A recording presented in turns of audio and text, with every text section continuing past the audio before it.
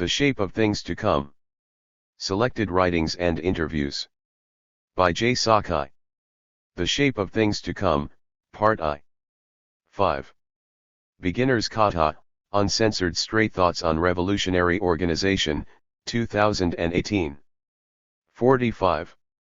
Notes Toward an Understanding of Capitalist Crisis and Theory, 2009. 67. Aryan Politics and Fighting the WTO. 2001. 95. The Green Nazi. An Investigation into Fascist Ecology, 2007. 115. When Race Burns Class, Settlers Revisited, 2000. 147. Stolen at Gunpoint, 2003. 175.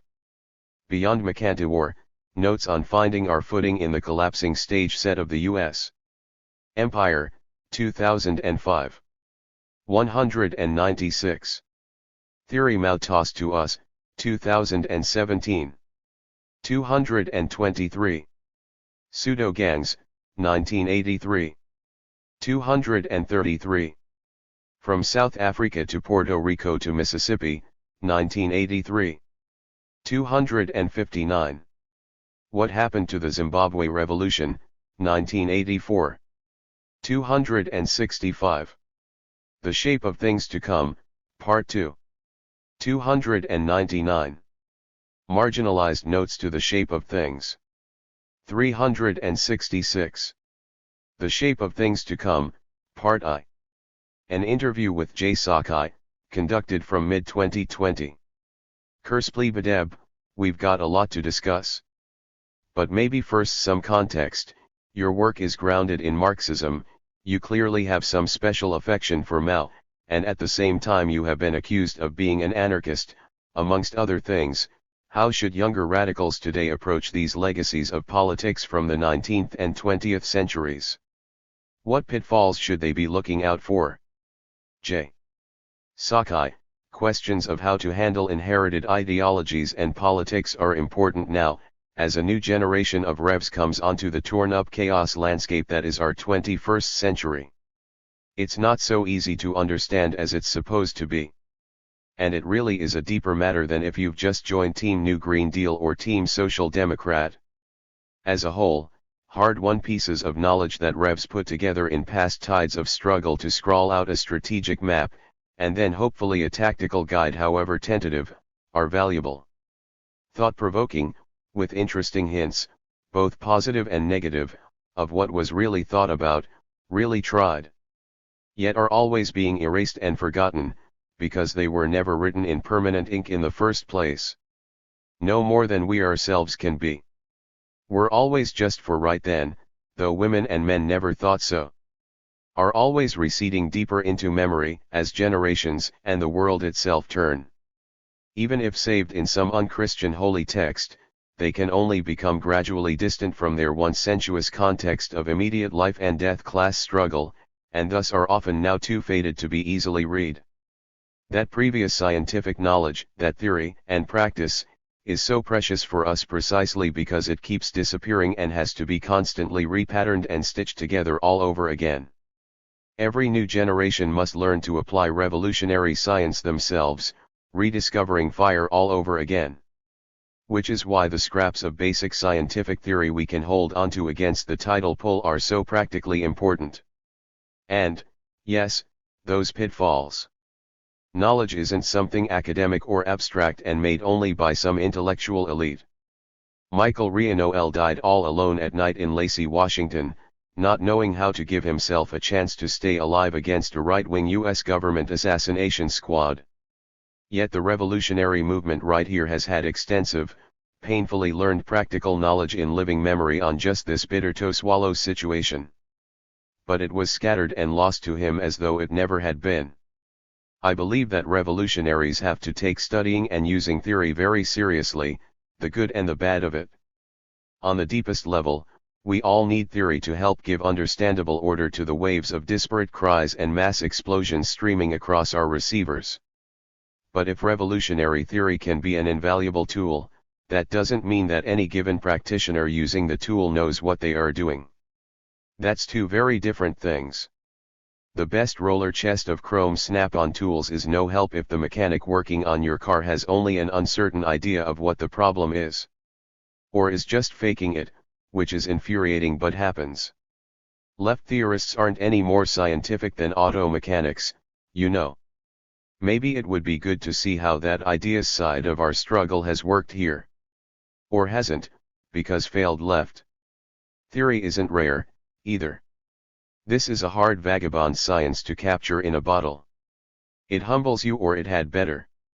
An obvious example, one which I have devoted much of my own work to examining, would be the critical question of the class nature of this type of metropolitan capitalist society, our America, and its settler colonial working class as the once expected big agent of revolutionary change. Or not so. Through many lifetimes, the main US left here used to always take pride in the white male industrial working class, which until very recently they had for whatever reason theoretically positioned inside their class strategy as the largest and most important component of the united multinational working class in the USA, or some such abstract formulation. The majority of white workers were always supposed to be busy gaining consciousness of hypothetical basic class solidarity with their black and brown brothers and sisters, and with solid trade union work any old racist rust on them would soon be cleansed away. Or so it was always said by the organized left with their power of positive thinking theories. Any day now, the working class would be finally unified under its good white male leaders, and would brush aside prejudice of all kinds and overthrow the most powerful capitalist empire in the world, or so their useless white left class theory confidently predicted, generation after generation, century after century. But now time has run out. Their clock itself is dead. It was in its own way a beautiful picture, though, the soothing lullaby a loyal left made up of the privileged could become very fond of, even addicted to. Generation after generation, the most respected white left intellectuals across the spectrum, however they differed ideologically, echoed this one revolutionary class theory. Whether it was the Marxist-Leninist Herbert Aptheker, the Social Democrat Michael Harrington, or the 1960s New Left Socialist Howard Zinn. The only problem was that this most fundamental class theory of theirs wasn't in the least bit true. It was a massive fiction, and a corrupt fiction at that. The internationalism of revolutionary anti-capitalism's 19th century founders was only used as a cardboard shield here to hide corrupt oppressor politics. We know it for a scientific fact, since in 400 years the Eurosettler working class has never yet reached a revolutionary thing, and now as a lesser class never will. Much less ever stopped hating new African, indigenous, brown, and Asian workers. Did those respected left theorists forget to tell us that this piece of Marxist theory would only work for us once we all died and went to left heaven? And now, with the inevitable spread of technology and production overseas, and advanced mechanization at home, the white male working class here is shrinking and desiccating into a distorted husk of its former self. It will never carry out that crackpot white left theory of being anyone's main revolutionary army. Except for our enemies, perhaps. It isn't that these popular but badly askew Marxist theorists were villains. There are good reasons why they were so respected. Herbert Aptheker's early 20th century historical work on enslaved revolts was groundbreaking. Mike Harrington foresaw a time when his kind of democratic socialism could be a mainstream position for new state reforms to help the very poor. Howard Zinn was a passionate participant in the early anti-segregation sit-in protests of the 1960s South, willing to risk his university teaching career in them. The total misreading of the class nature of the majority of white workers here persisted in the organized left, generation after generation, A to Z, from communists to anarchists. It can hardly be the individual fault of this single theorist or that one. The anti-capitalist left in the U.S. empire, started by radical emigrants and left exiles in the 19th century, carried the germ of a completely mistaken idea about the nature of Project America. That new America could be a fresh democratic society, constructed on an empty stage without any nasty feudal hangovers as in old Europe. Democratic and white from the ground up, they hoped. They didn't get it that this brand new militarized society with a continent-wide swagger larger than all the nations of old Europe, was a settler colonial capitalism. A conquest and genocide and occupation society from day one, born to be an infant empire for capitalism, as one of the early right-wing white militia leaders named George Washington admitted. Reading today's headlines, it is hard to really grasp how much the young revolutionaries who founded the anti-capitalist left in 19th century still feudal-tinged Europe saw Project America as the hopeful dawn of a democratic future. Karl Marx himself remarked as a matter of fact that America was the most democratic of nations. He also observed presciently that its 1776 white power settler revolution marked the rise of the middle classes. The young blazing rebel against Tsarist despotism and serfdom, future anarchist Mikhail Bakunin, angrily denounced the Confederate States' rebellion against the Union, because they nearly overthrew and destroyed the finest political organization that ever existed in history. Both Bakunin and Marx always added that the blot of new African slavery had to be abolished, which they both felt it soon would be. Remember that the pioneering anti-capitalist radicals like Proudhon, Marx, Engels, and Bakunin weren't making revolution against the developed capitalism we are so accustomed to. They were part of youthful democratic uprisings against lingering feudalism and its oppressive structures, with democratic capitalist factions as the wavering allies of the new and radicalized urban working class. Feudalism wasn't just another word for kings and dictatorship. It was a society owned by the landed hereditary aristocracy, with their own twisted class structure and rigidly hierarchical culture. Young Bakunin had wanted to be a reforming educator but placed too low in the examinations to win a position in the Russian state civil service. As a male member of a minor elite family, he was pledged from birth to compulsory service to his ultimate lord, the Tsar. So would-be teacher Bakunin soon found himself in a stiff woolen uniform training for lifelong service, as an artillery officer, of all things. To the angry Bakunin, that was just a higher rank of serf or indentured servant. Later in life, when he escaped Siberian penal exile, crossed the Pacific, and landed on the west coast of America on his long way back to Europe, he became famous here. An escaped pro-democracy turncoat Imperial Russian army officer was quite new and glamorous to the literate white public. Bakunin himself was thrilled to be here, where unlike in the Russian Empire any white man could rewrite his identity and status, making his way freely, living and working wherever he willed across the conquered continent. Making his own destiny, as settlers just love to say. In Boston he reunited with his old comrade Louis Agassiz, who had taken part in the German Revolution with him in 1848, when Bakunin had been more or less drafted to lead the brave but hopeless military defense of the liberated city of Dresden against the might of the Prussian army. Marx and Engels and most of young rebellious Europe praised his fight. As did the famed composer Richard Wagner, who supported the democratic revolution, and had to go with the leaders into exile for many years when the end came crashing down. Agassiz hosted Bakunin in Boston, and helped promote his cause of opposition to Tsarist autocracy. Agassiz doubtless was an influence in radical Bakunin's even filling out an initial application for U.S. citizenship. Of course Louis Agassiz was equally famous here himself, as the founder of Harvard's Department of Anthropology, and one of this U.S. empire's foremost early pseudoscientific experts on human races. After the Civil War, he helped justify white public opposition to human rights for new Africans.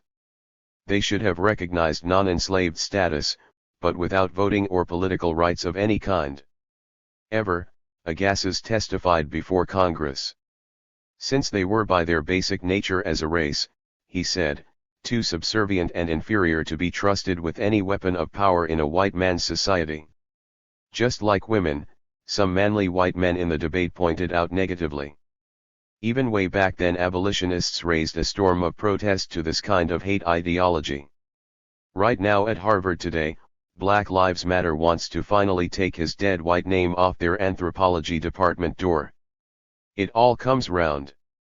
To say that the original founders of left European anti-capitalism, whose contributions were great, and their exiles and political explorers over here, were also to a conscious degree Eurocentric, is only to say the obvious. In Settlers, I tried to quickly trace the genetic roots of where the left's disastrously out of the ballpark class romance with the Eurosettler working class here came from. Primarily to show that it's not a question of individual error, but of understanding that a settler colonial occupation society is not going to create working classes out of itself to fill the roles required in times of revolutionary crisis and change. They are if anything reactionary classes, fulfilling if anything a rearguard and counter-revolutionary role as they demand more and more subsidies.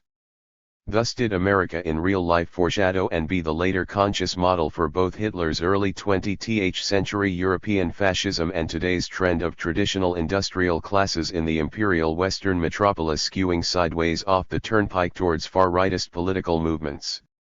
Often glibly labeled in the media as populist nationalism versus globalization. Which is too shallow to be actually true. Curspli Badeb, we're getting near the end of 2020. It has been quite the year, with the biggest US uprising in my lifetime, and now a chaotic whirlwind of activity and flux, on our side and our enemies. What do you make of the current situation? J. Sakai, think we can scarcely miss what is happening, that right now we live at some turning point. Here the American white right is coming together in now less and less concealed shape, as the popular movement for violent settler colonial rule. To refurbish the lumpy furniture of the white past as our future. While the Trump White House reaches out to become a populist white dictatorship. Just as new George Floyd protests sweep the continent and beyond, city by city, using the name BLM or no name at all, simply intense anonymous anger and resistance, pushing angrily back against the lifelong pressure of police terrorism. Marches sometimes edging into nighttime crowd attacks on state centers and bourgeois symbols. Contradictions central to actually existing capitalism are growing only sharper, more unresolvable. Strikingly unlike the 1960s, when whites took part in nonviolent civil rights actions but not in violent so-called ghetto riots, now even government buildings have been attacked and cops physically confronted with heavy white participation. A future left is starting to stir, different in its own right from all that which went before. In the 1980s, 90s transition between old and new, for the first time the public demonstrations of violent U.S. white supremacist groups were physically challenged, not just passively accepted, with young anarchists leading the way for everyone. All the time complaining that they were against all leaders. A resistance culture here in Babylon needs a sense of radical humor. And now that moment has gone into the possible future. And at the same time, more and more Americans want some version of a social democratic welfare state, desperately hoping that this imperial way of life can be preserved for them in amber. We can all get it, that everything has somehow changed in this moment. What's difficult is to comprehend it fully. To catch the inner nature and direction of this transformation as it unfolds. In the past, some revolutionaries asked, can capitalism even survive without colonialism? Now, in this year 2020, on this terrain, the big answer seems to be clearly no. We should take this seriously, because the ramifications are perhaps beyond our present imagining. Not content to just accept his shock award as imperial president, Trump has had to spend 4 years openly talking, scheming, and precariously inching towards a Eurosettler dictatorship. Whether he ever wins Civil War II or ends his days in pathetic exile somewhere as the Bonnie Prince Charlie of white races past, Trump has had to tap the one superpower available to him, coming out as the acid hate-mouthed champion of the white race. Promising a return to the good old days of great uncompromised white settler colonial ownership of their America and all within it. As a perverted papal celebration of his commitment to white power, Trump has repeatedly taken within his palms the bloody hands of the far right, the neo-fascists, just as the Republican Party itself has done for many years in stealth seg mode, at the inconspicuous grassroots local, district, and county levels. Again, whether he wins or loses elections, lives or dies, the genie is finally out of the bottle. Smallville may look the same, but nothing is the same. After 2 generations of state-paraded civil rights and equal opportunity and integration, the white majority has spoken. It has experienced more civil rights than it thought it would ever see, and has come to the conclusion that it wants hate. It wants white power and an impossible return to the life of the post-World War II U.S. empire at its zenith. Many settler men now want a return to full seg, everything short of chattel slavery. With women as largely servers and reproducers of whiteness, with new Africans, Latinos, Indigenous, and Asians recolonized and mostly out of white sight. And only a leader who utters hate, who calls for mocking and attacking other peoples as less than human, can really satisfy their reality show now, after bitter years of white body blows and white diminishment. None of his many blunders and lies and Nazi-ish hints have cost Trump his core support of something close to a majority of the Eurosettler population, especially concentrated among small business owners and those blue-collar workers. Again, win or lose, it's a fact he's as popular in the polls with white voters as John F. Kennedy was when he ran for president. After all, if you feel that your superior besieged race is in desperate circumstances, and you only have one superpower champion, you'll rush to defend him all the more when he stumbles. The other part of North America's neocolonial contradiction unfolding relentlessly this year was the great tidal wave of Black Lives Matter, labeled protests and campaigns.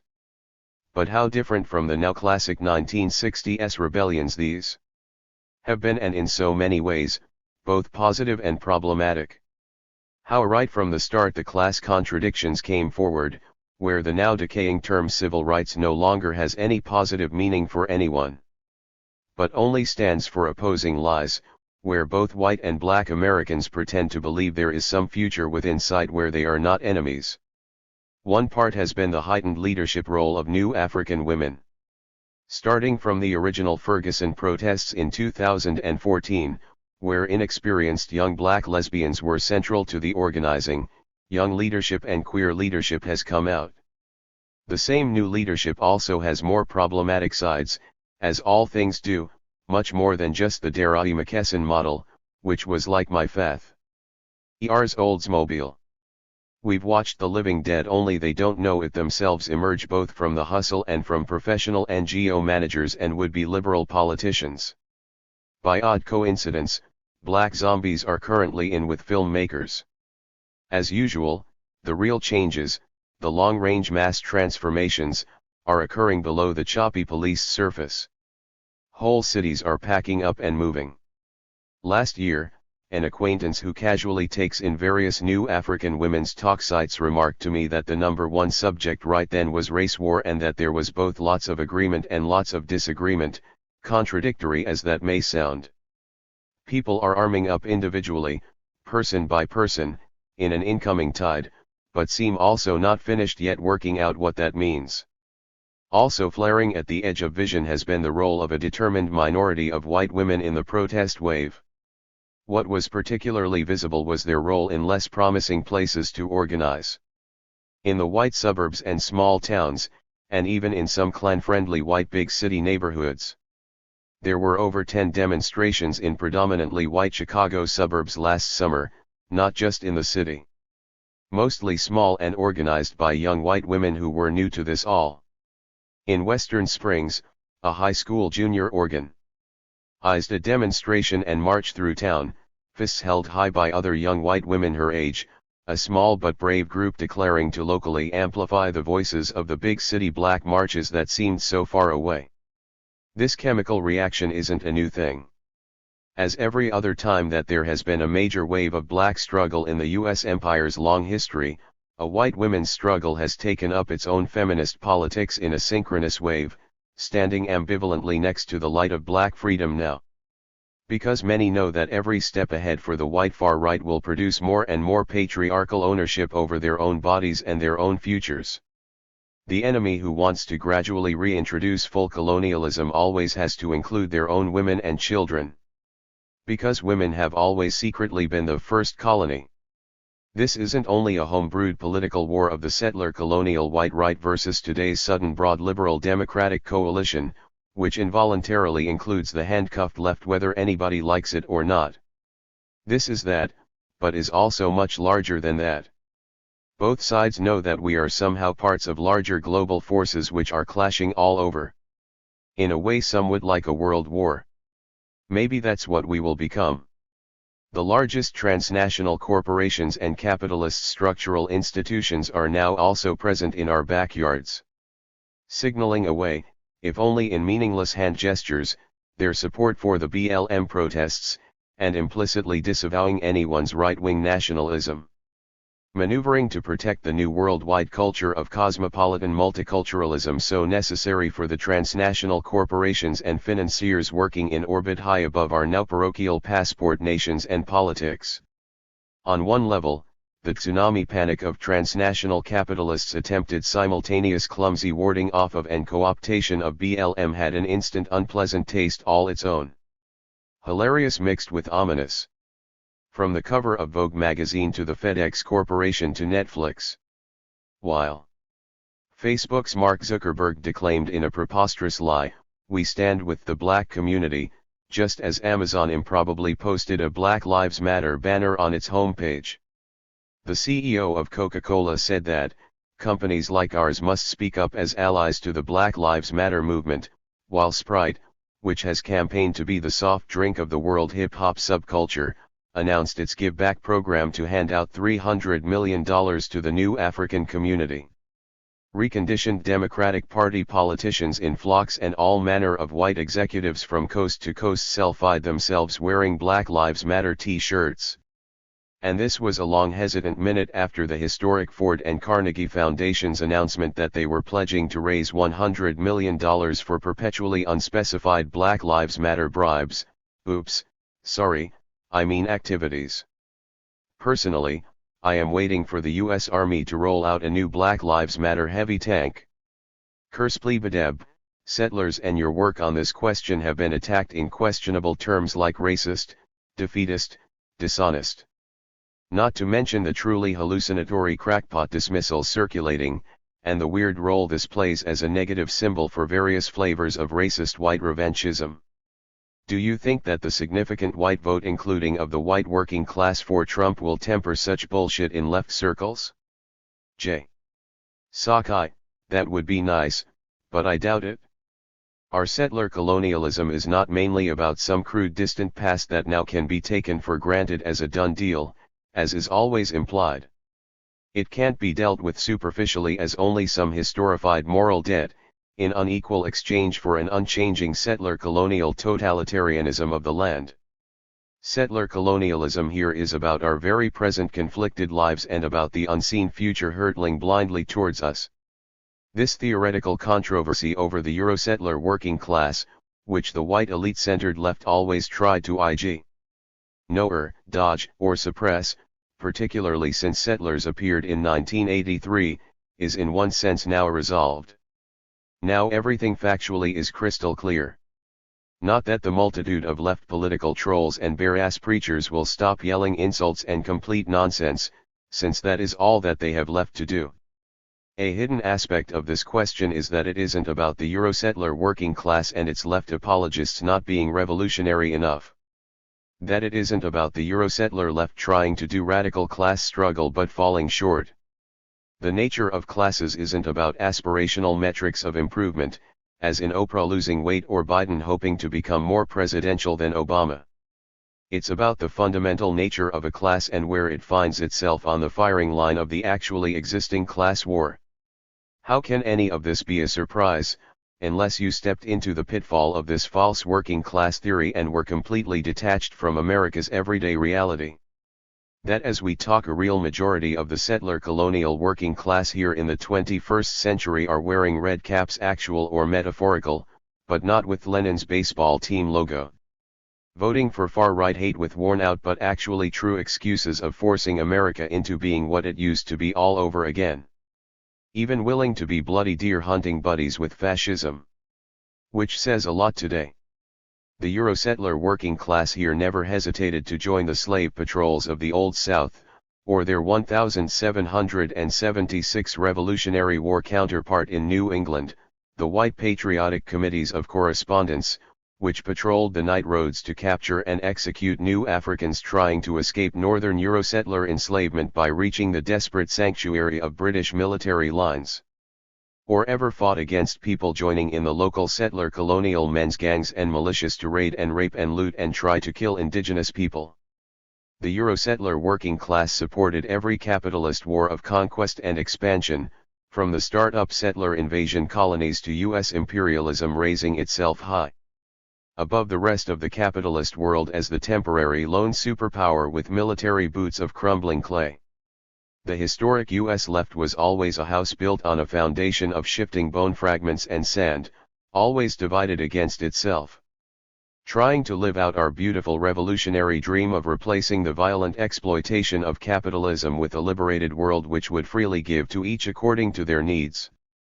But at the same moment a settler left that never was willing to face how half-corrupted it was. With taking as the normal their lives in and loyalty to a privileged oppressor society, however up or down one's individual lot. This had ramifications so severe that it determined everything. The established left here, whether communist, socialist, or anarchist, has always fought against being exposed as fronting for settler colonial domination. It is always being implied by them that real change is dependent on winning over the majority.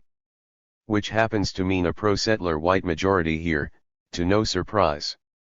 Anti-war anti-imperialism, black power, indigenous land and treaty rights, Chicano power, counterculture youth liberation, radical feminism, gay and queer rights. All the great breakouts that came out of that historic 60s wave were very much minority rebellions far outside the boundaries of majority approval. None of them approved of yet, to tell the truth. Coming from the margins and not the center. Ignored or subtly opposed by the dominant U.S. left of that day as too disruptive, too upsetting, too diversionary to the supposedly main task of building a working-class white majority. Kerspli Badeb, I remember you wrote as much about change coming from the margins, not the bribed majority in the interview when Raceburn's class. When I first read you explaining that, it was incredibly encouraging, and that idea has stayed with me over the years. Can you give some concrete examples of how this has played out in your lifetime? J. Sakai. So, one of the spontaneous white shifts of the 1960s was of a sex quietly leaving the left youth movement, here and there, by the ones and twos, hardly noticed at first. Like the earliest trickling in of a tide. In one of her frank memoirs, the left intellectual Roxanne Dunbar Ortiz relates about her life in the first radical feminist women's collective, Cell 16 in Boston. In 1969 she went on a road trip with a close male anti-war comrade, who was on a speaking tour of the GI coffee houses which the movement had started in southern military-based towns. Financing their organizing tour by selling women's lib Cell 16 literature they had piled into the back of their VW bug as they went. Her plan was that while her male comrade would be the official speaker, she would try to informally follow him with an unscheduled talk on the politics of women's liberation. It had to be kind of improvised, because anything like women's liberation was strongly opposed in the actual existing left then. It seemed to start off okay. At one base the coffee shop filled with an audience of soldiers that was half Latino and black, which was definitely unusual for anti-war meetings then, and was promising. After one GI half-jokingly asked, "Do we get free pussy if we desert?" Pointing to a then popular white anti-war poster on the wall, which read "Girls say yes to boys who say no," the male speaker quickly called on Dunbar Ortiz to answer. Standing up and turning around from her seat in the audience, she gave it to them straight. "I said to them that underlying support for the war was institutionalized patriarchy, wherein men were told that they must fight to prove their manhood and that if they didn't change their consciousness about their attitudes towards women, they were supporting the war just as if they were there fighting. I told them that women wanted to be free and equal and not just mothers or sex objects, angels or whores." The room fell silent as I spoke in my barely audible voice. When I finished the GIs applauded. Much more important to her was the discussion the audience had about what she said. I had never before heard a group of men seriously discussing male supremacy. I was struck by the irony that these young men, black, white, Latino from poor, rural, and blue-collar backgrounds, were more open to women's liberation than the middle and upper-class men in the anti-war movement, where it was commonplace for women trying to raise this question to be shouted down, often shunned, or forced out, even with threats of personal violence. Everyone back then, including the white explicitly pacifist peace movement and mostly black nonviolent civil rights groups, silently condoned movement men hitting their women, since that was dismissed as merely personal problems. It was surreal back then going into a left office in New York, and noticing that the receptionist's face was heavy with makeup inadequately covering the bruises, knowing also that her husband was one of the most important protest leaders in America. Just as rape between comrades was banned as a subject except for private gossip. All dismissed merely as common human failings irrelevant to the struggle for liberation, or as something nothing can be done about, to be hushed up to save the movement from police intervention and embarrassment. Next, Dunbar Ortiz and her friend went on to one of the main bases training new Army recruits just before they shipped out to Vietnam. But at that GI coffee house they ran headfirst into a stone wall. The director, a strong woman with a record of civil rights and anti-war views going back to high school. "Nobody is going to talk to my boys about women's lib," she insisted. And hours of arguments didn't change her mind. "So we left," Dunbar Ortiz recalls. But a year later, she adds, that stubborn woman would herself leave to become a full-time women's liberation organizer in the South. 2. That's what was slowly happening all over the left with many of the most committed women. Starting with handfuls of white women who had caught the spark from working in the Southern civil rights movement daring to oppose the Klan, radicalized white women were raising the question of their own restricted humanity. Even within the very movements putting forth new demands for freedom and justice. Women had been quietly writing letters and papers about these ideas and sending them to friends, who sent them on into widening circles. In 1968 the first white women's separatist position paper appeared, Towards a Female Liberation Movement. Men themselves were being named as the enemy, the sinew and material realization of patriarchy, while women started study groups and consciousness-raising groups, women's houses and women's projects outside familiarity and law. This is the well-known and often told history of a rising which threatened to change absolutely everything, and yet could not grow to fruition within the structures of the modern patriarchal neocolonialism that eventually reinfected and contained it. The point here is that to start together for root change, to shake themselves loose to go for liberation from age-old oppression, those women had to get free of their actually existing male left. Had to distance their activities and especially their own women's decision-making. Whether it was the old left of Marxist parties and small sects, or the new left of the mass sprawling students for a democratic society and campus-centered anti-war and civil rights struggles, they had to leave. As new Africans, indigenous peoples, Latinos, and other colonially oppressed people had largely left before them. Fairly openly, rebellious white women were students whose teacher was the constantly transforming black liberation struggle. White women confronting their own oppression couldn't learn beyond a certain point from their own established settler left, even with all its century of accumulated anti-capitalist theory and teachings. Because that left was itself so corrupted and represented too much of the oppressor mentality that women coming into their own selves had to exclude in order to be free to punch out without reservations. The oppressed learn their most basic lessons from other oppressed. What is more simple to understand than that for revolutionaries? Curspli Badeb, indeed. But I want to stop for a moment, going back to what you were saying about Roxanne Dunbar Ortiz and her talk at that anti-war GI coffee shop. How the GIs black, white, Latino from poor, rural, and blue-collar backgrounds were questioning politics together. Weren't young white workers also doing that? J. Sakai. Sure, but nowhere near enough of them.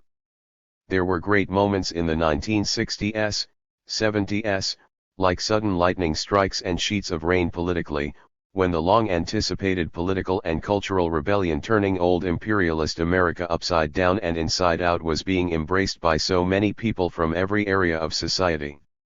And yes, for some mostly young white working class people to turn towards left politics was one real but small stream in that torrent.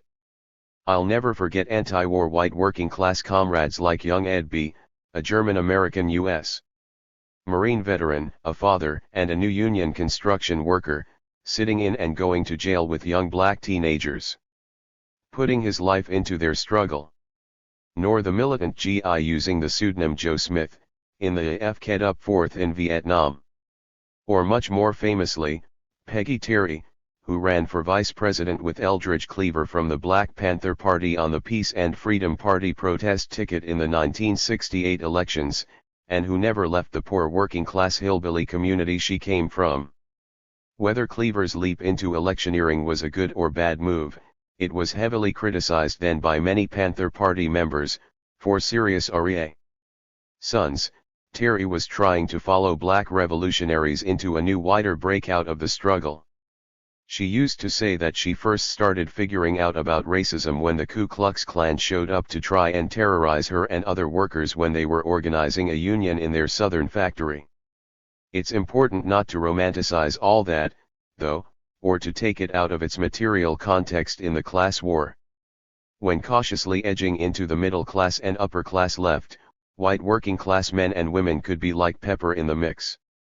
But later, going back to the Eurosettler communities and backgrounds they came from, they were too thin and incomplete a layer to have the same influence then in the mass.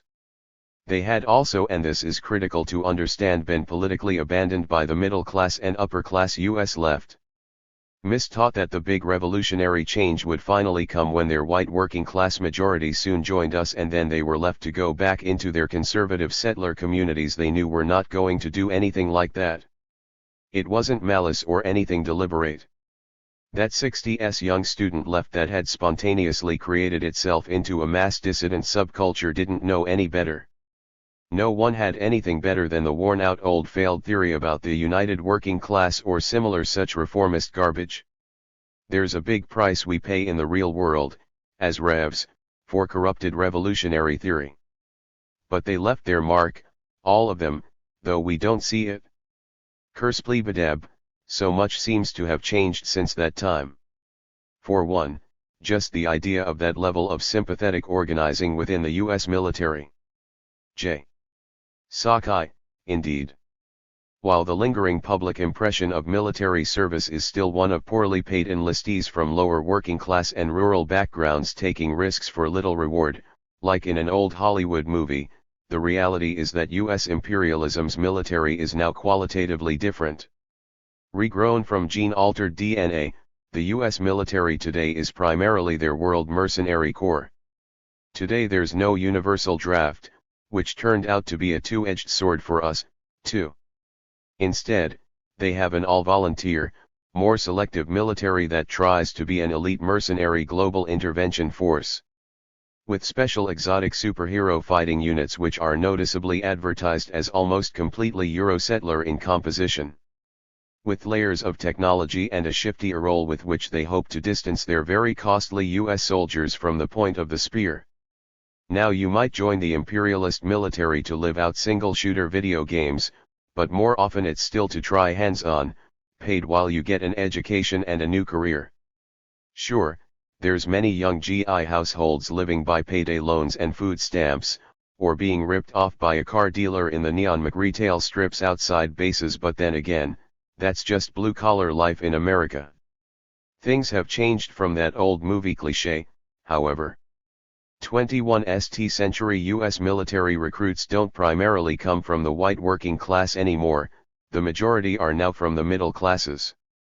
And there's a parallel trend, men and women from what are now termed national security families tend increasingly to marry persons of the same background, who understand each other's special values and service careers, not civilians.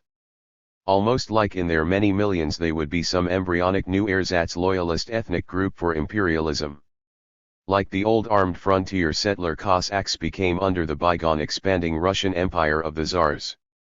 As the wife of one former elite Special Operations Battalion commander pointed out, in U.S. Army terminology, she was officially the unit's senior spouse with serious assigned duties leading other wives, although completely unwaged. Of course, the average U.S. warfighter is better paid than 75% of U.S. civilian government employees with similar experience, and has major other benefits like free healthcare and PXs comparable to Walmart's with average prices 30% lower than civilian stores. With a possible paid 4 years of full tuition and fees for college. By 2020, 1 million active duty and retired military were using the special no down payment, low interest federal residential mortgages for their home purchases. Anyone who thinks there's no such thing as socialism in America, she said, has never spent time on a military base. 3. There's a good reason this major change was made. America's global imperialism was hit by unexpected roadside bombs in the disastrous defeats of the Nam era.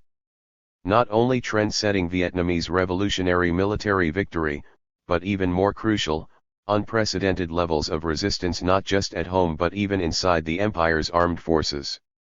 The 1960s, 70s threat of mass military insurrections, including from even white servicemen, led by the outbreak of Black liberation. That was the crisis that made Washington step back to crazy glue their iron fist back together again. All it took to create that one rebel GI coffee shop night when women's lib surprised the audience, was the mass drafting of millions of young men dropped randomly into a demented 1960 South Asian land war they knew nothing about and felt they had no stake in. Involuntarily uprooting even white youth away from their homes, friends, communities, and planned futures. Everything familiar to them. Mashing them into new regimented communities of similarly uprooted and uniformed youth. Sent far away to risk minimum wage death or permanent disability in meaningless jungle firefights. All inside a big trumpeted war effort the incompetent Washington brass and politicians couldn't even win at. It wasn't much of a gamble to sow seeds of political questioning and resistance on that fertile ground. So the imperial state learned and adapted. Once burnt, twice shy for them, too. It's actually a good example for us, on a small scale easy to chart, of how late capitalism in its metropolis uses its superaccumulated wealth from all over the world in actual class restructuring at home. Not in any natural unmediated way, of course, but by ruling class strategy force-feeding its morphing and reshaping. As late as the Vietnam War, in the 1970s, the ruling class was still trying to get by with the traditional citizen soldier mass military of temps. Drafted en masse from the working classes, the lower middle classes, and small farming families. To their shock, in Nam that broke down utterly.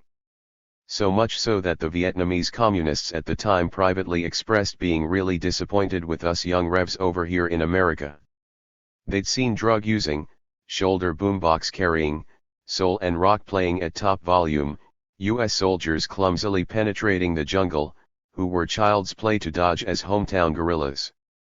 The Vietnamese weren't slow, and had no trouble recognizing many GIs as politically disaffected foreign soldiers who didn't want to fight. But under a big North Vietnamese infantry ambush trying to overrun them, the same careless U.S. units might suddenly tighten up and become hedgehogs of automatic weapon and mortar fire. Urgently calling in air support like it was their new religion. FTA may have been markered onto countless helmets, but as real kids of America no one was going to play the part of General Custer in the game. 4. Unlike when the Viets were earlier fighting not only regular European French draftees but also French colonial troops from North Africa who the Vietnamese communists had some success encouraging to surrender, or desert GIs might be enthusiastic in sabotaging the war, but weren't surrendering to anyone. Some GI deserters in Sweden tried to explain it back then to the Vietnamese comrades, the situational difference between South Vietnamese army puppet troops who fled or surrendered easily, and the wary, much more gnarly GI units themselves. But the Vietnamese representatives in those talks weren't happy about having to report back to Hanoi some stuff pretty negative and unorthodoxy by their Soviet socialist standards. That same FTA do-for-yourself spirit, nonetheless, did lead to men replacing an unsatisfactory officer, like 2. gung-ho or two-rule book, by their own informal any means necessary. Often grenades rolled under tent flaps late at night. Black soldiers insisted on holding their own marches with banners around camps. More combat companies stopped actually seeking contact once out of sight. They instead relaxed the day away in agreed-upon faked patrol. One by one, the critical big aircraft carriers carrying much of the air attack over North Vietnam were delayed and then even knocked out by the military anti-war movement. First the USS Midway, then the Ranger, the Forrestal, and then the Coral Sea, whose enlisted men and some officers not only forced it to return to San Francisco but held a large SOS Stop Our Ship press conference once dockside. There were repeated sabotage fires on the big ships. In October 1972, the carrier Kitty Hawk returning to Nam was forced to head back home after black sailors holding a rebellious meeting fought hand-to-hand for hours all over the ship against Marines sent to stop them. Then the carrier Constellation was forced to return to San Diego after sabotage and growing unrest. Once ashore, sailors mostly white held a demonstration giving the Black Power salute with upraised fists. Many Navy ships had their own illicit anti-war newsletters, such as the Kitty Hawk's Kitty Litter. 5 As early as June 1971, the end was publicly apparent. That was the month the Armed Forces Journal bluntly admitted, by every conceivable indicator, our army which now remains in Vietnam is in a state of collapse, dispirited where not near mutinous. GI resistance to the Vietnam War was an amazing story of mass illegal and violent resistance to imperialism by the very soldiers supposed to carry out its rule. As such, it momentarily rocked the very stability of the capitalist state. Though it is also an important cautionary tale, for looking back at those military service resistors who were white, once they were demobilized and scattered back into settler communities across the span of the American continent, they, as a whole, became individualized and lost their political momentum. The surprising strength of the military rebellions was due to how the anger at Vietnam had been taken over, overlaid, and deepened by the even more violent and insistent breakout of black liberation politics becoming part of daily lived culture against imperialism and its settler colonial hegemony. Black liberation in that entire period was the big straw that stirred the drink for everyone who wanted freeing change. It may not be on some other day, but it was then. So after their shocked post-defeat period of confusion, the capitalist state and its brass went back to work. Replacing part by part, through trial and error, gradually remaking their all-important giant military Frankenstein.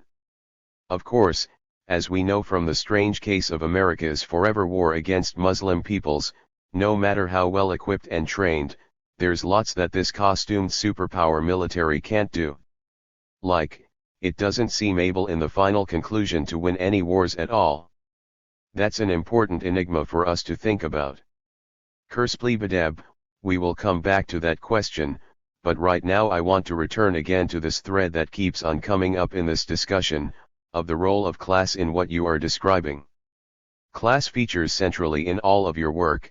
For readers of this interview who may not be familiar with your other writings, how should we understand different classes, and why is it important that we develop analyses of them? J. Sakai, once, when I was quite young and even more naive than I am now, I was taking inexpensive night classes at a local college with St. Clair Drake, co-author of the unparalleled 1940s study, Black Metropolis, and a small legend for having once been an organizer with an armed new African tenant farmers' self-defense movement in the segregated terrorist Deep South. Not because I was that interested in studying Introduction to Cultural Anthropology or West African society, but because I thought just listening to him might open rooms I never knew existed. Which it did. One night I was amazed to hear him curtly dismiss, as with the back of his hand, E. Franklin Frazier's then controversial study, Black Bourgeoisie. Which he said wasn't even social science and shouldn't be read. That book had surprised me, even scared me intellectually, for its cutting dissection of the insular family culture of that era's small black bourgeoisie and affluent middle class, saying words bordering on the scandalous on topics like the parentally sanctioned customs of their children. Fraser lit up what he regarded as the self-indulgent individualism and consumerism of the black bourgeoisie, which he said was only imitating the sickness of white American culture. He said that their declared class political strategy, of eventually overcoming Jim Crow by the spread of their small business roles and government positions, was only a self-protective delusion minimizing the deepest evils of the capitalist racism they were caught in. I went up to Professor Drake after that class and complained to him, but wasn't everything Dr. Fraser wrote in his book factually true? Which we both knew it was. Picking up his briefcase, Drake scowled. That isn't social science, that is just a man trying to break with his class. And strode away. A bit of context against misunderstanding. As fellow rebel black intellectuals, Fraser and Drake were colleagues and friends. This subject of class is so basic, but it's really a sleeper. Like it's so vast, everything almost.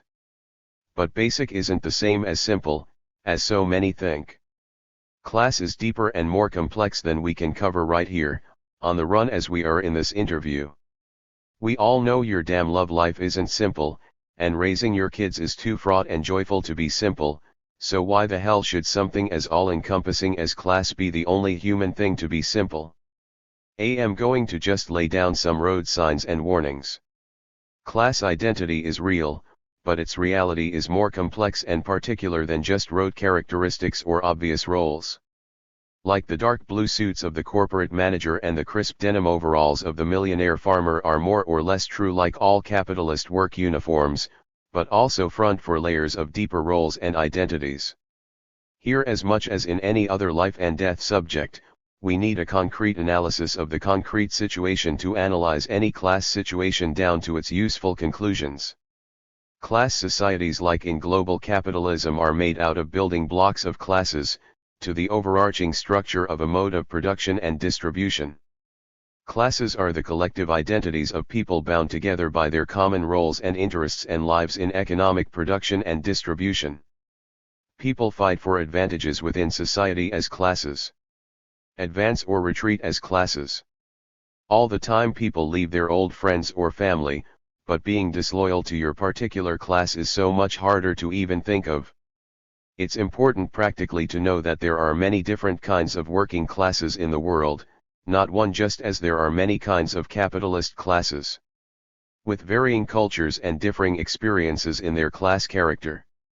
Just as there are different types of lumpen, Marx and Engels thought there were in old European history even lumpen/aristocracy, not just the usual lumpen/proletariat.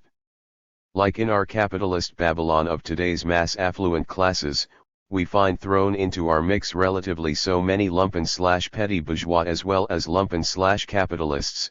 The one example we all know well of that latter is the Trump family. This is something significant to our practice, but rarely nailed down in print. Capitalist society is not so eager to show its real decaying face, for all its loud media din and racket. We should keep in mind that classes constantly change.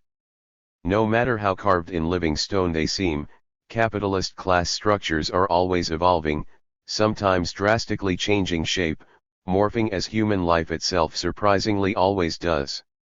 As quantities of change in any particular aspect of reality continue piling up higher and higher, until finally at a nodal point their relentless accumulation forces its remaking into something completely new. When all that quantitative change topples into higher qualitative change, there occurs a transformation in the basic nature of that class, in that part of reality. The different classes in capitalism are constantly in the process of change whether their individual members understand it or like it or no. The same with our settler colonialism as a specific form of capitalist hegemony. This may seem at first more confusing than enlightening, but keeping our bookmark on these ideas, of constant motion and quantitative changes becoming qualitative transformations, helps when we analyze specific aspects of today's political global class war. What is most important here is to avoid treating class in an alienated way, misunderstanding it as something mechanical, which is an error that left vulgar materialism has always been prone to.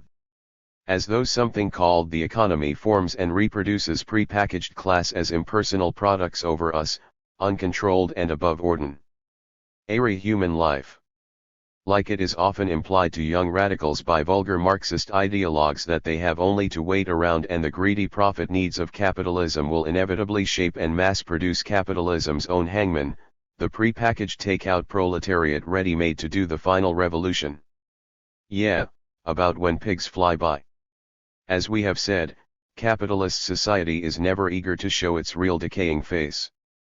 And it definitely is far from the first society to mask what are to it really classes, but disguised as races or genders or ethnicities or religions. So that for much of American history, the main proletariats or lowest working classes were forced from birth to always wear concealing masks, the mask of race, as though the sweated bloody commodities of their violently enslaved labors were merely some natural byproducts of their new African or indigenous subhumanity. And the mask of gender, as though women giving up their physical bodies and minds were only doing what was biological and natural for them. Becoming consumed as lifetime parts in the worldwide patriarchal family machinery, as well as bearing the bio-industrial and social reproduction of all necessary labor for the ruling class economy. Taking loving and being loved while in cages to be an eternal suffocating mask supposedly placed on their faces by the false deities God and nature. At the same time, the great history-shaping classes, such as the bourgeoisie, have always been in part self-creating, not just passively accepting some given economic or social roles, but fighting and innovating within the limits of material possibility to enlarge and transform themselves constantly. The long revolution to liberate this great humanity can accept being no less than that. And even more. The book Settlers was written starting in 1975, it started out as just a short informal paper to explore a question of mine in this regard, but the work grew and grew following an unexplored path and ended up taking 8 years of research and writing and sending texts in and out of the camps, editing and rewriting by myself and others into underground publication in 1983 for a small outlaw group. It was raw theory sure enough, underdeveloped and wonderfully newborn to us, but not coming from any campus or its universitariat. It all came illicitly from prisons and poor working class organizing. From solidarity work with guerrilla liberation fighters. Listening to the root understanding of the world held by African and indigenous militants already at war for their peoples. Settlers then was very basic, theoretically simple, almost raw. Maybe now old but serviceable, like a still-loaded rifle from Wounded Knee. Radicals have now taken the investigative work of settler colonial theory ranging in different ways beyond that book of labor history, of course.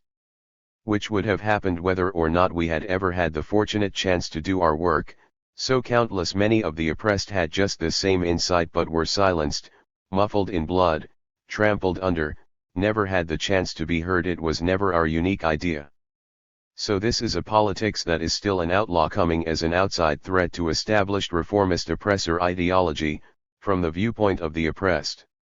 But drawing more attention, as what we're told is the advanced superior capitalist world grows more dysfunctional all the time. Even the term settler colonialism has become widely used within progressive circles here in the US, not only in books about race politics but even in daily newspapers and classrooms. As the pulsing umbilical cord becomes so visible between the swelling of the violent white far right and the unacknowledged weight of America's living dead history. As rebels look further over the devastation for deeper answers. In that vein, a revealing blog post by the indigenous revolutionary Roland Inamekakeshina Robinson, Fascism and Anti-Fascism, a Decolonial Perspective, written in the turbulent uncertainty after Trump's naked settler colonial reappearance in 2016, praises white left theory on fascism in the first light of indigenous decolonization. Confronting the settler colonial empire on the deceptively camouflaged ground of fascism/anti-fascism. Just as there are also voices shining more light on new questions raised in today's recharged white left protest breakouts. Such as Brahma's 2020 interview, decisively breaking with both worker elite mythology and male leftism. Incidentally, Brahma's earlier quick essay, Notes on Trump, analyzing what was behind his rise and the alt-right, is one of the most concise, tough-minded explanations of their place in the world capitalist crisis.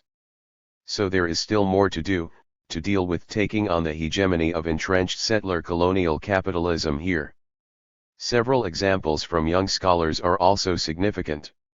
In the groundbreaking paper, The Settler Order Framework, Rethinking Canadian Working Class History, which appeared in the journal Labour/Le Travail, Fred Burrell draws the line between the old academic labor history defined as white settler labor and its official capitalist workplace organizations, and the new labor history which opens itself up to the fugitive story of indigenous and other colonial labor from the margins in the making of Canadian capitalism.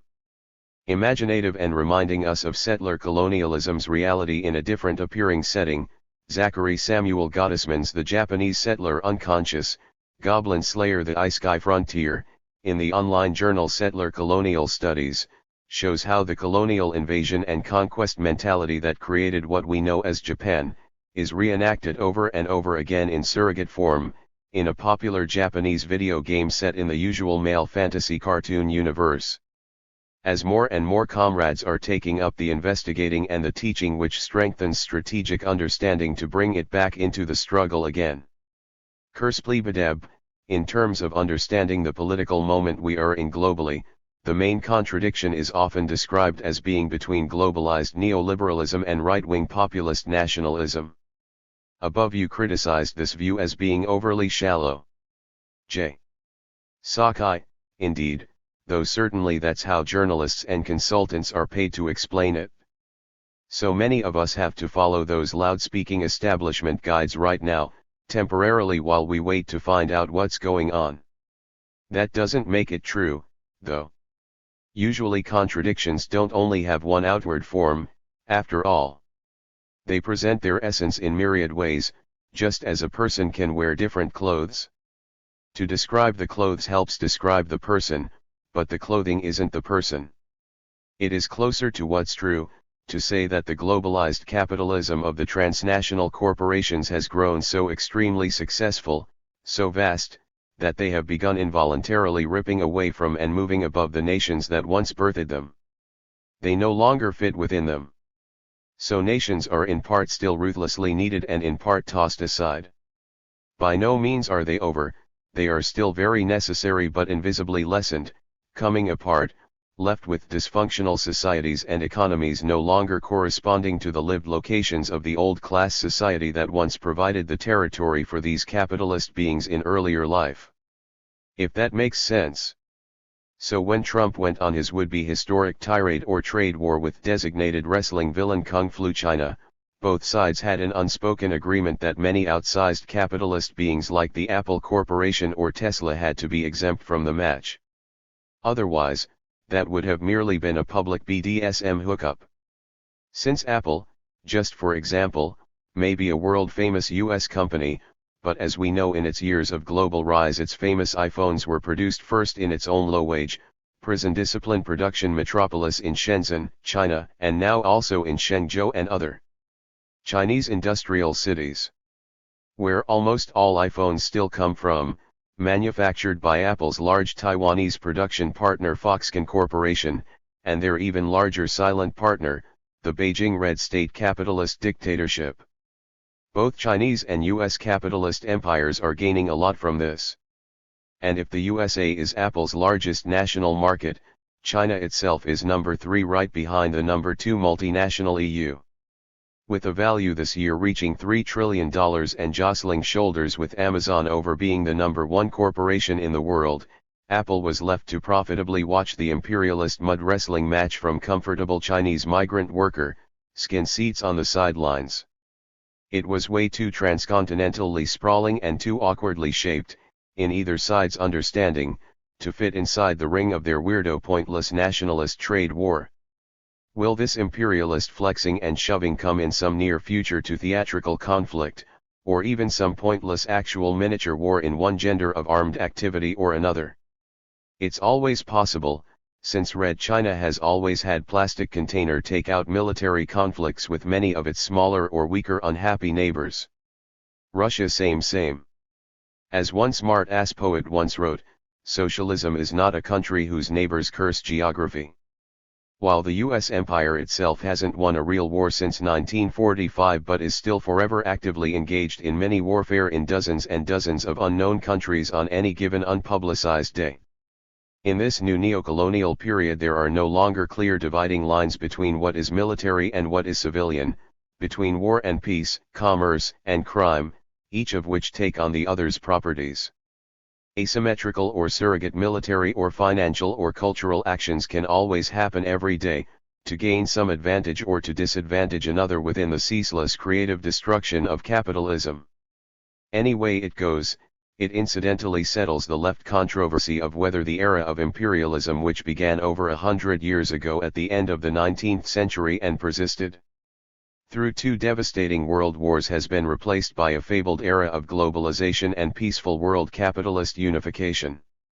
We still live, no matter how perilous it seems to us all, in the final capitalist period of imperialism and deep national decadence, and its constant fighting between capitalist entities and powers of all sick shapes and kinds. That's just one of many warning signs that this whole globalization versus right-wing nationalism thing isn't what people are assuming it is. It's not like a real fight, but more like a scripted play of capitalism with real populations forced to act out its stage directions and lines with our lives. Nor are the political fistfights ripping apart our own society what we are told they are. To a startling degree, we have been talking about contradictions which are developing in unresolvable ways. That grow only sharper but which cannot be resolved anymore within this actually existing capitalism. The fabric of societies themselves are distorted and are stretched to the breaking point and then an involuntary tug beyond. Here and now. This is the present moment. The end for just now. Beginner's Kata. Uncensored Stray Thoughts on Revolutionary Organization, 2018. Beginner's mind is a Zen phrase. It reminds us that when we first took this path as beginners, we approached it almost with awe. Self-conscious of knowing so little, knowing nothing, really we were open for seeing anything. Aware mostly of how unimportant our own little knowledge was. But as we became much more experienced, even became expert, it was different. We could separate useful from scrap, what we judge is good from bad, so automatically we hardly needed to pause over it. Our journey became a polished routine. And now we sometimes ask ourselves, is it still a journey? I was reminded of beginner's mind all over again once, in a very different context. Accidentally tuning past an ongoing discussion between a few Marxists and anarchists about the pros and cons of Leninism vs. horizontal spontaneity in revolutionary organization. It was like people at a dinner party having a familiar argument across the room from you. You can't catch everything being said, but you know where it's going anyway. Seems that every culture has strange traditions. Seemingly illogical ritual ways of approaching some things. Guess it's just human. As in the Japanese cartoon world we know as anime, the artistic convention is that the characters are pictured as Caucasians, even though the artists and audience are Japanese. Critics here guess maybe respecting their arts. Origins in the fandom for imported US comic books during the post-1945 occupation. Our left subculture, like in that discussion on Leninism and revolutionary organization, is as strange as that. Instead of centering on actual organizations we ourselves might have experimented with, learned from, or fought against, by cultural convention the debate often uses the Russian Revolution of 1917 and the conflicting Stalinist and anarchist experiences of the 1936 Spanish Civil War as its framework. So discussions on a key subject are familiarly conducted at a remove using the puppetry of actors and scenarios from almost a century ago, on a different continent, none of it in our living memory or knowledge. This is still a serious political discussion, just as Paris couture fashions are still seriously intended clothing. But both are heavily stylized and artificial, for unspoken class purposes. Someone in that small discussion pointed out that Leninism and his kind of command organization had played such a large role to this day in modern revolutionary politics, that whether it was negative or positive, good or bad in someone's opinion, it should be better understood. Unfortunately, put me down as more than skeptical on this. Only yesterday I had said the exact same thing. But hearing it played back again in someone else's voice, realized that I don't really expect it to happen. Useful idea, abstractly, but the left in this country has never been able to successfully do this one specific thing about understanding revolutionary organization, not in 100 years. Neither anarchists nor Marxists. So why would you expect it to happen now? Is it that we're much smarter all of a sudden? Is everyone more interested in Leninism now? Those words might sound like I'm either dissing Lenin or dissing Revs in this country. No, not at all. But his politics have been untranslatable here, because of the complex barrier which divides our realities. Same reason so many people don't understand his Russian predecessor, the anarchist Bakunin. If time allows, we might touch lightly on this at another turn down the road. This is a singular moment in the struggle, where the old left from the 1960s, 70s has finally gone, and where the wind-shaken leaves of brand new radicalisms have begun to sprout up, fragile yet driven. As generations go on and off stage, and society is transformed once again by the leap in the means of economic production and distribution. This is a space in the transition between different historic epochs, in the simultaneous unnatural flowering/world collapse of capitalist civilization. Still, in a brutal continental U.S. empire of some 325 millions, it is only ordinary that there are numbers of radical people as well as different groups with revolutionary ideas. But if only temporarily, there is no revolutionary organization yet which is strong enough to impress its ideas upon mainstream politics.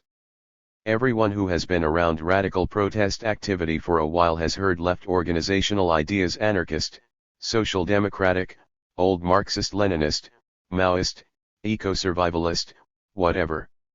To me the first question isn't any longer which ideas are best, which is how the organization question is usually framed, but how true or useful are the assumptions on which our discussions are based. Where are we really when we start to navigate our course? What I am trying to do here is not to argue one organizational form or another, but to examine how we think about revolutionary organization. What the framework is around everything. To examine how our easy acceptance of so many assumptions could throw us forward or off track. Because, at least to me, there's a big gap between the reality and our superficial talk about the shape of revolutionary organizations to come. So how much have we learned about revolutionary organization? In practical terms, in one way personally I know a lot, certainly much more than we would ever want to spill in public, but in another way I don't know near enough.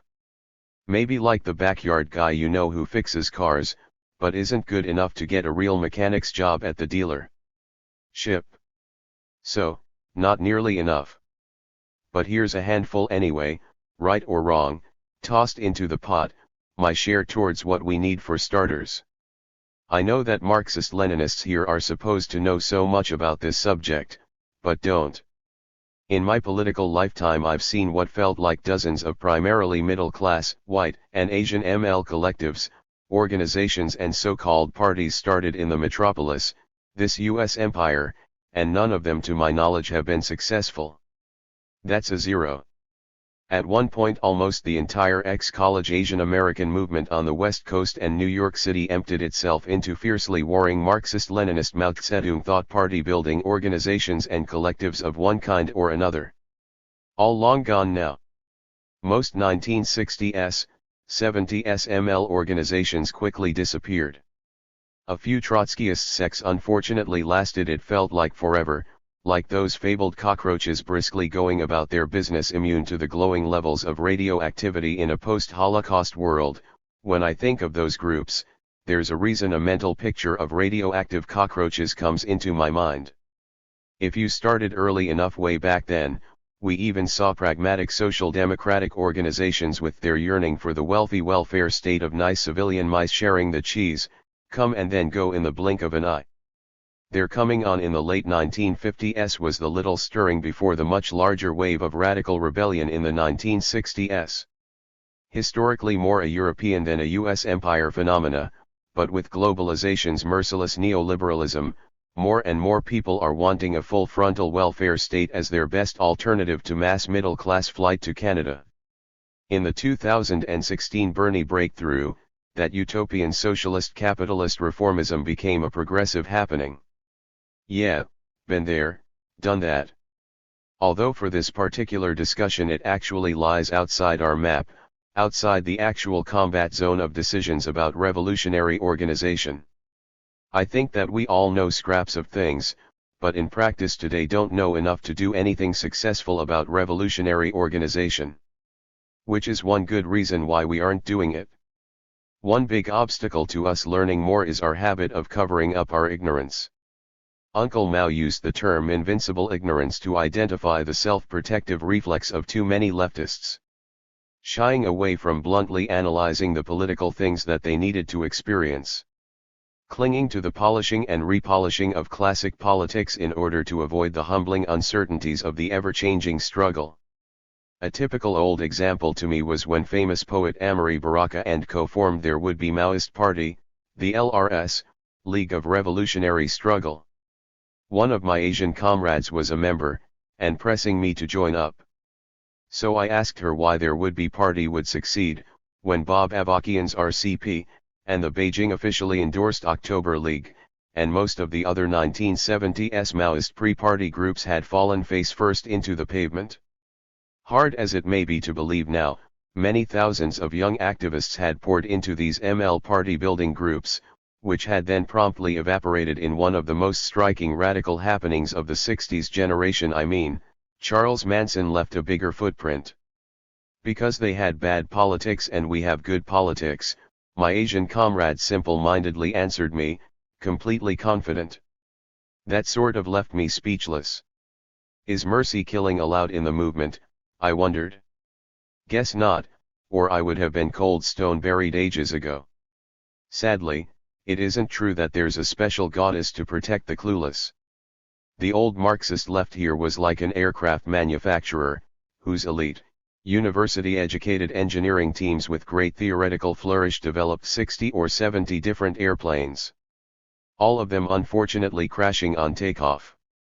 Their potential customers have long since split into two feuding camps. The Marxist-Leninists keep insisting, our people are so exceptionally experienced, we must buy their next airplane. Anarchists reply, what this proves is that aviation should be banned, unless travelers going to a destination spontaneously meet and piece together some kind of a plane out of whatever parts are left around airports. I also think that democracy in revolutionary organizations is highly overrated. At its worst, it's like patriotism and family, being the last refuge of scoundrels. Democracy in society may be a necessity of community life, but democracy in revolutionary organizations is something else entirely different. Among other things, revolutionary organizations are part of society and also not part of it. In the society and also living antagonistically outside its borders. Subject to different laws of physics. Resulting in different structures.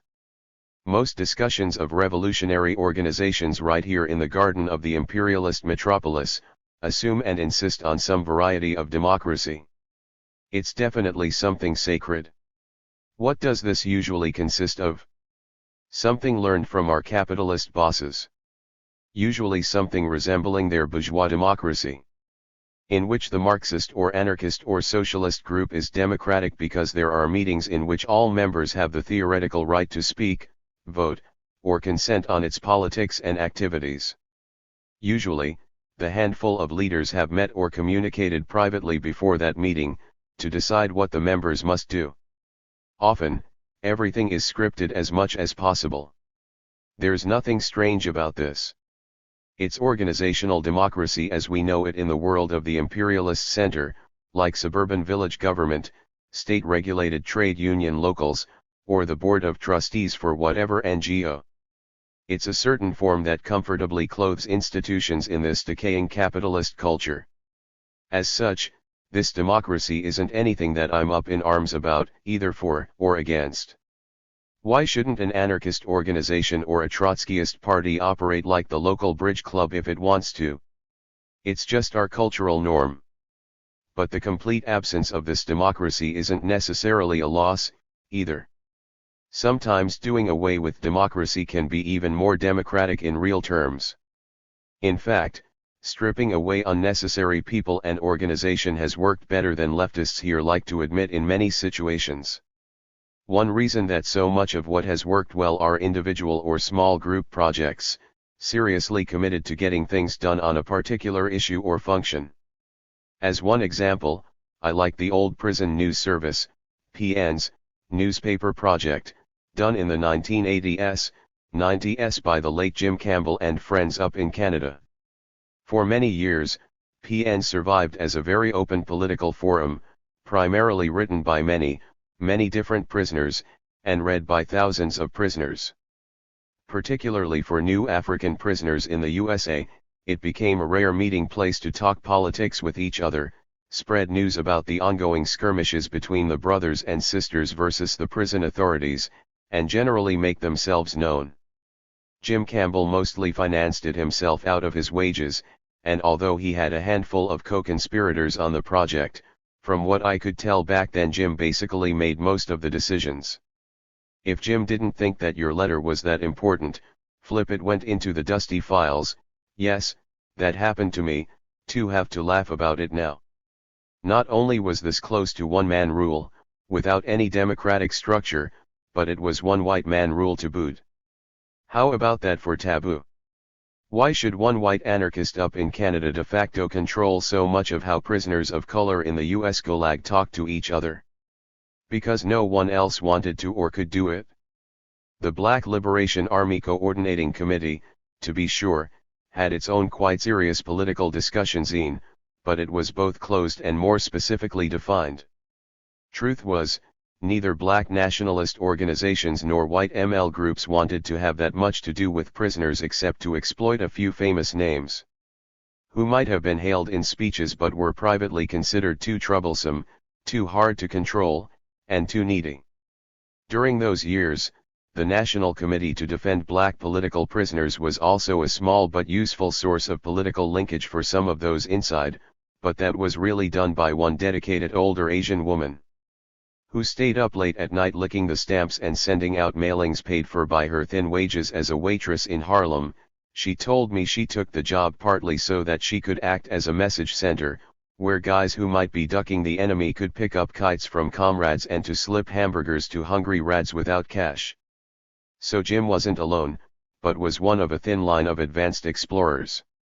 An actual modest person-by-person vanguard, if you will, probing the gulags and other human garbage dumps for the future. There are vanguards in the struggle, but maybe they're not what people usually think. So it was lucky that Jim Campbell identified so personally with the pain and isolation of prisoners, and was so determined to break down the walls to the extent that he and a few other comrades personally could. PNs definitely had the effect of spreading liberation, enabling radical political discussion among some of the oppressed. Which wasn't ideal, sure wasn't everything, but was pretty democratic. The how they did it was less important. Democracy isn't in the ritual forms, in our little rules. It's in the politics of what we do or don't do. Which brings us to data mining the past. Taking lessons from the past is inescapable, for me as well as everyone else. But check this out, we know a lot from all our snatch and grab at the past that isn't what we think it is. One immediate suggestion I do have is to take some of the emotion and value judgments out of it. As one of my old martial arts teachers used to say at our annual class evaluations, just take it in as information. One by one, we had to step forward onto the floor and go through our moves, and then were critiqued on the spot by classmates and instructors. Don't think of what you're being told as positive or negative, he advised us. It's just information. You'll see what I mean by the next story. Oh, and to prevent miscues, I'm not any martial artist. Any more than when as kids we played pickup football games in the park with much enthusiasm. That didn't make us what everyone means by football players. When we look through the past as revolutionaries, there's a natural tendency to focus on examples that verify our existing beliefs. This is a natural but really dangerous habit. For example, for many years I knew that Stalin and his damned commissars were responsible for losing the 1936–39 Spanish Civil War to the fascists. The Stalinists' violent repression of the anarchists and independent socialists there had stabbed the most militant center of the working class in the back, and thus fatally weakened the groundbreaking class war. I mean, not that I knew much or anything at all about Spanish history, but like so many others I had read George Orwell's moving first-hand account of the war, Homage to Catalonia, and it all fit as neatly as a cherry on top of a banana split. A one-book education. I never questioned it.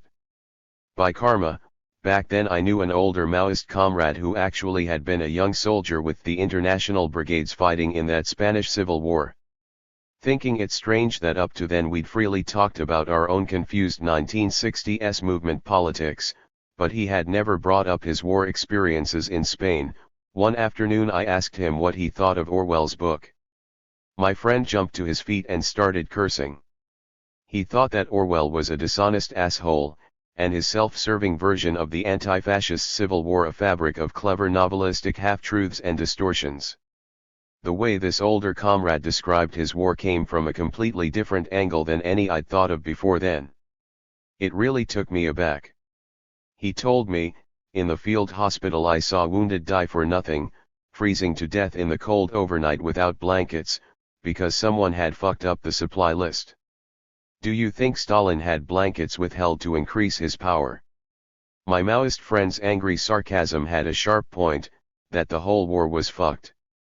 To him the two sides in Spain, fascist clericalist versus liberal and left republican, unfortunately were also the militarily competent versus the idealistic but not yet competent. He said that all the revolutionaries, the socialists and communists no less than the anarchists, were stumbling around trying to learn how to build a new kind of society there for the first time with the clock running.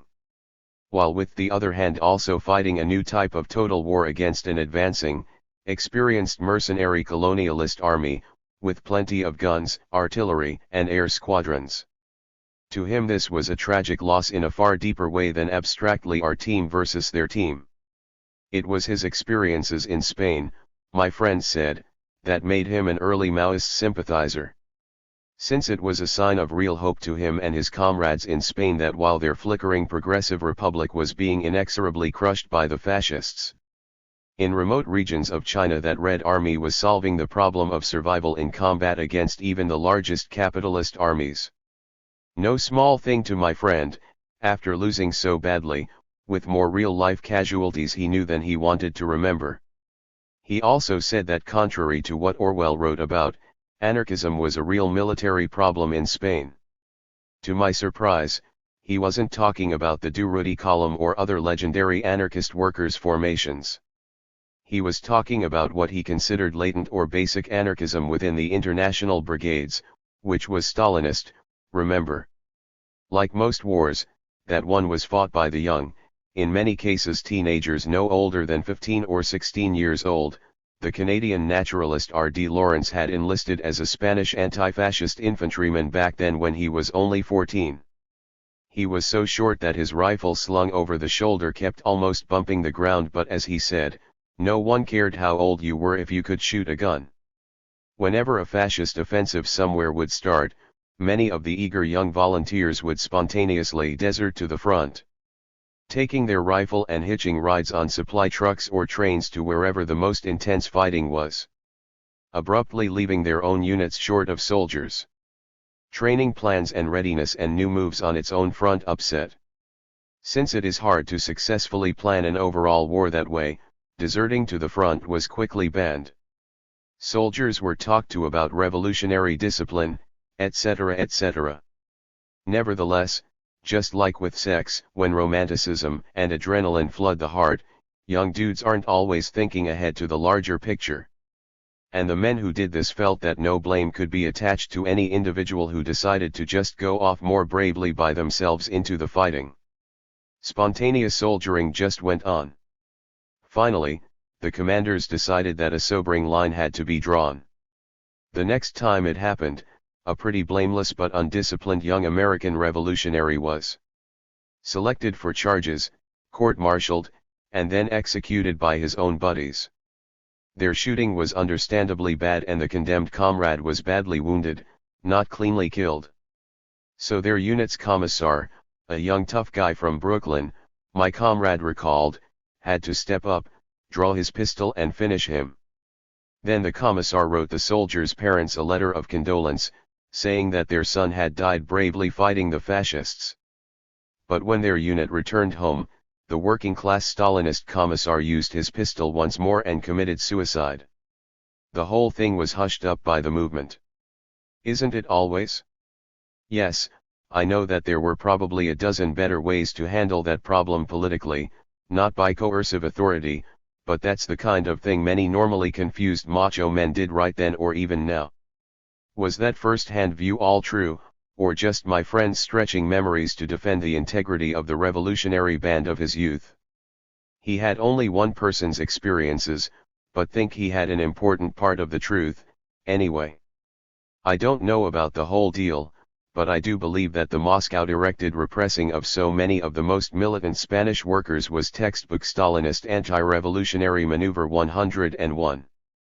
So I'm definitely not going to want any Stalinist anything around at the next revolution. But give us a break, that's kind of like, duh.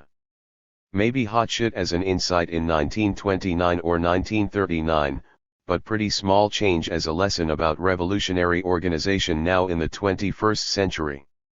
We should have easily learned that a long time ago, and much, much more.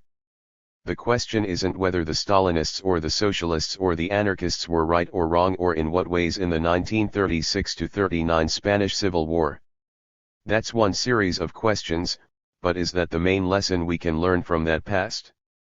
In radical debates things can get pretty black and white awful fast, lots of tunnel vision, I think.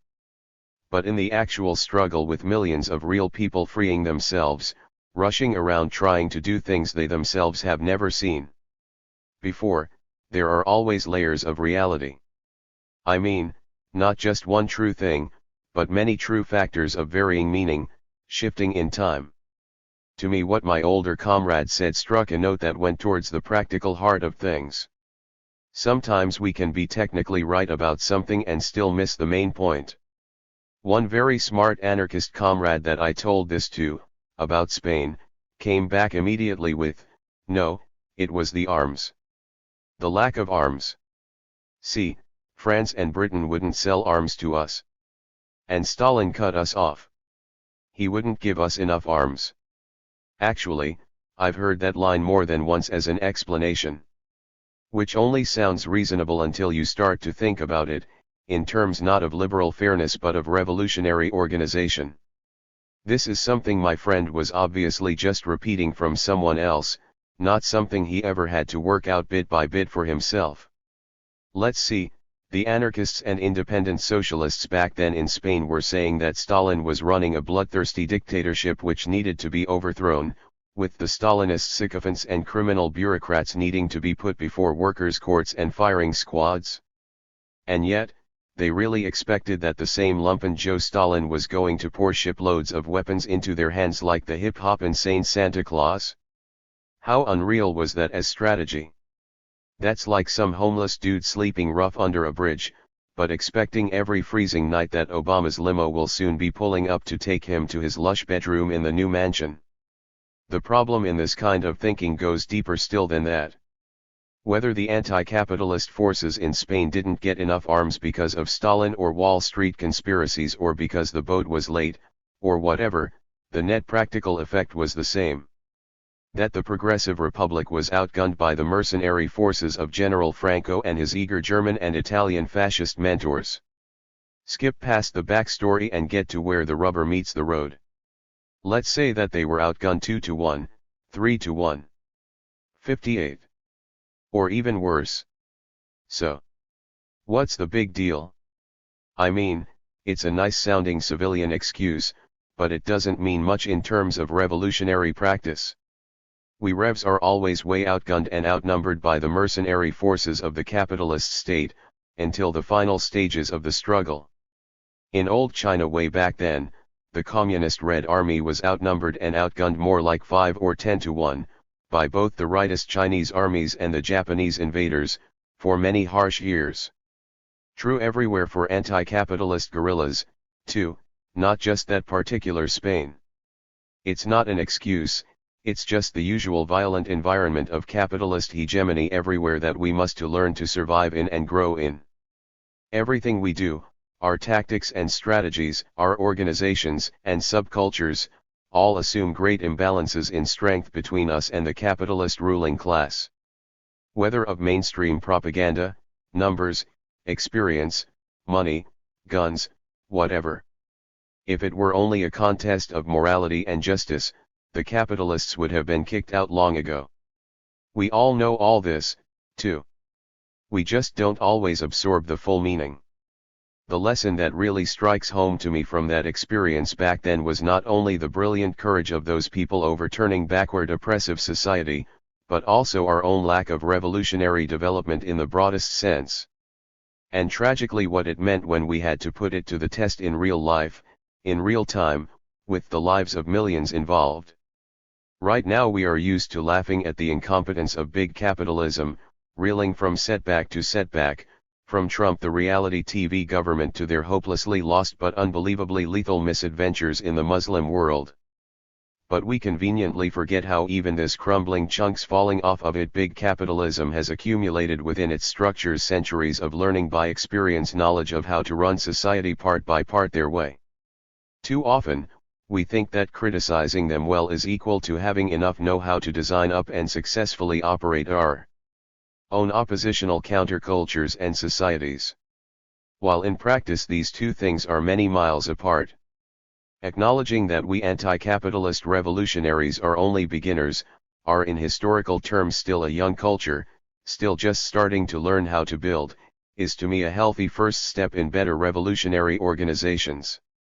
What we now know as industrial capitalism took 900 years, historians tell us, to evolve out into a dominant social system. Oh, don't worry, my mom's a dangerously wild driver and we revs are going to take a much shorter route. One thing that I learned the last time around is never to expect evolution to just repeat itself. In the early 1960s, what was that era's old left and new left overlapped briefly, and the disarray was tragi-comical. Still active veterans of the great 1930s industrial unionism battles in workplaces and factories, watched with bewilderment as 1960s kids staged small, really personal rallies in the middle of a campus, to support a fellow college student holding up and then burning his draft card. Reading aloud his own individual statement of rejecting the draft and the Vietnam War. And accepting soon going into federal prison. Meanwhile, we marched proudly out of black communities, crossing borders now not as friends but as reluctant enemies, bitterly into the hate-filled Eurosettler working-class neighborhoods. The old left veterans from the 1930s were horror-stricken, since they had always believed in the revival of mass Eurosettler industrial unionism as the central event in radical social change, like in their own idealistic youth way back when dinosaurs roamed the earth. We felt so sorry for them, because they didn't get it that our future would never look like them. We knew instinctively what Dylan was singing about. You don't know what it is, do you, Mr. Jones? But for everyone now, too, the fault lines have shifted once more. The passing of the old Eurocolonial economies and the thermal fusing of national imperialisms have been as tectonic plates, grinding deep underneath the earth. Reshaping the political surface into a surprising geography. Which brings the labor of massive Chinese and Mexican proletariats popping right up into every neighborhood. While the great archipelago of the new African major cities, built up by accretion like coral reefs during the 20th century, is being physically pounded down and broken up, one after another. As new Africans of the dangerous class are forced to disperse, to keep moving, once again. Many to the prison camps of the U.S. Empire's vast gulag, while others to the isolated suburban exile townships. When we first took this path, when we joined our lives with the struggle, we were conscious of knowing so very little. One good reason we were so attracted to this revolutionary organization or that one. Not only to find rads we could run with, but to find mentors and a busy hive of experience we hope to take cues from. What never occurred to us is that those organizations might know next to nothing, too. Here's a cell phone snapshot that comes to mind. One of the liveliest cultural gatecrashers of the 1960s was the sudden popularity of Eastern philosophy and arts, which was a lot more than the Beatles going to India to try out meditation. The most nitty-gritty among that being the craze for the Eastern martial arts.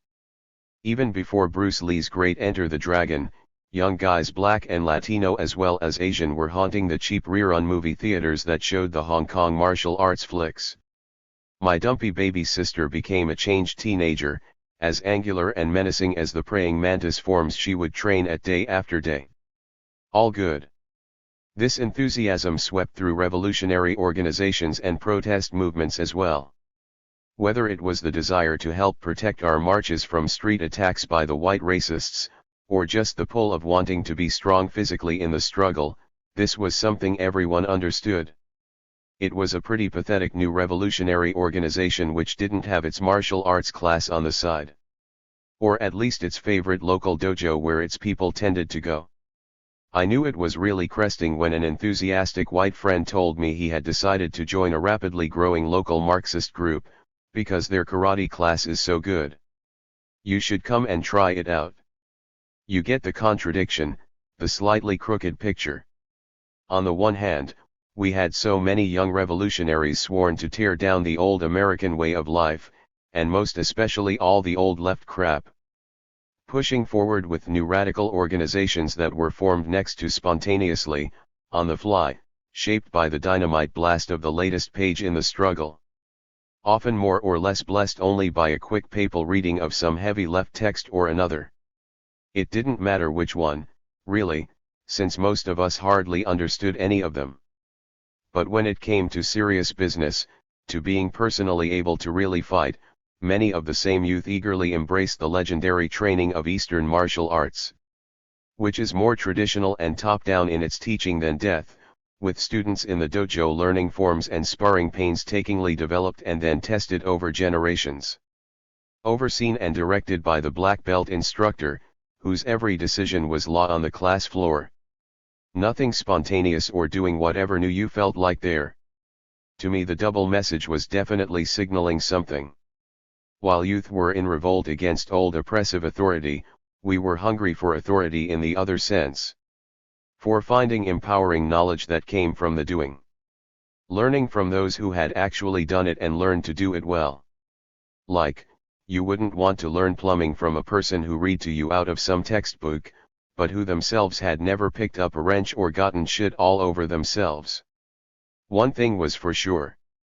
Since there were no already worked out blueprints for organizations back there and then, we had to borrow from incomplete old histories, from any dusty zombie organizations still stumbling about, and mostly from our own imaginations to improvise organizations best we could, pretending, naturally, that we knew much more than we did. To predictable good and not so good results, neat breakthroughs and equally mass running out of gas and abandoned cars scattered on the freeway. There were hundreds of thousands of people improvising, trying on and remaking and breaking radical organizations of all kinds in the 1960s, 70s New Left. From GI anti-war newspapers and off-base coffee shops to the usual mass protest coalitions owned by nationally famous ministers and charismatic male lumpen hustlers. There were countless local student radical groups running on the horizontal principle of participatory democracy, as well as at least one nationwide underground of thousands also trying to grow itself by spreading participatory democracy local groups well into armed struggle. There were study groups and informal self-defense circles everywhere, way too many to ever keep track of.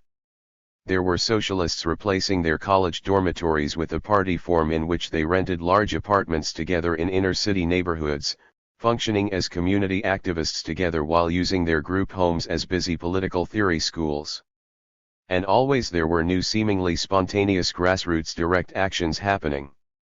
From mass walkouts closing entire city public school systems, covertly guided in at least one major city by new African revolutionary nationalist cells quietly working with major youth gangs, to the leaderless resistance of 100 anti-war firebombings of Bank of America branches by primarily white youth in California, to the many lumpen militant street organizations. To say nothing of the background murmur of various old left parties or their copycats trying to carry on traditional Euro agendas. It goes almost without saying that a disproportionate number of the most dramatic breakthroughs in the 1950s-70s here came from the U.S. empire's inner colonies called the ghetto, inner city, res, barrios, or comunidad. Looking back, the rich diversity of mass organizational experience was too large to easily describe, little of which was analyzed or passed on as learning experiences. That's how disorganized and uneducated we were, despite the university intellectuals who composed much of the movement's leadership. Hope comrades doing lift-off now do much better at that. Here's a thought to share. People sometimes talk about revolutionary organizations as if they were all varieties of one thing, like different gasoline engines to drop under the hood of your same compact car. V6 or straight 4. Which they aren't. There are broadly two very different types of what we mean when we say revolutionary organizations. The most familiar is like the small left collective or intellectual journal or zine. Sometimes in the outward form of a local anti-war group or whatever. Like an Antifa group or like one of the parties keeping alive the flicker of someone's ideas. Or it could be the local radical caucuses in the teachers' union. And so on.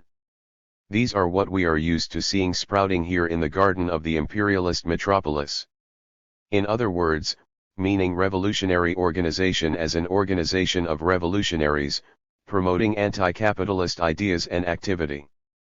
To help people survive or reinforce protest movements. Usually pretty public and acting more or less legally or with official tolerance, since why not? Such organizations are by their nature transitory, and anyone will probably be long gone by the time capitalism is overthrown. There is nothing wrong with this, obviously. That's not an organization that actually makes a revolution itself, though. Overthrowing the old society and its state. While there have been many Marxist parties here, put this in quotes because they are free to call themselves anything they like, but most here haven't met the real definition of a party, claiming that they were going to carry on and on forever until someday they would overthrow capitalism. Revs can safely assume that this stuff is largely delusional. The other kind of revolutionary organization is simply, directly that. Engaged to actually make the revolution against capitalism and its state. To carry out revolutionary transfer of power. These organizations are by their fundamental nature illegal and usually clandestine instruments of warfare. Always popping up from the lower depths, always being repressed and hunted. They are widely present though with different results in the developing neocolonial periphery, from Mexico to India, but real examples are scarce here in the imperialist metropolis, for obvious reasons, except among the oppressed neo-colonies. Don't think I need to explain that. One thought that keeps coming up in every generation, is to narrow the gap between these two kinds of organizations. Exploring just how much terrain, of what kinds, revolutionaries could take over and remake now in daily life in the structures of capitalist society. Like all complex mechanisms, like a hospital emergency room or a tank brigade, actual revolutionary organizations are super high maintenance. If you've never been in one, know that they are a big pain in the ass to keep going. They are also obviously highly dangerous, more dangerous than sex work is or a contract firefighting crew is, or being a clueless U.S. Army private somewhere. For sure. So they had better be worth it. In this violent capitalist end zone of unlimited war and repression, the question of organization suddenly becomes drastically changed for us. Because there you cannot be an individual revolutionary in any meaningful sense. There a lone revolutionary is like being a lone firefighter. You can be as good as you can be, but you are outclassed by the scale of events. Then it is only complex revolutionary organization that lets our full political thoughts and intentions become sales full of reality. This is often lost right now in the garden of the imperial metropolis, where middle-class people so easily deceive themselves that agreeing with this radical idea or that one, Makes you a revolutionary? No, it only makes you someone who likes ideas. And as that lesbian philosopher once said, theories are like assholes, everybody has one. This has just been an initial re-examination, a walking over of the uneven ground that structures might be built on. There are obviously tons of critical stuff, most things, really, on anti-capitalist organization that I never got around to here. So take this as a restart button. A beginner's mind isn't a bad thing to have. Notes toward an understanding of capitalist crisis and theory, 2009. Dope will get you through times of no money better than money will get you through times of no dope. F. Franklin. This was written because several comrades who didn't know anything about it, asked me if Marxist theory explains the world capitalist crisis or not.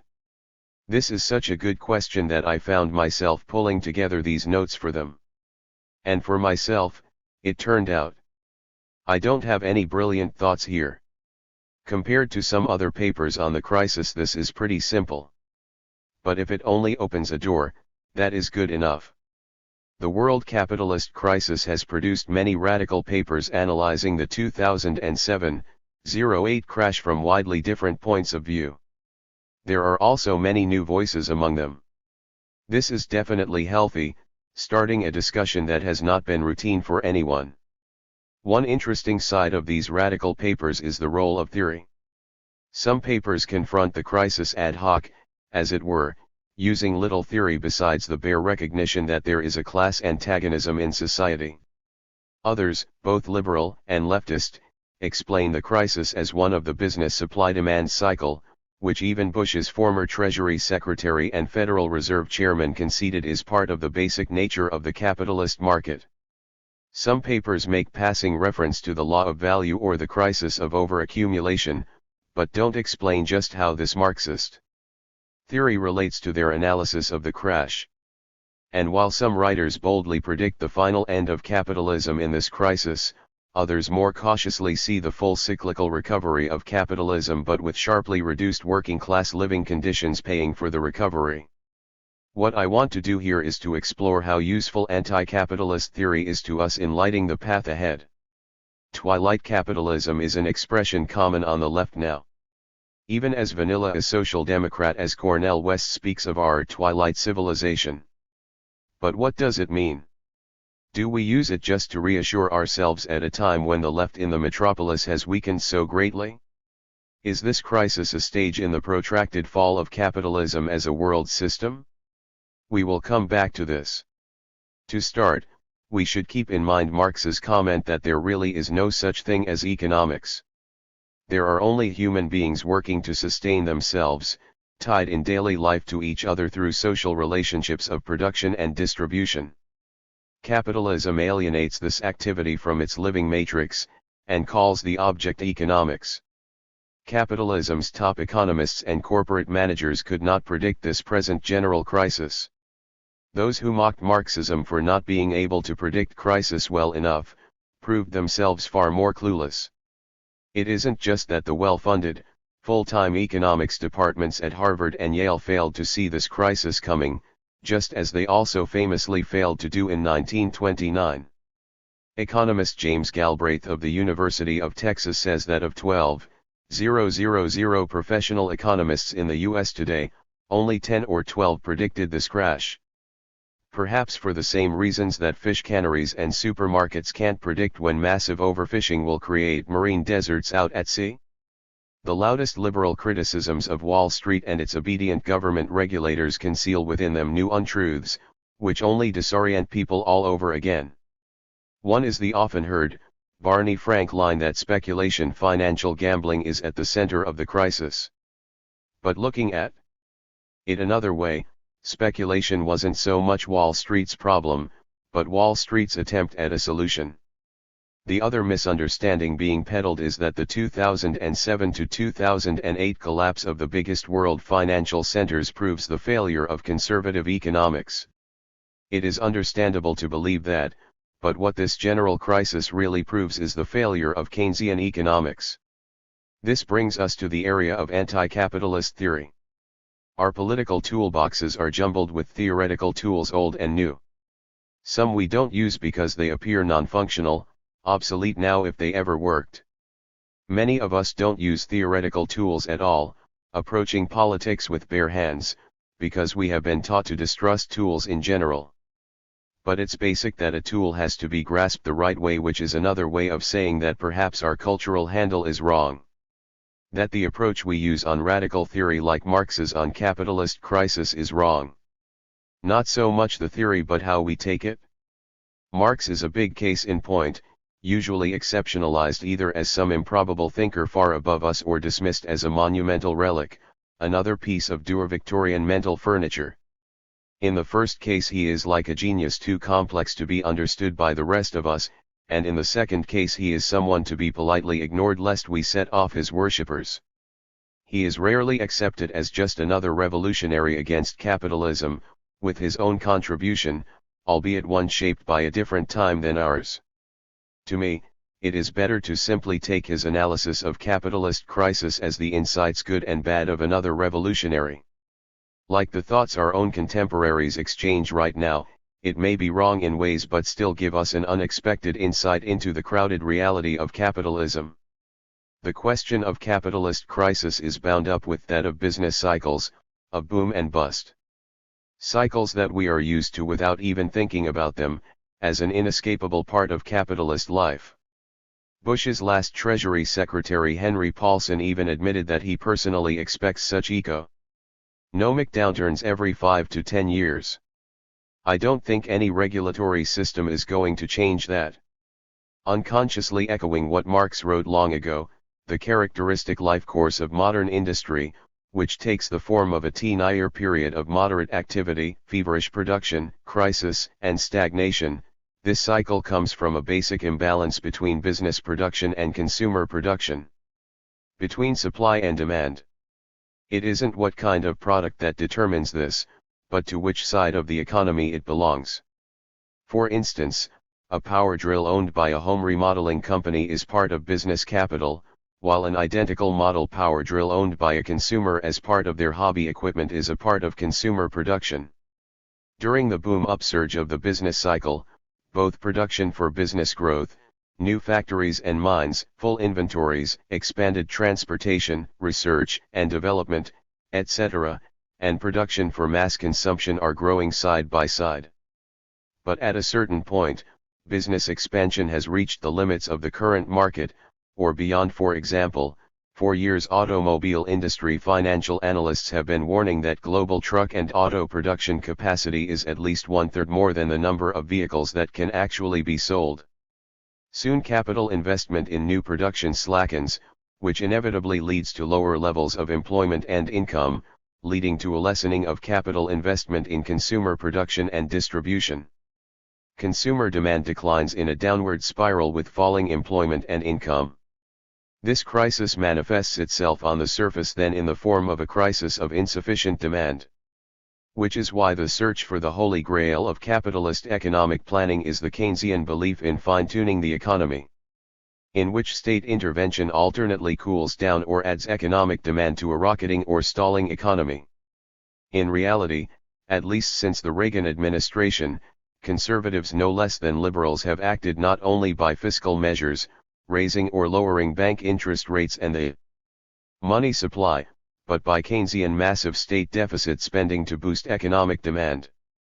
One telling fact is that during the Bush-Cheney regime of 2000 to 2008, the government share of the national economy was over 1/3 larger than under the Roosevelt New Deal of the 1930s. Like Prezi Nixon declared back in 1971, we are all Keynesians now. That the Republicans wanted to massively deficit finance new high-tech militaries and ruling class personal spending, rather than the new highways and larger police forces that the Democrats prefer, makes a big difference socially but not to the blind maw of the capitalist economy. Their problem is that despite the near-religious belief in it by liberals, there is no evidence that state fine-tuning can work in the long run. Even for the world's most prosperous, high-technology societies. During the past 20 years much of Western Europe has been governed by social democratic parties, and the level of Keynesian social welfare spending has been high by any past standards. And yet, the current crash has swept Western Europe no less than the USA and the rapidly rising BRIC economies, Brazil, Russia, India, China, that are said to be the new capitalist centers of the future. During the Great Depression, U.S. unemployment was still officially at over 14% in 1940, after 8 years of the Democratic Party's Keynesian deficit spending policies. And real U.S. unemployment was over 30% for that period. It wasn't until the total war economy of World War II kicked in that the U.S. depression disappeared. As in 1944, when there was effectively no U.S. unemployment and government spending was 70% of the total U.S. economy. Just as German capitalism couldn't shake off its even worse economic crisis until Nazism had fully transformed society into a slaughterhouse. Which raises certain questions about the postmodern capitalist future. Marx theorized that beneath the easily visible cycle based on the dissynchronization of supply and demand, which even the capitalists can now see, there exists another imbalance. Pulling on cycles of capitalist production and distribution. A second, longer kind of economic cycle. To correctly scan this, we have to capture Marx's background in the dawn of the first industrial capitalist society, where science was a hot word, and people were trying to explain things in the new scientific way as parts of entire systems which governed how they developed. The most sensational example of this, Charles Darwin's theory of evolution, had just simultaneously exploded old ideas of both the biblical and biological worlds. Marx himself was very impressed by this theory of evolution, and even wrote Darwin a letter seeking his permission to dedicate the first volume of Capital to him. Darwin wrote back that he was honored, but felt that he must refuse in order not to shock his still religious family by association with Marx's well-known radical atheist beliefs. Of course, the science of that time was often wrong just like ours is. Marx, for instance, was also a convert to phrenology, the theory that the shape of people's skulls indicated their mental tendencies and talents. He would examine the bare heads of young workers who had volunteered to help him in his endless research, to try and see if they had the requisite mental abilities. The following 9 paragraphs are an unauthorized supersimplification of one part of Marx's big blueprint of how capitalism works. If you've read the paperback or seen the movie, feel free to skip down. Industrial capitalism was the world-shaking phenomenon of that time, and Marx searched for an understanding of it as an entire system. What unified its structure, inner workings, and the laws of its motion and evolution. Much as 19th century European scientists tried to discover what the basic stuff of the physical universe was. In his investigation, Marx joined the path already broken by the classical capitalist economists of the 18th century, notably Adam Smith and David Ricardo, whose writings are still read in petrified universities today as significant knowledge. None of this matters now, except to show that Marx's elaborate theories about the capitalist economic system didn't just pop up in his mind.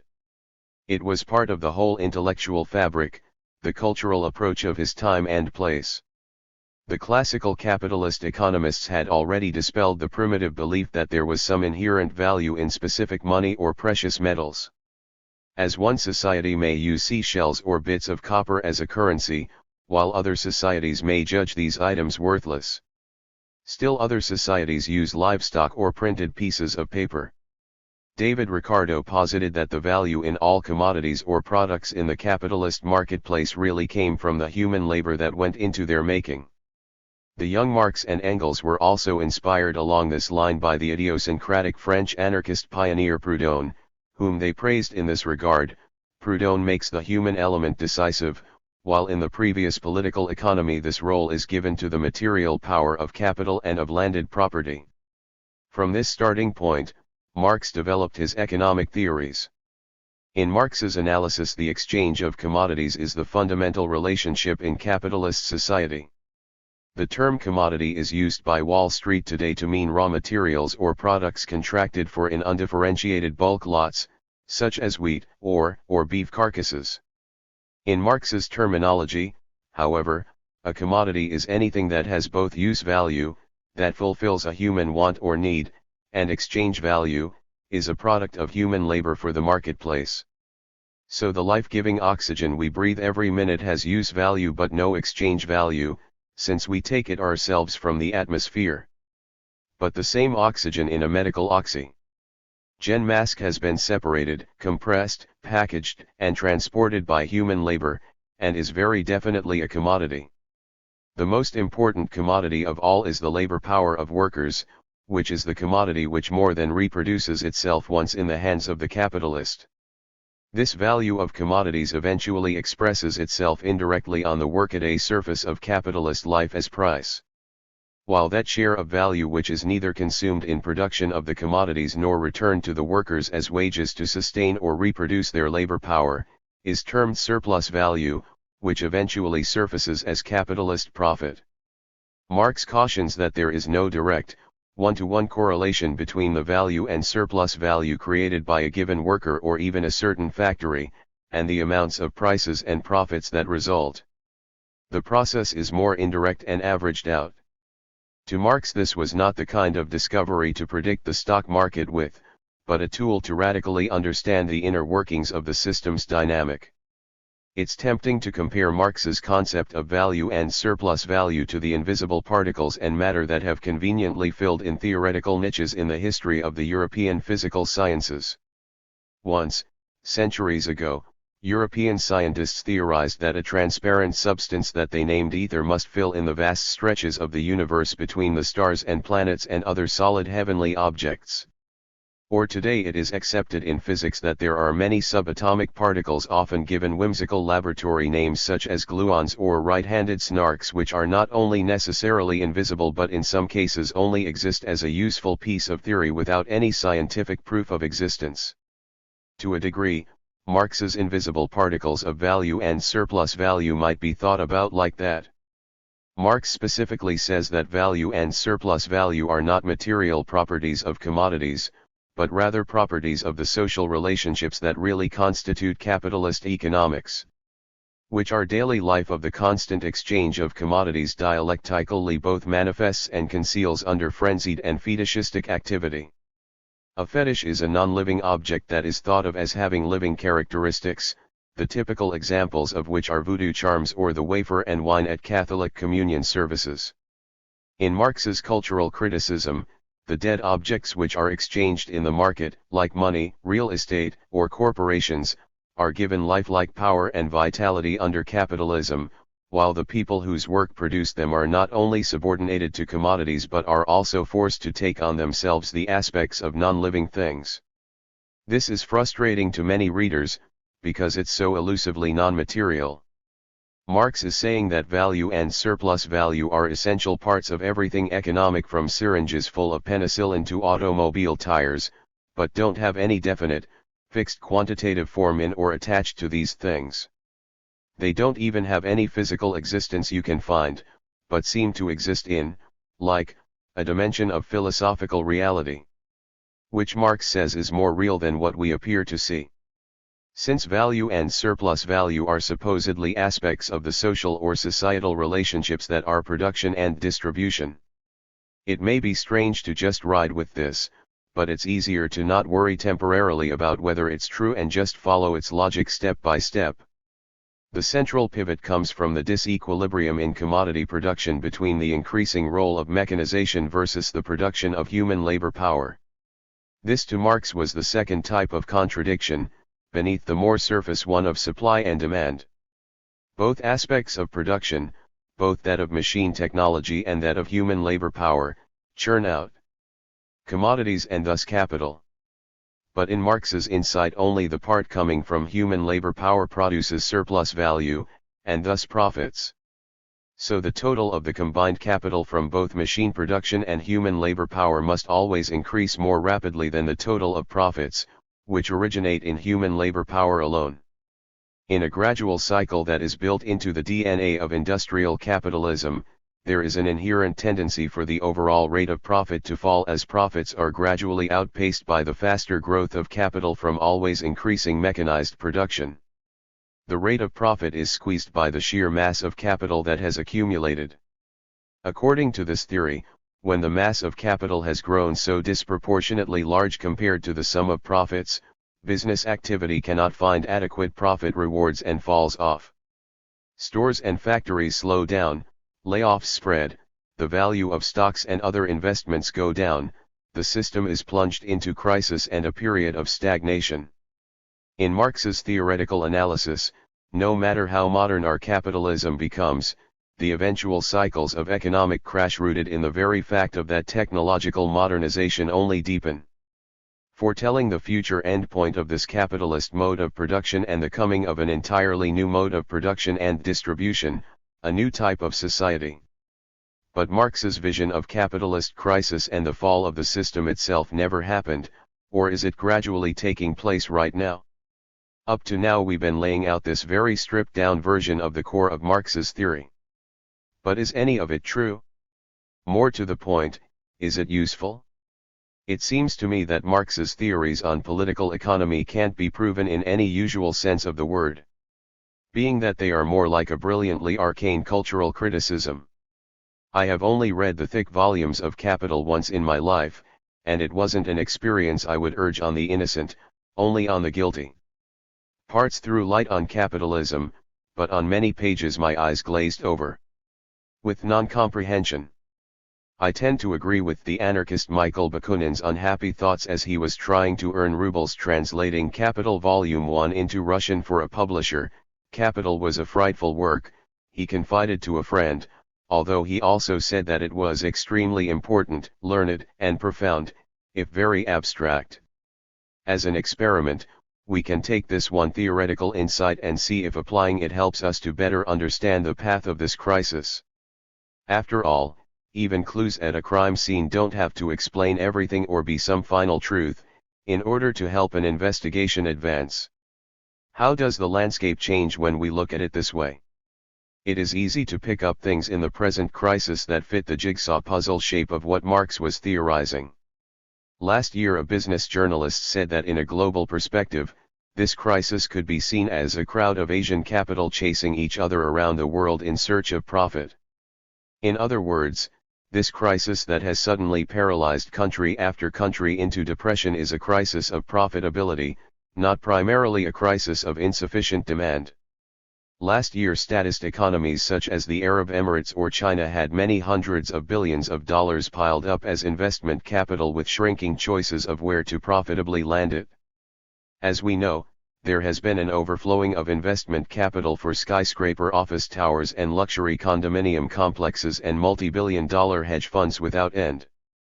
But few of these had any real profitability in the end. The most glaring feature of this landscape is that Keynesian state deficit remedies won't function very well here. Public works projects and improved jobless benefits will ameliorate some of the distress, but will not of themselves revive the capitalist economy. Since this crisis is not simply about stimulating demand at the shopping mall. As a theoretical tool, the concept of profitability crisis explains why the sainted liberal Keynesian regime of Franklin Roosevelt and its all-pervasive public works programs in every neighborhood went on year after year but didn't restore full employment and economic vitality. State spending can give society new highways and even a thin social safety net for the working classes, but does not change the system's basic overall profitability until they reach the level of a state capitalism, which has its own contradictions. Wall Street speculators have become the Jews of this crash, convenient one-stop shopping propaganda targets to take the blame.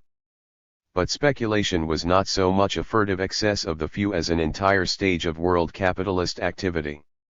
Lockstepped into by the largest banks and openly encouraged by all the governments, because the dwindling of profit margins in ordinary production and distribution forced them into a zone of artificial profits by financial manipulation.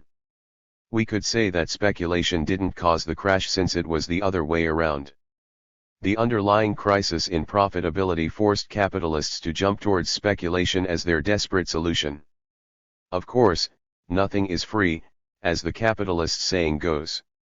Speculation always undergoes a Dr. Jekyll to Mr. Hyde transformation, from being the capitalist savior to being the capitalist nightmare. When the speculative bubble finally bursts, economic collapse is triggered and the artificial profits of speculation evaporate into thin air. Like the bankrupt Wall Street corporations whose vaults were stuffed with worthless paper billions in subprime mortgage bonds, real estate loans, and devalued stocks.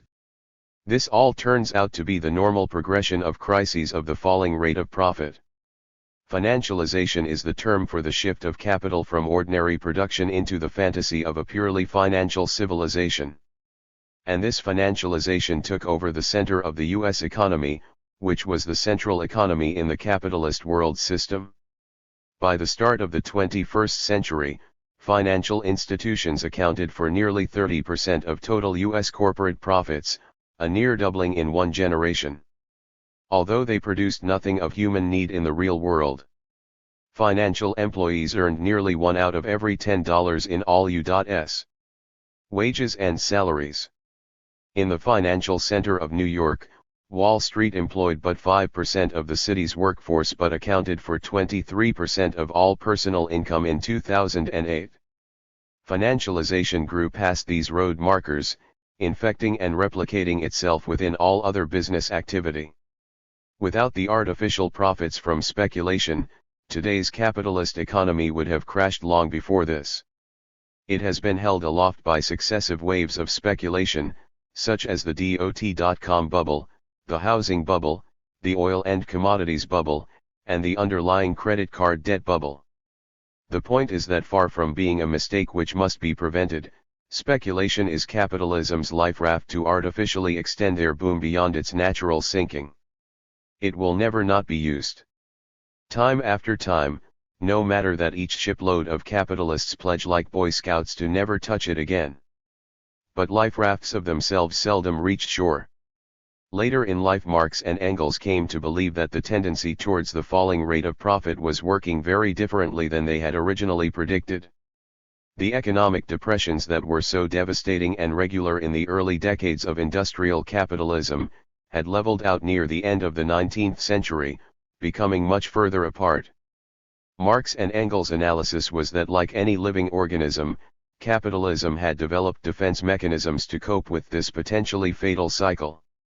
The two most important of these immune system responses were the forming of giant national industrial trusts or cartels to fix prices and limit production, and the expansion abroad into world-spanning colonial empires. The far-flung occupied territories both absorbed excess investment capital, while returning homeward the super profits wrung from involuntary colonial labor, a small part of which could be used to raise domestic living standards and bribe an important strata of the domestic imperial working class. Thus, the imbalance between the accumulation of capital and the rate of profit had been partially rebalanced at one shot of the gun. But it was not, obviously, from any peacefully productive, voluntary, or even civilian process. If we follow Marx and Engels' thinking on this, paradoxically, a new level of contradiction was created out of capitalism's successful adaptation. Without frequent burn-offs to destroy industrial capital, the long-term accumulations of capital started piling up in unprecedented mountains, threatening slides that blocked economic progress and could turn into avalanches. As Engels wrote underlining this observation in 1892, the violent holding back of economic depressions only laid the groundwork for far greater cataclysms. So, each element that works against the repetition of the old crisis conceals within itself the seeds of a much more widespread and powerful crisis in the future. And now we get to the heart of the matter. In a crisis primarily of the overaccumulation of capital relative to profits, if there is no magic wand to give capitalists instant tons of profits, such as the US capitalists were given with military economic hegemony over most of Europe and Asia in 1945, the only way to restore a working balance within capitalism is on the overaccumulation side of the equation. By destroying or burning off capital until an underlying balance is restored. But there is no control room at a mythical capitalist headquarters with a big dial that lets someone measure how much capital has been destroyed and how much is yet to go. Nor is there a big joystick attached to a capital-destroying robot that lets the capitalists guide the violent pulverization. Even Wall Street or Washington is far less powerful than that. Practically speaking, Falling into this situation, capitalism neither knows what to do nor how to do it. The steering wheel disappears at the driver's seat temporarily. The destruction of the overaccumulation of capital on such a world scale cannot be done in any even, harmonious, or controlled way. There is no mythical burn-off tax where each corporation must blow up exactly 2 factories and each capitalist must put exactly $5 million in cash into a public bonfire in front of their home. Anyway, even if all that happened, it would hardly cause a ripple. Today we have already seen many established corporations and banks go under, whole industrial regions are being beggared, and the storm has not even hit its full stride, when entire classes and nations will rise or fall. In fact, maybe the way we are supposed to think about severe economic crisis is off-center? Remember how Marx keeps insisting that the real capitalist business world of commodities flashing all over the globe is on a deeper level an illusion? Why should the destruction of capital solely be an economic activity? We are led to assume that manipulating capital and profits must be something safely confined to a civilian zone called business or economics. Certainly, this does happen there. Capital pulled over to the side of the road is capital evaporating, factories and houses become empty derelict buildings, machinery becomes rusty scrap, famous brand names and companies vanish from the material world into the history books. But as of New Year's Day 2009, the capitalist crisis had already burned up well over $2 trillion in business capital, in suddenly worthless bonds and devalued stocks, in shut factories and bankrupt companies, and the economic plunge hasn't found bottom yet. If Marx's theory about value is a guide, no one knows how much capital must be destroyed for capitalism to come out of a real depression. Perhaps a qualitative level more than anyone usually thinks about. As an example, Europe and Japan in the 1920s already had walking wounded economies, already were in economic crisis, and were easily pulled into the abyss of the 1930s Great Depression. Clawing at each other for survival, the major capitalist classes saw the imperative of survival in winning each other's colonies and markets, which directly led to World War II. The conventional capitalist wisdom today is that this was a political problem, which could have been avoided if the competing capitalist classes had shared instead of excluded each other from markets and raw materials, instead of arms races and clashes, compromising and working together to stabilize the entire world system of corporate dominance bit by bit into a general revival. In other words, a forerunner to today's globalization. Probably that capitalist dream was unrealistic, since the amount of capital that needed to be burned off was so huge that it required social processes that could not be neatly controlled, and that would spill over in systemic conflict, overrunning and blotting out the shape of what is normal. The general crisis and the World War were not two separate events, then, but different stages in one event. This hypothesis has interesting implications for our own future, not that the massive burn-off of capital over accumulation requires a formal world war, since things like the protracted downsizing of a population and society or other such events could do just as well. After all, in most of the world the depression of the 1930s didn't start in 1929, but years before. Nor did it end in 1940. The process played itself out into World War II, when over 100 million people were killed, many large industrial cities became miles of burnt-out rubble, 4 major imperialist powers were bled and reduced to secondary status and had to lose their colonial empires one by one. But, as many Western economists have said, this creative destruction of capitalism was enough to clear the ground for a vigorous revival of the world capitalist system in the 1950s. It worked. Was that unnecessary overkill, too much destruction of capital, more than what was needed? Possibly. But as we said before, there is no joystick guiding these unleashed destructive social processes that go far beyond the boundaries of economy. This analysis is only an exploration, a test run. We don't know whether this particular theoretical tool actually works well. The broad outlines of the situation that it projects for us are thought-provoking. But no one theory can explain all of the dense unfolding of contradictions in any general capitalist crisis. Let me end with some quick, general thoughts on this crisis. Each general crisis in production and distribution historically has its own specific character and conditions, in which the sheer size of the changes can accelerate the falling away of an old order and the rise of a new one. This goes far beyond the insight that in the actual inner workings of the system in a general crisis, Keynesian state recovery plans simply will not work. This is even beyond the control of capitalists in their boardrooms or radical protesters in the streets, save those that are part of what is coming into being, the future as now. In the last such great crisis of the 1920s, 40s, progressive classes as world important as the German industrial working class were stripped of their identity and became sleepwalkers. Just as the even larger US white working class ended up retiring politically to the apartheid suburbs. While untold millions of backward people of color in the colonial periphery experienced the crisis and World War as an unprecedented learning experience, their angry anti-colonial rising of many millions in the 1930s, 70s shifting the center of the radical world outwards beyond us. What is obviously specific to this crisis is the creative destruction of globalization, as the capitalist system's metropolitan center and post-colonial periphery collide and merge into each other. Like Mexico disintegrating as a whole nation and merging into America. This is the center of the crisis, not speculation or financialization or housing sales.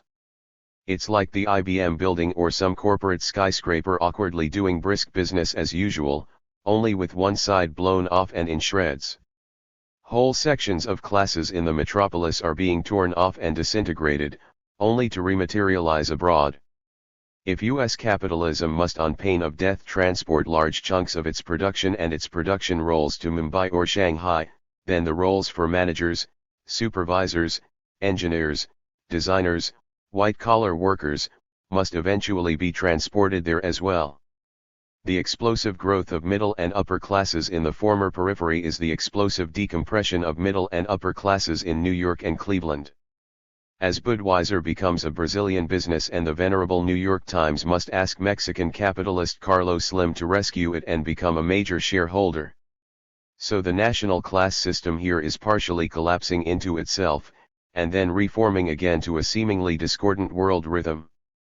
The long-term evolution of capitalist civilization, as seen in other of Marx's theories, is pushing in this direction, the continuing concentration of capital into larger and fewer companies. Which has reached a critical point of contradiction now, with the entire gigantic US finance industry as mostly only different storefronts for one government-backed enterprise. The contradiction about the increasingly evident need for social control and ownership of the means of production and distribution, paired with the ruling class death grip on the rotting form of private ownership even to the point of having mercenary gunmen corporations help the USA invade other countries, as though now is still Dodge City. One after another, key US industries leave American control, as multinational corporations become too large for any national framework and drift out over the continents. The critical global growth of the urban working class, which is finally surpassing the peasantry worldwide, is taking place completely outside and around the old USA. Many of those who formerly were allowed to be in privileged demi-classes, allowed a little addict's taste of the parasitic life, are now being thrown overboard. Not only in the US, because every major metropolitan nation today has growing numbers of useless citizens, who it no longer has any need for in production or in running their tattered empires. Who are privileged surplus except as consumers or soldiers. Like the privileged lower class of permanently jobless proletarii of the decaying Roman Empire, free citizens without an economic role in a master-slave society, who were given meager bread and circuses welfare and told to breed more sons for Rome's imperial armies. Endgame. Some say the world will end in fire, some say in ice. At the start we noted how twilight capitalism has become an expression common on the left now. I think that this phrase resonates with us at least in part because we here are living through the sudden end of day of the US empire. It is twilight here in North America. Only a few years ago anti-imperialists were like Chicken Little, warning everyone of what they said was the unprecedented danger from the lone superpower's super-duper USA. Now, after military bankruptcy in Iraq, after financial bankruptcy on Wall Street, that seems almost embarrassing. There are many capitalist powers still, but no longer any capitalist superpowers. It is reasonable to think that this general crisis is a turning point, an important stage in the protracted decline and fall of capitalism as a world system. It is hard to seriously discuss endgame without a theory, or generalized conceptual frameworks, about how societies die and are born. To start with, radical theory, both about how human society evolves and specifically about the endgame of world capitalism, already exists, although much of it is old. Lenin, in his major work, Imperialism, the Highest Stage of Capitalism, written around 1916, believed that capitalism for the first time had become one single world-covering system, but that it had peaked and was starting to decline. Without bothering to enumerate all his conclusions, or Marx's on his theory of historical materialism and the evolution of societies from one to another, Lenin's capitalism was a system where class worked through the outward form of nations, of oppressor and oppressed nations, or a handful of imperialist powers each owning and parasitic over a number of colonies and neo-colonies. To Lenin, this stage of capitalism, however powerful industrially and militarily, was already decadent and overripe, starting to decay as a civilization. Because in this stage entire large nations had become parasitic, no longer self-supporting, with parasitic working classes, even. That this kind of society could resolve its systemic economic crisis only through unprecedented world wars with itself, wars that were destructive beyond any previous limits to the point of being suicidal, was widely believed to be one important symptom of such systemic decline. While Lenin is often criticized for his bold use of state dictatorship that paved the way to Stalinism, he was an unusually creative and innovative political theorist and strategist in action. It is important to understand his theories on imperialism as a distinct stage of capitalism, because without them we don't have a theoretical foundation to explore the post-imperialist capitalism that we are rocketing towards. From a neo-Leninist vantage point, then, the decline of world industrial capitalism began roughly 100 years ago. Its peak was also the moment it started to decline. So, in that moment of history, imperialism was both still furiously industrializing, energetically integrating all other local economies in the world into itself, and at the same time tipping over into a decay and decline that most could only see in retrospect. Major societies often take a long time in human lifetimes to decline. Famously, both slave-based imperial Rome and the mercantilist Turkish Ottoman Empire took centuries to decline and fall. For example, at the height of its military-industrial power in 1945, the U.S. Empire landed 10,000 Marines on the China coast in an attempt to start another Western neocolonial enclave. But the much larger People's Liberation Army evicted the home invaders within months. Then the attempted invasion of North Korea in 1951 failed, ending in a grinding stalemate along the original north-south boundary. Then the Cuban Revolution smashed the Bay of Pigs invasion by the CIA. Followed by the 11-year debacle in Vietnam during the liberal democratic administrations of Kennedy and Johnson. The disasters in Iraq and Afghanistan are nothing new. So for generations now the U.S. empire has mostly been losing its frontier wars. World capitalism as a civilization is visibly decomposing before our eyes. It isn't just anachronistic phenomena such as pirates as a major illegal industry off a Thailand or a Somalia. We see the growing number of failed states, where there is a crude capitalist economy but the supposed national governments simply don't exist practically speaking. Even long-established nations such as Mexico and Russia are sliding closer to the edge of that dead zone. The most important U.S. military surge taking place right now by the U.S. isn't in Iraq or Afghanistan, but on the mutating moving U.S. Mexican border. where U.S. Homeland Security and the U.S. Defense Department have prepared for a major federal police and active-duty military troop shift to try and stop the Mexican narco gangs from establishing informal but complete zones of state power over the border itself and much of the lower southwestern USA. Which they have already done in northern Mexico, of course. In growing areas of Mexico there no longer is any central government. It is almost as though world capitalism is de-evolving. Warlordism, which is when the strongest armed organizations of whatever kind simply informally assume the powers of government in the absence of any civil order, has arisen to become a major form of capitalist government. While the treaties and commercial integration of globalization prohibit wars between major capitalist states, more and more of the post-colonial world seems beset by constant civil wars. These are as far away as many areas of the former USSR or as near as the south side of Chicago. Being security guards or soldiers for some capitalist outfit are major occupations, in some Brazilian cities accounting for as much as 1/3 of all regularly employed men.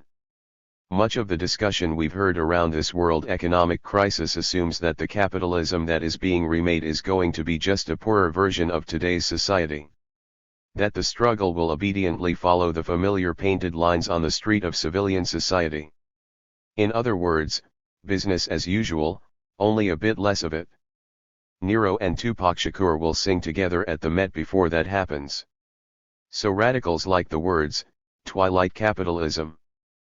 But are we ready to admit that since twilight is a different situation, a different period of world capitalism, we need theory to help us organize and adjust? There is a lot of theory that has dealt with transitional periods, which is what this twilight is. One characteristic of this time is that the capitalist ruling class cannot automatically hold the power anymore, but we cannot hold onto it, either. We've just seen the revolution in Nepal, where a democratic front led by Maoist guerrillas seized power and abolished the former monarchy and its feudal capitalist regime. But only to create a more India-like capitalism. In the US during the 1960s, revolutionary forces here learned how to take over neighborhoods, schools, and factories from capitalist domination. But we couldn't hold any of it, not only because of repression or for military reasons, but because we failed at building a new anti-capitalist culture for people to live in.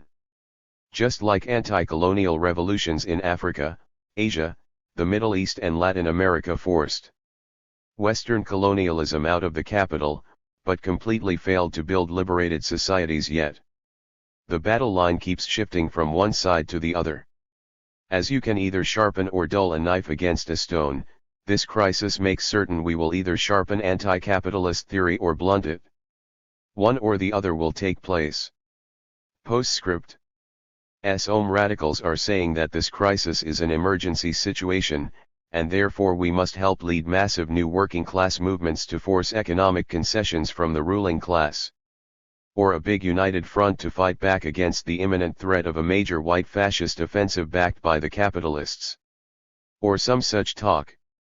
There are a number of problems with such perspectives, but the first one and smallest one is that it encourages corrupt thinking about ourselves.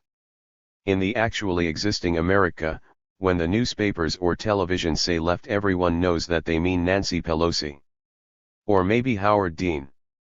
Revolutionaries here do not yet have anything like the political strength or numbers to be leading any such imaginary movements. Even if we knew what we were doing. This is like the king has no clothes time, guys. We have to stop wasting our limited attention span on such talk.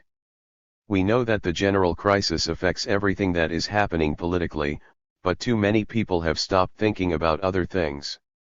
This is like a record storm. It covers everything, changes everything to some degree, but it isn't necessarily the most important thing that is happening. If while you were trudging through the bad weather at night, several guys jumped you with knives and you were fighting for your life, you wouldn't appreciate a passerby yelling, "Keep your mind on preventing flooding, neighbor." For you right then, the very most important thing is surviving the knife fight by any means necessary. I use that parable deliberately, because to many people under immediate attack by capitalism, the idea that economic crisis is the most crucial problem isn't true. Not in Darfur for sure, not in the neo-fascist turf in the former East Germany, not in Gaza, definitely not in divorce court, not in so many places. Take an event so ordinary that it never gets talked about on national television news or in politicians' press conferences. There are no t-shirts about it, no NGOs play at solving it, and no celebrities adopt it. In the early 2000s, famous Cook County Hospital was in unsustainable financial crisis. This is the hospital model for television's E.R. show, and the hospital of last resort for Chicago's lower working class. With shrinking government funding, the large public hospital for the Chicago ghetto could no longer keep going on as usual. The background is that, like all government here, the hospital is not only a token reform to relieve class discontent, but also an important site of profitable corruption for the local Democratic Party's legendary daily machine. Cook County Hospital was not only free for patients, but also free for insurance companies and Medicare. No bills for patient care were ever paid because none were ever sent out. There was no functioning billing department at all. It was riddled with no-show, no-work patronage employees whose real jobs were elsewhere carrying out duties for the Democratic Party.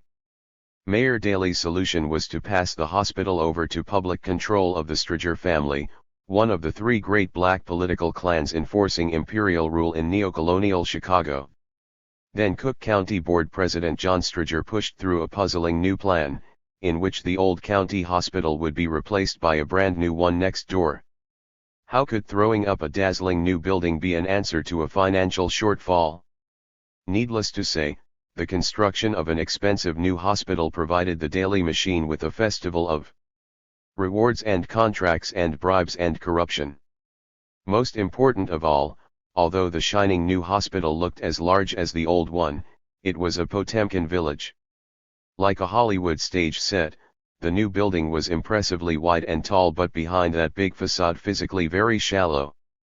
10 years ago the old Cook County Hospital held some 3,000 patients, with beds crammed into crowded rooms and some patients sleeping on gurneys lining hallways.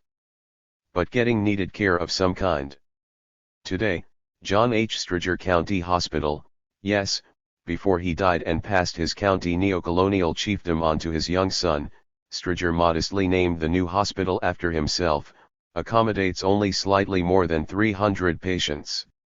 A wonderful 90% reduction in inpatient care for Chicago's primarily black and Latino lower working class without health insurance. Disposable people who don't need to be given hospital care at all, since their assigned role is to die when they can no longer usefully labor for capitalism. And since new buildings are costly, some specialty clinics were closed, breast cancer biopsies postponed for months, OB/GYN care cut way back, voluntary surgeries indefinitely postponed. The large general medicine clinic in the old Fontas building nearby was essentially closed to most new admissions. Crisis successfully dealt with in the liberal neocolonial way. Change we can believe in. The Striger clan awards itself and its friends high-paying jobs in new offices. Thousands and thousands of working-class women and men denied life or death health care. Through it all, one important man who was right there carefully did nothing and said nothing. But what family man can blame him? For Mayor Richard Daley and the Striger clan are among this man's nearest true kinfolks, his criminal co-conspirators. This guy is Barack Obama, of course. It isn't about Obama as just another corrupt and indifferent politician. It's about how the neocolonial destruction of one local hospital and the wall of lies covering it all up is a small window into a much larger ruling class strategy. We mean the systematic forced depopulation and razing of the black inner cities, one after another. While Obama was their representative in the state legislature, the Lawndale neighborhood had 57% of its adult male population under the crushing thumb of the neocolonial slave system in federal or state prison, local jail, on parole, or probation. A community as an open-air prison with no economy except the police-regulated drug trade and the auto homicide of black youth. With Obama as one of the well-paid deputy wardens. Also that the dangerous black lower classes can be killed off or dispersed away from the cities to the unwanted places, the margins of society. Always being moved on. Like what is being done to Palestinians today. And the large, complex, and fertile urban black communities themselves are destroyed, like the original Indian nations before them *, while in capitalism's eye the US empire's old center cities can become profitable white majority real estate of the future again. All of which couldn't be done without the raising of a whole new post-civil rights African American bourgeoisie to cover up and mislead the way. The class that Obama is now the poster child for, passing out the Kool-Aid with a warm smile on his face. In the past, even the Booker T. Washingtons had a connection to and a need for the survival of their black nation. Now, for the first time, there is an African American leadership class, whom some call the misleadership class, who have no common class interest with the black nation. Whether other black people live or die is only a tactical matter to them. They are out of there. This is a leadership that is being specially trained and chosen by advanced capitalism, of course. The lies and misdirection are far more than just Ponzi bonds and stolen pensions. What is an emergency is our need to orient ourselves in the crisis first of all. To seriously step up our political understand. A crisis for the capitalists is only great weather for us. Because revolutionaries were made for crisis. And thus our ability in the real world to help others make sense for themselves of a dramatically changing situation. A crisis for the capitalists is only great weather for us, because revolutionaries were made for crisis. This is our perfect environment, to move in the storm. It's exciting to see in the deepening crisis the things that radical theory has long analyzed. To use theory to trace the landscape that is coming into being. Because new groups of people are going to create unexpected movements with strategies and tactics that will surprise everyone. Count on it. And if this general crisis is going to last for many years, revolutionaries need to spend some time at the start to orient ourselves in the right direction. Right-wing protest against McDonald's in Belgium. Aryan politics and fighting the WTO. 2001, *. Don't watch the light, watch the cars. Light ain't going to hit you. Moms Mabley. There's been an illusion that opposing the World Trade Organization is by its very nature a left issue. That it's all really our party, naively thrown for us by those establishment types, those innocent social democratic officials of the AFL-CIO and all the nice global liberals and lobbyists. In this view, while some stuffed shirts may have disapproved of the ruckus and a Pat Buchanan or two may have awkwardly crashed our party in downtown Seattle, we were the action in an anti-corporation festival. As the poet said at another revolution, bliss it was in that dawn to be alive / but to be young was very heaven. Nice, but no cigar. The anti-WTO protests in Seattle were a radicalizing experience for many, on a tactical level. But on a larger scale, the left has unacknowledged strategic problems with this issue. To sum it up simply, we have the problem.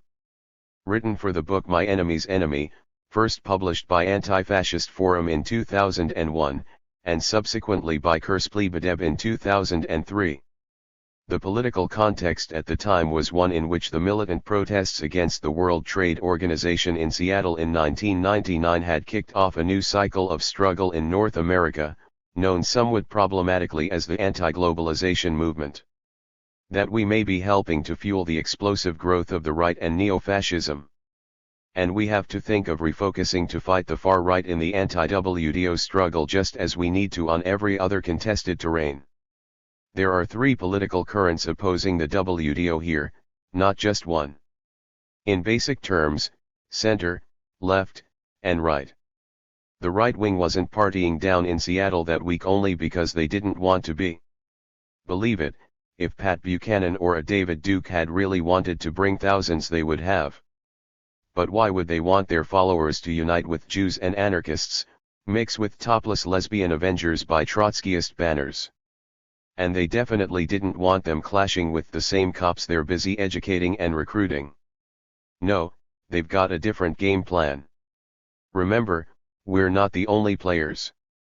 It wasn't the right that got wiped out during the 1980s, 90s, after all. That was the left, and today the revolutionary left has small groups of activists but no real social base in the US. While the right has a major social base out of the traditional settler culture, and is rapidly growing. And it's within that blood-warm environment that neo-fascist currents have clearly developed. Sometimes we unthinkingly misjudge the far right, seeing only the most visible, what infringes on our own world. Mentally ill shooters or small groups of headline freaks in drag. Those are only tiny flashes, glimpses of what might be coming. The first important fact about the right wing is that it is still not coalesced, but it is huge. Often they dominate the social dialogue in rural areas and small towns. They are a major political presence not only within the ranks of the police and military, but in school boards, talk radio, churches, even some unions and local governments. Again, they cannot be easily counted or measured because they are still uncoalesced. Kept diffused by various imperialist strategies in order to prevent their disruptive potential. How much potential can be seen by the fact that in the 1986 Louisiana election, 55% of the total white vote for U.S. Senator went to David Duke of Klan and neo-Nazi fame. Or the quiet use of steady, low-level, anonymous settler violence in Aryan regions to both eliminate sources of abortion and to end U.S. policing of public lands, i.e. the faint beginnings of a shadow government. That means even when the far right is not immediately present in person as they weren't in downtown Seattle at the ruckus and the tear gas, they have the massified subcultures to take advantage of and even symbolically appropriate our struggle as their propaganda to build their following. That's not a hypothesis, that's a fact, what they're now busy at. Even more easily because the establishment Social Democrats and liberals who run the anti-WDO campaign publicly welcomed highly visible right-wing participation in their coalition. Trashing Nike Town is always fine, any day of the year, but to think of only that while letting the racists in the front door, unopposed, says something. There is no question that the battle in Seattle touched a popular nerve. At times the protest unity on the streets hit the surrealistic mark on the meter. Not just hard hat steel workers, longshoremen, and teamsters marching with gay and lesbian groups, environmentalists and radical students, but AFL-CIO pork choppers loyal to President Clinton sounding like they'd hired Karl Marx as their speechwriter. Notably Ask Me boss Gary McContrey, who in Seattle's best-known quote shouted, "The system turns everything into a commodity. A rainforest in Brazil, a library in Philadelphia, a hospital in Alberta. We have to name that system, it is corporate capitalism." In such a rad atmosphere, it was only natural for Pat Buchanan's Aryan supporters to applaud as Amparo Reyes, a Mexican maquiladora sweatshop worker who has a 74-hour work week, shouted into the microphone, "Long live the Zapatistas." As far right, center, and left converged politically in Seattle. And what are the class forces clashing here deep below in tectonic plate?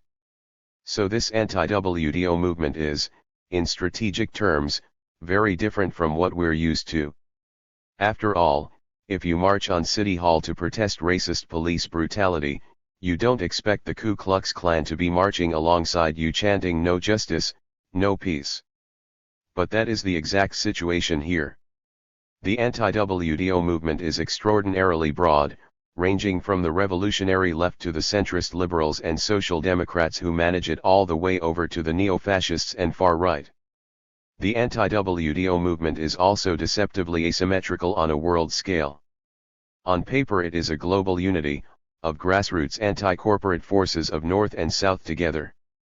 But the official anti-WDO campaign is as centered in the white metropolis as the transnational corporations they oppose, both sides heavily European and North American.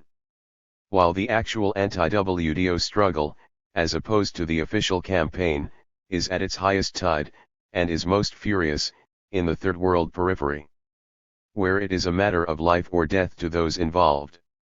That is, the class politics of opposing the WDO are asymmetrical. With the centrist anti-WDO forces in the metropolis being largely pro-capitalist, while much of the struggle in the periphery is anti-capitalist. As radical journalist Jagai Singh observes of the ongoing battles in India, here first quoting a union and women's rights activist in Madras. In Geeta's view, I think the American working class is worried about American capital going to the third world to exploit conditions there. She adds, that's an indirect fight. One group directly connected to the international anti-globalization movement is the KRRS, the Karnataka State Farmers Movement, representing thousands of peasant farmers in the southern state of Karnataka. In recent years, the KRRS has physically dismantled with iron bars a Kargil seed unit, trashed another office of the same multinational agribusiness, burned Monsanto's field trials of biotech cotton, and trashed a Kentucky Fried Chicken outlet in Bangalore. Their actions put in some perspective the recent debate about so-called violence against property in Seattle. This is one important aspect of the anti-WTO struggle, that it is a common front that allows activists in the metropolis to support the struggles of the militant peasants in India, the Zapatistas in Chiapas, or the Agani fighting both Shell Petroleum and the Nigeria military dictatorship. But we have to make certain that we're really doing that, and not just helping to rip off these struggles for pro-capitalist agendas here. While the official campaign against the WTO and the new global corporation economy has spread here, it arose earlier and is much stronger in Europe. In the London June 18 protest, after all, 10,000 protesters literally took over the city financial district, burning cars, violently forcing banks to close, and in general making Seattle look timid and respectable. And it was in France where the indignant farmer José Bove became a national hero for daylighting a McDonald's with his tractor. Far from icing him in prison, a French socialist government paid his airfare to march in Seattle as a celebrity ambassador of French economic nationalism. By contrast, you can try trashing an AT&T office in Manhattan in protest, and you can be sure that instead of a free deluxe trip to Geneva you'll be sitting in a cell in Rikers. In Europe, symbolic attacks on corporate property, farmers or truckers blocking highways, mass protest marches, and a sprinkle of black-clad anarchists clashing with riot police have been a normal part of the political landscape for years. And yet, the whole political landscape in Europe has at the same time throughout those years been shifting steadily to the right, with openly neo-fascist parties gaining a mass base in the millions unprecedented since World War II. Their violent emergence has monkey-wrenched the whole European political spectrum far to the right. How do we understand this new emulsion of mass protest movements against US imperialism and the transnational corporations being part of the same historical wave as the eclipse of the left and the re-emergence of neo-fascism as an alternative power? There is no issue that radicals have to unpuzzle more than this, because, like NAFTA and the WTO, it is coming to our neighborhood.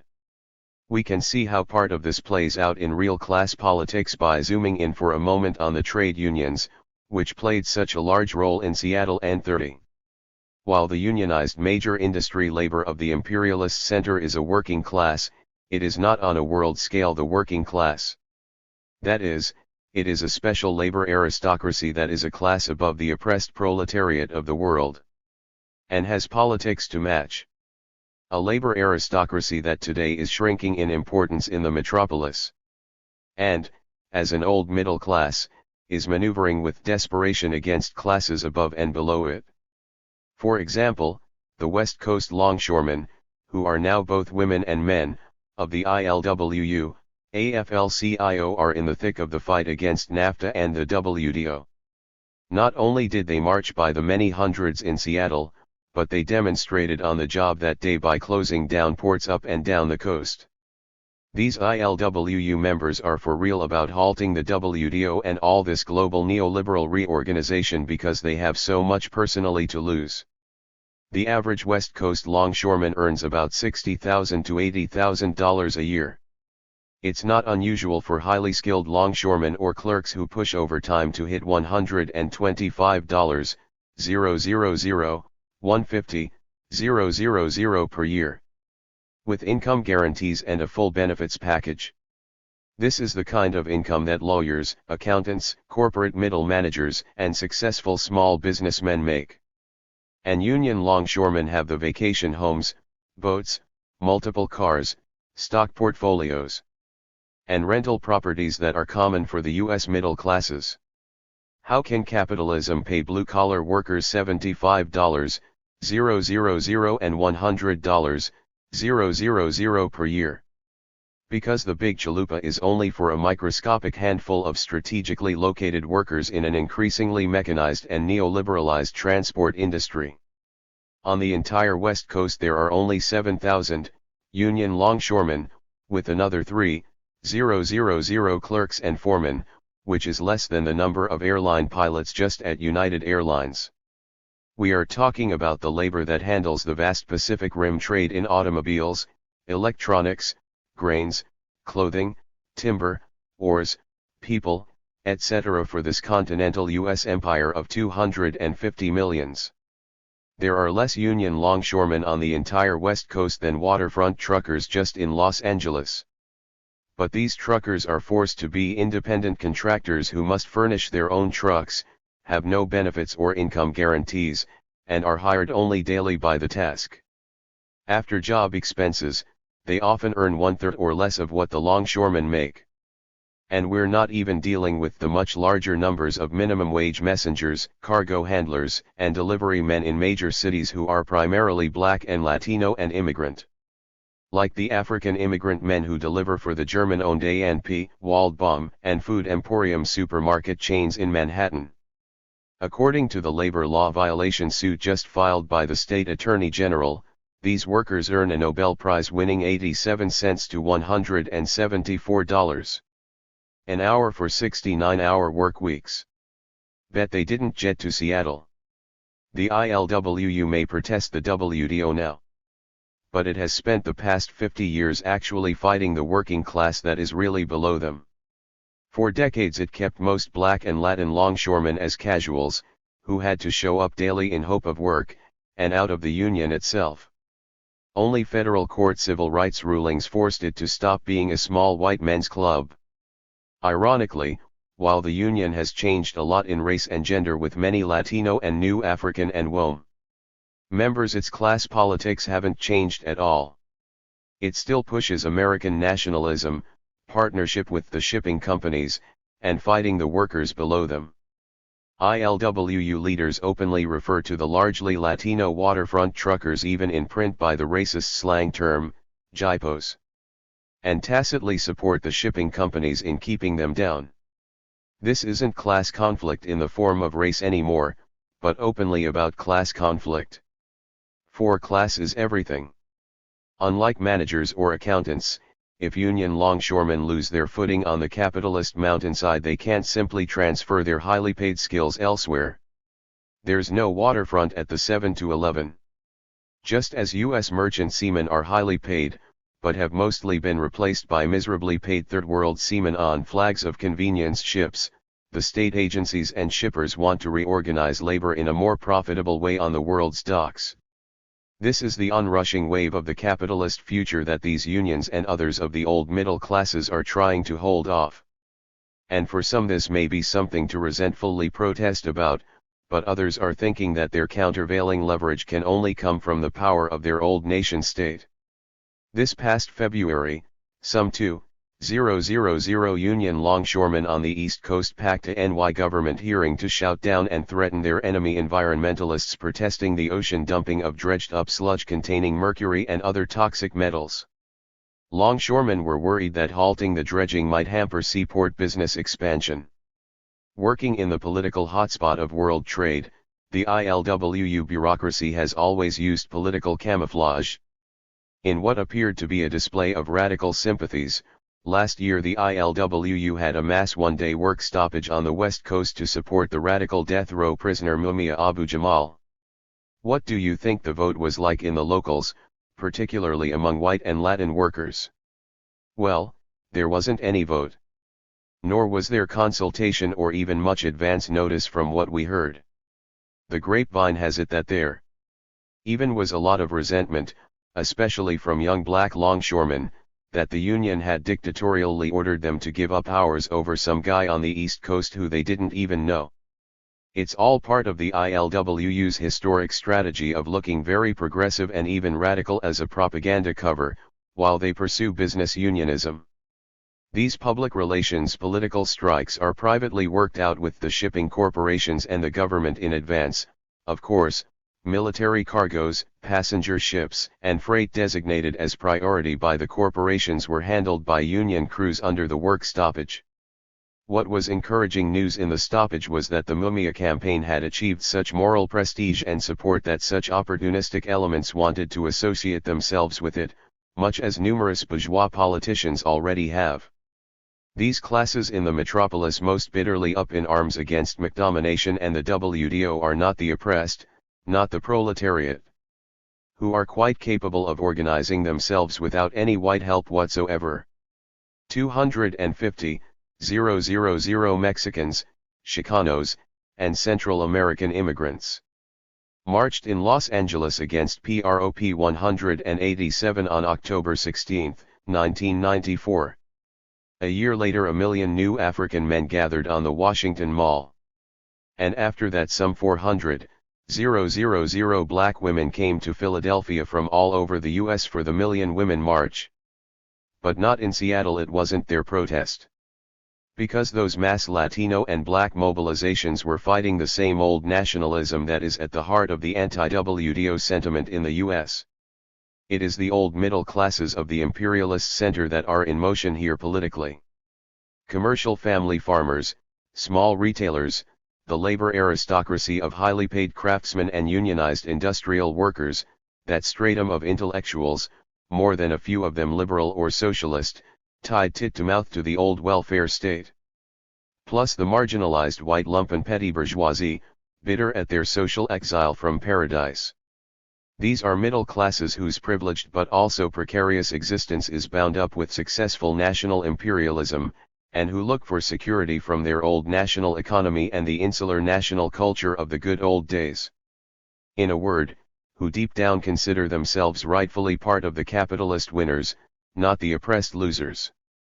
Don't forget that Oklahoma City bomber Tim McVeigh tried to be a career Army officer, while his comrade in arms Terry Nichols was a failed farm owner. Instinctively, the liberal managers of anti-corporate protest have understood this. Which is why the WDO protest managers have catered to nationalism and accepted neo-fascists as their allies. Just as the new right has understood how much this WDO issue is on their ground, based in classes that are sympathetic to their world outlook. This is not a matter of some intellectual line, some slogans, as the left dreamily thinks of as politics, but of what you kill for. And the far right is killing people. First a few, then more and more often, until they establish their unwritten Aryan law of what is to be normal.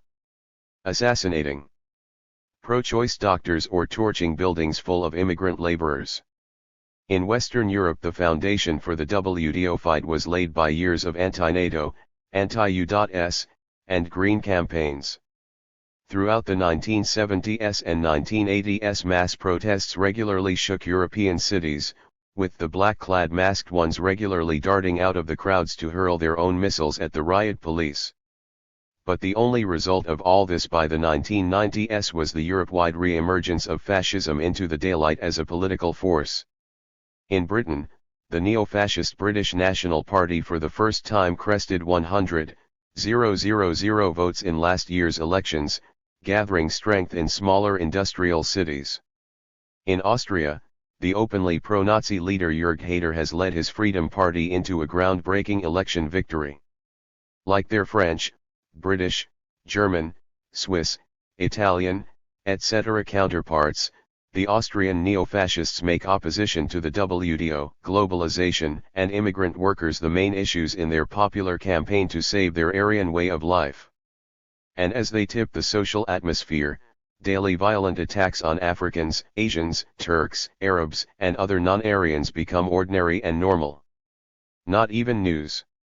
Just as it was in the segregationist U.S. South. In Berlin, which officially celebrates its postmodern capitalist multiculturalism, all Jewish synagogues and bidings are under constant 24/7 police guard. Because otherwise the resurgent fascist movement would torch them all. To say nothing of killing Jews. Which would be a big public relations embarrassment for postmodern imperialism's highly publicized German Jews who, The tacit understanding between the neo-fascist thugs and the police is that they concentrate on merely attacking people of color, less like a crime in Germany than a cultural activity, and the police let them proceed. There was more than a coincidental connection between the re-emergence of fascism and the politics of the earlier anti-NATO, anti-US, and environmental protest movements.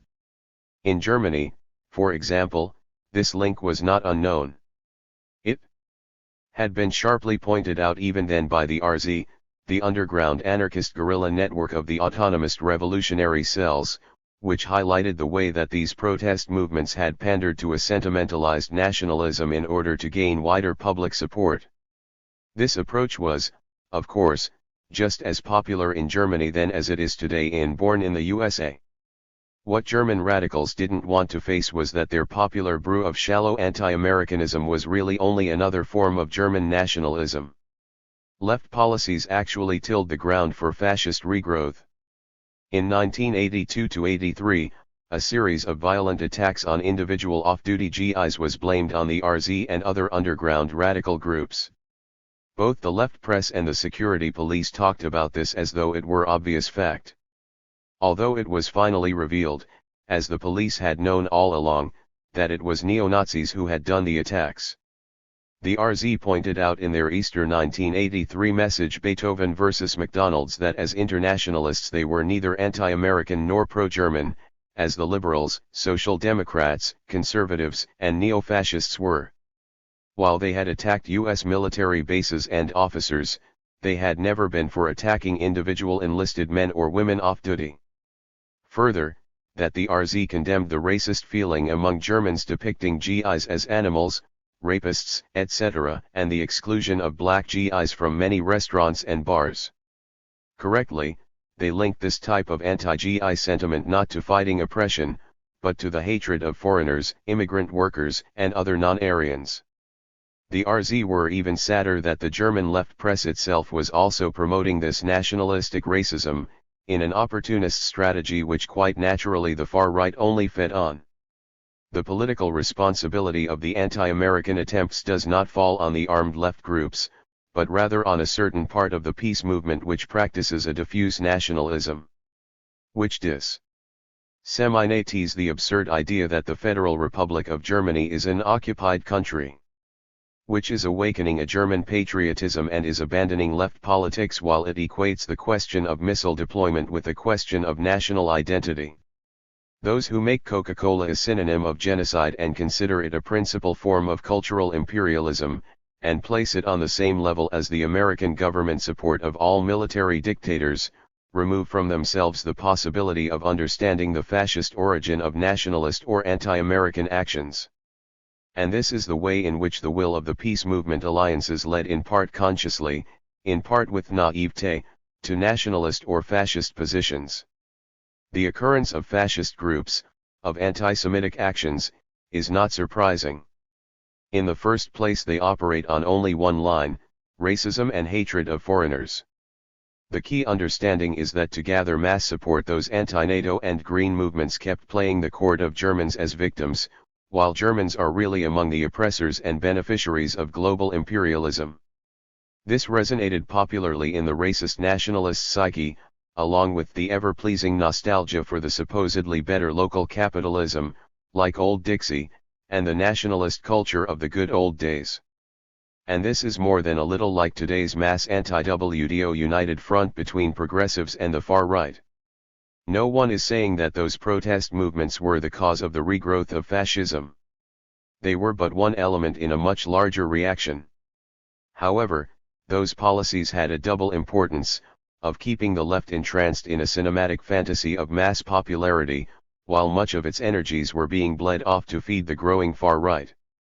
The issue of right-wing activity inside the anti-WTO issue has been raised already by the Dutch group De Fabel van de Illegal, the myth of illegality. De Fabel, which had been active in organizing early anti-WTO forces in the Netherlands, protested the Seattle organizers reaching out to the right wing in a grand white-on-white alliance. Mike Dolan of Ralph Nader's Public Citizen Lobby, who was the chief organizer of the Seattle mobilization, is quoted by DeFable as not only accepting the participation of but enthusiastically endorsing right-wing politician Pat Buchanan.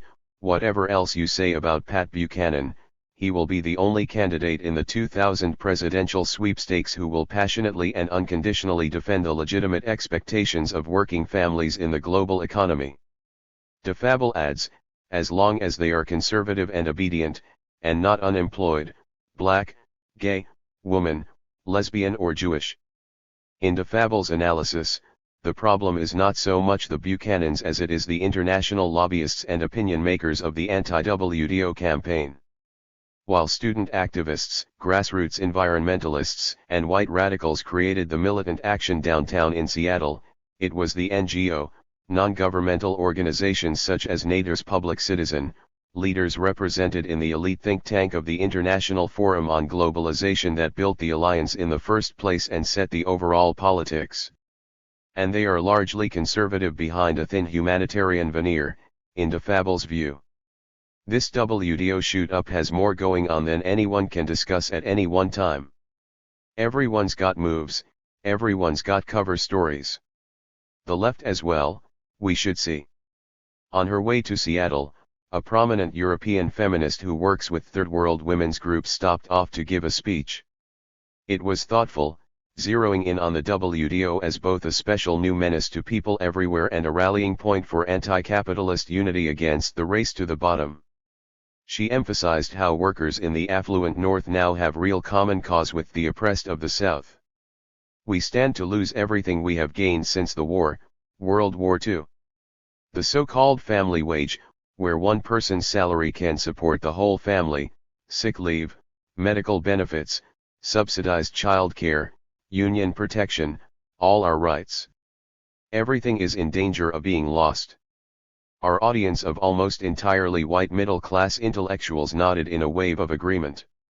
Afterwards, a woman comrade who at age 60 is a minimum-wage blue-collar worker, remarked angrily to me. What is she talking about? We stand to lose everything. I never had any of those things, and I don't have them now. Health benefits, child care, we don't have those things. Doesn't she know that? My entire life, as long as those white men with big union contracts got theirs, their big bucks, they never lifted a finger for the rest of us. My comrade spoke the truth that the political strategy of the middle classes try to conceal. Their we does not mean us. The anti-WTO campaign in the metropolis primarily represents the needs and desires of certain middle classes. A fact that both far right and left cover up with lots of populist talk, and lots of nationalism. It's paradoxical that a worldwide campaign that advertises internationalism is more like an alliance of little nationalisms. The Aryan grassroots appeal of a Pat Buchanan is only that of the old settler nationalism, of code phrases which they all understand to mean white people first.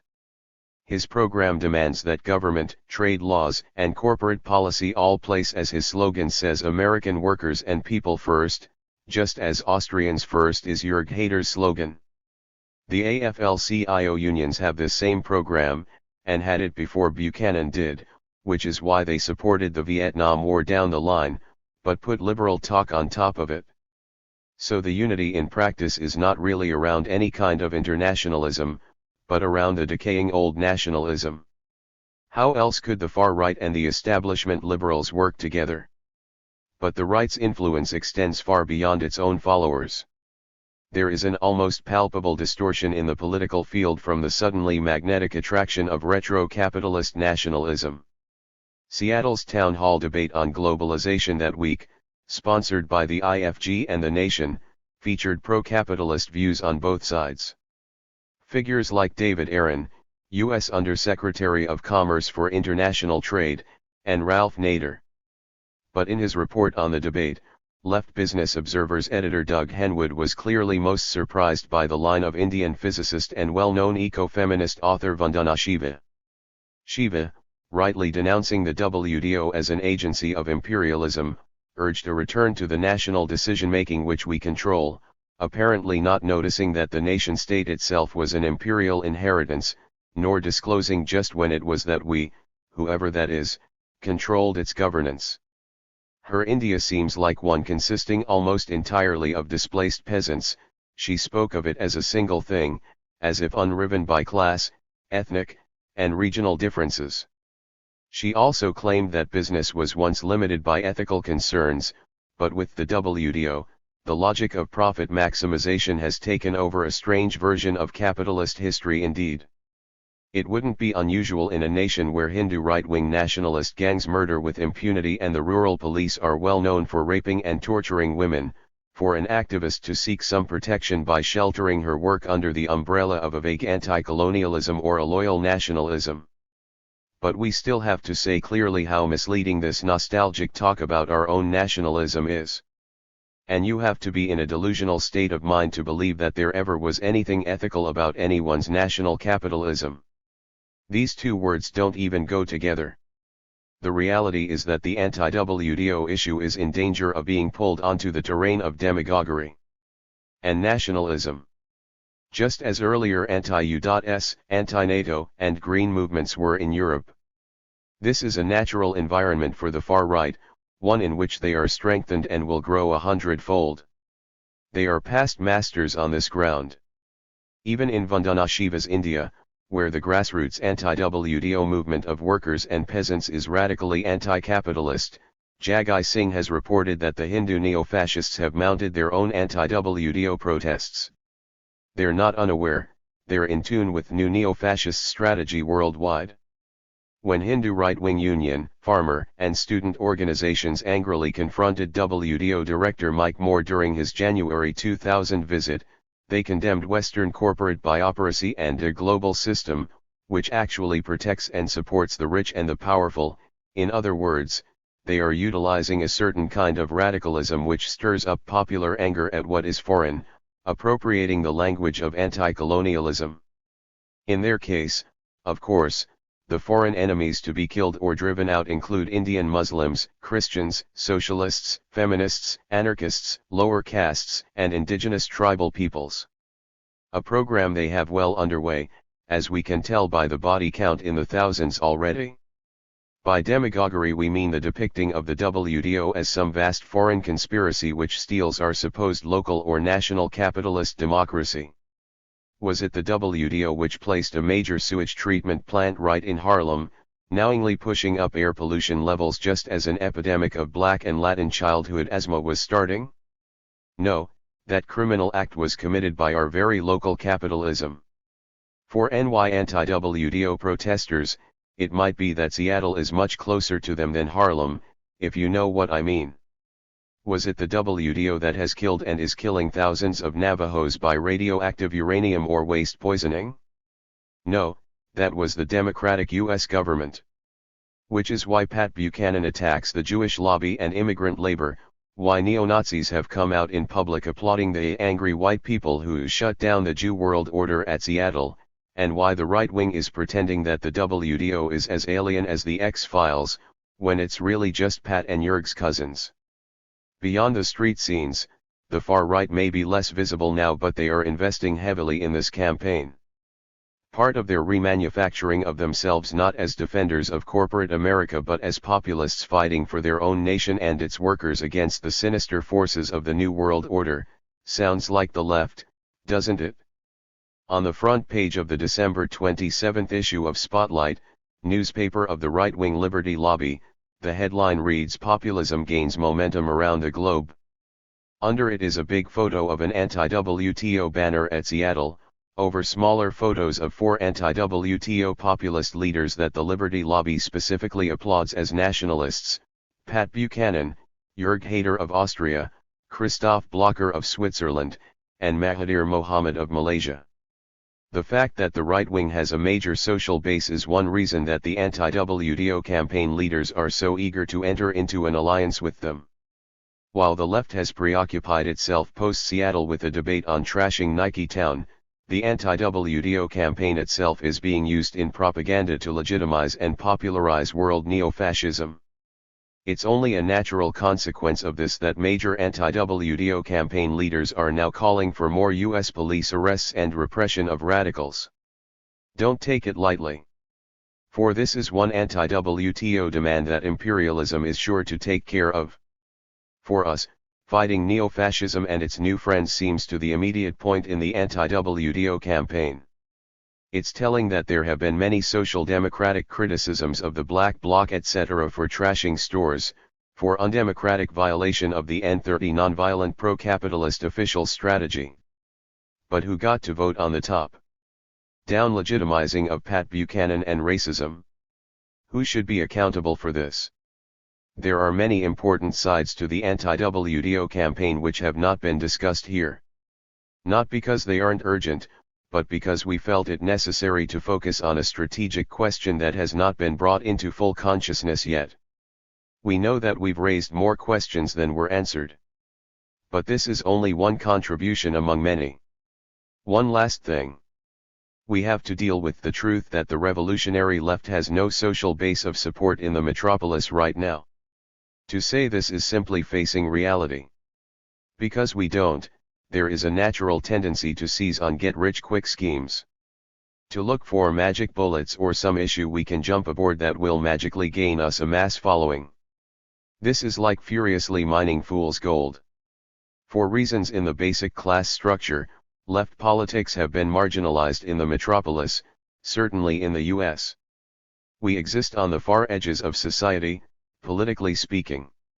This is not of our making, and is not even necessarily bad. In the world of Babylon, the oppressed are the ones who are marginalized, first and foremost.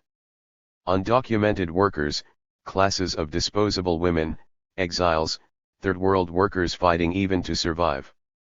The world's majority exists at the margins. And, like them, we are faced with our marginalization, and with the knowledge of how much we must transform ourselves and our own culture just to survive. The Green Nazi, an investigation into fascist ecology, 2007. Did the fall of the Führer Adolf Hitler and his Third Reich set back the cause of environmentalism by 100 years? Does healing Mother Earth of man's crude ravages require the world rule of the white race? These sound like only the delusions of a few neo-fascist boneheads, but they are questions to take seriously. If only because this type of ecological politics is held not just by a few fanatics but very possibly by millions of people. Surprising though it may be, this represents one possible future for insurgent green politics. Challenging usual assumptions that green politics must be progressive, the nexus of the radical right and white environmentalism needs to be re-examined. When we enter environmentalism from way on the other side, from the political far right, it gives us a view that is familiar but in a strange way. What comes into focus is just how blurred the line is between so-called green fascism and mainstream green politics and environmentalism. Green is a new fascist color. Fascists are far from indifferent to environmentalism. In fact, they believe themselves to be the true forefathers of today's green ecological concerns. For example, a letter to the editor published in the North Carolina Times in the year 2000. Back a few weeks Steve Stultz got all over a Mr. Darrell Beck for something he said about the Green Party and some possible Nazi connections. Anyone who wishes to research Germany's so-called green connections can read Blood and Soil, Walther Dahr and Hitler's Green Party, written by Anna Bramwell and published by the Kensel Press. The big difference between American Greens and Nazi Greens is that the Nazi Greens were a real item and the American forgery is a collection of phony tree huggers that squeal for conservation but at the same time squeal for open borders and unrestricted immigration. You can't have both, Mr. Stultz. Tom Metzger Fallbrook. Tom Metzger is, of course, the former National Ku Klux Klan leader who now leads war, White Aryan resistance. So did the fall of the Führer Adolf Hitler and his Third Reich set back the cause of environmentalism 100 years? Does healing Mother Earth of man's crude ravages require the world rule of the white race? With such vocal fans from the Klan and neo-Nazis, it's no surprise that the book Blood and Soil has been ignored by the left of center on the political spectrum. Equally forgotten is the book's subject, Nazi Minister of Agriculture R. Walther Dahr. Actually, this book is an important intellectual work that is full of surprises. The usual historians of the Nazi era criticize and condemn their subjects, but defiantly punching out to a different drummer. Blood and Soil plunges us into the biography of Dar as a peasant leader, whom the author passionately defends as a decent man and even as a pioneer of today's environmentalism. Nor is the author, Dr. Anna Bramwell, some fringe neo-fascist writer as her type of fans might lead you to suspect. She is the most prominent Western historian of ecological politics, and her subsequent study, Ecology in the 20th Century. A History, was published by Yale University Press and is widely assigned in college classes. At times Bramwell may sound like some neo-fascist in Blood and Soil, but her own very conservative politics are different. Like her Nazi hero, Dr. Anna Bramwell is now deeply involved in remaking the Eastern European frontier. She is currently the administrator overseeing environmental programs in Poland and the rest of Eastern Europe for the European Economic Development Fund. Not a fringe nutcase at all, but a mainstream capitalist environmental official, yet one who traces her ecological politics back to the Third Reich. The trail is getting warm. Remanufactured Aryan. R. Walther Dar got into environmentalism through his dual interest in both agriculture and ideology, since he was the most powerful peasant political leader in Germany in the 1930s. It really struck me that the persona reflects the ideology here. While Dar and other fascists were proclaiming how the tribal unity of the Aryan race was only natural, it was in fact so politically compelling in part because it was so completely artificial, manufactured to up-to-date specifications. Like offering teenage boys the chance to play roles in a real-life Star Wars. That's what Dar did, in effect. He remade himself into a peasant leader. Although he came from a quite prosperous merchant family.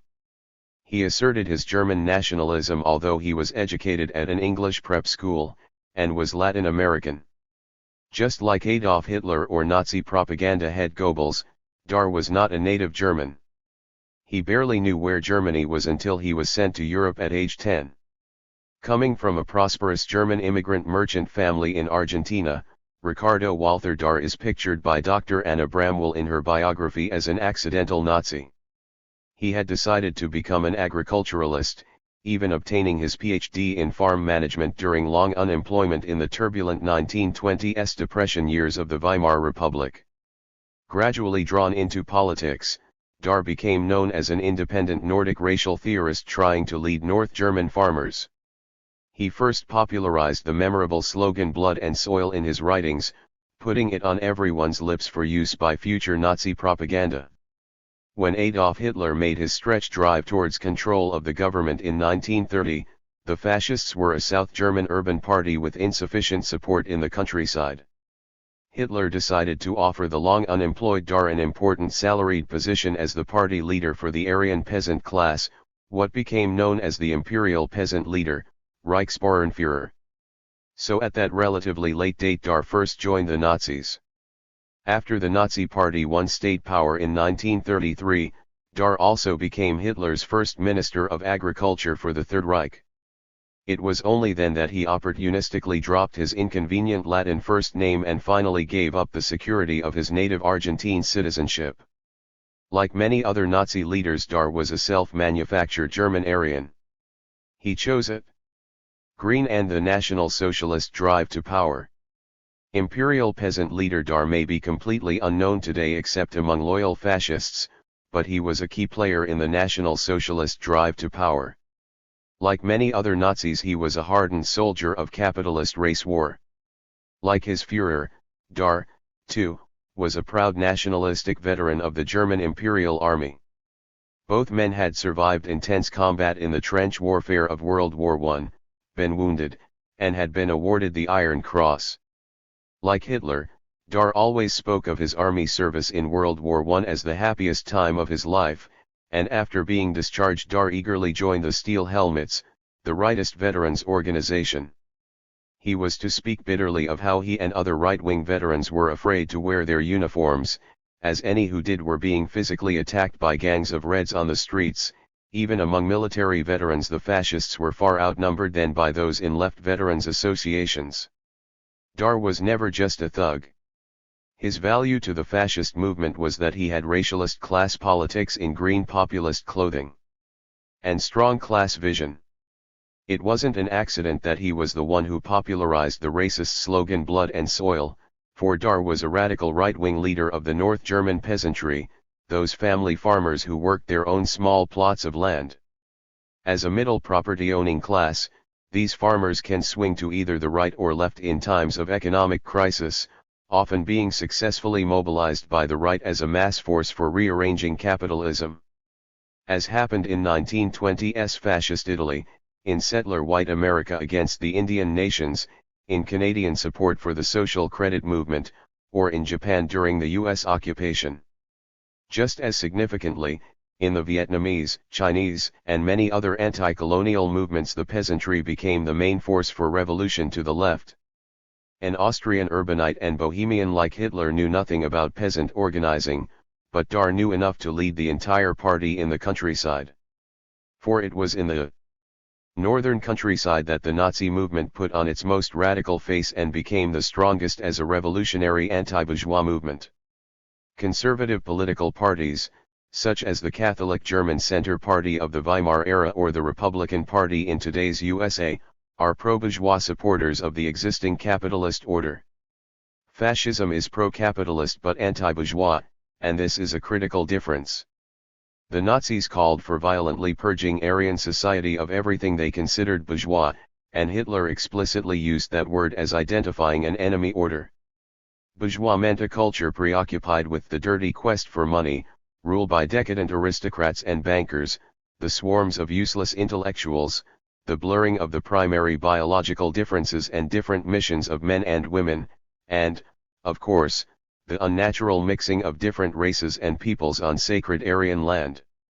Keep in mind that fascism didn't promote capitalists as icons or role models, but called for society to be ruled by a hierarchical statist caste of male warriors.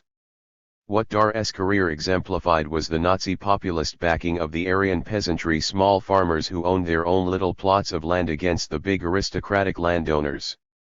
Of all the old classes, the one that Hitler and his fellow National Socialists had the most contempt for was the landed gentry and aristocracy, most particularly the Prussian Junkers. Not only did that class personify the inherited privilege that Hitler so resented, but as a class they had staffed the old imperial state. Especially the failed military leadership. Despite this, most aristocrats went over to the Nazis once they saw where things were headed. Eventually some 18% of the upper SS leadership were of the aristocracy.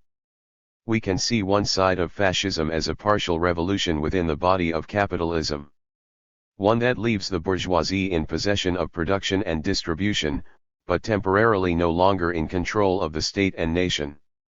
All during the rise of the Eurofascist movements in the 1920s and 1930s, the left dissed and dismissed them as pawns of the capitalist class.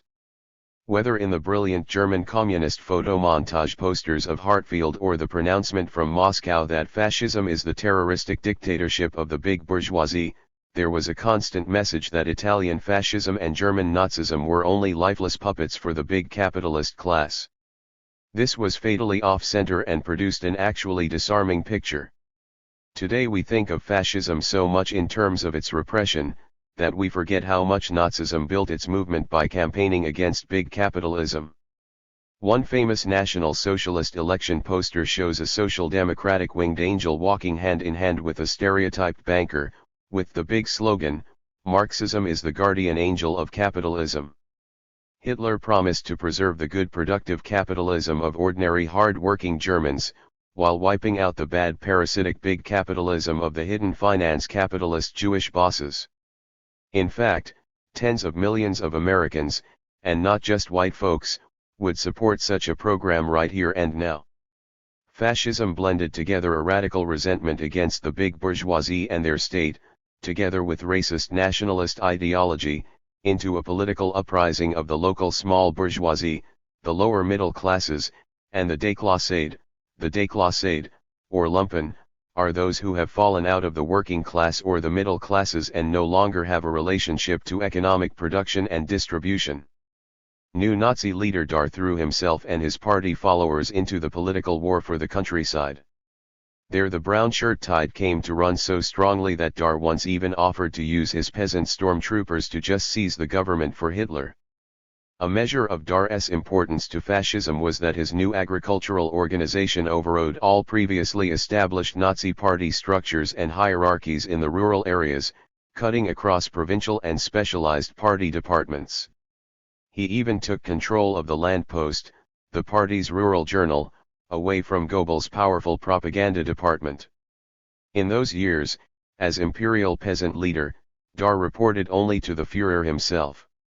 The North German countryside was already up in class war, and both Dar's military experience and his new biodynamic enthusiasm for organic farming served the fascists well. He had quickly built a farm network of party members and sympathizers, tied together by special rural organizers that he had trained in farm issues. Always Dar stressed both the ideological and the practical together. Improved yields through organic intensive farming, plus cooperative associations plus the vision of a neo-tribal Greater Germany, finally able to reclaim its supposed historic lands in Eastern Europe and Russia. The 1930s class war in the countryside had already reached the point of dynamiting government offices and rifle fire breaking up bank auctions of bankrupt farmsteads. Farm activists were receiving prison sentences, while half the farms were losing money. Even Red Communist organizing was winning supporters. Dar's crash party building program trained angry farmers to become Nazi public speakers for farmers' unions and cooperatives, but at the same time also experts on land settlement, fertilizers, insurance, debt management, livestock raising, and so on. Not just talk alone, but practical help and sympathetic class organization built the Nazi machine in the countryside. In December 1931, Dar's rural Nazis captured the elected presidency of the Landbund, the large farmers' union. This was just a taste of things to come.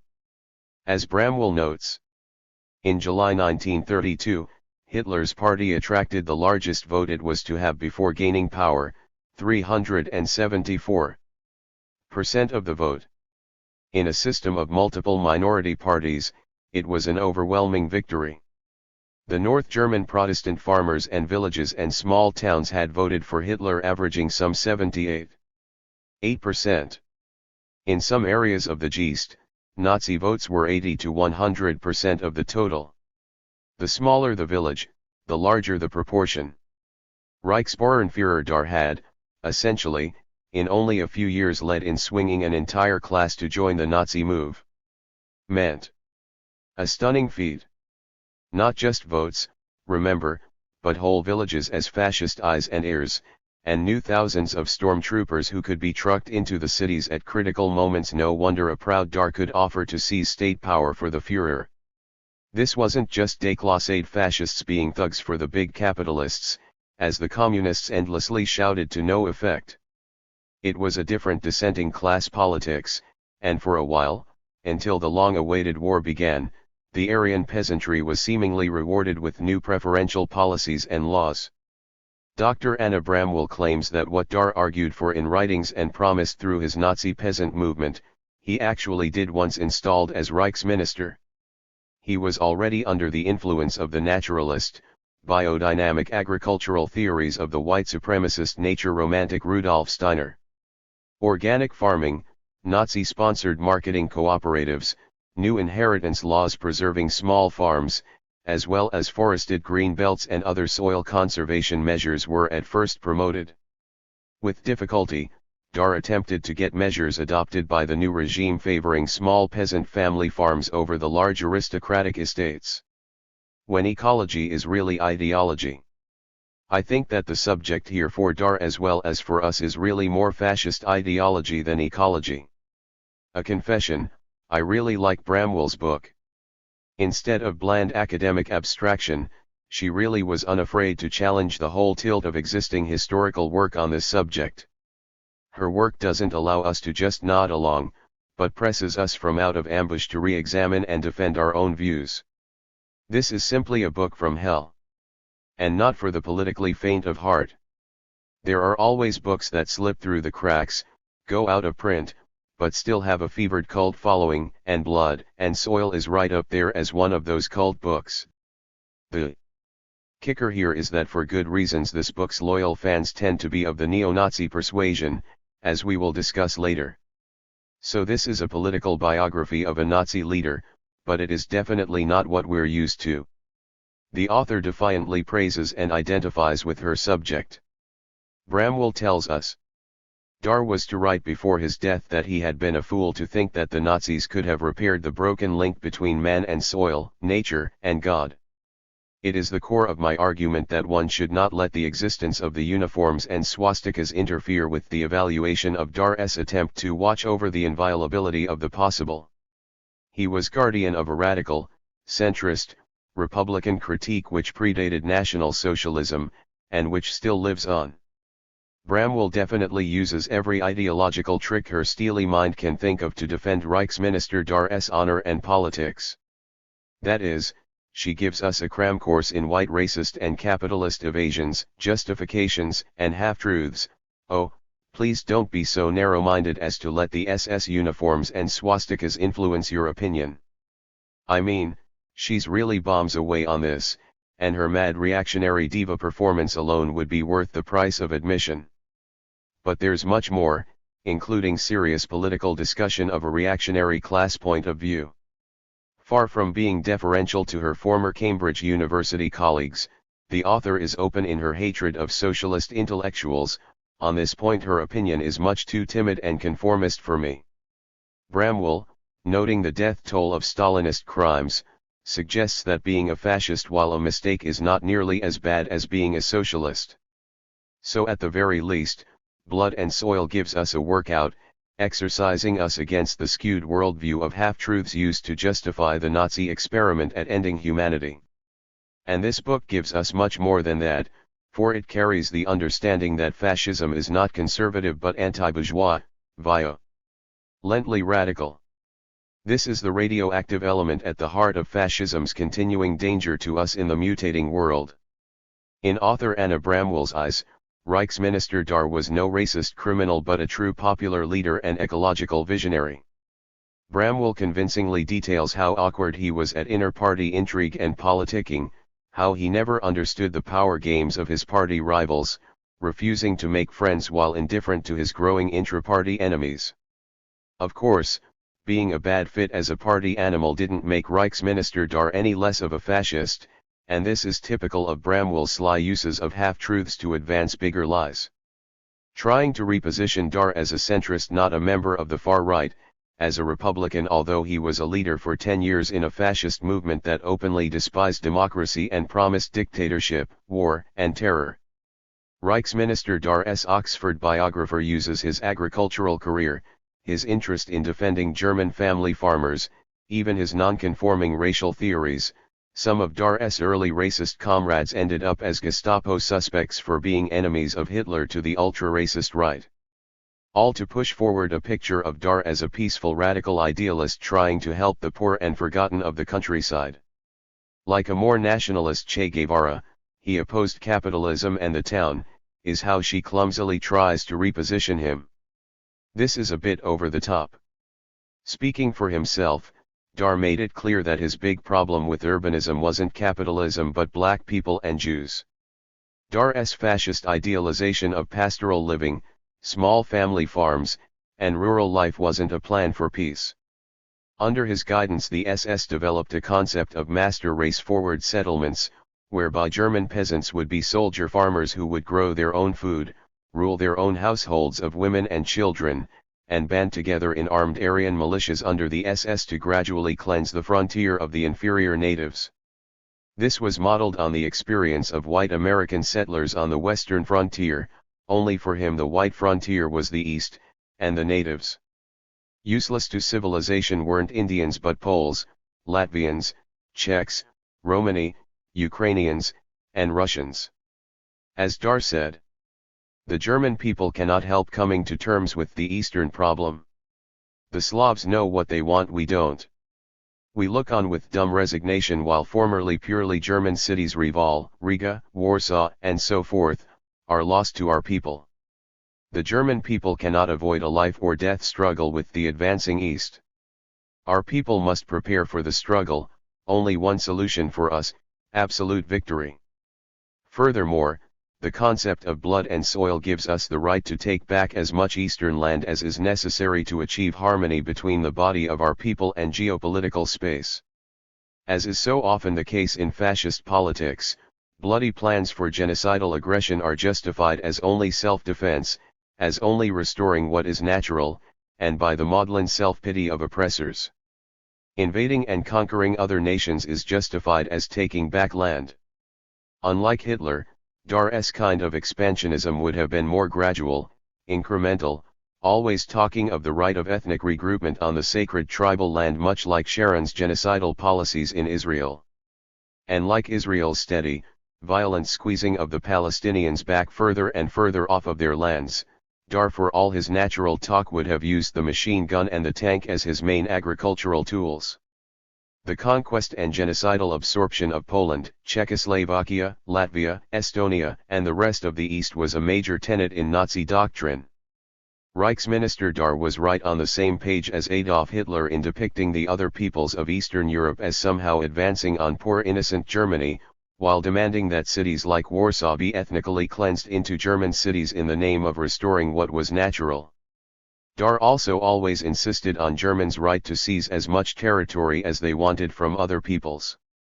So there was no real difference between Dar and other SS strategists such as SS Oberfuhrer Konrad Meyer, the author of the infamous General Plan East, which was approved by both Hitler and Himmler.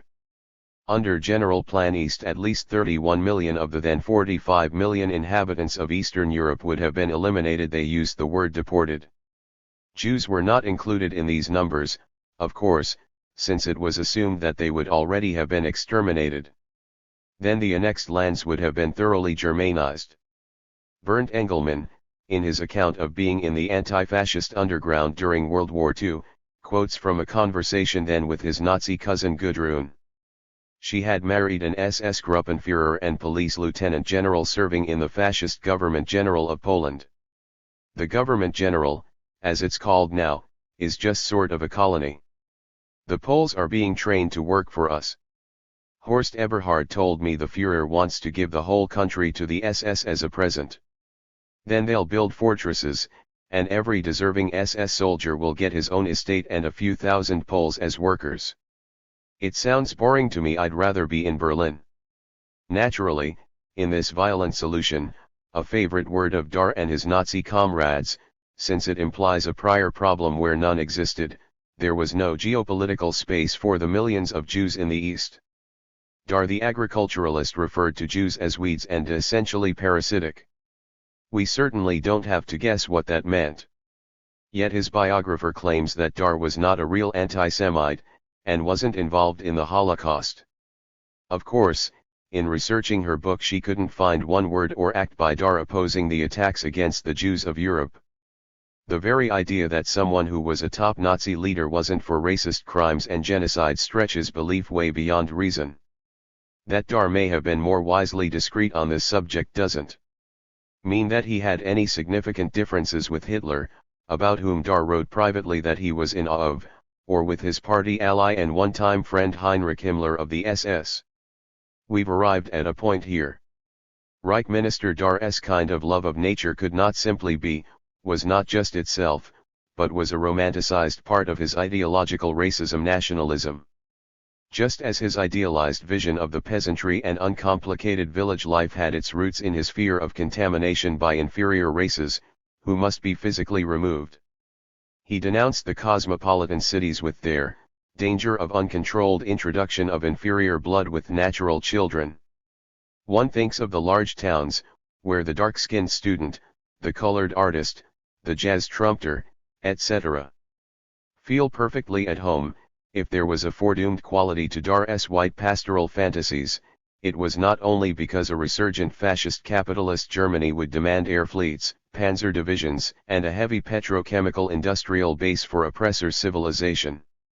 Even Dar's simple frontier settlements would have required an ever-present modern military, since the conquest of other nations, the enslavement and elimination of tens of millions was not going to happen without heavy resistance, too heavy for our macho Nazis to handle, as it turned out.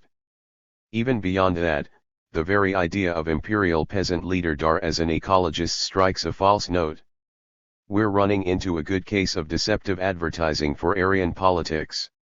It is telling that in this political biography, despite the subtitle, racism occupies a much larger place than ecology. For the simple reason that Reichsminister Dar's record on racist nationalist ideology was far greater than his record on ecology. Even leaving aside the reality that someone who wanted the military invasion of all Eastern Europe and the wholesale ethnic cleansing of cities like Warsaw, has a strange relationship to the word ecology. Dar advocated smaller, more carefully farmed family agriculture, using organic methods, not chemical fertilizers and pesticides, because it improved yields and peasant income, and decreased the relative power in the countryside of the upper-class landed gentry. Needless to say, it was also a policy thrifty with expensive imported petrochemical stocks. Germany had to import all of its oil. Hitler was delighted with this program, as he said, a good grain harvest was worth 22 divisions to him. Ricardo Walther Dar's supposed green politics were more in the category of husbandry, the careful and thrifty exploitation of man's resources, rather than any true environmentalism.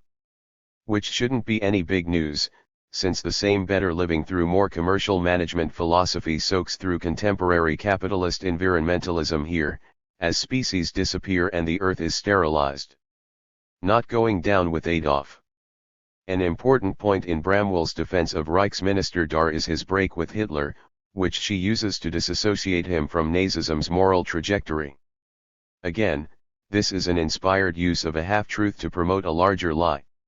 While she tries to picture Dar as naively principled, he ends up coming across as narrow-minded but shrewdly opportunistic, self-centered beyond loyalties to any movement or party. A number of early fascist leaders fell out with Hitler, but unlike Dar, most of them ended up being executed or else fleeing into exile. Reichsminister Dar ended up outsurviving not only many of them but the Führer himself, deftly stepping out of the way as his Nazi movement and their tank divisions motored off into the abyss. Reichsminister Dar quietly opposed Hitler's 1939 decision to go to war, making his views known within the top levels of the party, but only there. He was even more opposed to Hitler's later decision to invade the USSR, though of course not on moral or humanitarian grounds.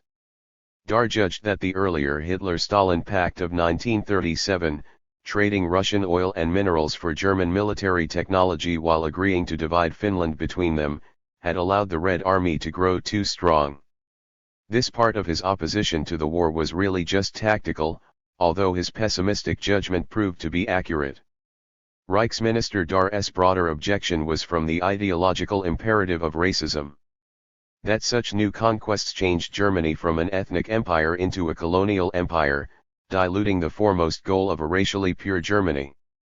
An immediately expanding empire and world war was forcing Germany to incorporate more and more non-Germans into its institutions. As an example of what he meant, by 1945 the majority of the elite SS soldiers were non. Dar, speaking at a Reich Food Society, Reichsnahstand, assembly under the slogan Blut und Boden, blood and soil, in Goslar, 1937. German, while 60 to 80% of the workers in various defense industries were non-German as well. Biographer Bramwell suggests that Dar was a reasonable racist nationalist, which she implies was good, while real Nazis like SS Chief Himmler were greater empire expansionists, which she implies was bad. I say, shoot them both and worry about the slight differences later. Just before he joined the Nazi Party, Dar wrote a pamphlet, Why Colonies?, which positioned him as one of the inner colony nationalists. They advocated redeveloping Greater Germany, including the eastern frontier, of course, racially as the alternative to unsuccessful Third World conquests. Even a large continental empire would inevitably mean that Germany's borders would include an unhealthy polyglot mix of different peoples. Here in the US, Pat Buchanan has the same point of view. While to Dar, Germany's future strength as a nation depended upon the purity of the possession of her territory by only those of the master race. As Bramwell puts it, the basic difference between Dar and Himmler was that Dar was a racial tribalist, and Himmler an imperialist with romantic racial overtones. It's hard not to laugh when reading about a basic difference like that. Bramwell breaks a sweat finding ways to describe Dar's fascist racism in a positive spin, with neutral-sounding labels. Just as she repeatedly interprets Dar's racism as only defensive. She writes, Dar's position seems to have been that he was a political anti-Semite, and felt no personal animus towards particular Jews. Many of Dar's attacks on Jews were because he associated them with democracy. It's nice to know that he didn't mean anything personal in helping to create the Holocaust. In the early 1930s, Dar was a powerful ideological force within the developing party. Both in public writings and in inter-party struggles, Dar fought for ever more racist thinking as the determinant of all policy. That he considered the 1930 Nazi Party as not dedicated enough to master race politics gives you an idea of exactly how racist Dar was. While Hitler was a fantasy Aryan, Dar was a hardcore Nordicist, a believer in an imaginary Nordic superior race of tall blonde-haired men that inhabited Scandinavia and North Germany. In their view, the short dark-haired South Germans and Austrians, such as one Corporal Adolf Hitler, were at best of mixed blood and not true members of the master race. Dar never abandoned these views but did soft-pedal them once he joined the South German-based Nazis. Reichsminister Dar dismissed his hated rival Goebbels, the party propaganda czar, as not being up to scientific racial thinking. Dar's main personal friend and ally in the party hierarchy was none other than SS Chief Heinrich Himmler. In those early years the brown shirts of the SA, Sturmabteilung or stormtroopers, were the mass paramilitary arm of the party, the street fighters, while the black-clad SS, Schutzstaffel or security squad, were growing from being Hitler's small elite bodyguard into a future ideological military caste, the very heart of the Nazi subculture. Imperial peasant leader Dar was also simultaneously a top SS officer, the first chief of the SS Race and Settlement Office. He was one of the ideological godfathers of the SS, having helped mold the young organization. It was Dar who introduced the idea of regular SS classes on racist theory, and, in 1931, he convinced SS Chief Himmler to make racial examination of all prospective brides of SS men a mandatory requirement. The idea of mass racial examinations of women is hard to explain as green politics, but this fetish about women's biology was an obsession of Dar's, and many other Nazi pervs as well. It was not as an environmentalist that Dar was best known then, but as one of the most extreme and controversial racial theorists. The 1920s and 1930s was a time when eugenics, that racist pseudoscience, was riding high in Western capitalism. Dar added his voice to those arguing that the white master race had to be rescued genetically by calling out not only the contamination of other races but inferior whites as well. Parents should leave defective children to die, as wild beasts do. Even his own children if necessary, Dar said. All German women should be subjected to racial heredity examinations, and graded into different categories regulating marriage and childbearing. Men, he believed, could prove their racial soundness by their achievements, but since he believed that women could have no achievements to judge, their childbearing value to the master race could only be determined by physical examination and tracing their family background. This, too, was preserving the natural environment according to Dar. Privately, Dar had asserted that even his own children were not 100% master race enough in their heredity. But, he added, if his wife, whom he had abandoned to marry someone younger and much wealthier, worked hard enough at their children's racist upbringing, they could at least grow up to be satisfactory German citizens. No wonder that some other rightist nationalists sneered at what they called Dar's chicken breeding mentality, while he was hated by more than a few nationalist women. Contrary to what his faithful biographer claims, there is a direct connection between the vanguard racist sexist ideology spread by Dar and others, and the gas chambers at Auschwitz. By 1939 Dar was only a figurehead minister in a tailored black SS uniform. Hitler hated to change his cabinet ministers in public, so let Dar stay on as a figurehead sitting in an isolated office, while his deputy became the real minister. Even the Allied War Crimes Tribunal after the war decided that he'd been out of the loop, and Dar ended up escaping the hangman's noose, serving only 5 years in prison. In his cell he still received mail from German farmers requesting advice or help addressed to Minister Dar. For his biographer, this triumphantly confirms that he did nothing wrong. A more searching interpretation might be that the Allied powers were indifferent to genocidal fascist politics per se. Remember that British Prime Minister Winston Churchill had even publicly expressed his regret that Mussolini had sided with Germany instead of allying fascist Italy with Britain and the US. Charged initially with many crimes, Reichsminister Dar ended up being convicted on only one charge, that of expropriating hundreds of thousands of Polish and Jewish farmers. Kind of like being part of the group that attacked the World Trade Center but getting sentenced only for illegally double parking at the airport. Turns out, not too surprisingly, that being a Nazi cabinet minister was less criminal to world capitalism than driving while black on Highway I-95. Survival of the fittest? Paradoxically, the Nazi movement believed itself to be in harmony with nature, even with all its intoxicating, shouting, clanking, hierarchical mechanical subculture and snappy film set costumes. Of course, by nature fascists didn't recognize an ecology with complex interaction and interdependency of all the myriad life forms. Fascists tried to own nature as their own capitalist ideological property, and Nazism in particular projected its own ruthlessly mechanistic class agenda onto the natural.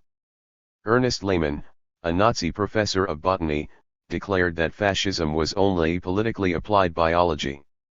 They saw a hierarchical food chain, a ceaseless conflict of stronger predators upon weaker prey, as the perfect metaphor for their own terroristic political economy.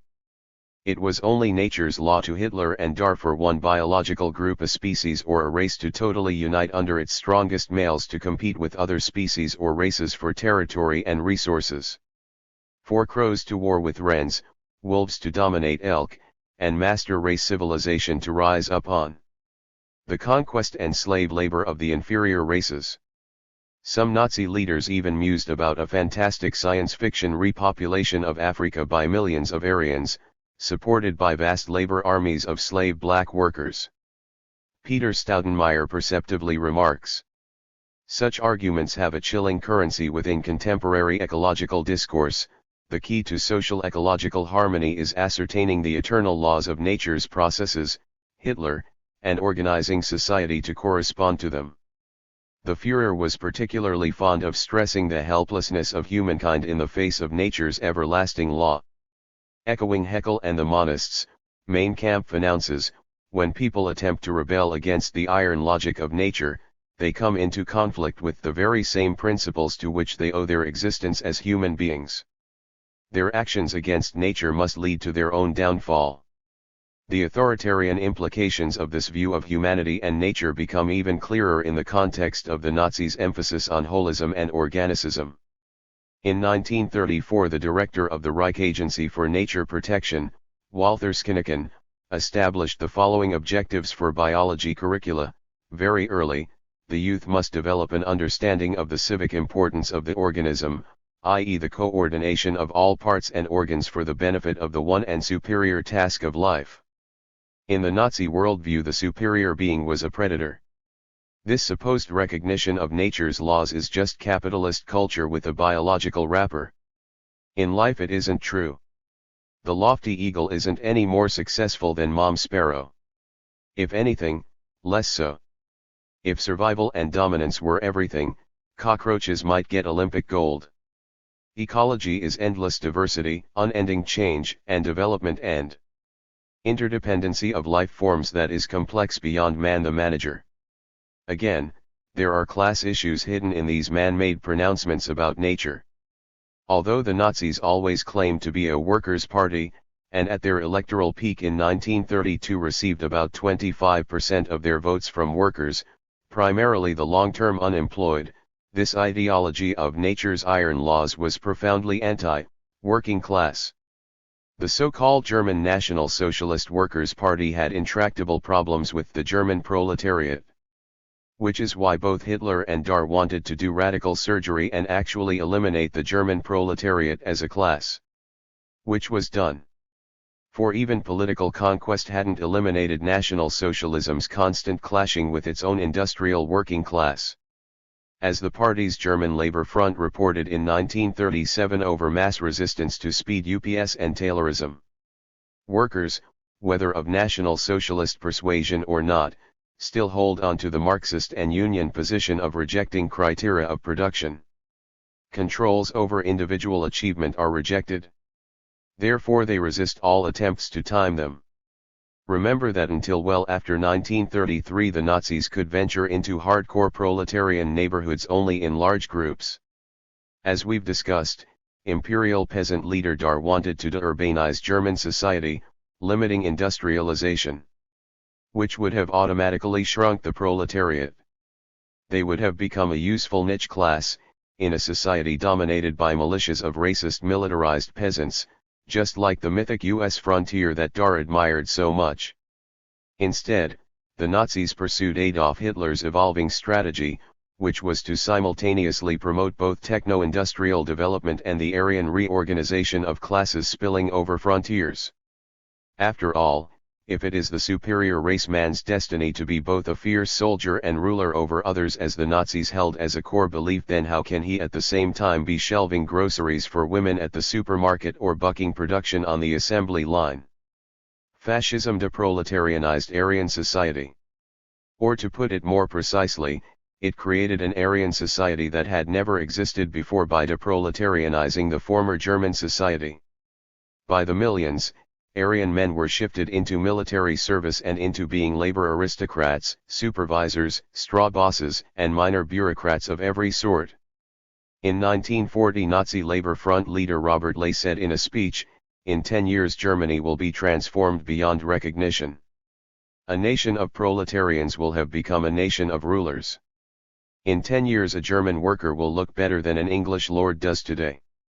The new proletariat that started emerging was heavily made up of involuntary foreign and slave laborers, and despite Nazi ideology about women's natural place in the kitchen and nursery was largely becoming a proletariat of women. Nazi slave labor is seldom dealt with in its class reality. Usually it is mentioned as a side effect of the Holocaust, or as a short-lived desperate measure of a tottering regime facing military defeat on all fronts. The truth is that it was much more than that. Slave and semi-slave labor was a necessary feature of mature Nazi society. If Hitler had been successful, slave labor would have gone on for his entire lifetime and beyond. Even conquered Eastern Europe and Russia, in official Nazi plans, would gradually have given way to the spread of vast Aryan-owned agricultural estates, whose rural proletariat would have been involuntarily furnished by the inferior races. By 1941 there were 3 million foreign and slave proletarians at work in National Socialist factories, farms, and mines. Coincidentally, the SS, which had only 116 men at its first public display at the July 4, 1926, party rally at Weimar, the USA and the Nazis celebrate the same founding holiday, had also grown to 3 million. Soon the overrun territories of Europe and the East provided over 4 million more slave laborers for Nazi industry and the war machine, the majority of whom were used up, consumed, that is to say killed, in accelerated capitalist production. The fascist class structure that had cloaked itself in nature was revealed to be bizarrely artificial. Nazism's peculiar class structure was parasitic as a mode of life. One history sums this up. The regime's increasing use of concentration camp and foreign forced labor made the working class more or less passive accomplices in Nazi racial policy. The first recruits were unemployed Polish agricultural laborers, who were soon accompanied by prisoners of war and people abducted en masse from cinemas and churches. These were then followed by the French.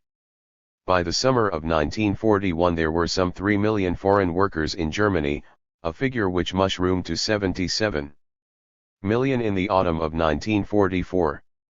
A high proportion of these workers were either young or female. By 1944, a quarter of those working in the German economy were foreigners. Virtually every German worker was thus confronted by the fact and practice of Nazi racism. In some branches of industry, German workers merely constituted a thin, supervisory layer above a workforce of which between 80 and 90% were foreigners. This tends to be passed over by historians of the labor movement. Treatment of these foreign workers was largely determined by their racial origins. Broadly speaking, the usual hierarchy consisted of German workers at the top, West workers a stage below them, and Poles and Eastern workers at the lowest level. This racial hierarchy determined both living conditions and the degree of coercion to which foreign workers were subjected both at the workplace and in society at large. Dar's early friend and collaborator, SS leader Heinrich Himmler, knowing the distance they were pushing their own cadre to mutate, urged them on in unmistakable terms. The SS man is to be guided by one principle alone: honesty, decency, loyalty, and friendship towards those of our blood, and to no one else. Whether other peoples live in plenty or starve to death interests me only insofar as we need them as slaves for our culture, for the rest it does not interest me. Whether 10,000 Russian women keel over from exhaustion in the construction of an anti-tank ditch interests me only insofar as the ditch for Germany gets finished. We will never be savage or heartless where we don't have to be, that is obvious. Germans are after all the only people in the world who treat animals decently. If someone comes to me and tells me, I cannot dig these anti-tank ditches with children or with women, it is inhuman, they will die on the job, I must say to him, you are a murderer of your own blood. This is like a criminal investigation, where digging up the basement of a suburban home suddenly unearths a jumble of bodies. We started with Green Nazi R. Walther Dar and the claims for his ecological pioneering. Yet, step by step, we followed a corridor until finally we turn a corner, into the ecology of a slaughterhouse, and a capitalism temporarily given seeming paranormal strength by the radical resection and fusion of race, class, and gender. Green Nazi tip of the capitalist iceberg. R. Walther Dar and other rightist green politicians could be significant to new generations of neo-fascists, and not only because they give fascism a plausible claim to being the forefather of today's ecology movement. Far from being a political innocent, Dar was if anything even more developed about his racial supremacy than Hitler, and was certainly more practical and strategic. Who knows, if his views had prevailed maybe the Nazi Party might still be ruling Western Europe today. His rural settler strategy is in tune with much of the white racist far right in the US. No small coincidence, since like Adolf Hitler himself, Dar used the US white settler western frontier as his genocidal model. It all pushes us to check out what words like green, nature, ecology, and peasant mean in our politics. First of all, capitalist culture has always exemplified social Darwinism, using a manipulated model of nature to justify its hierarchical class civilization as merely natural. Hitler, Dar, and the other Nazi ideologists were just the most glaring tip of the iceberg. John D. Rockefeller built the Standard Oil petromonopoly not only by business guile but by fraud, bombings, arson, and the violent repression of both Indian land rights and workers' unionism. Yet, he always justified his success as Hitler did his genocide, by stressing how it came about in accordance to nature's laws. The growth of a large business is merely survival of the fittest, Rockefeller once said. The American beauty rose can be produced in the splendor and fragrance which brings cheer to its beholder only by sacrificing the early buds which grow around it. This is not an evil tendency in business. It is merely the working out of a law of nature and a law of God. Peter Staudenmeier and Janet Deal, in their valuable study Eco-Fascism, Lessons from the German Experience *, use phrases like untrustworthy and grave error on the rare occasions they discuss Bramwell's book. They gently say that her grave error in judgment indicates the powerfully disorienting pull of an ecological aura. This is an interesting kind of polite misstatement, this claim that Bramwell's defense of Dar's politics comes from her sympathy with his environmental vision. No, it's the attraction of his racist class politics that has so magnetized her to the big white supremacist refrigerator. People's moral disorientation doesn't come from anything ecological. How? Can it?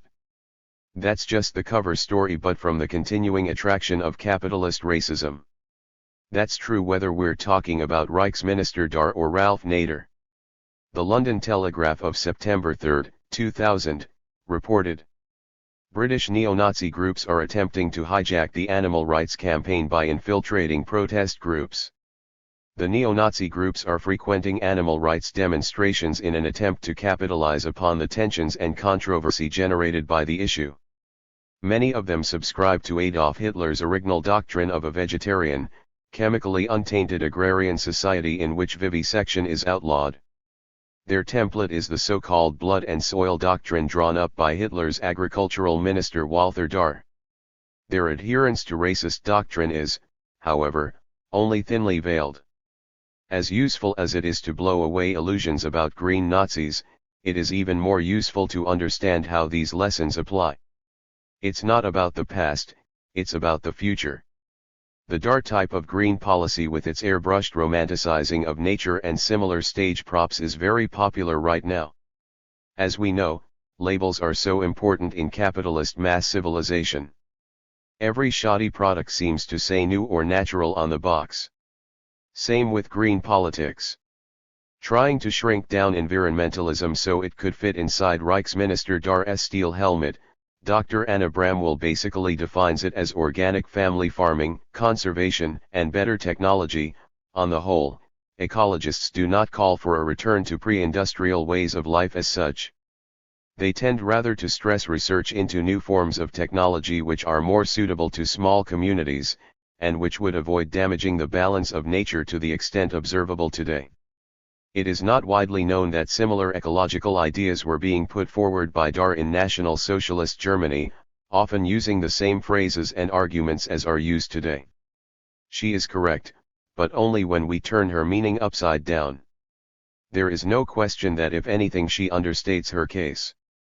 Led by Dar and Hitler, the Third Reich was the first European nation to make cruelty to animals a crime, to set up forested green belts and other anti-erosion measures, to push organic small farming as the main form of agriculture. Side by side with the high-tech military of millions of soldiers. This is the pattern that U.S. green politics are only following. The Nazi Party certainly had a much better record on ecology than U.S. President George W. Bush and his administration have. Certainly the Dar wing of the Nazi movement were pioneers. The question is, pioneers of what?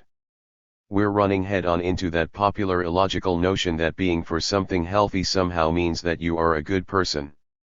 Adolf Hitler himself was a veritable Olympian of all the healthy and natural, not only a vegetarian but one who used alternative healthcare, who ordered cigarettes stripped from his soldiers' ration packs, and who passed the first laws banning experimentation on animals. Kind of like, don't experiment on animals, use Jews and Romani. And don't smoke while you do it. The Nazi policies were the very model for the modern capitalist industrial commercial environmentalism that's the mainstream of today's green politics. Which is why Germany's Green Party voted for approval of the US invasion of Afghanistan, and why America's Green Party has been working with far-right white supremacists. And their environmentalism isn't much better. Theirs is the kind of boutique environmentalism that trims around the edges of the huge global capitalist machinery. Well-intentioned though it might be for some, it is essentially a fraud. Small organic farming is good in itself but only a sand grain lost in the global landslide of ecological destruction that capitalism has unleashed. The mass dying of coral reefs and frogs and certain marine and bird species, the suburban cementing over of the landscape, disappear.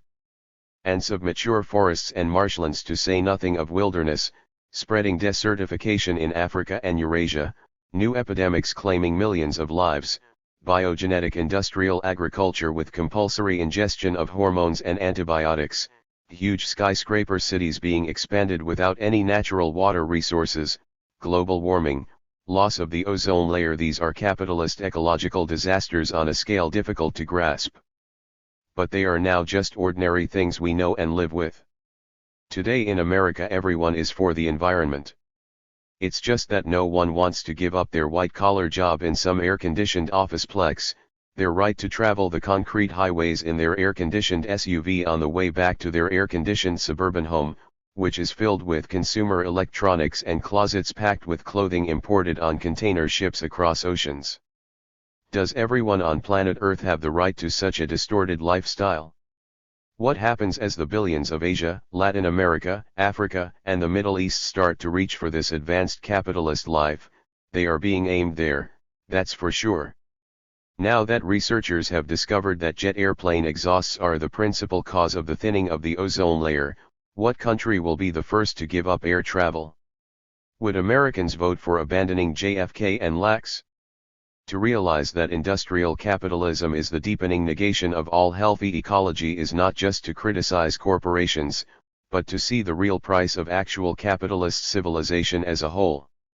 Those who do see this great threat and act on it suddenly find themselves labeled as enemies of civilization.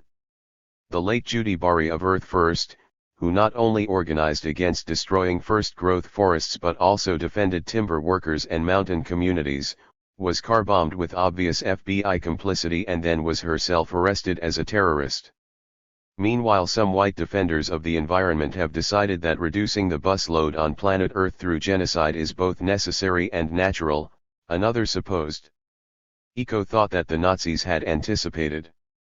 These are small but dangerous trends in a world where genocide has become an unspoken social tool.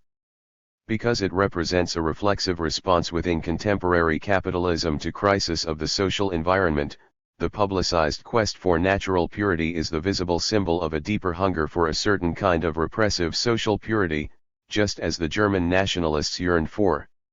Many people in Tokyo or Aspen or Vienna support these kinds of ideas, but they don't have anything to do with nature. Just as some of the wealthy backers of today's anti-globalization movement want an advanced capitalist metropolis that is like a green parkland with all the dirty basic industry and agro-production pushed out to the slums of the third world periphery. The big house and the field, only to global scale. The eco-writer Edward Abbey, author of The Monkey Wrench Gang and the literary saint of the white radical ecology movement, was well known for his opposition to big corporations and their government. Less publicized was his dislike of blacks, Latinos, and Indians, though he did put a Tonto figure or two in his stories, whom he thought had to be limited and controlled by whites in order to protect the holy wilderness. Like his fellow Aryan eco-writer, Reichsminister Dar, Edward Abbey wanted the militarization of the national borders to prevent the lesser races from immigrating. He was sincere in his subjective love of the wilderness, but politically it was a facet in his overall racist nationalism.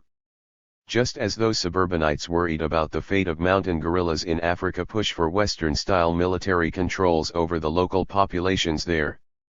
Fortress America's foremost Green politician is Ralph Nader, Washington consumer advocate and the Green Party's presidential candidate in the 2000 elections.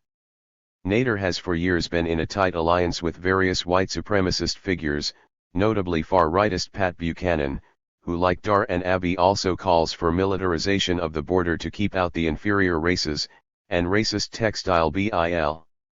Lion-heir Ralph Milliken. One fruit of that well-paid alliance was the election of George W. Bush, where Nader 6% of the Florida vote schemed off enough liberal votes to help hand the right wing of the Republican Party the presidential election. Because of his green image, Nader could win support for a covered right-wing agenda of nationalism, economic protectionism, and white supremacy from environmentalists and even old left groups. This is being written in part for generations that have no experience with fascism as a mass happening, or with violent government repression, for that matter. We should be thoughtful about who we work with, whose campaigns we are supporting. Whether it's the environment or anti-globalization or anti-racism, criticizing some obvious evil is easy for anyone to do. And sometimes masks disturbing agendas that orbit around the most reactionary aspects of capitalism. When we remember that Dr. Bramwell, an admirer of Hitler's Green Party, is one of the foremost environmental administrators in Europe, we can see a trend. Supposed green concerns that are really romanticized symbols growing out of a variety of regressive capitalist politics. The ongoing class struggles between oppressor and oppressed are the deep structures of politics, and even the ecological concerns which seem at first so simple can only be acted on in this context. Human self-liberation from oppression is the prerequisite for saving the earth. White riot against busing, South Boston, 1975. When race burns class. Settlers Revisited, 2000. Solidarity. In the early 80s you wrote Settlers, Mythology of the White Proletariat, a book which had a major impact on many North American anti-imperialists. How did this book come about, and what was so new about its way of looking at things? J. Sakai. Settlers completely came about by accident, not design. And what was so new about it was that it wasn't inspiring propaganda, but took up the experience of colonial workers to question how class really worked. It wasn't about race, but about class. Although people still have a hard time getting used to that it isn't race or sex that's the taboo subject in this culture, but class. Like many radicals who struggle as organizers, I had wondered why our very logical class unity theories always seem to get smashed up around the exit ramp of race. At the time I'd quit my fairly isolated job on the night shift as a mechanic on the railroad, and was running a cut-off lathe in an auto parts plant. The young white guys in our department were pretty good.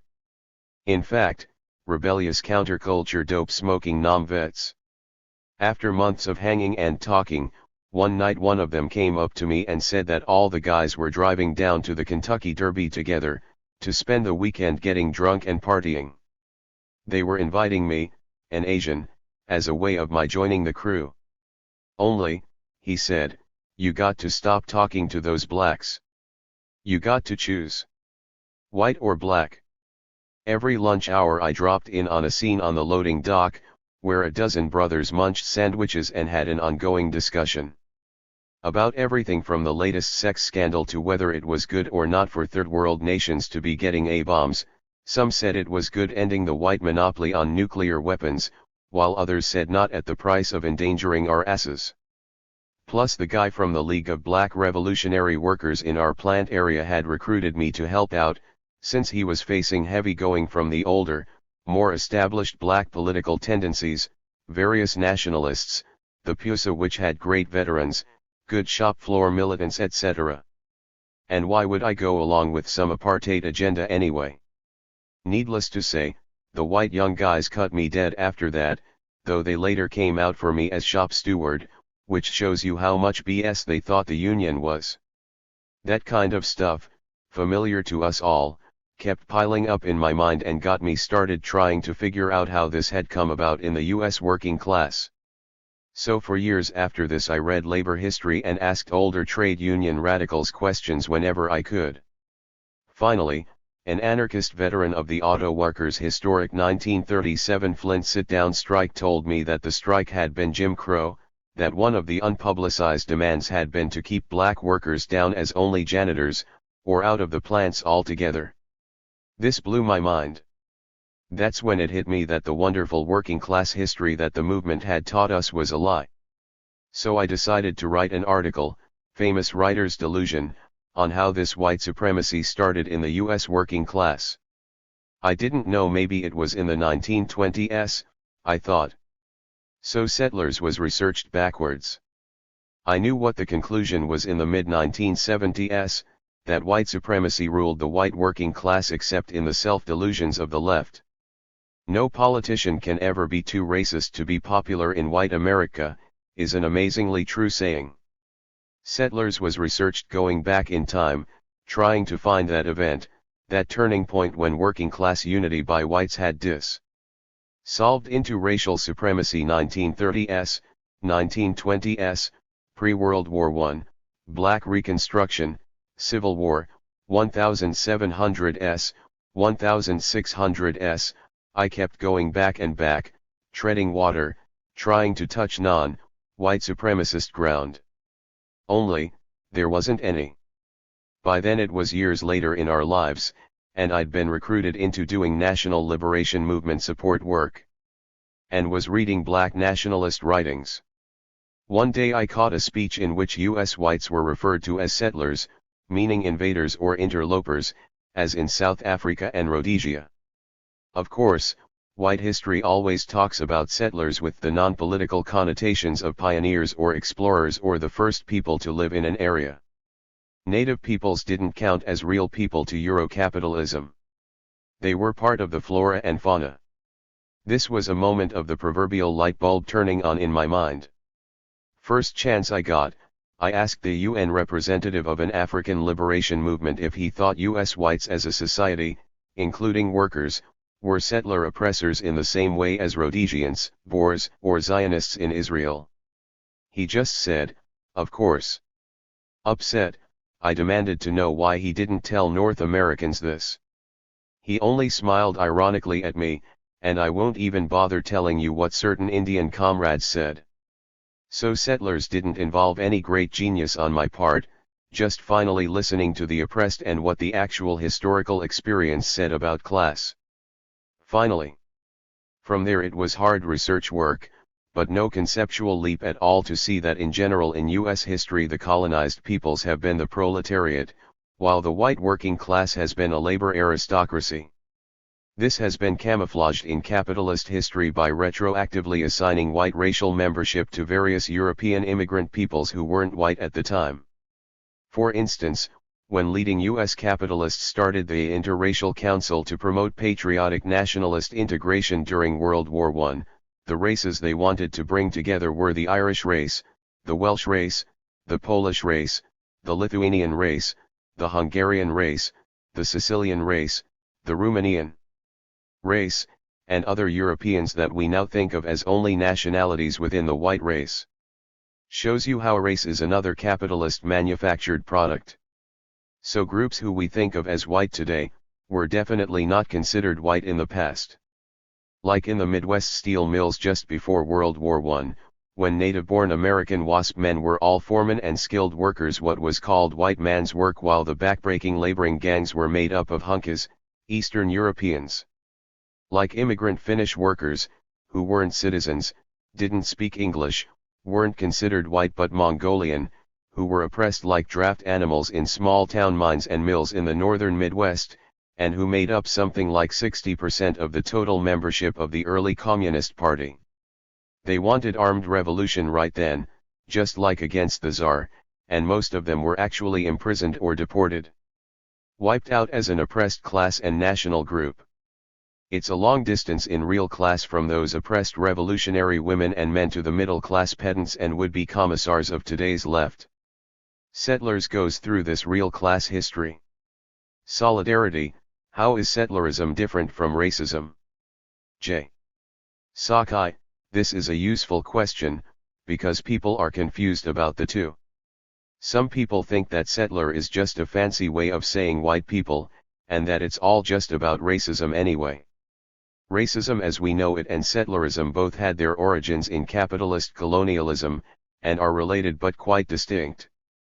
Settler colonial societies started as invasion and occupation forces for Western capitalism, social garrisons usually in the Third World, as Western capitalism expanded out of Europe into the Americas, Africa, and Asia. Racism as we experience it today didn't exist before capitalism, which is why many revolutionaries see rooting out the one as requiring rooting out the other. To Europeans before modern capitalism, the most important races were what we would call nations.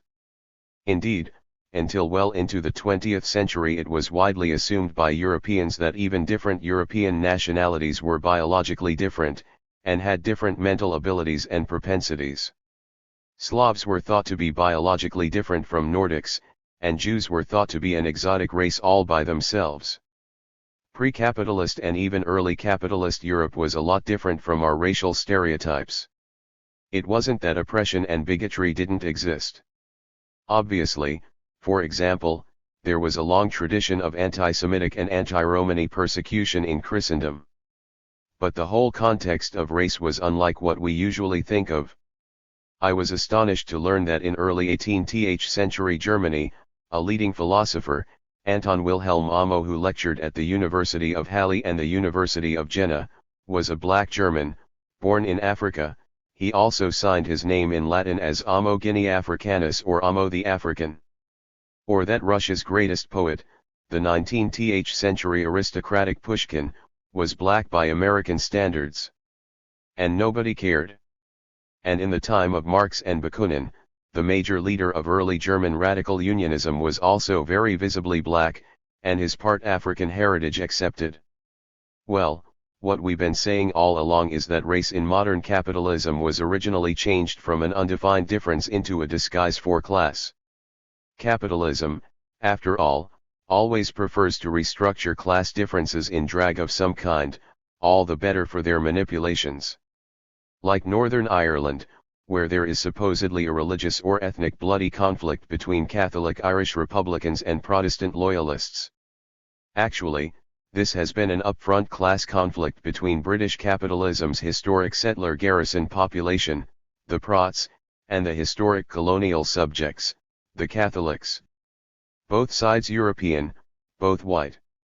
The Northern Ireland Protestant settler working class has always had relative privilege, including the best jobs. Sound familiar? Belfast's traditional blue-collar big employer, the Harland and Wolff ship yard, had always been so dominated by Protestant settler workers that the shipyard union called a pro-imperialist political strike in the 1970s, closing down the yards, to oppose granting any democratic rights at all to Irish Catholics. Now, of course, the obsolete shipyards are going out of business, and a globalized British imperialism has much less need for their loyal unionist servants. The Orangemen settlers in Northern Ireland have hated the Irish with just as much crazed viciousness as white US workers hate the oppressed. Irish revolutionary Bernadette Devlin McAliskey picked up on this same comparison in real class when visiting the US in the 1970s.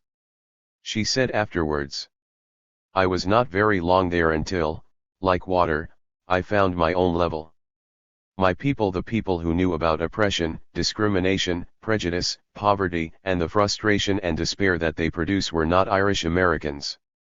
They were black, Puerto Ricans, Chicanos. And those who were supposed to be my people, the Irish Americans who knew about English misrule and the famine and supported the civil rights movement at home, and knew that partition and England were the cause of the problem, looked and sounded to me like Orangemen. They said exactly the same things about blacks that the Loyalists said about us at home. In New York I was given the key to the city by the mayor, an honor not to be sneezed at. I gave it to the Black Panthers. So settler colonialism usually has taken racial form, but it doesn't have to. In fact, one of the newest examples, the Chinese capitalist empire's Han settler occupation of Tibet, is all Asian. What we never should lose sight of is that these may be socially constructed differences, but they are real.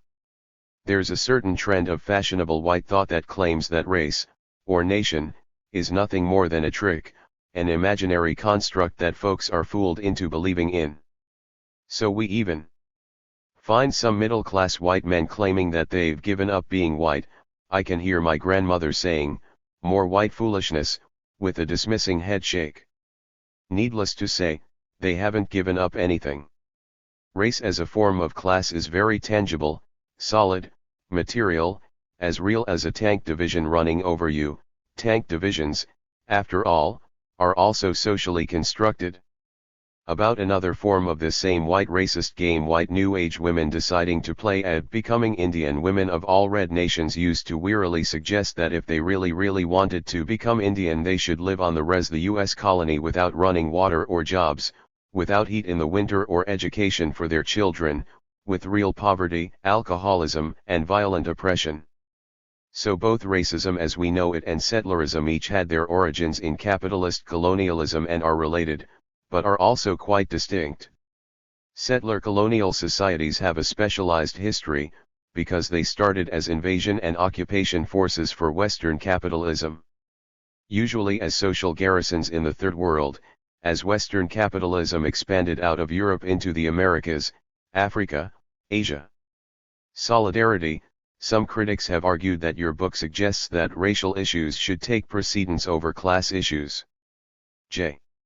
Sakai, this liberal intellectual polarity that race issues and class issues are opposites, are completely separate from each other, and that one or the other must be the main thing, is utterly useless. We have to really get it that race issues aren't the opposite of class issues. That race is always so electrically charged, so filled with mass power, precisely because it's about raw class. That's why revolutionaries and demagogues can both potentially tap into so much power using it. Or get burned. You can't steer yourself in real politics, not in America and not in this global imperialism, without understanding race. Class without race in North America is an abstraction. And vice versa. Those who do not get this are always just led around by the nose, the manipulated without a clue, and it is true that many don't want any more from life than this. But wising up on race only means seeing all the class issues that define race and charge it with meaning. Why should it be so hard to understand that capitalism, which practically wants to barcode our assholes, has always found it convenient to color code its classes? When I started high school way back in the days, it was up north and in theory there was no segregation. But our city school system had 5 intellectual levels or tracks, from the highest college prep track to the lowest remedial vocational ed track. In a high school that was 85% black, the top college prep track never had more than 1 or 2 new Africans. In fact, those classes would literally close for Jewish holidays. When we started high school, all of us non-white types were automatically assigned to the bottom 2 tracks, which we could only rise out of by achievement. Those 2 colored tracks, although there were a few hillbillies in them, too, were non-academic, which meant that after 4 years of attendance you graduated high school, but instead of a diploma you only got a paper certificate of satisfactory attendance. This was real good for getting you your slave job as a porter or at the garment factory, my first full-time job, the summer I was 14, but in fact you couldn't qualify for college with it even if you had somehow managed to get literate. So college education and middle-class careers just accidentally happened to be legally forbidden to most new Africans in our city. Everyone knew this who wanted to, it was just a fact of life. So much so that when I started working for the neighborhood gang council, some small gangs, not the later big vice lords and cobras and Ds, as a nerdy 10-year-old, the leader said that they wanted me to go on to graduate from high school since none of the rest of them would. Obviously, even then Asians were designated to finish school. Of course, now neocolonial capitalism has had to get much slicker and share some loot, create neocolonial bargy classes. Starting a new movement, a new radicalism, we need a better map of class. Which means we need to see what's really happening with race just for starters. Settlers did that for U.S. history, particularly for the black Indian white main structure of colonial capitalism here, but that's only a beginning. An outline, not a full map. It might be good to come at this from a different angle than the customary black/white situation. Let me use an obscure example from my own life in which race and even anti-racism played out a different kind of subtle class politics. A number of years ago, I was trying to help a group of young Chinese American activists on an anti-racist campaign. This was an interesting case of how a pure race issue only fronted for class politics.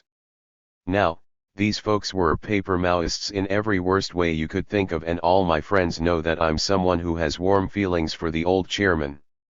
Not only did they have what Mao once called invincible ignorance, but were also arrogantly full of Han nationalism. They did have physical courage, at least.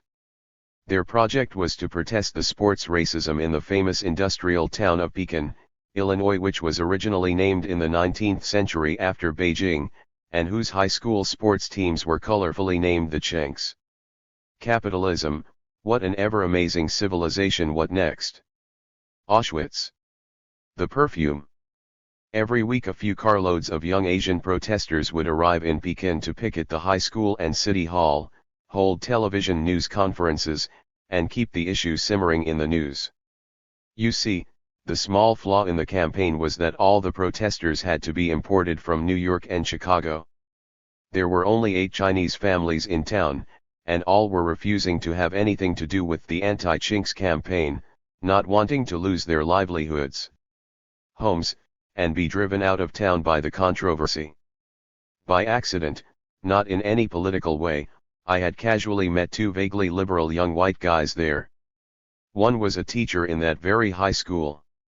The second was a UAW, United Auto Workers Union, shop steward at the nearby giant Caterpillar tractor assembly plant, which was Pekin's main industry.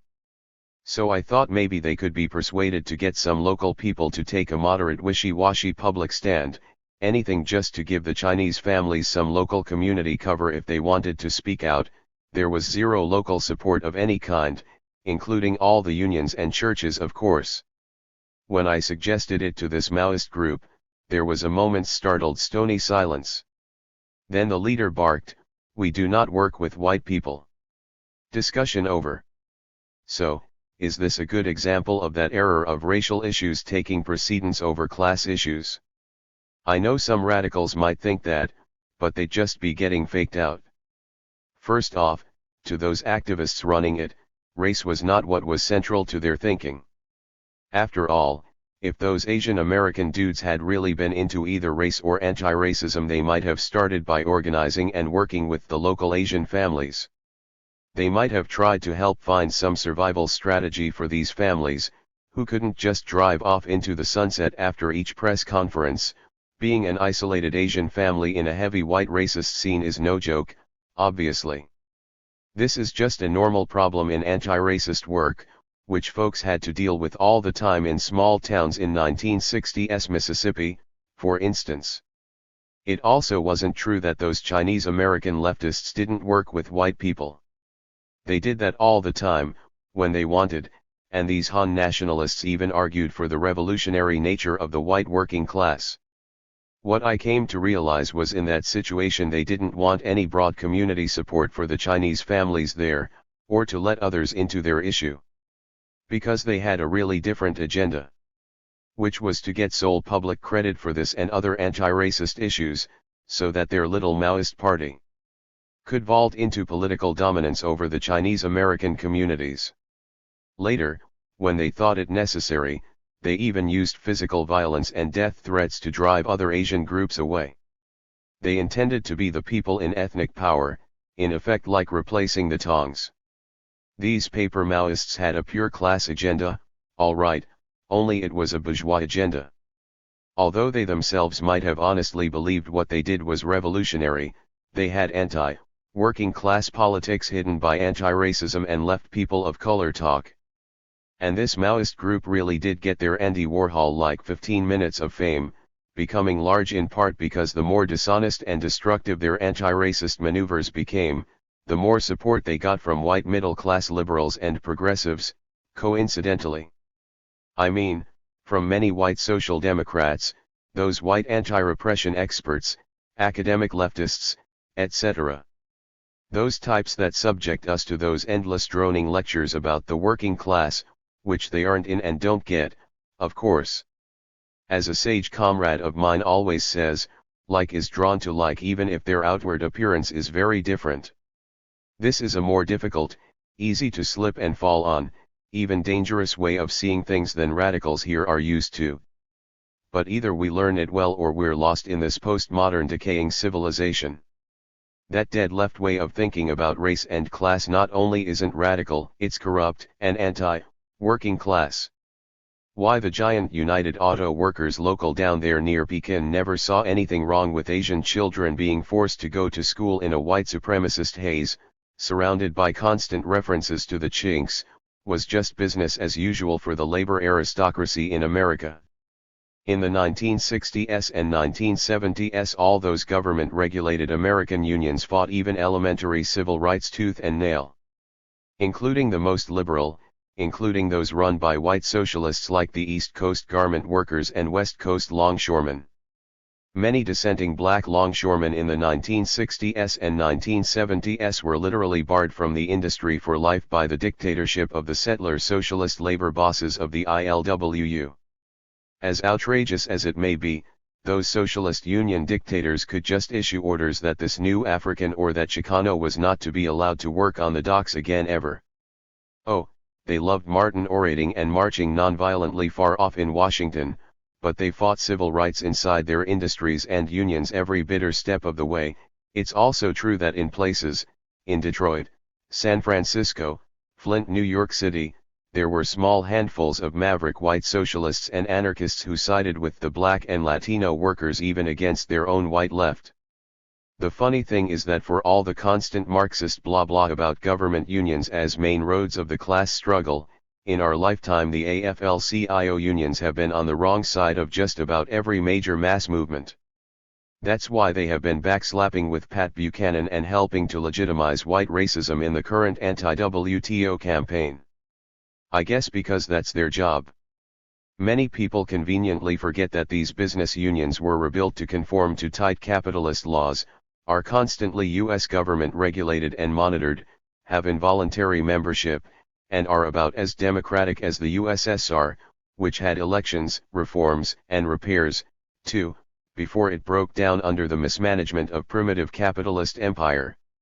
Once workers' unions were free associations, were wild, were outside bourgeois law and part of a counterculture of the oppressed, but these genetically modified creations only use the same name. Solidarity. Speaking of white workers, another criticism I have heard is that you are denying that there even is a white working class in the United States. Would you say this is an accurate reading of your work, or are people missing the point? J. Sakai. Now, there obviously is a white working class in the US. A large one, of many, many millions. From offshore oil derricks to the construction trades to auto plants. But it isn't a proletariat. It isn't the most exploited class from which capitalism derives its super profits. Far fucking from it. As a shorthand I call it the white-tariat. These aren't insights unique to settlers, by any means.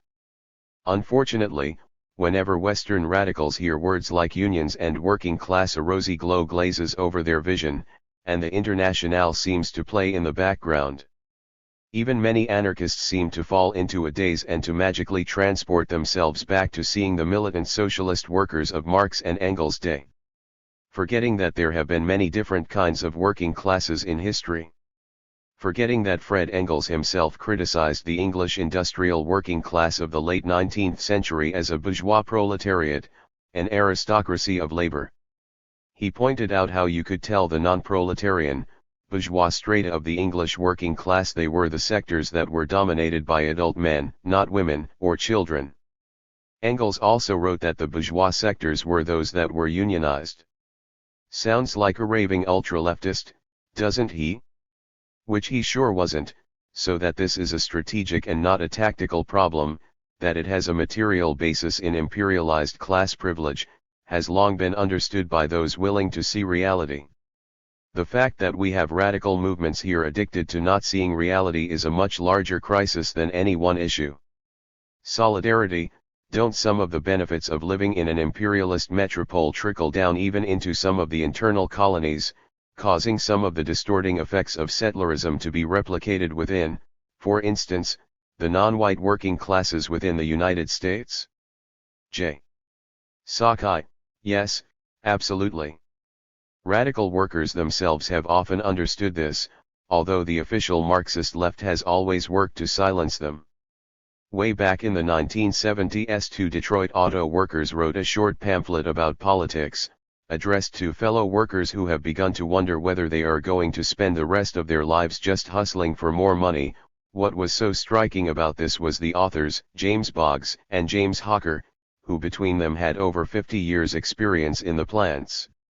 Strikes, militant factory caucuses, revolutionary organizations, black nationalism, mass ghetto rebellions, they had taken part in it all.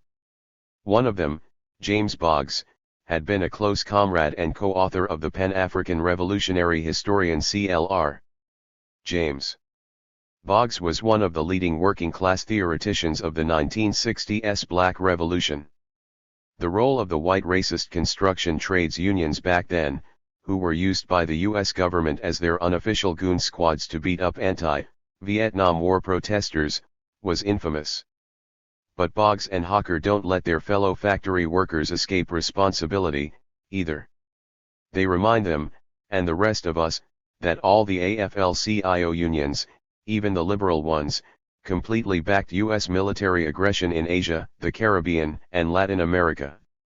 Nor did it stop there, since Boggs and Hocker saw a direct relationship between the opportunism of all the unions and the opportunism of a bribed U.S. working class. What was so refreshing was that Boggs and Hocker expressly rejected the time-worn and worn-out radical argument that U.S. workers are free from all sin, sort of like the ultimate condom of immaculate conception, since supposedly it is only sellout by the union bureaucracy which has kept the workers in check. Workers coming into the auto plants today receive economic benefits undreamed of by their predecessors. These benefits tie workers to the company, particularly the high seniority workers. It also creates in them a vested interest in the system which exerts a growing influence on how they view the social reality around them. More and more they think only about their own interests. They worry only about how to get mine or, at best, get ours.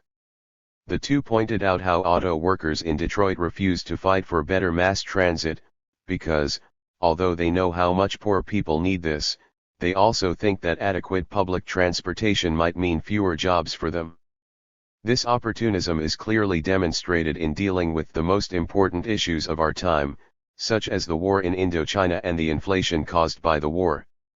The war in Indochina took the lives of thousands of youth in this country, many of them sons of working-class families. But it was the workers and their organizations who demonstrated enthusiastic support for the clearly illegal war perpetrated by the United States government, even when other groups in the society, especially students, were showing by their actions increasing distaste for the war.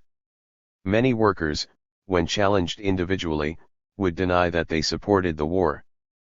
But at the same time they refused to take any actions to exhibit opposition to the war and clearly were hostile to the students who opposed the war. The attitude of most workers was the president knows best, and in any case what mattered was their jobs, even if their job was making bombs or napalm to burn up the Vietnamese. These guys were seriously pissed off at their own class, at their brothers and sisters, and not afraid to lay it all out. But saying that U.S. industrial workers are not as a whole revolutionary or class conscious, and check out that Boggs and Hocker, who worked in the Detroit auto factories that were black majority, are definitely not just exposing the white Terriot alone but black workers as well, isn't the end of the road. I'm not saying that we should forget about working class organizing. What I am suggesting is that radical working class politics here needs different strategies than the traditional left has understood.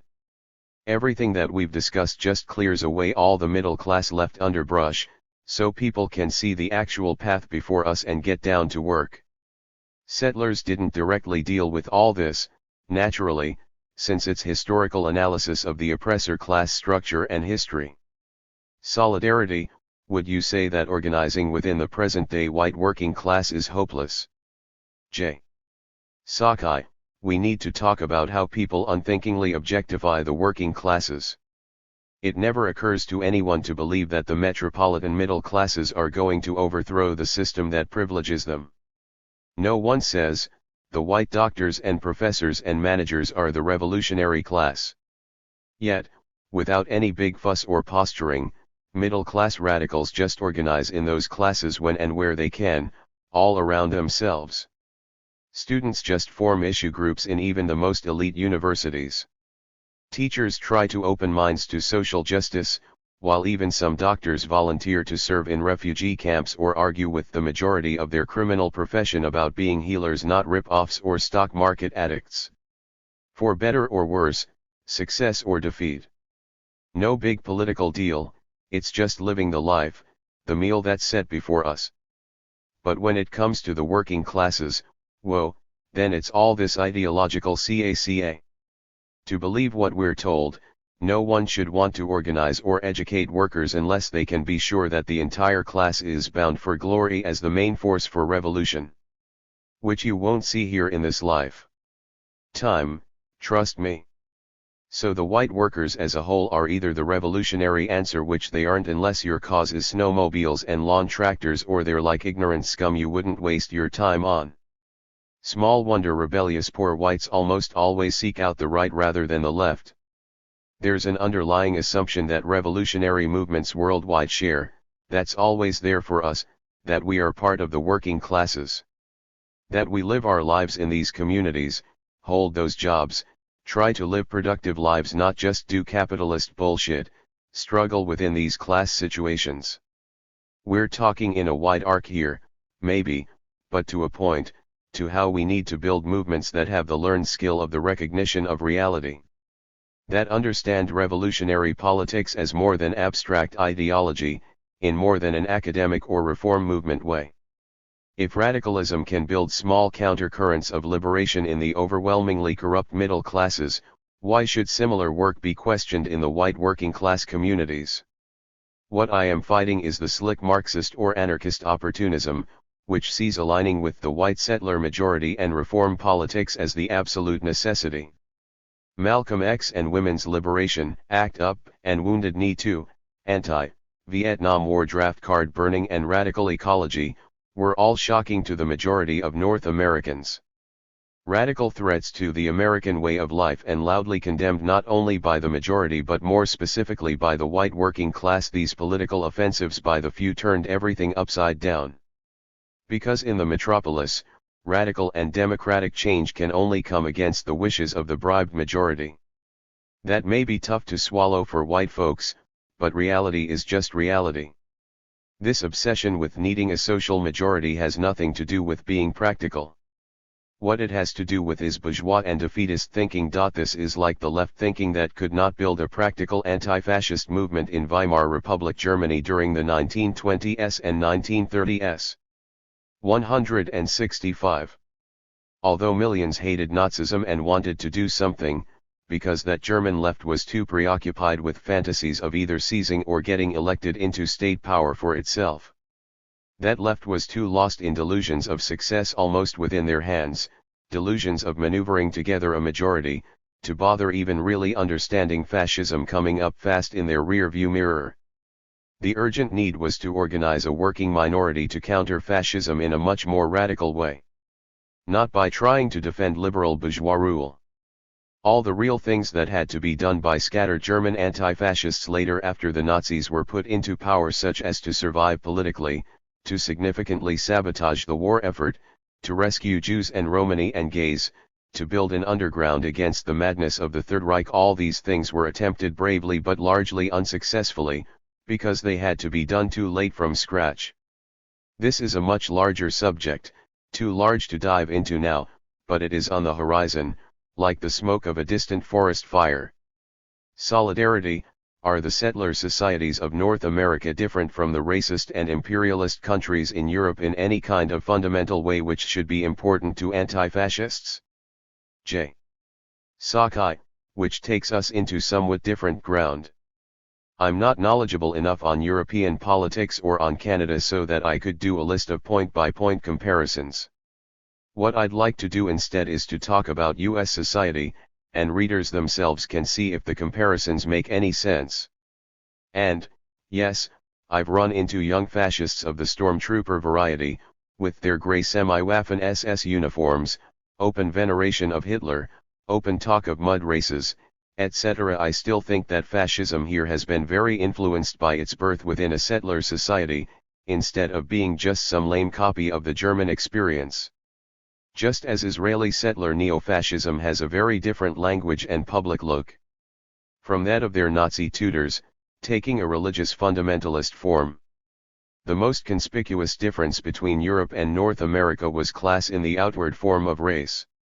In the centuries before World War II, the overwhelming mass of the European populations were poor and in misery. They were the proletarian classes, the laborers, poor peasants, and oppressed industrial workers. But in the settler colonies and nations, the lowest classes, the proletarians, were the natives, the conquered, or the imported colonial laborers. While white settler workers were automatically, from birth, no matter how poor, a whole level up. As W.E.B. Du Bois remarked about poor white workers in the post-Civil War South. Thanks to imperialism. Which is why the mass of French colons in Algeria solidly supported imperialism against the Algerian people. Why millions of working class and poor whites in the segregationist U.S. South were more than willing to help police and kill and terrorize black people. And even today, a century and more later, if we left it up to the white majority, the US would secede from NAFTA and the WTO outright and fly the Confederate flag. In many settler societies, historically the white population not only supported the police, in part they were the police.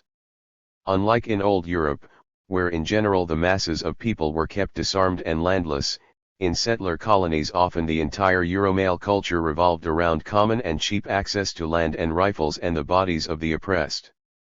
Posses or militias or committees of correspondence or lynch mobs of armed men enforced the local settler dictatorship over Indians, Latinos, Africans, Asians, New Africans, women, etc. And white men of all classes joined in, to affirm their membership in the most important class of all. Settlerism filled the space that fascism normally occupies. So in the 1920s and 1930s large fascist movements arose in old Europe out of the bitter class deadlock in war-torn societies. But in the US then, while there were little noticed fascist groups and certainly real currents of sympathizers, enough to fill Madison Square Garden in Manhattan on one occasion, there was no mass movement for fascist seizure of power itself. Nor was the ruling class close to implementing fascism. The sputtering flare-ups of attempted fascist coups by ruling class elements against the reformist Roosevelt New Deal, Colonel McCormick's Chicago Tribune newspaper calling for the assassination of the president, or the DuPont Winchester half-baked plan for the seizure of Washington using suborned U.S. Marines, were easily shrugged off. There was major U.S. imperialist support for Italian, Spanish, and German fascism before and even during World War II, as opposed to support for fascism at home.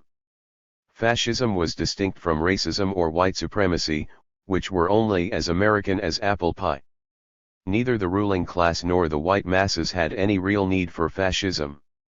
What for? There was no class deadlock paralyzing society. There already was a long-standing, thinly disguised settler dictatorship over the colonial proletariat in North America. In the US, settlerism made fascism unnecessary. However good or bad the economic situation was, white settlers were getting the best of what was available. Which was why both the white left and white far right alike back then in the 1930s were patriotic and pro-American. Now only the white left is. The white left here is behind in understanding fascism. When they're not using the word loosely and rhetorically to mean any repression at all, like the frequent assertions that cutting welfare is fascism, I mean, give us a break, they're still reciting their favorite formula that the fascists are only the pawns of the ruling class. No, that was Nazism in Germany, maybe, though even there that's not a useful way of looking at it. But definitely not here, not in that old way. The main problem hasn't been fascism in the old sense, it's been neocolonialism and bourgeois democracy. The bourgeoisie didn't need any fascism at all to put Leonard Peltier away in maximum security for life or mumia on death row. They hunted down the Black Panthers and the American Indian movement like it was deer hunting season, while white America went shopping at the mall all without needing fascism. And the steady waterfall of patriarchal violence against women, of rapes and torture and killings and very effective terrorism on a mass scale, should remind us that the multitude of reactionary men have equal opportunity under democracy, too. They don't need fascism yet.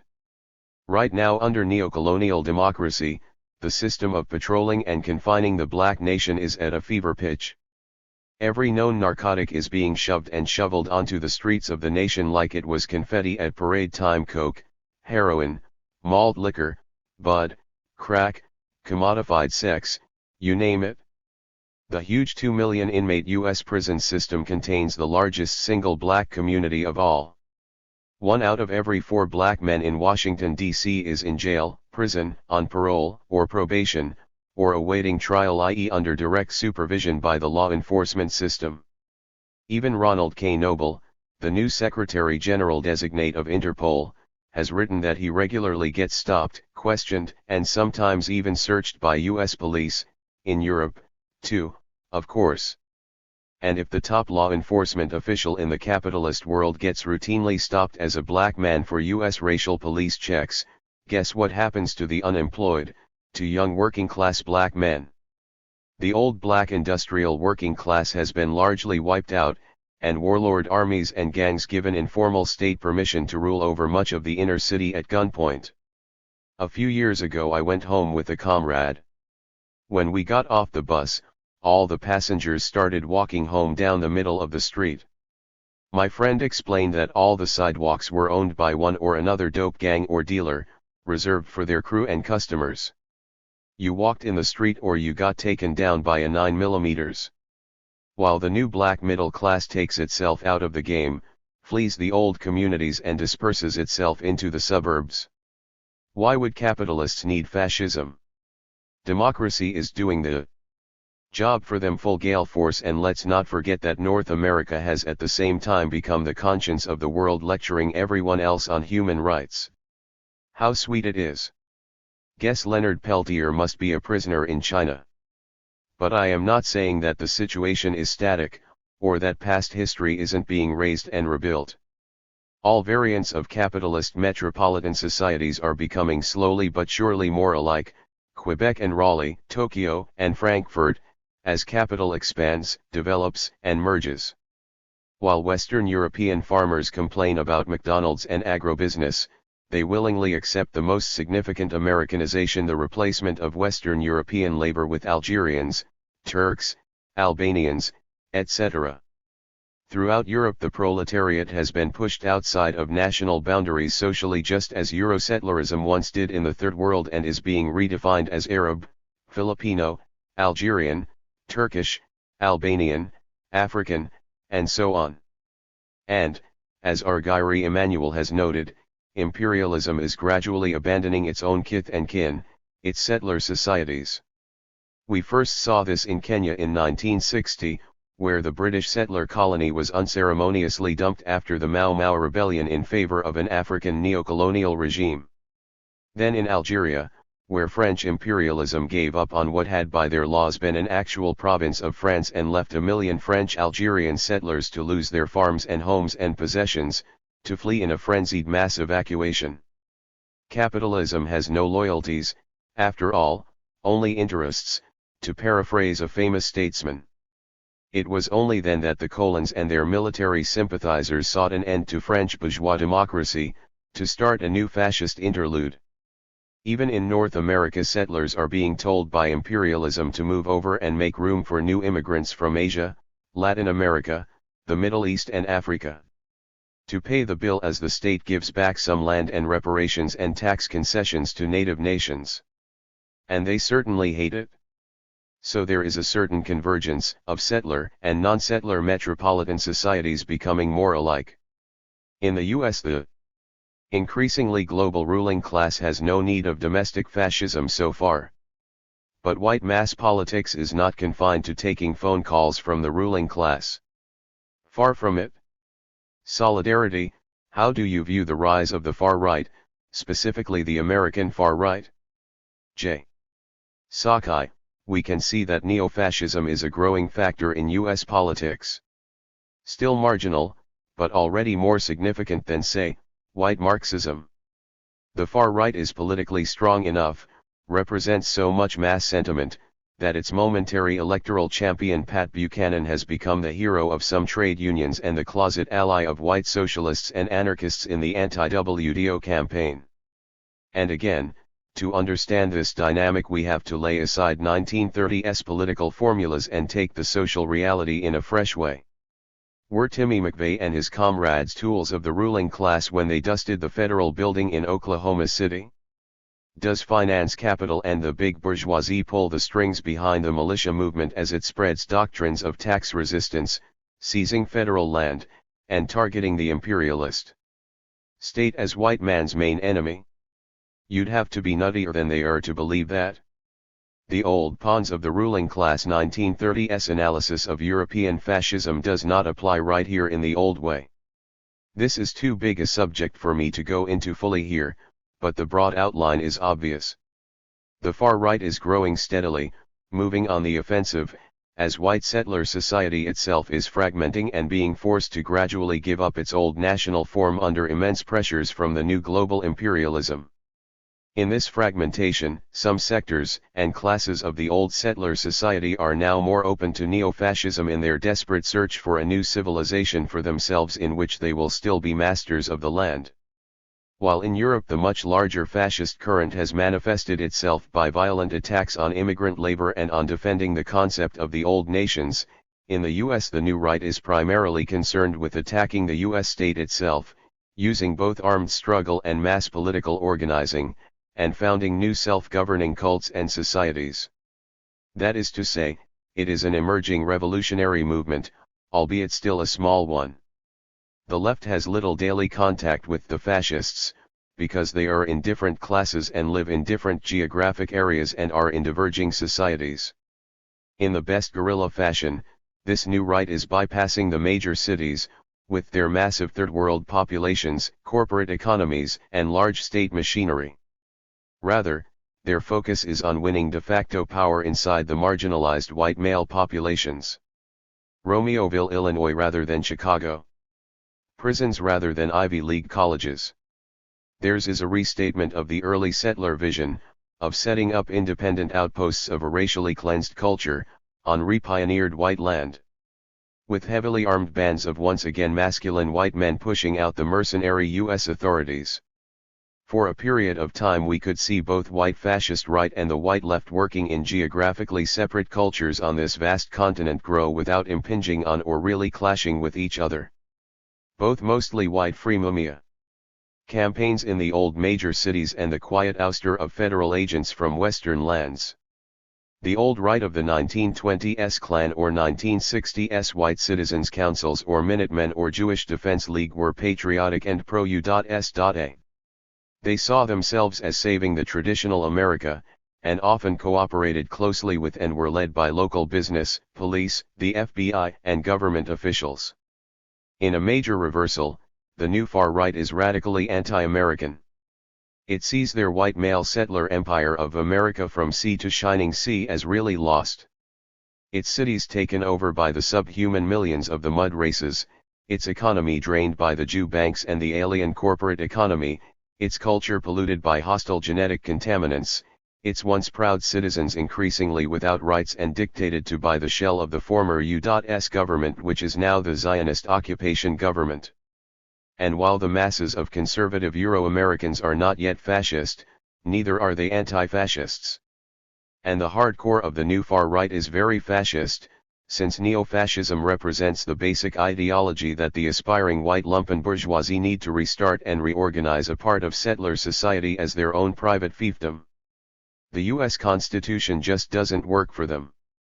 Just as Tudjman and Milosevic, who once were Yugoslavian patriots and socialists when that met their class interests, turned to neo-fascism and genocidal ethnic nationalism to be born again as the local lumpen bourgeoisie under global imperialism. Take the David Duke phenomenon. As we all know, in 1990 Louisiana State Representative David Duke ran for the U.S. Senate. In losing, Duke still won a large majority of the statewide white vote, some 55 to 57%.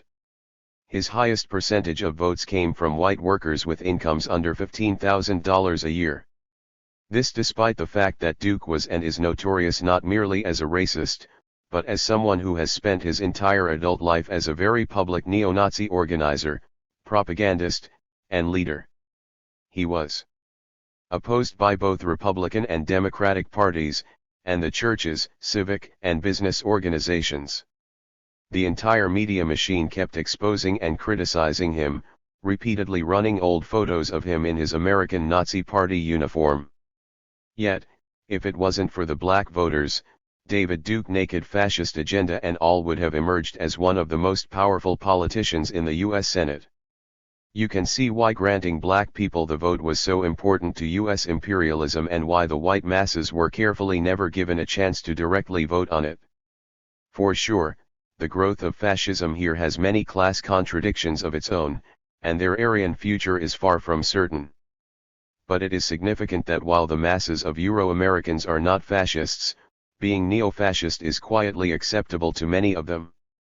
Today the radical future is dividing into those who, whatever their strategies and ideologies, recognize that fact, and those who still wish to avoid facing it. Stolen at Gunpoint, 2003. This interview was conducted on June 17, 2003, by Escobedo Aguilar and was originally aired on the Latino culture program Sexto Sol on KPFT Radio in Houston, Texas. Escobedo Aguilar, in the early 1980s, you wrote Settlers, Mythology of the White Proletariat, a book that took a deep historical look at the role of white workers in the lives and histories of oppressed people. Can you break down for listeners what inspired you to write Settlers and the most important ideas that you put forward in it? J.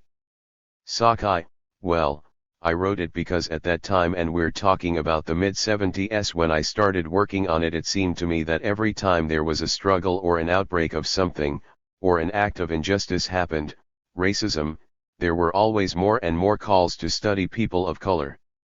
More books piling up about us, we're getting funded to do things, but actually, we're not the problem. The problem is white people.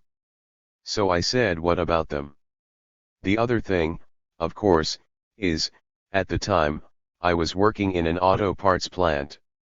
As a revolutionary, I had been taught all this stuff about class unity and how white workers and workers of color were going to unite. Except in real life I didn't actually see that. What I saw was there were some good guys who were white, to be sure, but basically the white guys were pretty reactionary and they were always selling us out. So I was trying to figure out, where did racism in the white working class actually begin? Was there a point where they started selling out or got misled or something? Escobedo Aguilar, and where did that lead you? J. Sakai, that led me all the way back to Plymouth Rock. I'm not a historian, or wasn't then. I started reading and figured maybe it happened in the 1930s, before we were born. Or maybe it was the 1920s, going back and back. It was like treading water. I never found ground. I figured out that actually there wasn't any time when the white working class wasn't white supremacist and racist and essentially pro-empire. Yet I couldn't figure, how did this happen? That's when this whole idea came to me, which isn't my idea. But at the time I knew a lot of African revolutionaries in exile from Zimbabwe and South Africa, whose people were waging guerrilla wars against the colonial powers. They were always talking about white people, but they didn't really mean race. They kept using the term settlers and they kept talking about settler colonialism. Then I ran into some Palestinians and they talked about the Israelis that way. It was settler colonialism, i.e., that European populations had been imported into these countries to act as the agents for capitalism and for the ruling classes. And at that point, of course, the light bulb went on over my head and I said, my God, that describes America. That's the central idea in Settlers, that the US really isn't a society in which there's different races and we're trying to get along. That may be true on the surface, but, in its actual history, it's an empire of imported European settlers who always were given special privileges to be the occupation army over all the rest of us. I can't say that made my book popular, but it certainly raised a lot of controversy at the time. Escobedo Aguilar, do you think some of the historical points you brought out were the most important points of the book? Especially when you look at revolutionary literature, particularly anti-imperialist literature over the past 30 years, 40 years, 50 years even, you don't see that point brought out as clearly as it was in Settlers, which put it in a way that really crystallized it for a lot of people. J. Sakai, in part because it was written at a juncture in history where we were going through all these intense struggles, in the 60s and 70s, and my feeling, and I think a lot of people's feeling, was, we've waited 400 years for the unity, so if it can't come in 400 years, then how long are we supposed to wait for this stuff? How real is it? Why don't we take a look at this idea instead of just taking it as a given? And I've gotta tell you that, even in integrated stuff, the difference between different peoples really meant a lot back then. One of the things I tell young people I know who are starting to learn about stuff, is not to believe what's in the history books and television because a lot of it is not true. Echo Beto Aguilar, indeed it isn't. To put this in a context for the gente, what was Mexican land was settled in the early 1800s and resulted in the U.S. seizing over half of Mexico's land in 1848 with the Treaty of Guadalupe Hidalgo. The places we know as Texas, Califas, Arizona, and many of the other states in the Southwest were ancestrally held by Mexicans, and became part of the United States as part of a forcible campaign to take the land. It isn't taught that way in history books. How was the American West settled, and how does that differ from popular conceptions you were just mentioning? I can think of, off the top of my head, cowboys and rugged individualism, people coming and settling the land that was just here with buffalo just dancing around and ready for the taking. J. Sakai, the mythology of the West and Southwest is that all this land was empty, and the Europeans came and filled the land because there was hardly anyone there before. And, if they were there, they weren't important because it was a few people, they didn't know what they were doing, or were just wandering around in the sun and so on. No idea is given to the fact that these are whole other nations, whole other societies. The settler invasion, powered by immigration from Europe, and the development of capitalist armies, mechanization and industrialization, over the course of centuries, completely overwhelmed all these other societies on the continent. The United States is a unique nation because it's always been an empire. It's never been just a nation of ordinary people. From its very beginnings, it has been an illegitimate nation in the sense that, in order to become a nation, it had to conquer other people, take their land, and enslave them. There literally has been no point in American history where that wasn't true, because that's the basis of what being American is, which is, of course, the whole problem in the social character of the question of justice here. Echo Beto Aguilar, certainly. J. Sakai, so you see these struggles going on. I remember in the 60s when Reyes Tijerina and the Alliance were fighting on the Spanish land grant question in the Southwest. A lot of people had no idea that these grants had ever even existed, or that legal title to much of the land in the Southwest was held, and still is held, by Mexican families and Chicano families. Or that this land was never, ever legally part of the United States in terms of being owned by white business interests. This land was all stolen at gunpoint. Time after time, Reyes and his people would hold meetings and produce documents, records from Mexico City, proving all these things. So this whole illusion that the Southwest, for example, was not populated and they just expanded into it, filling the empty space with shopping malls, factories, and whatever they did, is just nonsense. This is just conquest. It's no different than Japan invading China in the 1930s, or any other conquest of empire. That produces a peculiar dynamic inside America because this is a country where the various citizens, the various parts of the population, their fundamental relationship was formed by war, not by peace. And that still echoes into our lives today.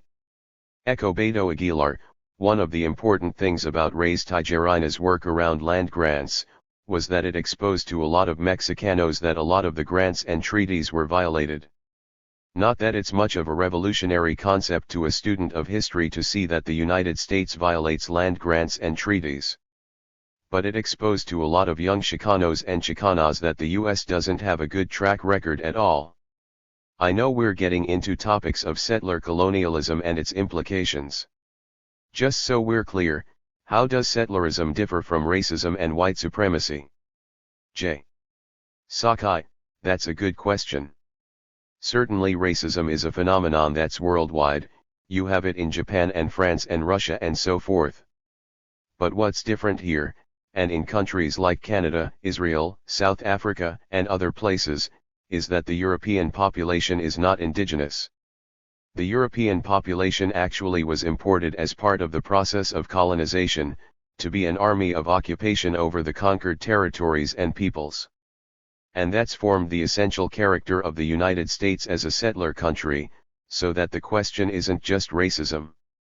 The question is national divisions between people. For example, the question of self-determination for all colonized peoples always is at the heart of political matters. During the 60s, there was a lot of revolutionary nationalism. People talked about liberating Estland, the whole Southwest. Black revolutionary nationalists talked about liberating a black nation in the historically black majority South, the 5 states of the Black Belt. And, of course, Indian activists talked about their native lands. A lot of people didn't understand what this was about, and viewed this almost as legal questions of are you entitled to this territory or that territory. But this isn't a legal question, it's a question of self-determination. The essence of decolonization is really simple: the oppressor can't decide for the oppressed. In America, that means the white majority has no right to decide for the oppressed. How could that ever be just? It's true they could have the majority of votes under their system, but I think only Mexican people, indigenous people, Chicanos, various Native American peoples have the right to decide the destiny of the Southwest, because that's theirs. I don't think white people have any vote in it at all. Not because I think there is something wrong with them as a race, but frankly the oppressors have no vote in deciding what the oppressed do with their society and their lives. That's the simplest kind of understanding of decolonization one can have, but it's essential. The revolutionary nationalism that a lot of people in the 60s talked about gets confused when people look at it today, but it's really all about self-determination for oppressed people. Echo Beto Aguilar, I think it is critical what you were saying about the growth of the Chicano movement in the 60s, and the growth of consciousness about Estland and nationalism itself. Particularly as it relates to Raza, one of the criticisms I have heard from white theorists is this: although Chicanos identify as opposing the miseducation and genocide unleashed by the colonizing society, our identification as Latinos, Chicanos with historical or cultural icons such as the Aztec warriors is no better. Of course, this is from academic theorists or whatever else. You've analyzed a lot of these counterinsurgencies directed at oppressed people. How should young Chicanos, in your view, look at this criticism? J. Sakai, well, all I can say is, as an Asian guy, Bruce Lee was an enormous cultural divide to us, because, before Bruce Lee, we had no role models. I guess it sounds funny to people today. We had no images. We weren't on TV or movies. We just weren't there. Although we were the cooks in the westerns, where there were almost no Mexicans because I guess they'd been killed. And the Indians were being killed, but there'd always be one Chinese guy who'd be cooking because the goddamned cowboys couldn't cook for themselves, I guess. We had no image of ourselves that was strong. Bruce Lee was fantastic, in terms of that. It just made an incredible difference, even though there was nothing radical about his ideas, per se, but culturally it doesn't work like that. A lot of the political correctness theory about who you should identify with or not is pretty artificial, and a lot of it is worse than artificial. This is a long explanation, but if you read Occupied America by Rodolfo Acuna. Echo Beto Aguilar, great book. J. Sakai, great book. It's heavy. Incredibly detailed. Rich. Fantastic. He talks about Reyes Tijerina, and he mentions in a line, in May and June 1968, Tijerina participated in the Poor People's Campaign. There he proved to be an independent leader, threatening to pull the Chicano contingent out unless black organizers did not treat them better. That's only one sentence. But to somebody who was there, for a lot of us who were there, Reyes Tijerina was like a stroke of lightning falling on us. It was just tremendous, meeting him and watching him and the other people from the Alliance, although I think at that time they were calling themselves the Confederation of Free City States. Echo Beto Aguilar, Jose Angel Gutierrez, one of the founders of La Raza Unida Party, calls Reyes the Chicano Malcolm X for the way he approached his politics and the way he was out front about it. J. Sakai, he was an incredibly strong guy. I heard there's been criticism of him later because he got more conservative or tactical, but back then, it wasn't just that he'd led his men and women to occupy Kit Carson National Park, took over land, and arrested sheriff's deputies and things like that. Their illegal acts are tremendously just. It's just wonderful. And this is the kind of thing you don't get out of these history books. We're talking around 1968, and those of us who had been through the civil rights movement that had brought us into politics, a lot of us were pretty cynical and pretty disillusioned. Things had changed. There was a lot of money to be made in the civil rights movement if you wanted to sell out, cater to various interests, political interests and businesses and such. A lot of corruption was starting to take place at the top. Lots of bureaucracy. The Poor People's Campaign is what got Martin Luther King killed, because he got out of the straight civil rights thing and said we need to unite all the poor people in America, and I'm calling on everyone to come to Washington, D.C., and we're just going to take over the D.C. Mall. We're going to pitch tents and live there until our demands are met. We want an end to the Vietnam War, we want all these things. King had always very consciously had a policy, which he was public about. He fought local white Southern racists. He did not fight the federal government. He kept saying he wouldn't fight the federal government. This is when he decided he had to fight the federal government, and he was proposing that all poor people unite in one movement against the government. In my opinion, that's why they killed him. That was too much. He was supposed to be the safe alternative to Malcolm X, but he was turning radical himself. So even though he'd been assassinated during the preparations, his group went ahead and held a poor people's convention. Just imagine a sea of tents taking over the mall in Washington, which, with the rain and everything else in the middle of the summer, was a sea of mud. Thousands of people were living there and trampling there. And, frankly, conditions were miserable. There was no food. I remember a lot of mornings for adults, there was no food, because the inside civil rights bureaucracy had stolen all the money that had been donated for food. Some of the kids would get little boxes of dry cereal, no milk, and no fruit. So when we met Ray's and he heard about this, he just invited us all, bring your kids, come to our place for lunch. He had taken his people out, totally out, he took the alliance out of the mud. He said we don't have to live like this to make our point. He demanded that they find some place better, and, in fact, they found a private school that was unoccupied during the summer, and got permission for the Chicanos to use it. So hundreds of Chicanos moved in, fired up the kitchen, it was just a tremendous place. It was like a carnival and school. Ray's invited us and our kids to come eat lunch. He was an incredible guy. We were used to these top-down leaders. I don't want to mention any names, but the big leader would appear. He wasn't staying with us, of course. He was staying at a luxury hotel in D.C., and literally, I'm not fooling you, a limousine would pull up, and this guy would get out. This guy would get out and have his overalls, but they were brand new, starched, just taken out of the bag. Brand new starched white t-shirt. Lead us in a few chants, pop back into his limousine and drive off. Echo Beto Aguilar, that's messed up. J. Sakai, you know, Anti-Gerina was a one-man leadership type guy, but he interpreted that as meaning, if he wanted everybody to get up for a demonstration at 8, he'd be up at 7. If there wasn't enough food, he'd eat less. And it was just really impressive. Actually, one of the things that impressed me about him most is he had this phenomenal memory. You'd talk to him for 2 minutes. And a week later, you'd meet him. He'd remember your name, he'd remember every word you said, because he was really listening to you. The Crusade for Justice people from Denver, Corky Gonzalez's people? Echo Beto Aguilar, yeah. J.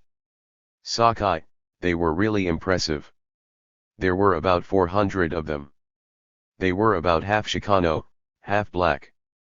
I could be wrong, but it seemed to me very much black, and very shoulder to shoulder, very tough group of people. Echo Beto Aguilar, I've spoken with Jesus Salvador Trevino, a writer who documented a lot of Corky's work, and the Rasa Youth Liberation Conferences in Denver, and I think one thing he mentioned as he came to consciousness is key to that. He said as he grew up that it was a given that there were Chicanos and oppressed people who were working lawns, going to jail and such, but something he learned from people involved in movements and who talked about history was that they put these things in context. They made sure people understood there is a systemic reason why oppressed people are at lower economic rungs in this society. The reason they're there is not because they're lazy or shiftless or whatever else the education system puts on you. Jesus said Corky brought a lot of these ideas out to so many young people to understand that oppression does not occur in a vacuum, but is deep and historical, and there's a reason for it. J.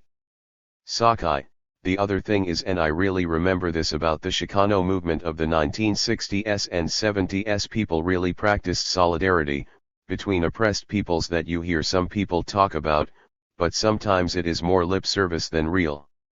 When AIM did the takeover at Wounded Knee, and got surrounded by the US Army and had the siege and got shot up and everything. The largest demonstration in the US was in Denver supporting them. The only large one, and it was the Crusade for Justice, it was mostly Chicano. When affirmative action first started getting attacked in California in the early 80s, the law school, I think it was, at Berkeley ended the quota for Asian Americans, and the Chicanos offered to give part of their slots to Asians to fight for the principle of representation. And a lot of that spirit has been lost. There's this thing that's happening, what used to be militant politics against systemic injustice, against capitalism as a system, has turned into ethnic politics for a lot of people, with the veneer of seeming to be militant, protesting about this and that, but underneath it is an attitude of we should just look out for ourselves. We really shouldn't care about anybody but ourselves. And as for everyone else, we should say nice things, but potentially they could be an enemy, so we really should only think of us. I know that Asians are told that by conservative forces in our communities, and certainly black people are told this, because it's the American way to subvert militant consciousness in people's movements by trying to make them more capitalist. Jefferson tried to do that with the Indians in the Iroquois Confederacy. He sent them messages saying, "You should join the United States. You're good people, we want to get together with you, but your laws aren't any good. That's why we need to bring you into our country instead of just leaving you in your country, because your laws don't protect private property. You share everything in common." And although he didn't say it, of course, he knew in the Iroquois Confederacy that women had tremendous legal powers under their laws and government. You couldn't have a war unless 3/4 of the mothers, women who had born children, voted for the war, for example, under their laws. No men could vote for war. This was the indigenous way of having a society that Jefferson thought was really crazy. You really need to join us, have our laws, which protect private property, you can get rich, and you'll like it much better. Of course, what he really meant was, we want to take you over and, if you don't have private property, you can't sell us everything you have, which we want you to do. So we're going to get you to do this or we're going to shoot you, one or the other. Which is their standard approach to these things, as we can see in Afghanistan and Iraq. Echo Beto Aguilar, I was about to mention that. J. Sakai, they're bringing democracy to Iraq, only they don't seem to be doing a good job of it right now. Echo Beto Aguilar, you see a lot of mounting resistance. J. Sakai, the thing is, they're invading the whole world essentially, and it's true they can conquer any part of it they want to, but that doesn't mean people are going to like them, or put up with it, or not resist. Of course people are going to resist, from all kinds of points of view. I don't think this is ever going to end until they leave. That's actually what I think. And I think the same thing is true for America. I don't think there is any solution to any of these problems until America is decentralized. Echo Beto Aguilar, one question from a listener is, how do we decentralize a country like the US or Israel? especially in a place like the US where many righteous national liberation movements, such as the Black/New African and the Chicano movements especially, overlap and may contradict native land claims and national liberation? J. Sakai, I don't think any of us are going to have problems solving our relations with each other as long as we get the US empire and capitalist rip-offs out of the way. There is plenty of land in America. Everyone could live here who lives here, quite well, with a lot of autonomy, a lot of justice, a lot of room for expression and development. But the obstacle isn't each other, in that sense. As for desetterization, it's already happening, because settlerism is a phenomenon of the past, really. All over the world, settler societies, as we saw in Africa, are going out of business. In Algeria, which was officially a province of France until the 1950s revolution, you had 1 million French settlers living there, and virtually the whole of the French army occupying it. Finally they all had to leave. Yeah, Algeria has a lot of problems, but it is Algerian. I don't think that's going to happen here, obviously, because there's no place for that kind of migration to happen. But desetterization isn't happening that way. Like in Israel, the problem is not that Jewish people live in Palestine. The problem is there are special laws, unjust laws, that deny land to Palestinians who live there while, of course, giving land to Zionists, even though they may have no connection whatsoever to Palestine that anybody can prove, except they say they follow the Jewish religion. They come from Russia, they come from Brooklyn, they come from wherever. People look at America and they don't see how America could be desetterized, but it's being desetterized right now. It's funny. The place where I work, the other guys who work there are Mexican. They're not Chicano, they're Mexican. First generation. This is not their home is back in Mexico. Very conservative family people in a social way. More conservative than I am, for sure. They're exactly the kind of Mexicans that the Republican Party and Bush are aiming at as the ideal minority. In fact, some of the guys voted for Bush, because he sounded like a better leader or something. So they're not radical in any political sense whatsoever. But it's interesting when you talk to them about America. They don't believe in the United States. At all. What they think is that the United States and Mexico are really just one country. To them it isn't just Estland. It isn't just the Southwest. It's that, there's Mexico, which is, to them, a special place, a really good place. Too poor, but a good place. As they say, it has everything but money. And then there's America. Lots of different people live here. They think that's great, and just how it should be. But, they've noticed this funny thing. And I don't want to insult anybody, but the way they look at it. Americans don't like to work. We're in the wealthy suburbs, and there are Mexicans all over the place, of course. All the landscaping, porters, guys unloading trucks, people laying masonry for the patios, all the workers are Mexican. So their view is they don't quite understand America, but they've figured out one thing, real Americans aren't into working. They don't understand it, but okay, fine by them. To them, there's this huge land, which frankly needs them, because they're the people who are going to do the work.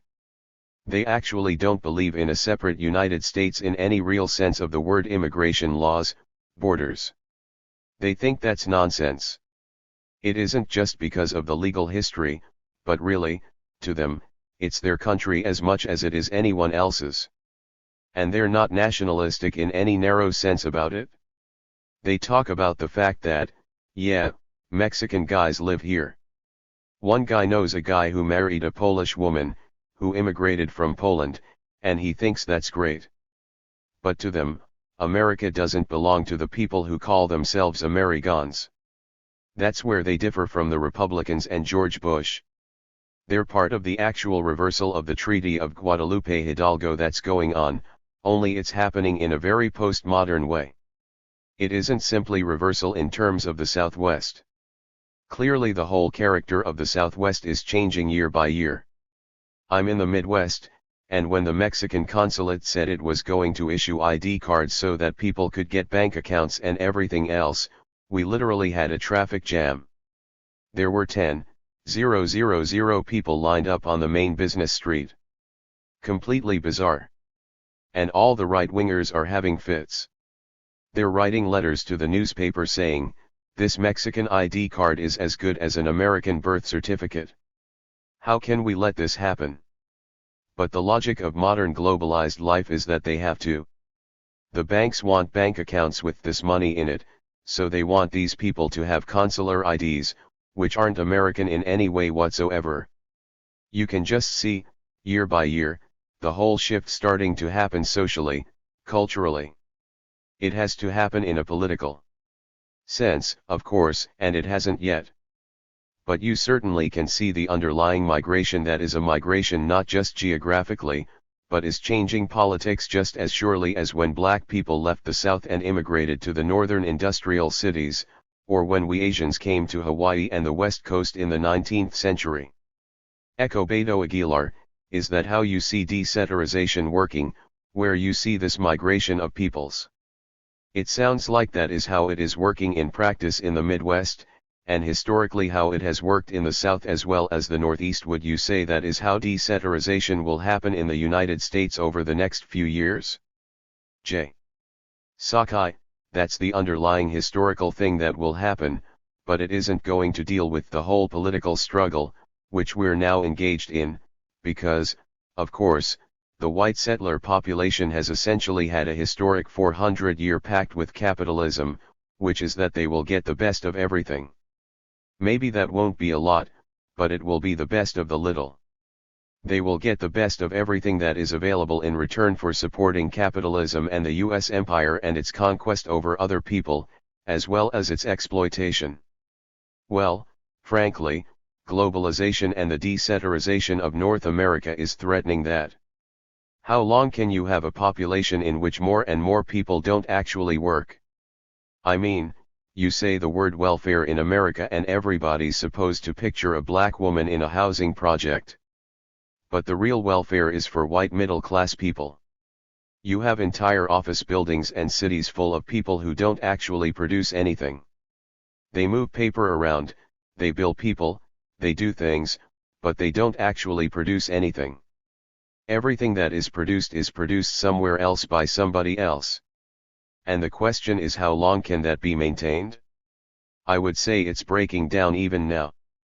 It certainly is in Europe, and that's why there are fascist movements and all this right-wing stuff happening in Europe.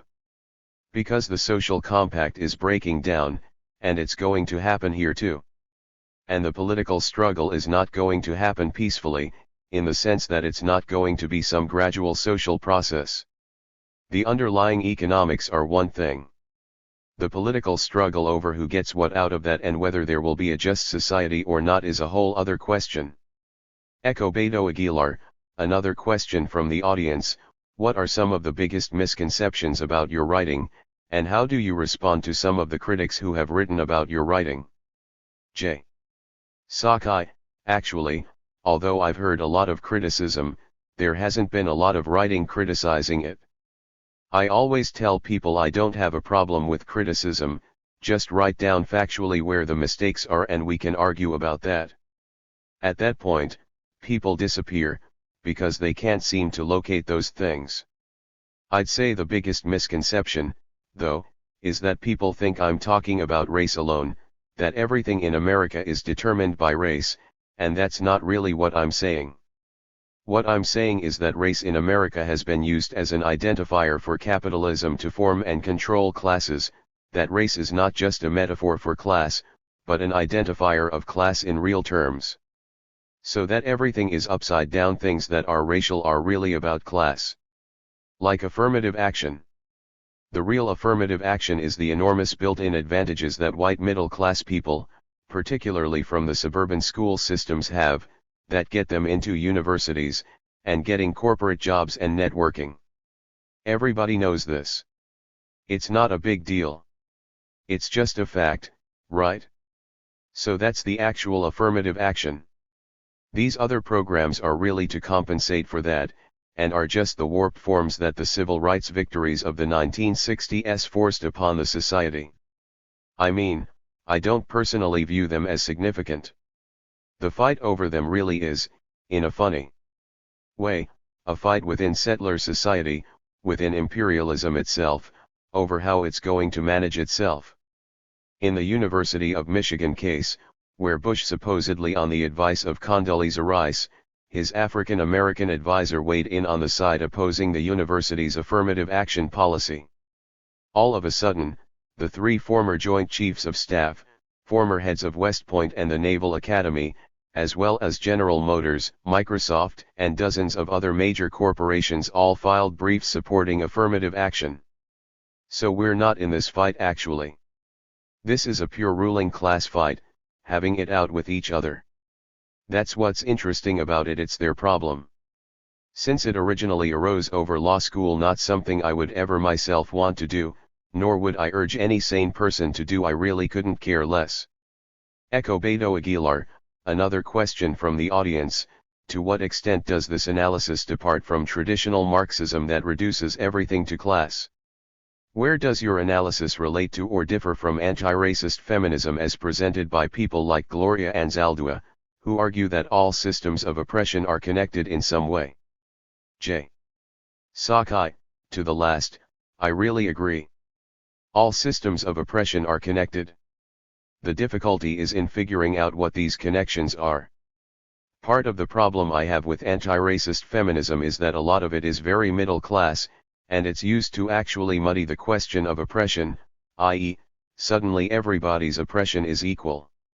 Well, actually, everybody's oppression isn't equal, and I tend to be very concrete about those things myself. Echo Beto Aguilar, thank you. J. Sakai, growing up in a Japanese American family, you've been to camp. When I was a little kid, people talked about camp, going to camp, this happened at camp. When I was a kid, I didn't know that, and this happened in everyone's family. It was a way of talking about being in the concentration camps without being blunt and saying it, so if you were overheard by the kids, then they won't know what you were talking about. I didn't actually find out about concentration camps until white people started stopping me on the street and giving me various explanations of why I shouldn't blame them for it.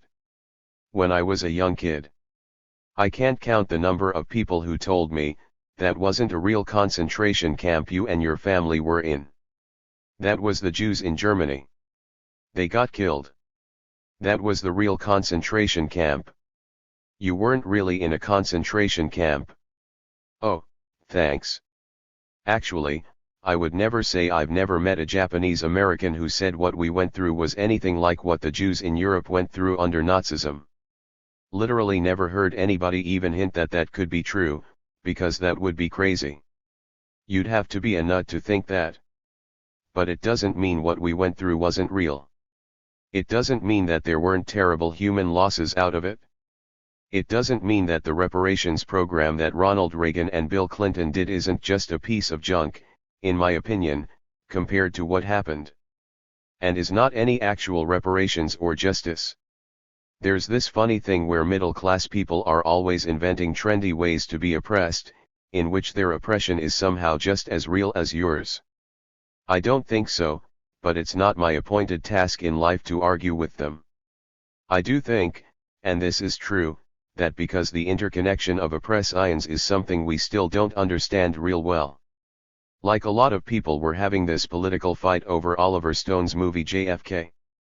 It was supposed to be so radical because it says he was killed by a conspiracy. Well, it's this complete piece of junk. Who were the conspirators? I was sitting in this movie and couldn't believe what I was seeing. The conspirators were this group of gay, stereotyped, mincing kind of queens, who, at one point, even wore dresses. So, gay people were the conspiracy that killed JFK. This is the progressive, radical, threatening movie? Gimme a break. It's nothing but homophobic junk. If you really wanted to have a movie in which you really showed the people who killed JFK, they'd be white guys wearing three-piece suits, sitting in corporate boardrooms and hanging out at the Pentagon. They wouldn't be gay people from Latin America. The fact that that could go over in America without people burning down movie theaters shows how deeply ingrained the homophobia in this society is, for real. Echo Beto Aguilar, can you give people an idea of some of the things you're up to? J. Sakai, well, along with some other comrades, I've been working on trying to better understand the whole new popular wave of far-right-wing politics and fascism in the world, because, to us, that's the new threatening phenomenon happening. Not just in Europe, but here, in India, etc.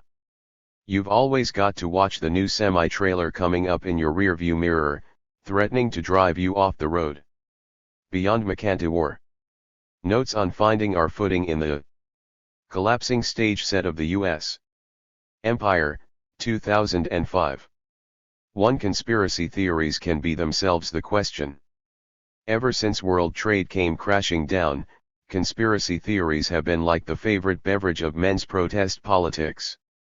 Wilder the better. Major problems exist with being obsessed about these possible conspiracies, however. We see grainy photos proving that the Pentagon was never hit at all, and guesses that the United Airlines passengers were probably flown to a remote desert base in Area 51 to be executed secretly by the CIA. The whole of 9/11 was supposedly manufactured U.S. government propaganda, all the better for the falling real bodies. All prearranged behind the scenes by the FBI, CIA, Mossad, Jewish Wall Street, Saudi intelligence, and the Bush royal family working together with perhaps a dash or two of Arab dupes. Iraq itself was invaded by most of the U.S. Army straining to pretend that it can still win wars only so that W. and Cheney could personally guzzle their oil fields. And so on and on. These dirty sexy imaginary politics are, of course, only fitting for a crazed neo-colonial world, where the supposed liberator men have become as deranged as the imperialist men. Any of this could be true as far as it goes. After all, now even the Washington Post is asking why the head of Pakistani military intelligence once sent $100,000 to Mohammed Atta, the supposed leader of the 9/11 suicide hijackers. And the Wall Street Journal revealed that Saddam requested in late 2002 that $30 million of the unadministered oil for food funds be used for NATO standard military gas masks. Was that to be with or without pepperoni? An amazing request that was approved without any publicity by both the Bush regime and UN officials. Why would an invading U.S. empire shouting about the threat of Arab chemical biological weapons want to help equip its supposed enemy to use them unless they slyly wanted to encourage Saddam to use poison gas on GIs? Are you confused enough now? There is enough raw material in the daily machinations of global capitalism for 1,000 conspiracy theories. If you believe in any of these conspiracy theories, you certainly aren't alone. A recent Zogby public opinion poll showed that 49% of New Yorkers believed that U.S. agencies consciously aided the 9/11 attack. Similar opinion poll figures pop up in Germany. And certainly in the Muslim world there's near 100% belief in 9/11 as a greater U.S. Jewish conspiracy. Life in capitalist society makes a belief in conspiracies only rational, since we know that there are multiple layers of secret and illicit decision-making all around us reaching high up to the thrones of power. From the drug dealers paying off the police to the mafia garbage removal contracts to the Enronization of natural gas prices by the Bush clubhouse to those never-solved assassinations of so many trade unionists and journalists in the Southern Hemisphere too. It runs on without end, since by its basic soiled nature capitalism equals conspiracy. But there are several big problems with being obsessed with these political fantasies. Or believing that conspiracy theories are the real politics. 2. Leftover anti-imperialism doesn't get system breakdown. These conspiracy theories all conjure up and build towards a picture of a vast U.S. imperial power, omnipotent almost beyond imagining, a brilliantly evil empire like in Star Wars capable of reshaping and turning inside out the entire world. But what we, and our sisters and brothers in the rest of the world, live with every day instead is a so-called US empire that is increasingly thugs with guns in Hollywood sets and poses. A poser empire, whose elected emperor is not a gatecrasher but an accurate representation of a Eurosettler people whose bullying frontier ways only cover for fear and confusion about their collapsing future. An elected emperor who is a known coward but who loves to dress up in military uniforms and police jackets he never earned and make speeches at military bases and aircraft carriers surrounded by obedient buff white soldiers. Yes, still a nation that is very violent and very large but also terminally clumsy almost beyond belief, that once had great industrial resources but is so rapidly wasting away that even its mighty huffing and puffing techno-wars against tiny nations can only be done by maxing out on its master's card. For example, we now know that the FBI had agents and informers all over the oceans, 19 Arab men who later made their mark as the Al-Qaeda teams that hijacked the airliners and crashed world trade. Was this FBI disinterest before September 11 really a covert encouragement or even manipulation? Maybe, but the same FBI also ignored obvious clues and let its wacko agent Robert Hanssen betray all its intelligence secrets and double agents to Moscow for years. On the known facts, you could even argue that if there is a gigantic shocking super-duper conspiracy, it is that the Russian KGB secretly took over the FBI and CIA years ago and everything American is really Russian. Oh, but then the Russian Empire has self-destruct, too. Maybe historical obsolescence by the dinosaur imperialist state and that entire stage of capitalist civilization is a bigger factor than we want to believe. Their super-duper conspiracies, real or imagined, are not even the big deal anymore. What is overriding everything is the material rearrangement of the entire human world, and the class change that flows out of that being dominant over all. Step by step, we need to go into this new world disorder to unfold the order emerging within it.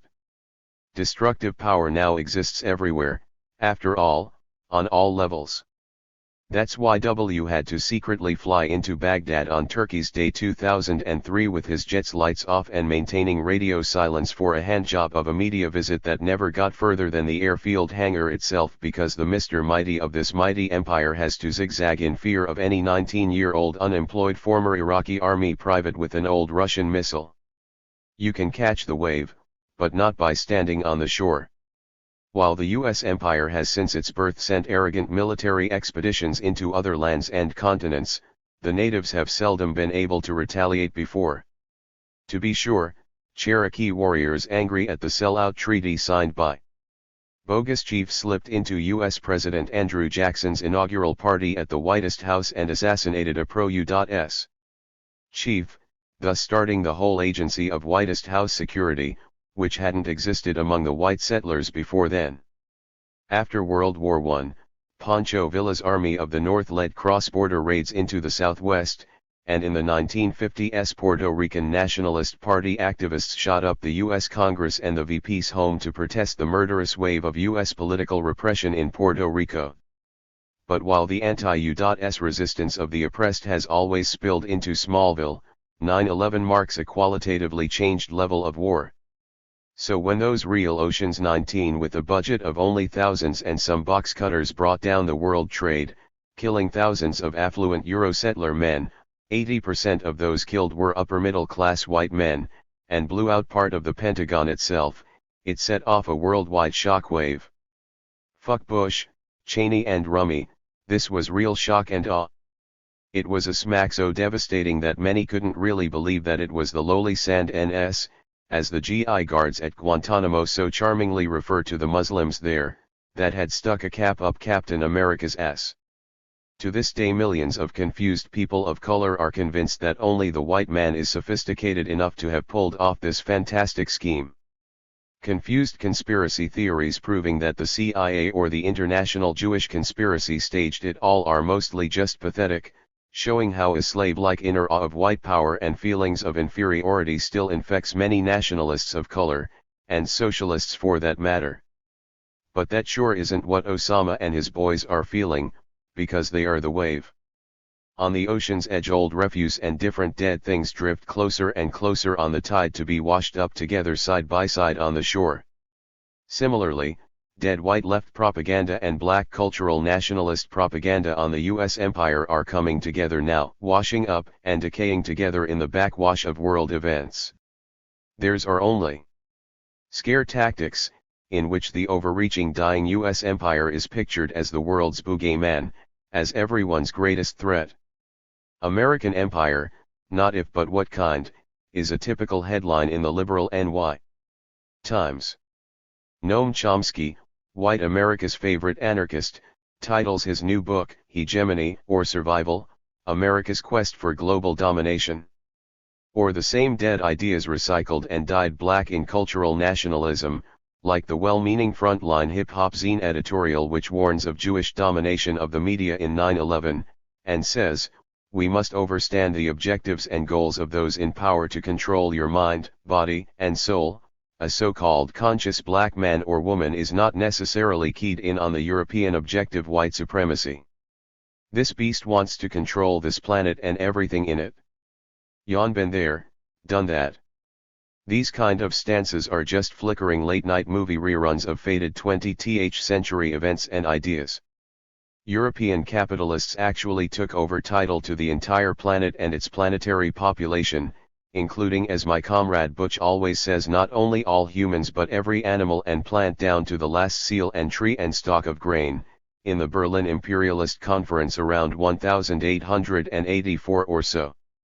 But as rising Asian billionaires can happily testify, Whitey is definitely losing it double time.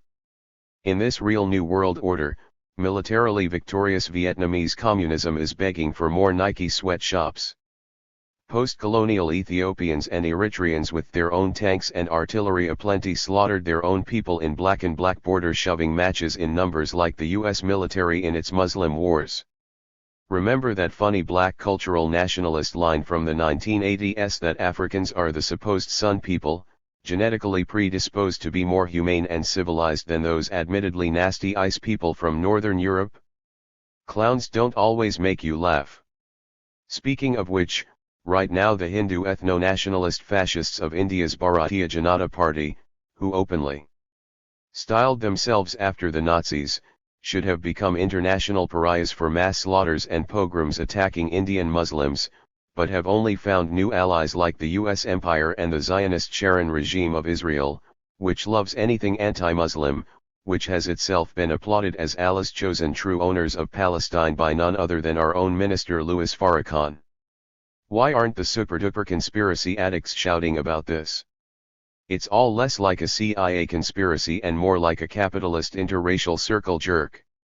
So today's biggest US black Muslim politician is in reality going along with the slaughter of Muslims, while Zionism going on about the Holocaust in their dishonest way.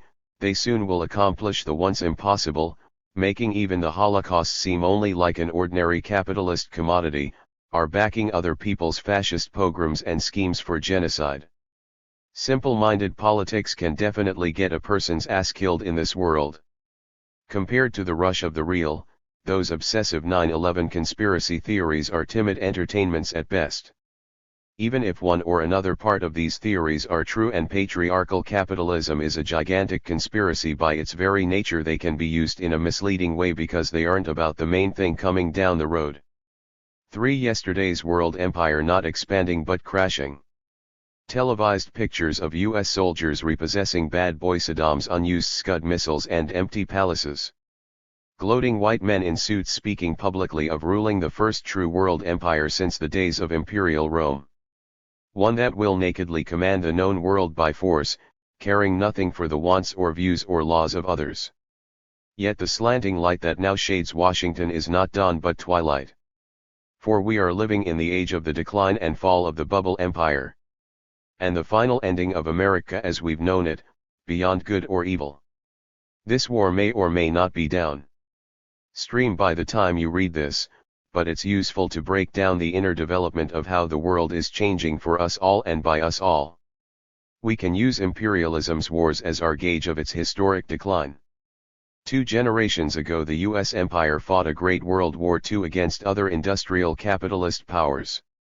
A brutal, bloody, fighting toe-to-toe war of near equals in which millions of soldiers crisscrossed oceans and borders, leaving well over 60 million dead bodies as their rotting residue.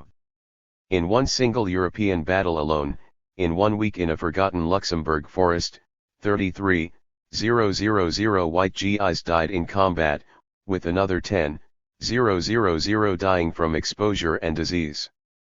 And it doesn't mean a thing now. Then 1 generation ago the US Empire threw a 500,000-man expeditionary force that was the heart of the US military into a protracted, 11-year war to stop communist national liberation movements in 3 Southeast Asian countries.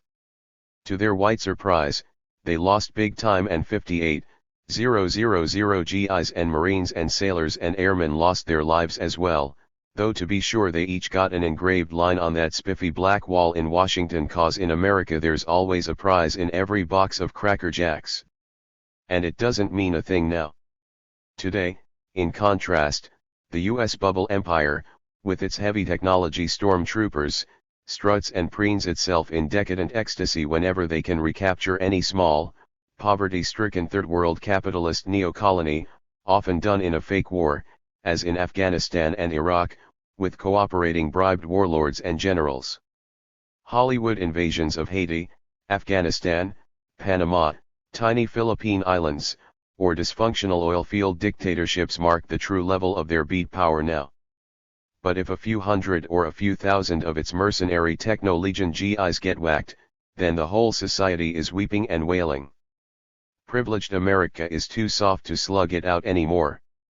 We might say that the US empire is less like a great military power in the old sense and more like a superbly armed VAT mafia for a gated suburb.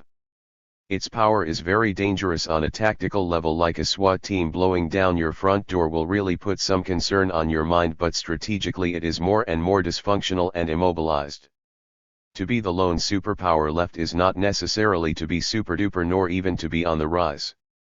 What is rising instead is the new stage of capitalist production and distribution, what everyone too simply calls globalization. For anti-war and the nature of the war. The anti-war movement doesn't understand, but these are completely different wars than in the 1960s or 1970s. Now we have neocolonial wars. Not wars of good versus evil, not wars of oppressed versus oppressor. And certainly not liberation wars. They are wars within the capitalist world hierarchy, between the bloated metropolis and its own vicious neocolonial subordinates. If the manager and the foreman in your factory lose it and started shooting at each other, you'd want to get yourself and the other workers out of harm's way. But, basically, as Dr. Phil always says, we don't have a dog in this fight. If they killed each other off without harming anyone else, that would be too fine to be true, as Habd Selassie said joyfully on public radio about the 1980s war between the British Empire and the Argentine military junta, let the blood flow. The political problem with the still confused anti-war activists right now is that they keep wanting to side with the foreman. Groan. 'Cause we're seeing lots of fights now where both sides are the capitalistic enemy, even though one side are natives. Imperial stormtroopers must descend on neocolonial nations one after another. This isn't a sign of success but of growing failure, of system breakdown.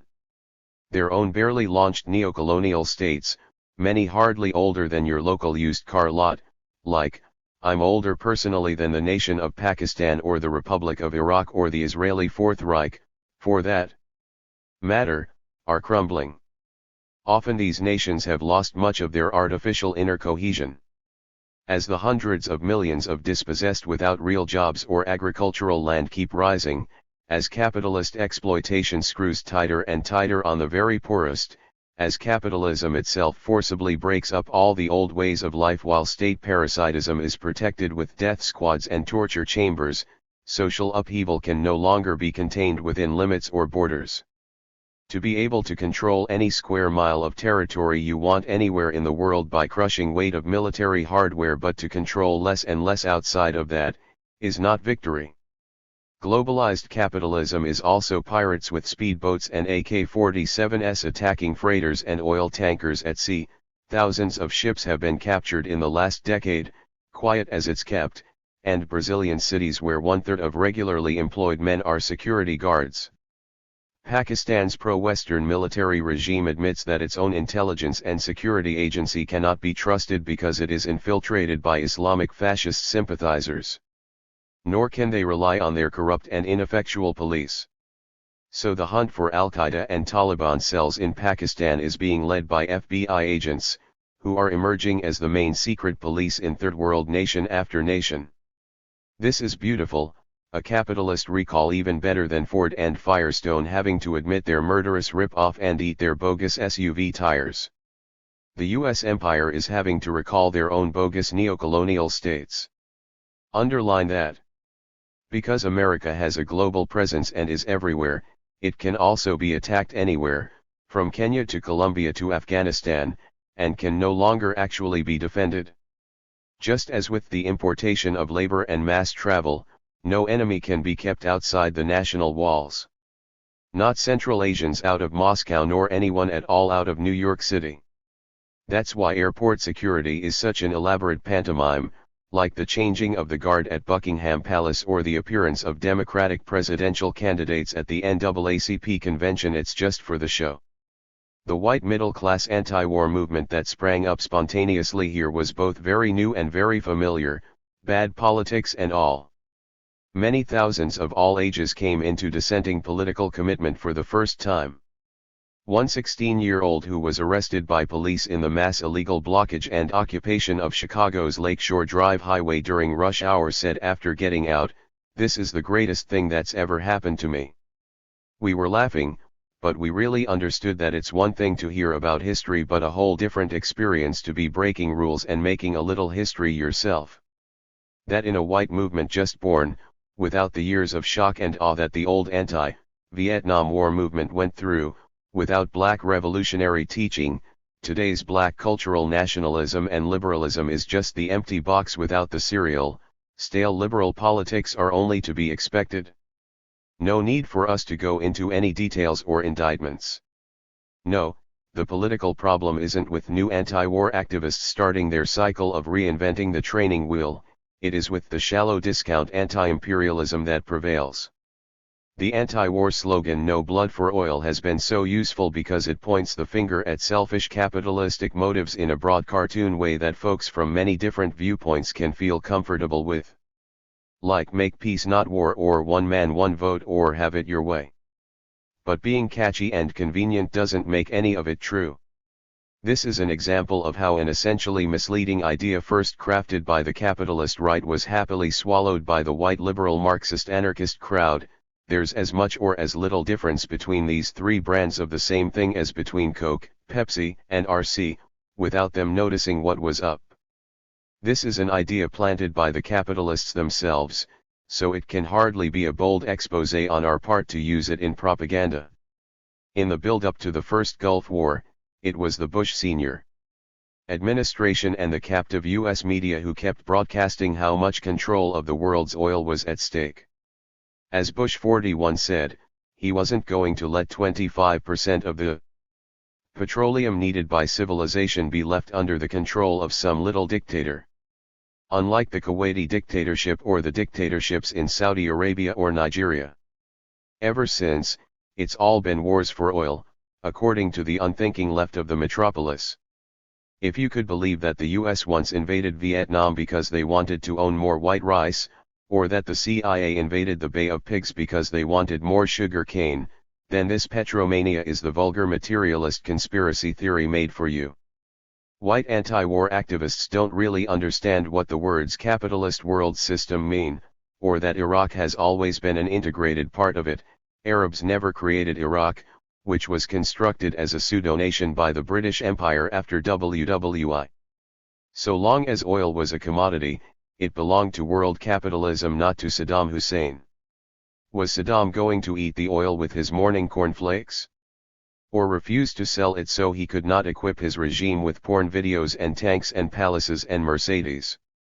Not a minute went by that Saddam and his vicious little dictatorship, which was just an approved local ghetto franchise for world capitalism, weren't cheerfully selling the Western petroleum corporations all the oil they could. What else were they going to do with it? If outright occupation of Baghdad was so essential to imperialist control of oil, Why didn't the Bush dynasty bother to do it in 1991? Duh. It isn't that there is any lack of good people, sincere and intelligent, in the opposition to the US war machine. It's that these are movements that by their very nature now are bankrupt and corrupted. Like the old social democratic parties of Western Europe, which were born in militant working-class struggle from the bottom against autocratic regimes in the 19th century, but which by the start of World War I had become an institutionalized safety valve despite their mass working-class base. 5. Imperialism itself being morphed. Certainly, the Whitest House would love it if all the world's petroleum was totally owned by US corporations, or if all the world's computers were made in Silicon Valley. Or all the world's cars made in Detroit. And Mobil or IBM would love it, too. That's the must-keep-moving-to-breathe nature of shark-like capitalist competition. But they aren't making their actual plans based on that unreal fantasy. Nor are Halliburton or Wall Street depending on any fantasy world oil monopoly. Because globalization is erasing the duplication of national economies, Britain, for example, no longer owns its own auto industry at all but has its factories owned by Ford, Honda, GM, Toyota, BMW, and Nissan and now China's Shanghai Automobile Corporation. On the other hand, 2 of the 3 largest world petroleum corporations are British. National economies are no longer symmetrical and parallel, as they were in the bygone 20th century days of brother national imperialisms, before neocolonial globalization. Oil in international capitalist discourse right now is their metaphor standing for all key globalized commodities, just as nuclear weapons were once their illusory symbol for military supremacy. While petroleum is important economically, it is no more so than soybeans or rare industrial minerals or migratory labor or narcotics or many other major commodities which capitalist civilization can't do without and which the ruling class therefore needs to control. Oil is certainly much less important a commodity than women. White liberals/leftists and black liberal cultural nationalists together, and they have so much in common politically, have been shouting their tired cliches about how the world conflict was over oil, but, as Butch Lee said recently, what is starting to emerge is a World War IV over who shall own women. If you haven't understood that, your daughters will. The Iraq wars don't begin with oil, they begin in neocolonial globalization. Iraq was invaded and Saddam's local franchise was overthrown not for oil, and certainly not because of any threat that they posed to Saks Fifth Avenue. It was conquered just so that the Bush regime could do it. Not PR campaigns to justify a war as radicals unthinkingly echo liberals in saying but a war that is the PR campaign. As an advertisement to the Third World that the US empire was still able to destroy any nation-state that opposed it, and, not least of all, to project Bush W43 as the macho man swinging his cocky painted thing for the all-important elections. As N.Y. Times Foreign Affairs columnist Thomas L. Friedman said in his column titled Because We Could. The real reason for this war, which was never stated, was that after September 11 America needed to hit someone in the Muslim world. Smashing Saudi Arabia or Syria would have been fine. But we hit Saddam for one simple reason, because we could. Emphasis in original. 2 things are going on here. The first is that as neocolonial globalization developed it morphed the nature of world conflict. We know that the distance between the formerly all-powerful imperialist powers and the Third World, between high-tech societies and low-tech societies, has broken down. Just as the distance between military and civilian has dissolved, in WWI 90% of the casualties were soldiers, in the latest wars 90% of the casualties are civilians, mostly women and children. And if imperialism has made technology and migrating multi-ethnic populations and modern warfare ever present in global life, then how can you prevent any ex-soldier from driving towards Oklahoma City with a truckload of ammonium nitrate fertilizer? Or a group of educated, multilingual Arab men from boarding a large jetliner in Boston? So it's no surprise that the Noriegas and Saddams and Osamas of this new stage of capitalism were wanting to be big business themselves. The neo-colonies want to become players in their own right. In 1990 Saddam was given private permission by the Bush 41 regime to go for the northernmost oil fields of Kuwait, which were in disputed territory. Saddam greedily overreached his playpen, and that was destabilizing to the US empire's Middle Eastern backyard. The Iraq wars have never been about owning some oil directly, since imperialism owns it all, directly and indirectly, but about starting surgical restructuring to bring the entire region and all its population under reconditioned and tighter US imperial occupation and closer imperial administration. In doing so, the US empire would, of course, try to tap into Iraqi oil revenues as much as they can. That's not a secret. No different than the IRS and my paycheck, only on a global scale. The second thing that is going down is that neocolonial globalization is erasing the economic foundations of the old imperialist national empires. That's why there's only one stumbling military superpower left. It says enough that half the military expenditures for the entire world are by the US military. Some comrades have been heavily pointing out that this empire thing is not new to America. That the US was always an empire from day one. Always invading, colonizing, always occupying other peoples and nations.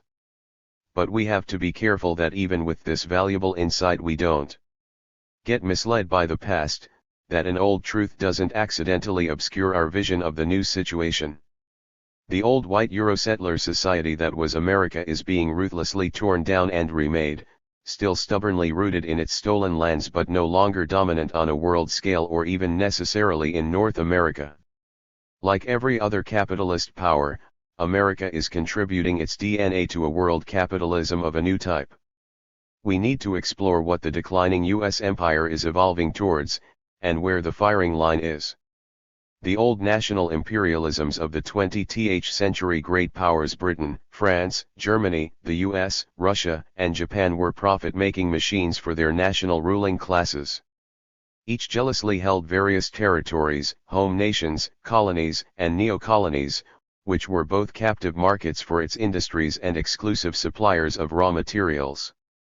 Since the entire globe and all of its inhabitants were divided up among the imperialist nations, the desperate need to gain markets and raw materials from rival nations forced the capitalist world into two unprecedented world wars with each other. This arrangement of national imperialist competition defined world economics and world politics for most of the century. But that's no longer true on the ground. That's why the gigantic river of federal funny money pouring into the largely useless US techno-military can only be financed by equally gigantic loans from abroad. Imperialist war no longer pays for itself. 1/3 of all US Treasury bond purchasing in 2003 to finance the Bush imperial deficit is from China. So the Beijing communist regime and its surging capitalist class are the primary financial backers of the US empire's strategy of endless loser war? Do you notice any problems in this situation? Picture some suits in a big barrel about to go over Niagara Falls. 6 national rivalries remain but are swallowed into New World Order. Right now one of Bush 43's accusations against North Korea's Stalinist monarchy is that it has made transgressive exporting of souped-up versions of Scud missiles a major business. This trade, according to Western intelligence officials, earned $560 million in 2003, over 3% of North Korea's total GNP. Less publicized is that North Korea's silent partner in its missile business is the capitalist government of Egypt, the US empire's largest neocolonial ally in the Arab world. The Egyptian military regime provided North Korea with its first Scuds to take apart and reverse engineer, lent technical help and is its partner in the advanced arms sales venture.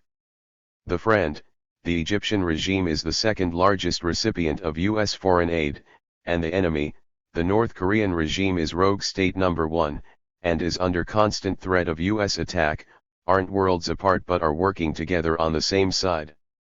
Even pinning down a real national enemy in the old Pearl Harbor sense is difficult, except in Washington's made-for-TV phony wars.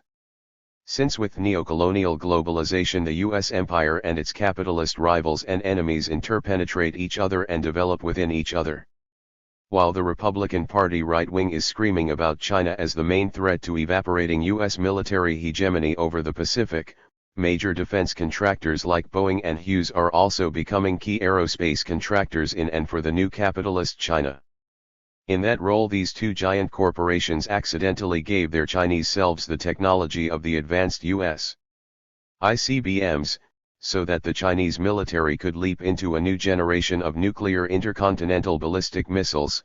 Both corporations just agreed to pay fines in the many millions of dollars to settle federal charges on this little boo-boo, which was kept out of the TV news and front-page headlines.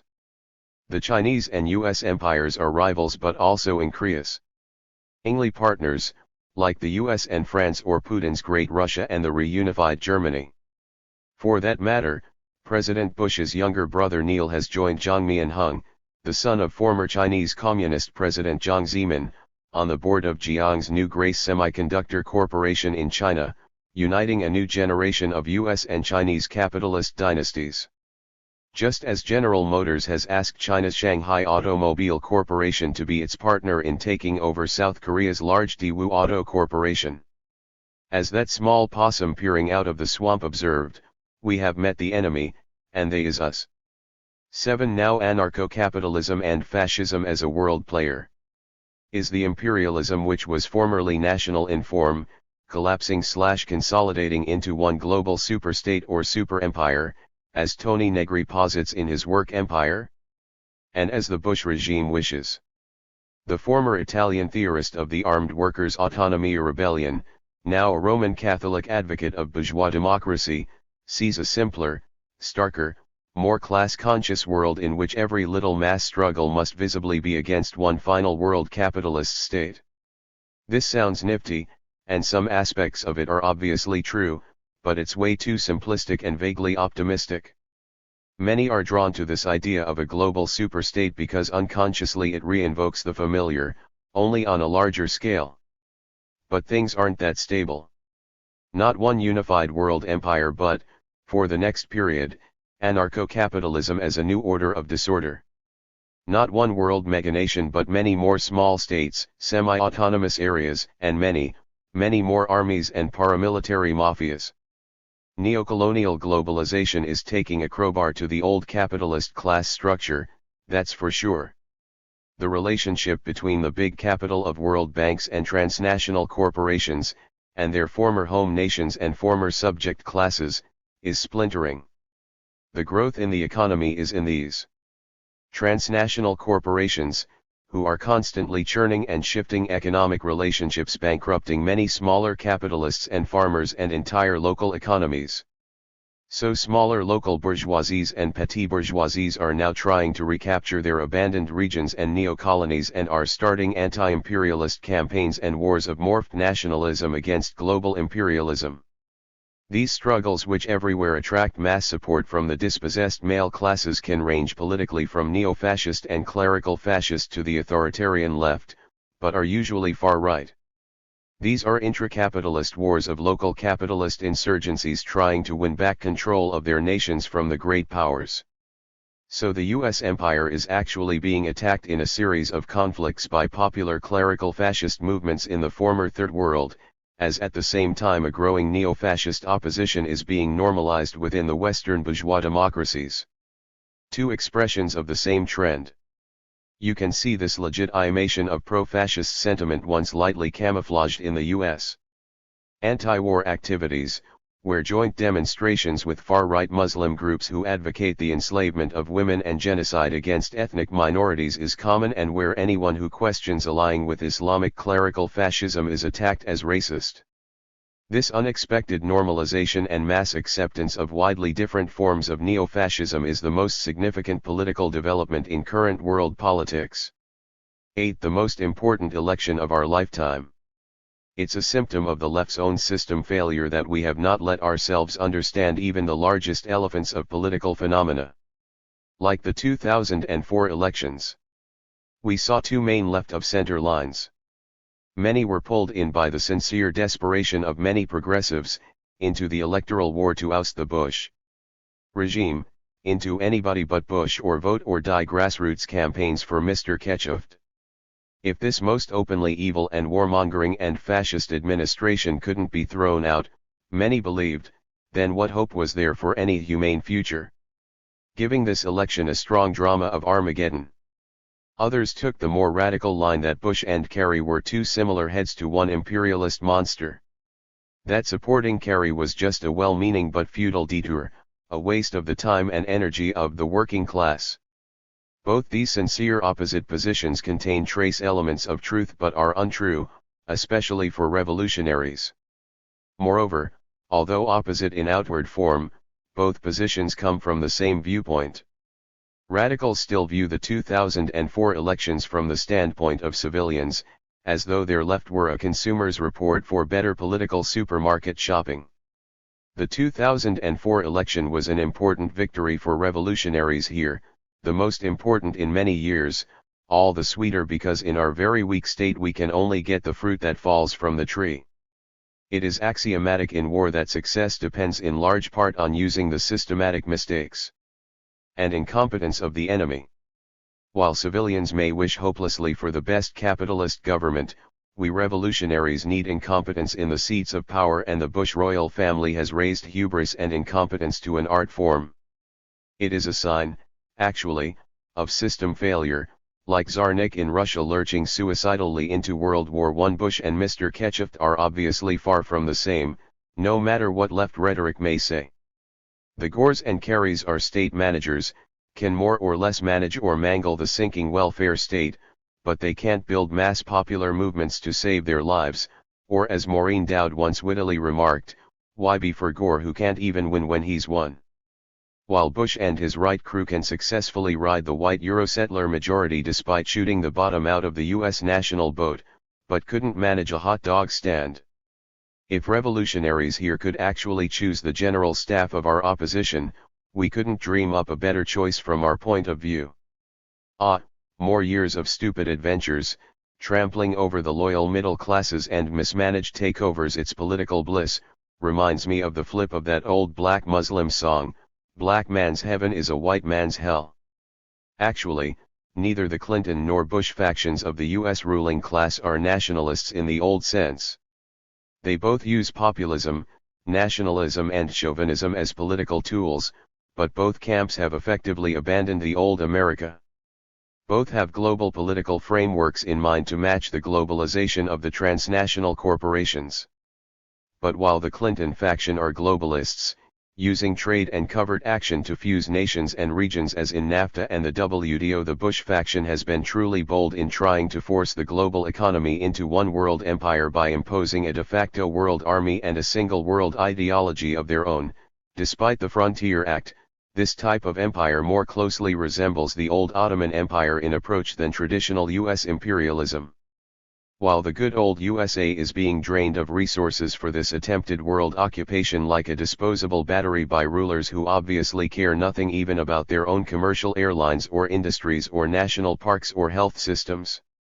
Since they believe that successful people of the transcontinental capitalist class should live in a privatized strata of their own high above nations or national infrastructures, as Cheney amusingly commented, he sympathizes with the frustrations of lesser businessmen using commercial airlines, although he never uses them himself. To make it plain, earlier stages of US imperialism economically enriched the father country. After World War I and World War II, for instance, the US share of world industry and world markets sharply rose. Starting with Vietnam, this changed. This new attempt at a global state may be headquartered in Washington and draw on US national resources, but its conflicts no longer bring new wealth home to the increasingly precarious, debt-ridden home society. Maybe most important of all, the election marked the return of the dead white men and their loyal women, the settler majority. They are being permitted to fight to take their now shrunken white nation back. The limited time of racial class concessions and maneuvers needed by the RUL in class and enforced on an unwilling white majority by the state to subdue and co-opt and dissolve the Black Revolution of the 1960s, is over. This is the real post-civil rights era, not the phony slogan, where white America step by step returns to a version of its normal hateful settler self. But the contradiction here is, this is happening in a world capitalist context where such societies are officially disapproved of and even banned. Like ethnic genocidal Greater Serbia, white America is trying to adjust, just as it did in inventing segregation in the lynching years after the late 19th century Black Reconstruction experiment. And at long last, a sophisticated final solution to their black problem is now running after 400 years. But discussions about this have been sharply censored on all sides and among all races. 9 Transitions. I started these notes in March 2003 right after the US tanks rolled unopposed into Baghdad, and everyone was talking about an overpowering New World empire. It seemed important then to correct the eagerness to get drawn offside and then to tell lies and claim easy victories. After a few pages, though, I stopped because so many basic questions were being pulled to the surface. Then came months of using my spare time to gather materials and start outlines for a significantly larger paper on the split in the US ruling class over neocolonial globalization, as well as the Bush regime's radical vision of overblown world empire different from the historic US imperialism. The plan was to discuss how opposing ruling class factions dealt with insurgency and opposition, and internal conflicts about the changing role of the US military establishment. However, it became apparent that in my very limited time such an ambitious paper would never happen. So, instead, I decided to quickly jot down some notes, however inadequate. Just to share ideas and questions, things like the transformation of the US state or the social basis of conspiracy theories were excluded due to lack of time. I apologize for the rough and incomplete nature of these notes. This is a very different time for Maoists. The struggles of the oppressed have never stopped for one heartbeat, of course, despite the collapse of the world left or the conversion to capitalism of the anti-colonial leadership of color. Necessity knows no laws. As the most developed form of communism in the 20th century, Maoist parties and struggles born from Maoism span the divide between old and new. The NPA in the Philippines, Shining Path in Peru, and the New Guerrilla Army/Party in Nepal are major national liberation insurgencies ostensibly drawing on the example of the Chinese Communist Party during its 1930s, 40s guerrilla years. As is the fragmented Naxalite movement in the West Bengal area of India. But many old guerrilla insurgencies have gradually become mired in intractable scenarios as the world political military situation has changed around them. And, perhaps as a consequence, questions have gradually arisen about the class politics of their wars.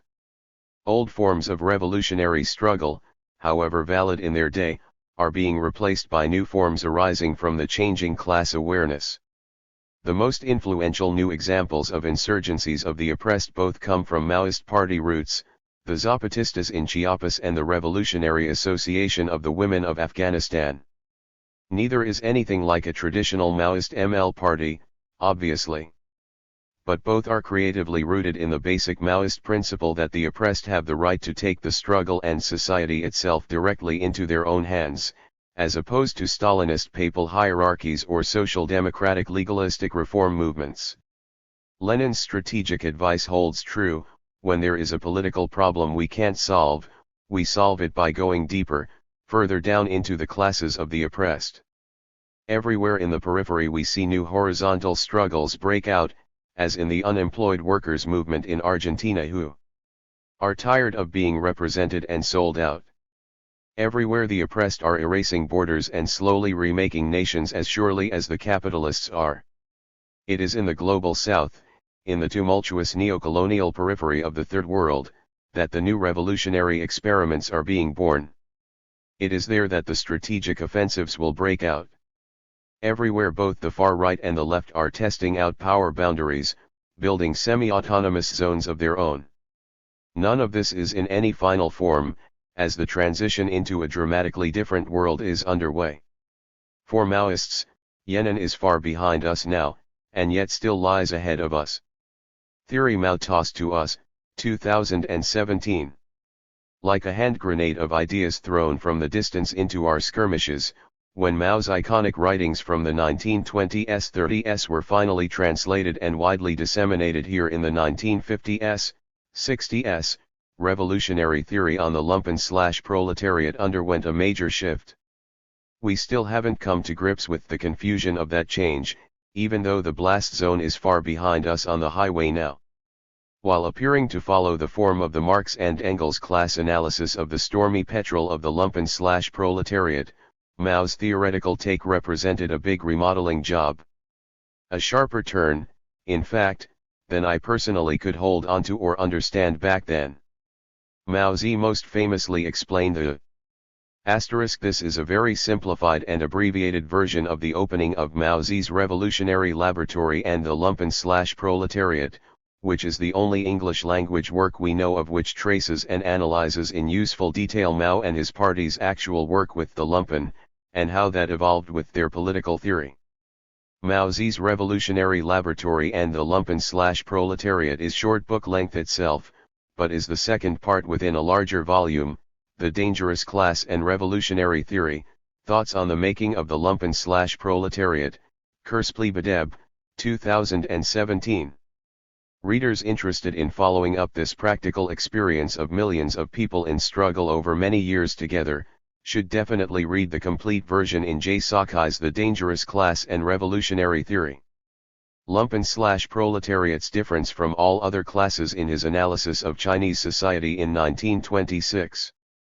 Apart from all these, there is a fairly large lumpenproletariat, made up of peasants who have lost their land and handicraftsmen who cannot get work. They lead the most precarious existence of all. In every part of the country they have their secret societies.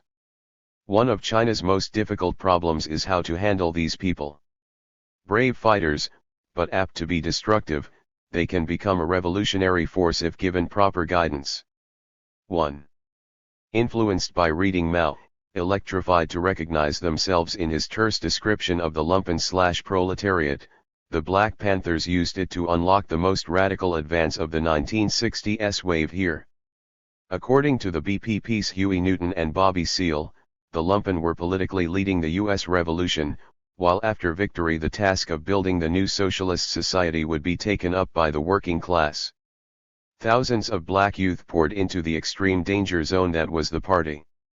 For the left not to recognize the conscious role of the lumpen/proletariat there is to let old 19th century dogma dim revolutionary theory. Which was the precise same old bureaucratic politics that Mao himself was struggling against so long ago in his own revolution. Mao Zedong's terse last line summing up the lumpen for the revolution, became famous among many revs in the 1960s-70s. From anti-war organizers to the Black Panthers who quoted it frequently, the line reverberating and influencing far beyond the much smaller ranks of those who called themselves Maoists. It seemed so basic, it didn't occur to would-be revolutionaries like myself that it wasn't anywhere near as simple as it seemed, and that in fact I didn't fully understand it at all. Mao Zedong's starting analysis accepted the lumpen as ordinary people, not as primarily dangerous or exotic. Our guy wasn't afraid of them. Humanizing them in his analysis. 225. Mao was painting there with broad brush strokes, in optimistic colors, of the lumpen as victims shaped by poverty and oppression, thus as potential revolutionary tinder.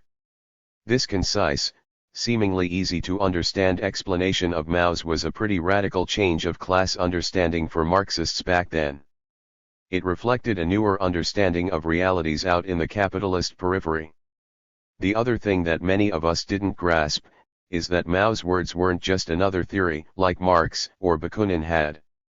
Mao's theories were in a whole different ballpark from those earlier comrades. Not because he was necessarily any more observant, but because his theory was shaped by the political experiences of millions of lumpen over almost 2 generations in China from the early 1900s to the 1940s. These ideas had been reforged over and over on the anvil of oppressed people's experience, up to and including all-out revolutionary war, year after year. Understanding paid for in many human lives, and which carried that more than one individual's personal weight to it. What our guy Mao Zedong knew even then, subtly coloring those first words in 1926 when he called them a potential revolutionary force, was that the lumpen played a key role in the revolutionary process for him. They weren't just bit players or minor actors on the large stage of overturning society. The lumpen in China were a major, and even at some times and places a decisive factor, in the mass revolutionary struggle that actually took place. Whether that fit anyone's theory or not, they burst through all that. That's what becomes clearer when analyzing in depth the class politics of the Chinese revolutionary experience. The Vagabond Army. Over and over, in the struggle in those early years, Mao Zedong ran into and found common cause with lumpen/proletarian fighters.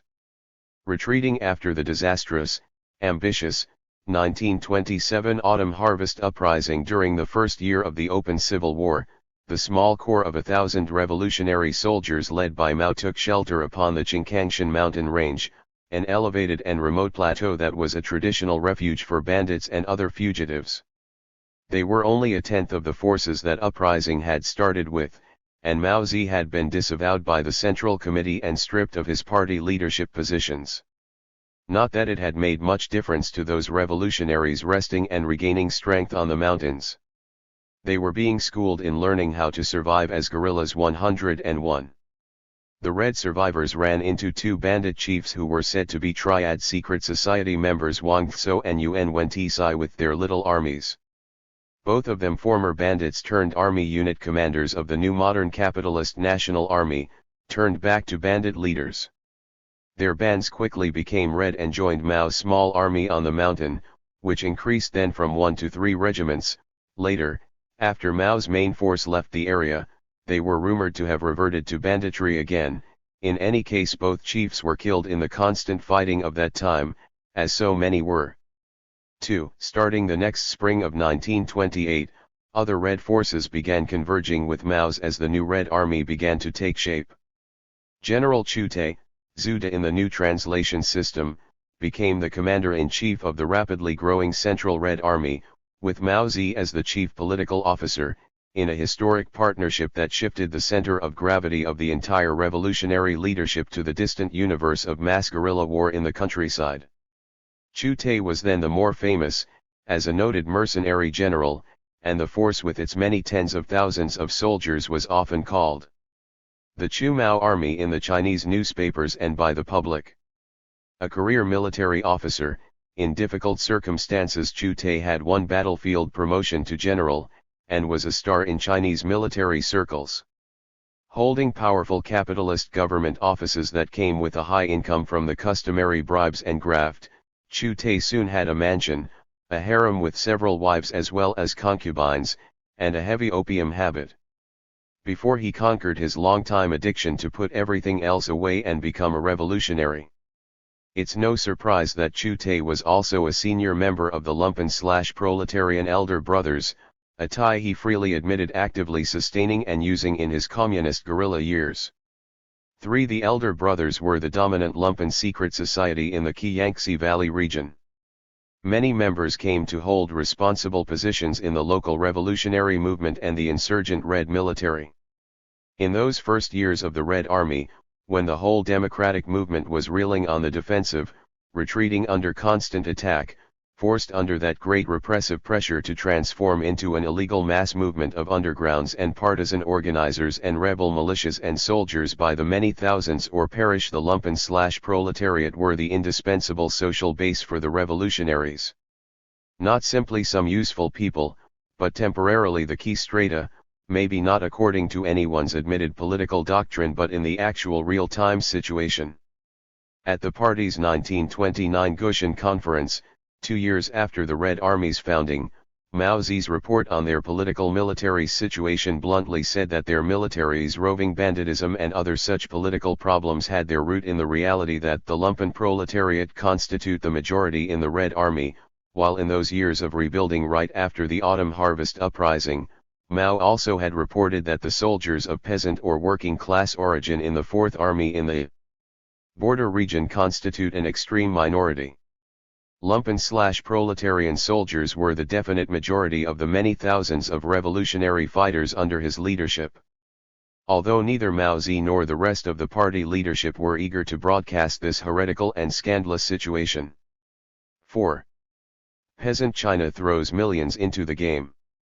This major revolutionary role for the lumpen was only normal, we should say, in the context of China then. Since the same surprising class configuration had been responsible for the much larger mass movement which the new revolution drew its lifeblood from. A giant peasant rebellion in the form of militant peasant associations had broken out in 1926 across southern China, centered in the expansive rural countryside of Hunan province and contiguous areas, and comprising at least 4.5 million peasants. In reporting on the new rebellion in the countryside, Mao Zedong didn't place the Communist Party at the center of events, because they weren't. Although the relatively small numbers of communist cadres would try to hold village meetings and inspire the peasants to start local branches of the associations, before quickly moving on as they usually had to. Instead, he placed as the key instigators a new grouping of the most oppressed themselves which he referred to as the utterly destitute. This was difficult to pin down on the surface, because the party was reporting from the countryside through a filter. Bluntly, closeting the lumpen as much as possible. Because the major role of the lumpen in the revolution was so counter to established Marxist doctrine, both Mao Zedong and the party itself worked to lessen the flashy guest appearances of their lumpen/proletariat on late-night TV. Remember, this was a time when Mao Zedong was being heavily attacked within the party for recognizing the radical potential of lumpen outlaws. Party leader Li Lisan even explicitly criticized him for the sin of guerrillaism infected by the viewpoint of the lumpen proletariat. 5. In Mao's 1927 report on an investigation of the peasant movement in Hunan, referring to surveys which showed the overall shape of the movement, Mao mentions one in Changsha County, which counted the poor peasants as 70% of the peasant association's membership, which Mao thought representative for the overall membership of the militant peasant associations in Hunan province. Mao then added a significant point, that there was a subcategory of the very most poor, the utterly destitute, which accounted for 20% of the peasant movement's total members. Even more, Mao goes on to say that almost all the grassroots leadership at the local level were poor peasants and especially the very poorest. In fact, according to Mao, in one of the best surveyed areas with mature peasant organizations, it was shown that, of the officials in the township associations in Hongshan County, the utterly destitute comprise 50%. There's no question that this newly identified social strata he named the utterly destitute played a key leadership role in the militant movement, apparently far beyond their size in the population. But who were they? In fact, the utterly destitute were our old friends the rural lumpen/proletariat all over again.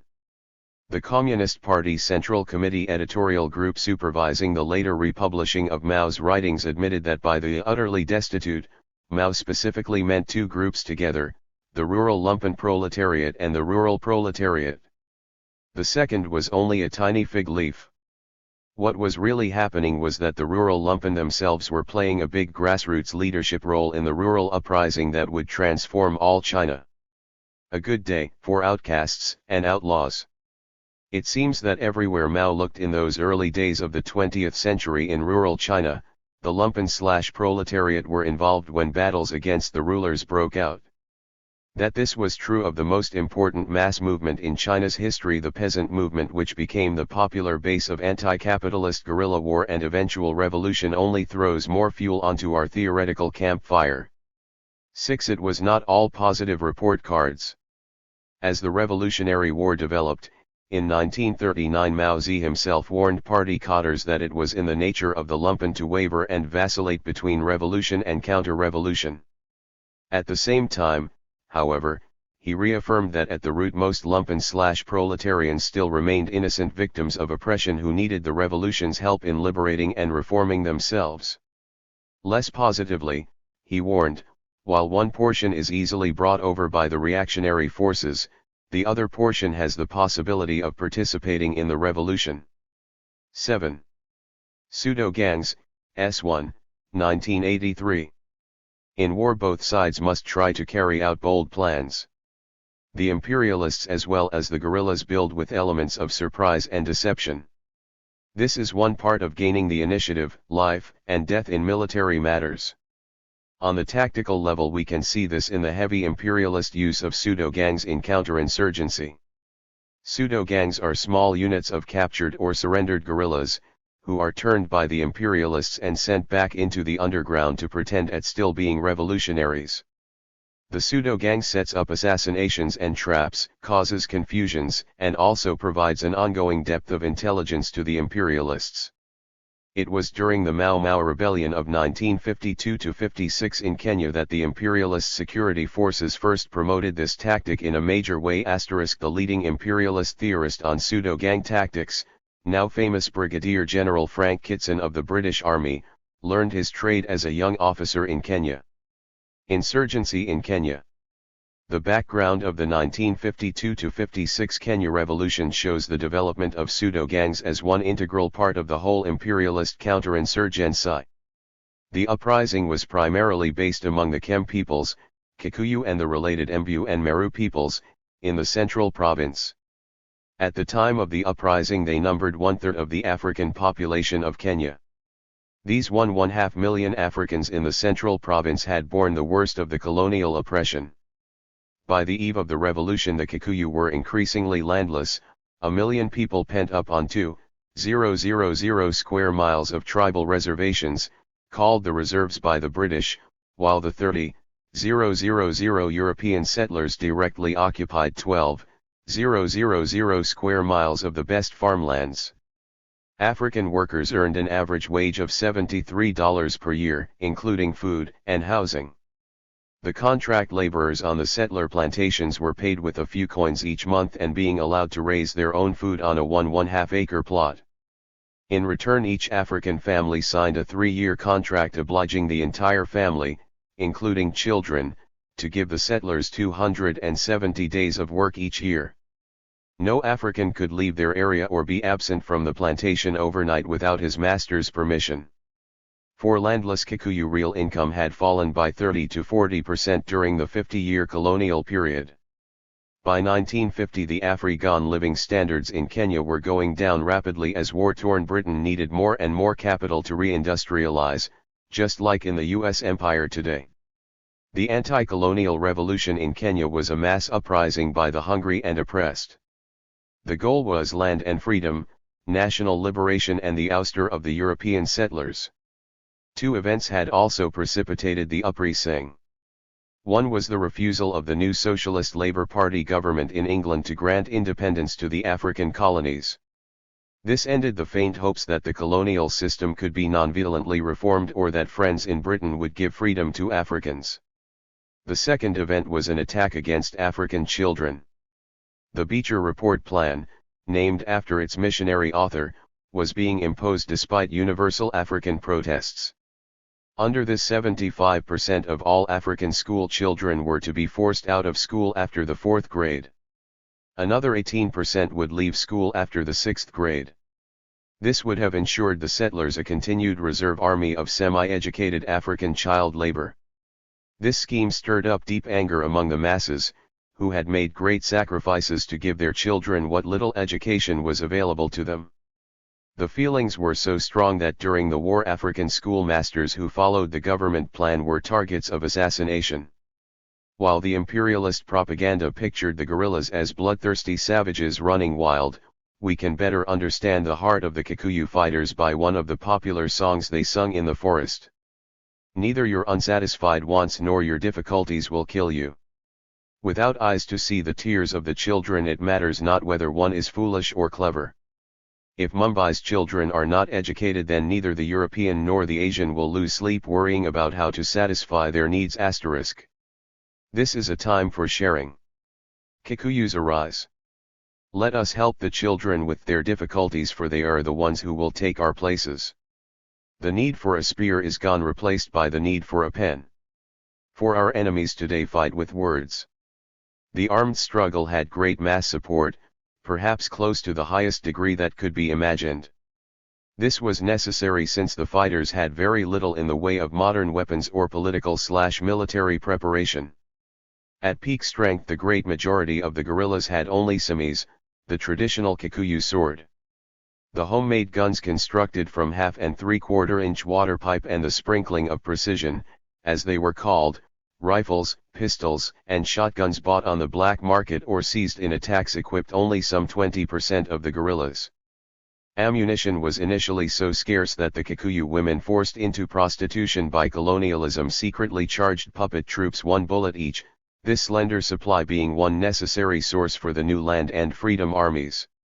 There were almost 20,000 fighters. This was a very large number, considering the Kikuyu population of under 1.5 million. By official British estimates, 90% of the Kikuyu actively supported the struggle. When the movement called upon Kikuyu to boycott the Nairobi bus system, to give up frequenting Asian cafes, and to stop using European beer and cigarettes, the masses responded. The underground movement was so all-pervasive that the puppet Kikuyu home guards were at first heavily infiltrated. General Kitson accidentally reveals this in describing a late-night native dance he attended. The assembled company represented a pretty fair cross-section of the sort of Africans with whom we did business. All our own men were there, 3 or 4 tribal policemen were happily drinking away with the African foreman of a big European farm. This man was a great personality in the area, a pillar of the Christian church and leader of an enthusiastic band of Kikuyu Guard. 4 months later we discovered that he was also a member of the Mau Mau Central Committee. In the first year of military struggle, starting in the winter of 1952-53, guerrillas were in the ascendancy, assassinating puppet officials, capturing police posts, and forcing the British Army units back out of the forests. This initial success proved the potential of African power, but it was also somewhat misleading. While the revolutionary zeal of the people was high, there were important contradictions within the nationalist movement. The nationalist movement was divided into 2 political tendencies. One was headed by Jomo Kenyatta, beyond any doubt the main independence leader and hero to the Kikuyu peoples. Kenyatta was the leading representative of his class, the European-educated African petty bourgeoisie. Their program was parliamentary democracy for Africans, which meant civil rights, equality with settlers in business and land ownership, and eventually an African majority government. To do this, Kenyatta and his associates had led their band Kikuyu Central Association, KCA, in the 1940s to begin a secret campaign of oathing, of having each Kikuyu take a sacred oath to regain their land and freedom. By 1952 the KCA, although in theory legally banned by the colonial authorities, was conducting mass rallies of 20,000 to 30,000 Kikuyu, with the black, red, and green African flag waving from the speaker's platform. Jomo Kenyatta's strategy was to slowly build momentum toward campaigns of mass civil disobedience, just as Gandhi had done in India, to non-violently urge the British out. As a legal, mass united front, the KCA had organized the Kenyan African Union, which embraced all the other African peoples as well. This was the public movement that most Africans and most Europeans knew of. But within this nationalist stirring there was another more secret organization, which became the actual leading nucleus of the uprising. This was a revolutionary political tendency, centered in the African proletariat and set upon the course of armed struggle. On May 16, 1950, the African and Asian workers in Nairobi, the colony's capital, began a 9-day general strike, which stopped all economic activity in the city. The 100,000 strikers were protesting the British repression against their new nationalist unions, which had openly demanded independence. The strike spread to Mombasa and elsewhere. Using troops and mass arrests, the British finally crushed the political general strike. This setback was not unexpected, and only consolidated the resolve of the African working class leadership to organize armed struggle for liberation. While the new underground conspiracy included Kikuyu from almost all classes in Nairobi, from peddlers and unemployed youth and street criminals to small merchants, it was primarily the workers in 2 unions, the transport workers and the domestic and hotel workers*. In June 1951 the Young Revolutionaries took over the large Nairobi chapter of the moderate Kenya African Union, KAU. Within the next year they would secretly win over control of the KAU local committees in much of central Kenya, unable to fully take over the KAU national executive because of Jomo Kenyatta's great prestige.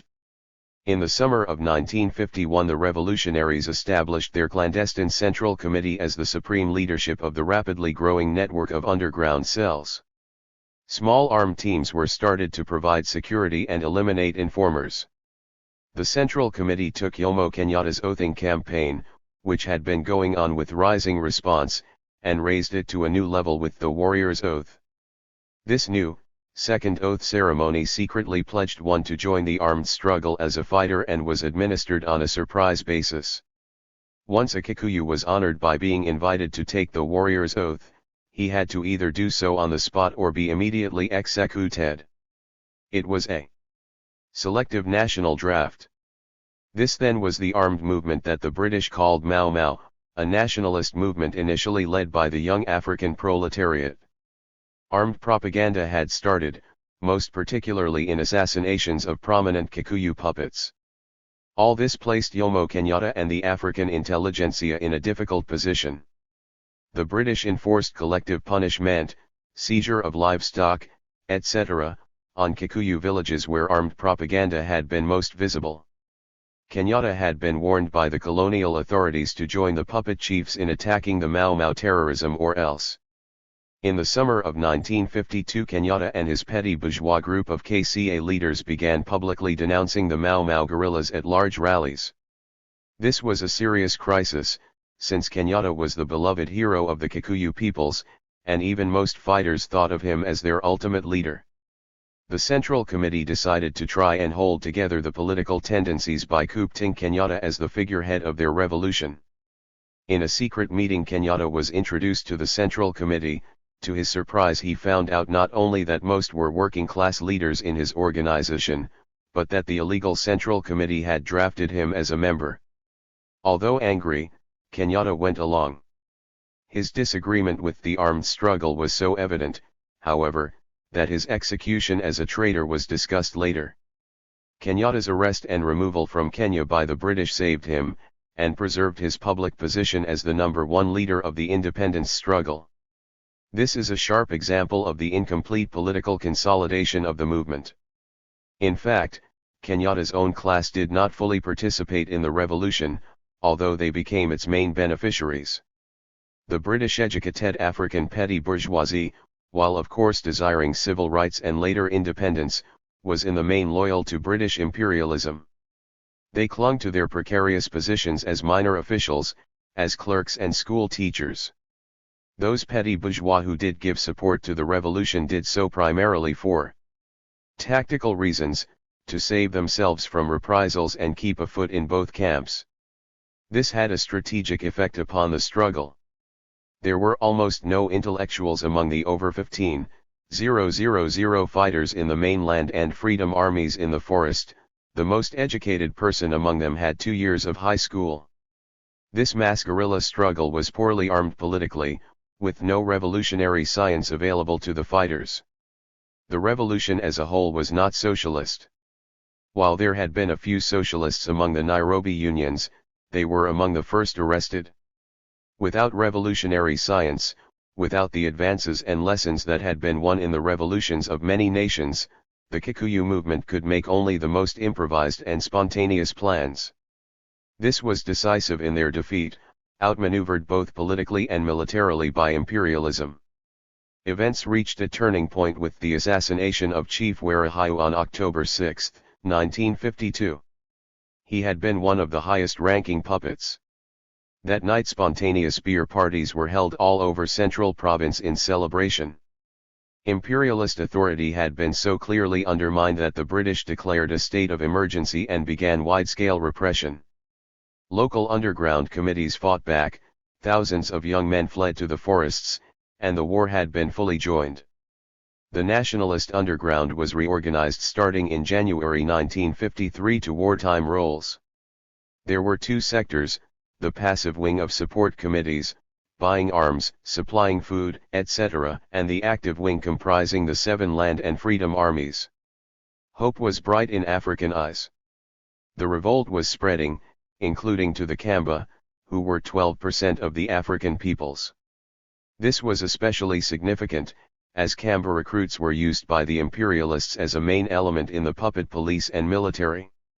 The movement was so widespread, almost universal, that its activities seemed unstoppable. Africans expected an intense but short war, in which their numerical advantage of 100-1 over the settlers would inevitably bring them victory. One Land and Freedom Army commander recalls. "We had to defeat the Europeans," I continued to reason. "There were 60,000 Europeans against 6 million Africans. Each European had to fight against 100 Africans. It did not matter if he killed half of them and finally be killed himself, making sure that the survivors would share the land that had been used by the European, cast down the colonial rule and form an African government." My knowledge had been swept together with the thousands of ignorant warriors whose focus was only the Kenya settlers. I had ignored the fact that the colonial system from United Kingdom was the source of our exploitation, which we were determined to eliminate. Counterinsurgency in Kenya. British imperialism gradually assembled a military force of over 50,000 troops. There was the Kenya Regiment of local settlers and some elite British infantry battalions, but the total of European police and soldiers was not large. Most of the imperialist forces were puppet African troops. There were 6 battalions of King's African Rifles, regular colonial infantry, local home guards and thousands of Turkana and Somali tribal police brought in from other British colonies. Weakened by World War II, and also fighting in wars in the Middle East, Korea, and Malaysia, British imperialism could not afford to assemble any overpowering concentration of strength. In spite of their useless handful of old armored cars, cannon, and World War II bombers, the technological gap between the imperialists and the revolutionary fighters was not qualitatively significant. In the forested mountainside or Nairobi slum street, a grenade, a shotgun, or even a simi in the hands of a guerrilla was more potent than a British tank. Imperialism's advantage in the war was a matter of professional strategy and modern organization. With these, imperialism regained the strategic initiative. While there have been several books written by British officers implying that pseudo-gangs and African guerrillas turning defeated the uprising, this is not true. Pseudo-gangs were not primary in counterinsurgency, but only secondary. Their tactical importance in some situations can only be evaluated by first understanding the overall situation of counterinsurgency. Imperialist counterinsurgency operations exposed the urban revolutionary infrastructure and destroyed the organized political leadership. This was the key step. The British security forces had the advantage of wielding a well-practiced level of violence that Africans didn't anticipate. Few oppressed peoples, even the revolutionaries, believe that imperialism really will apply massive repression overnight. This unwillingness to face the impending destruction of normal life allows imperialist security forces to so often get in the decisive blows early. In October 1952, the British began Operation Jock Scott, a preemptive campaign of arresting the nationalist leaders to forestall the armed struggle. Within a month, some 8,000 Africans had been arrested. Moderate and revolutionary alike. Jomo Kenyatta was among the first and most prominent of the detainees. The entire Central Committee was arrested. This first blow damaged, but did not completely cripple the movement. A new Central Committee was formed, and the Liberation War was fully launched. So unsuccessful were the imperialists at first that an inspecting British parliamentary delegation reported critically in January 1954. The influence of Mau Mau in the Kikuyu area, except in certain localities, has not declined, it has, on the contrary, increased. In Nairobi, which is one of the most important centers in Africa, the situation is both grave and acute. Mau Mau orders are carried out in the heart of the city. Mau Mau courts sit in judgment and their sentences are carried out by gangsters. So the movement not only survived in the forested mountains but right in the colonial capital. It was, in fact, in the city where the political organization was the best developed. In Nairobi, the underground center obtained arms, ammunition, medical supplies, and food for the forest guerrillas, while also waging urban guerrilla warfare and recruiting new fighters for the growing forest armies. Although the local settlers and the visiting British politicians were worried that Mau Mau had the military initiative, in part this was because the colonial authorities were buying time. Major preparations, including the training of thousands of new puppet police, were underway for strategic counter-blows against the rebellion. On April 24, 1954, an army of 25,000 imperialist soldiers and police suddenly cordoned off all the African areas of Nairobi. This was Operation Anvil.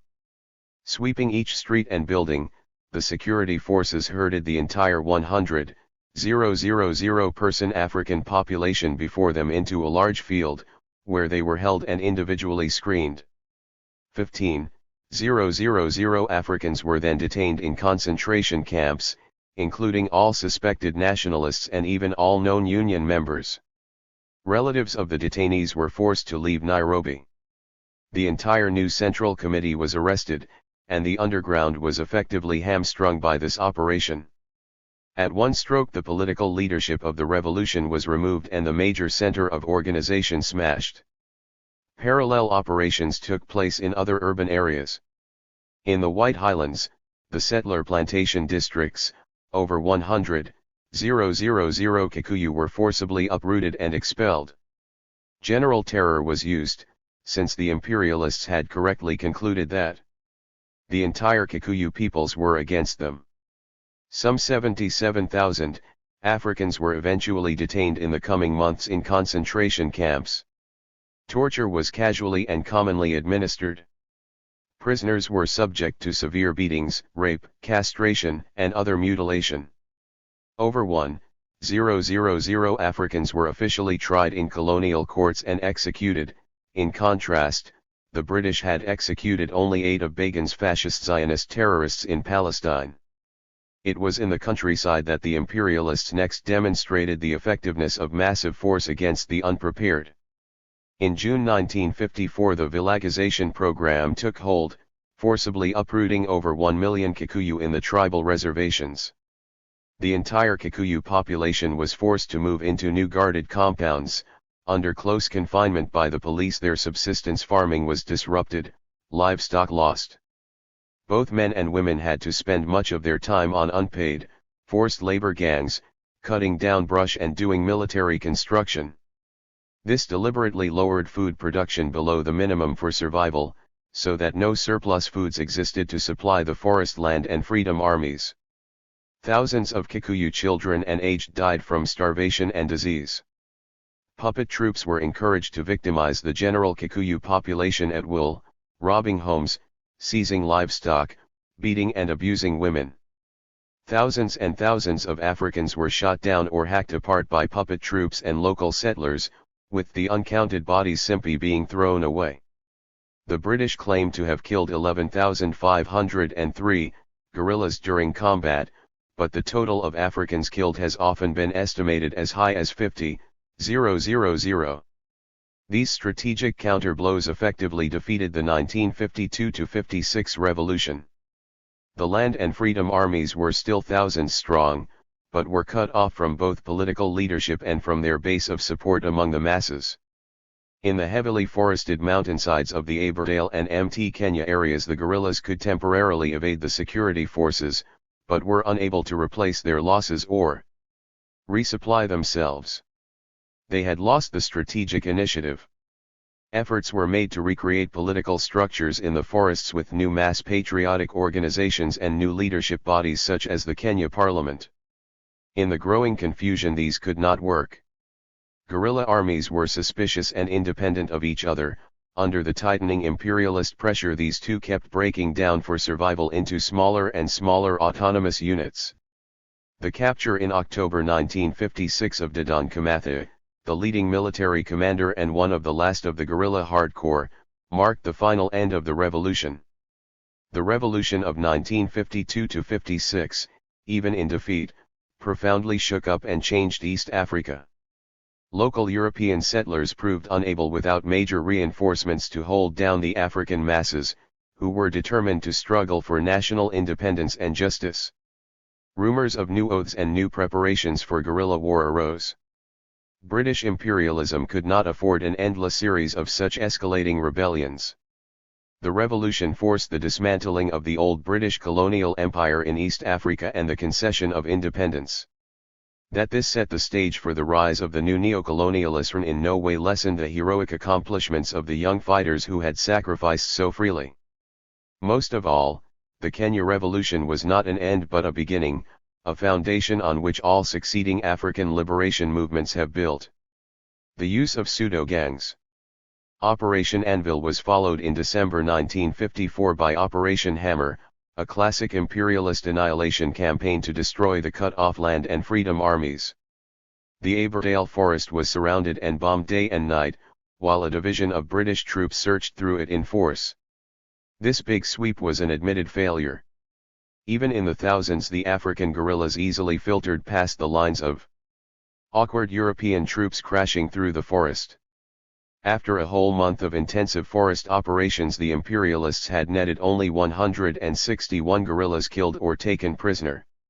It was in these circumstances that the pseudo-gang tactic, the British called the Kikuyu guerrilla units gangs to deny their political character, came into the foreground. It all began in March 1954 with the capture of a single African guerrilla known to us only as George. During long interrogation, Gen. Kitson, then a captain in Army intelligence, persuaded George to turn.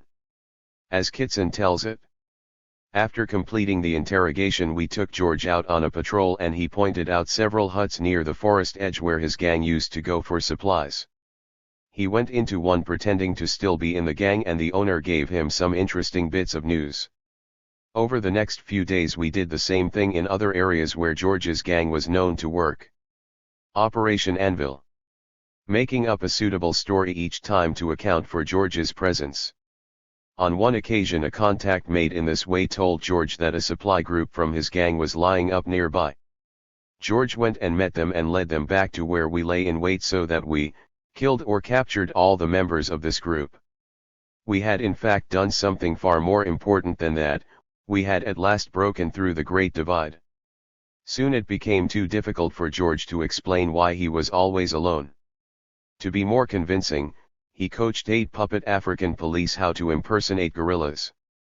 Suitably dressed and armed with semis and homemade guns, these men pretended to be the rest of his unit, staying in the background while George did the talking. This was the first pseudo-gang in Kenya. At first the pseudo-gangs were direct death squad Phoenix-type units, setting up guerrillas for army traps, or, if they could lull them into letting down their guard, shooting down their newly met brothers. New traitors were recruited so that the pseudo-gang members would all be experienced forest veterans, known and trusted. Intelligence gathering quickly became an equal function, and often some guerrillas were left unharmed by the pseudo-gang if they seemed to be a good source of news about the revolutionary armies further away. Then an even greater conceptual breakthrough came to the imperialist security forces. Instead of merely lurking on the edges of the movement, why couldn't they become the movement? Gen. Kitson says that it began with the problem of a very efficient guerrilla unit in Tika district, which had corrected some 70 puppets in the previous 6 months. The main reason for the survival of these terrorists was that we had been unable to make contact with our pseudo-gang. We knew who the terrorist supporters were and we sent various members of our Didan Kamatha team to meet them pretending to be visitors from Nairobi or emissaries from the forest. Whatever the story, the local Mau Mau committee received them courteously and promised to arrange a meeting with the gang. But a meeting never took place.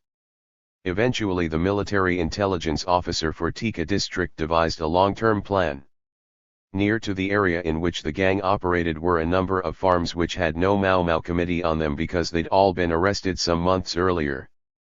He decided to introduce a pseudo-gang who would tell the laborers that they had been forced out of their normal area in Kiambu. Our gang would ask for support and encourage the formation of the normal chain of committees to provide it. Once the system was operating freely, he would arrest all the supporters of the real gang from the other group of farms. He hoped that the real gang would be forced into getting supplies from the committees which he had set up to support our pseudo-gang. Our gang would then be well within their rights to demand a meeting with the terrorists in order to coordinate operations. This plan worked perfectly, with the pseudo-gang organizing a whole network of secret support committees among the African laborers. Soon the real guerrillas, now convinced of the pseudo-gang's authenticity, agreed to meet with the pseudo-gang, and were wiped out in a police ambush. The imperialist security forces were very pleased by this immense success. Secret pseudo-gang operations were set up by a new police special forces command in each district. These pseudo-gangs built their own base of support, becoming warriors' oath administrators and recruiting eager African youth straight into their contaminated pseudo-movement. This positively confirmed who was disloyal and neutralized them while using them as a front to kill the revolution. By the war's end, in 1956, roughly half of the last several hundred guerrillas holding out were actually pseudo-gangs. Having started as straight hunter-killer teams using disguise to get within killing range of guerrillas, the pseudos finally evolved into a complex, full-time pseudo-movement. The settler police officer who ran the pseudo-movement recalls, "The task of keeping every man in our force recognizably active, that is to say acceptable to the remnant hostile gangs as comrades in arms, was extraordinarily difficult, and as much work and time had to be devoted to this extremely important aspect of our technique as was devoted to the actual hunting of Mau Mau. We had to get all our teams seen in the forest from time to time, we had to get their members to write letters and keep up the chain of correspondence in the jungle, we had to keep their food stores going. You could not remove half the Mau Mau from the forest and expect the subsequent absence of hideouts, letters, traps, and many other signs of Mau Mau activity to pass unnoticed by the other half. Often we were able to arrange meetings in the forest where our teams would confer with hostile Mau Mau. Having proved their loyalty to the cause and extracted all the information they possibly could without giving the game away, our men would withdraw, and the way would be paved for more operations. The question naturally arises of who these turned guerrillas were, and how did the imperialists twist them around? The security forces love to play up-turned revolutionaries, implying that they can always intimidate or buy many freedom fighters. This contemptuous propaganda is very deliberate, since they know that this degrades the image of the liberation struggle. Such propaganda blows can be even more damaging than temporary defeat itself. Actually, very few Kenyan guerrillas betrayed their revolution. At their largest, in June 1956, the pseudo-gangs involved only 90 traders out of over 15,000 forest guerrillas. In every struggle we have always seen some who turned out of weakness or ambition. This was true in China, Mozambique, and Vietnam as well. Even in defeat and when confronted with execution, African guerrillas, most of them teenage youth, remained true to their people and their revolution. Pseudo-gang traitors were carefully handpicked by the security forces. Gen. Kitson learned from experience that guerrillas with patriotic convictions were resistant to his scheme. It was best to rule out people who had joined Mau Mau because they were fanatically keen on the movement politically. What Gen. Kitson looked for were Africans who had the same mentality that he himself had. These he could trust. As he put it, by far the best were the Africans who joined the gangs from a spirit of adventure. Tired of their drab lives on farms or in the reserves, they thought that it would be fun to be a gangster and carry a pistol and kill their acquaintances. Their outlook was not far from that of many young men of spirit anywhere else in the world, and they were the easiest to handle because they were the easiest to satisfy. Gen. Kitson once asked an African trader who had become a pseudo-gang leader about George, the very first of them. "I know why you joined our organization," I said, "but what about George?" "George is different," he answered. "George does not mind about the Mau Mau or the government, and he certainly does not care who wins. George just likes excitement. He wants to walk around with a pistol and get plenty of loot. He changed sides because he could do all this better with you and be more comfortable at the same time. The African revolutionary forces were aware of potential problems from these unreliable types, but in the political disorganization were unable to firmly deal with it. The movement called these lumpen camarera, a Kikuyu word for criminals in hiding. They were a problem to the land and freedom armies, particularly when military pressure forced fighters into autonomous, smaller units. Camarera were always straying off from the main armies, trying to escape political discipline, and often interested in raiding the closest African farms for food, women, and money so that they could lay up in the forest. While the armies tried to find and redraft Camarera back into the regular fighting ranks, this only preserved outward unity while also preserving the contradictions. These problems infected whole armies eventually. It was a mark of Gen. Kitson's professionalism that even as a young captain, fresh from England, he was able to understand the opportunity that the Camarera gave him. Kitson didn't let his bigotry, his team spoke of taming Africans, blind him to the possibility of winning over and using unknown African guerrillas to penetrate back into the heart of the rebellion.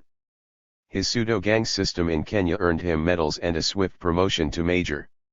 From Kenya he went to Malaya, building pseudo-gangs there as well, to the Middle East with the UN peacekeeping forces, and on to general's rank and a place as one of imperialism's top counterinsurgency commanders. The Rand Corp, the major U.S. Defense Department think tank, recognized Kitson's role as a counterinsurgency theorist by inviting him to be one of the participants in their 1962 counterinsurgency planning conference, to prepare for Vietnam. His reputation was crowned by the publication in 1971 of Low Intensity Operations, a theoretical study for the Imperial General Staff and a semi-official primer for General China. British Army officers. Since this study was technical and written only for a military readership, neither Kitson nor his superiors expected it to attract any public attention. To their regret, it did. Gen Kitson's tendency toward boldness put the army in an awkward position, because the special usefulness of his study was that it discussed these matters in a relatively open way. So that Gen Kitson recommended that the British Army be engaged in peacetime to use counterinsurgency tactics against the British trade unions and other reform movements at home. Further, he also recommended that Army counterinsurgency officers be integrated into all civilian decision-making on social problems, from the local town level on up. This wouldn't pose any political problems, Gen. Kitson wrote, since it would be kept secret from the British public. Once this all-too-revealing study was discovered by the British Labour Party, there was a very embarrassing furor over it in Parliament and the media. While Gen.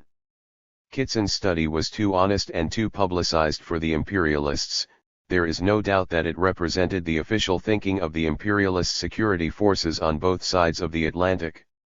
The introduction in this book is by Gen. Sir Michael Carver, as Chief of the British Imperial General Staff. This high-level endorsement is continued in the study's foreword, which is by U.S. Army Gen. Richard Stilwell. This is more interesting than it appears. Gen. Kitson's admiring colleague, U.S. Gen. Richard Stilwell, is identified in the book as U.S. Army Deputy Chief of Staff. This is a high-ranking connection, indeed. But the U.S. Army's Gen. Stilwell is much more than that. He is the most important counterinsurgency planner and administrator in the Pentagon. In 1964-65 Stilwell was Chief of Staff, MACV, for all U.S. forces occupying Vietnam. After that he was head of the CIA counterinsurgency effort in Thailand. Gen. Stilwell's entire career has been linked to covert counterinsurgency operations. In the 1950s we know that he was officially an obscure military attaché, but in reality was the secret commander of all CIA military operations in the Far East. In that role, in 1952 Stilwell organized the last U.S. invasion of China, the disastrous offensive by Gen.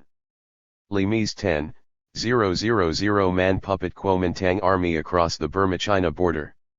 According to the NY Times, May 11, 1983, Gen. Stilwell was the prime mover in the creation of the Army Intelligence Support Activity, a new, secret counterinsurgency force that helped rescue U.S. Gen. Dozier from the Red Brigades in Italy, and is active now in El Salvador and Nicaragua, and elsewhere. The NY Times says of Gen. Kitson's American colleague. Now retired, General Stilwell is the Deputy Under-Secretary of Defense for Policy and, in that capacity, plays a leading role in intelligence, counterintelligence, and security policies. It is clear, then, that Gen. Kitson is close to the highest levels of the U.S. Counterinsurgency Command, and writes of it with certain knowledge. This is important to ascertain, because one of the noticeable cover UPS in Gen. Kitson's study relates to the U.S. He wrote, a more elaborate operation might involve the building up of a pseudo-gang from captured insurgents and the cultivation by them of a local supporters committee in a particular area. There is some evidence to the effect that pseudo-gangs of ultra-militant black nationalists are operating now in the United States. While Gen. Kitson obviously believed that only his fellow security officers would read this revealing comment, he properly had to formally deny that this information was officially leaked from his Pentagon colleagues, such as General Stilwell.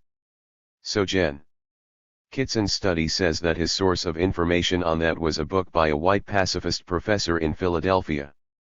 This Euro-American professor, who is a former civil rights supporter and an advocate of nonviolent integrationism, claims in one line of a book that he had heard unspecified rumors discrediting some unknown armed black nation.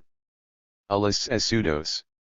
This is the lightest of smoke screens, since it is obvious that a close imperialist colleague of top Pentagon and CIA officials doesn't depend upon rumors allegedly heard by a pacifist college professor to know about U.S. counterinsurgency operations. It is interesting that a leading U.S. counterinsurgency official was pushing Gen. Kitson's pseudo-gang theories. Perhaps the experience of Kenya has practical application for us today. Pseudo-gangs in perspective. Pseudo-gangs are not invincible weapons, but like all imperialist tactics are effective within certain strategic constraints. In Kenya the strategic situation favored their use. There the movement was ideologically underdeveloped, and, after the first blows, without effective overall leadership. The fighters were increasingly disunited as the war progressed both politically and organizationally and were broken up into small, isolated, self-governing collectives or units. This describes a near-ideal situation for pseudo-gang tactics to penetrate and spread. In Vietnam, which is almost the polar opposite in terms of strong communist leadership and strategic unity, similar imperialist tactics got absolutely nowhere. Turned Vietnamese guerrillas, such as the Kit Carson Scouts attempted by the U.S. Marines, were useless as a whole. Even Gen. Frank Kitson, the best-known practitioner of pseudo-gangs, was unable to advance 1 inch with his expertise against the Irish Republican Army. Sent to Belfast with elite British troops, Gen.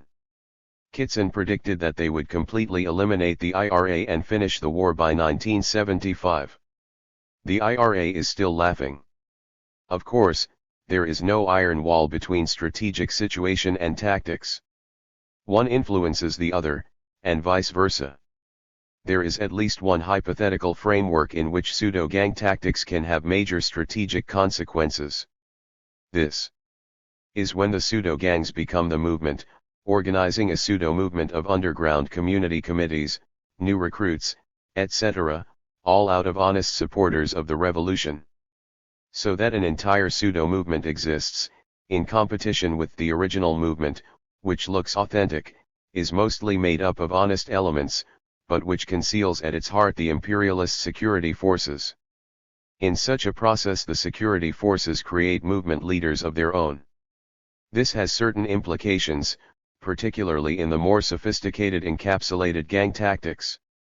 In Kenya the security forces had recruited 2 minor guerrilla officers, Gotti and Hung. Both had taken an active role in a faction fight wherein they and other opportunists had tried to divide the armies along the lines of illiterate versus literate. They were both opposed to the existing commanders, who could read and write, and sought to whip up resentment among the fighters against those who could read. If they took over, Gotti, Hung and their friends had hoped to make a deal with the British Army. Instead, these two went over to the authorities alone. The security forces quickly promoted them as leaders. The authorities offered big rewards for their capture, put them on the most wanted list, said that they had shot down police, and in every way gave them a revolutionary image. Then, backed up by pseudo-gangs, Gotti and Hung were reinserted into the guerrillas to become major revolutionary leaders, to undermine the already difficult efforts of the real leadership. Once such a pseudo-movement operation gains entry into the struggle, it can have strategic consequences. From South Africa to Puerto Rico to Mississippi, S1, 1983. On September 28, 1978, J. Mallon, the Latin America/terrorism editor of Soldier of Fortune magazine, was in Puerto Rico at a secret imperialist counterinsurgency conference. That conference was hosted by the Puerto Rican Attorney General's office, under the supervision of the U.S. Department of Justice. For 3 days, puppet police and government officials were given intensive instruction by counterinsurgency experts from different countries on how to repress the Puerto Rican independence movement. And one of the main lecturers was Mr. J. Mallon. What is this hidden connection between police in Puerto Rico and Soldier of Fortune, the main recruiting and news magazine for right-wing white mercenaries? For that matter, who is J. Mallon?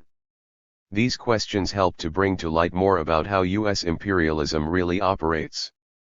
Both the U.S. government and the press have always pictured the white mercenaries as a disapproved of extremist fringe.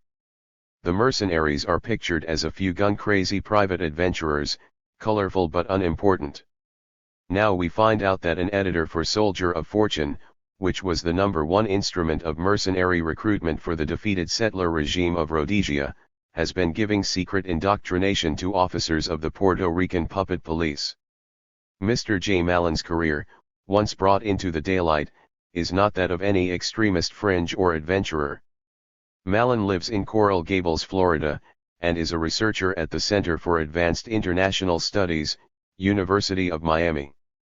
This university has also cooperated in his academic cover by publishing several of Mallon's books on guerrilla warfare. Before that, Mallon was Havana correspondent for Time magazine for 10 years before being expelled in 1962. He still handles special Latin American assignments for Time.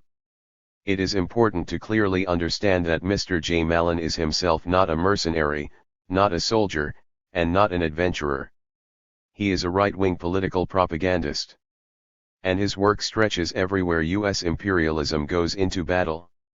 In 1965, President Lyndon Johnson had 15,000 U.S. troops invading the Dominican Republic in his bloody warm-up for Vietnam. Naturally, U.S. imperialism had touched off much worldwide criticism and anger by this Grenada-like invasion. Afterwards, Doubleday & Co., a major New York publisher, came right out with a book on how international communist takeover conspiracies about the Dominican Republic completely justified the U.S. invasion. The book was called The Truth About the Dominican Republic, written by none other than our Mr. J. Mallon. How convenient for U.S. imperialism then that an independent book was being widely sold backing up its repressive crimes. It will be no surprise to learn that the book was a U.S. government propaganda project. J. Mallon had been secretly approached by the U.S. government and signed to a contract under which he agreed to write that book for them. Mallon received the usual author's royalties on book sales from Doubleday & Co., plus an extra payment from the government of $2,368.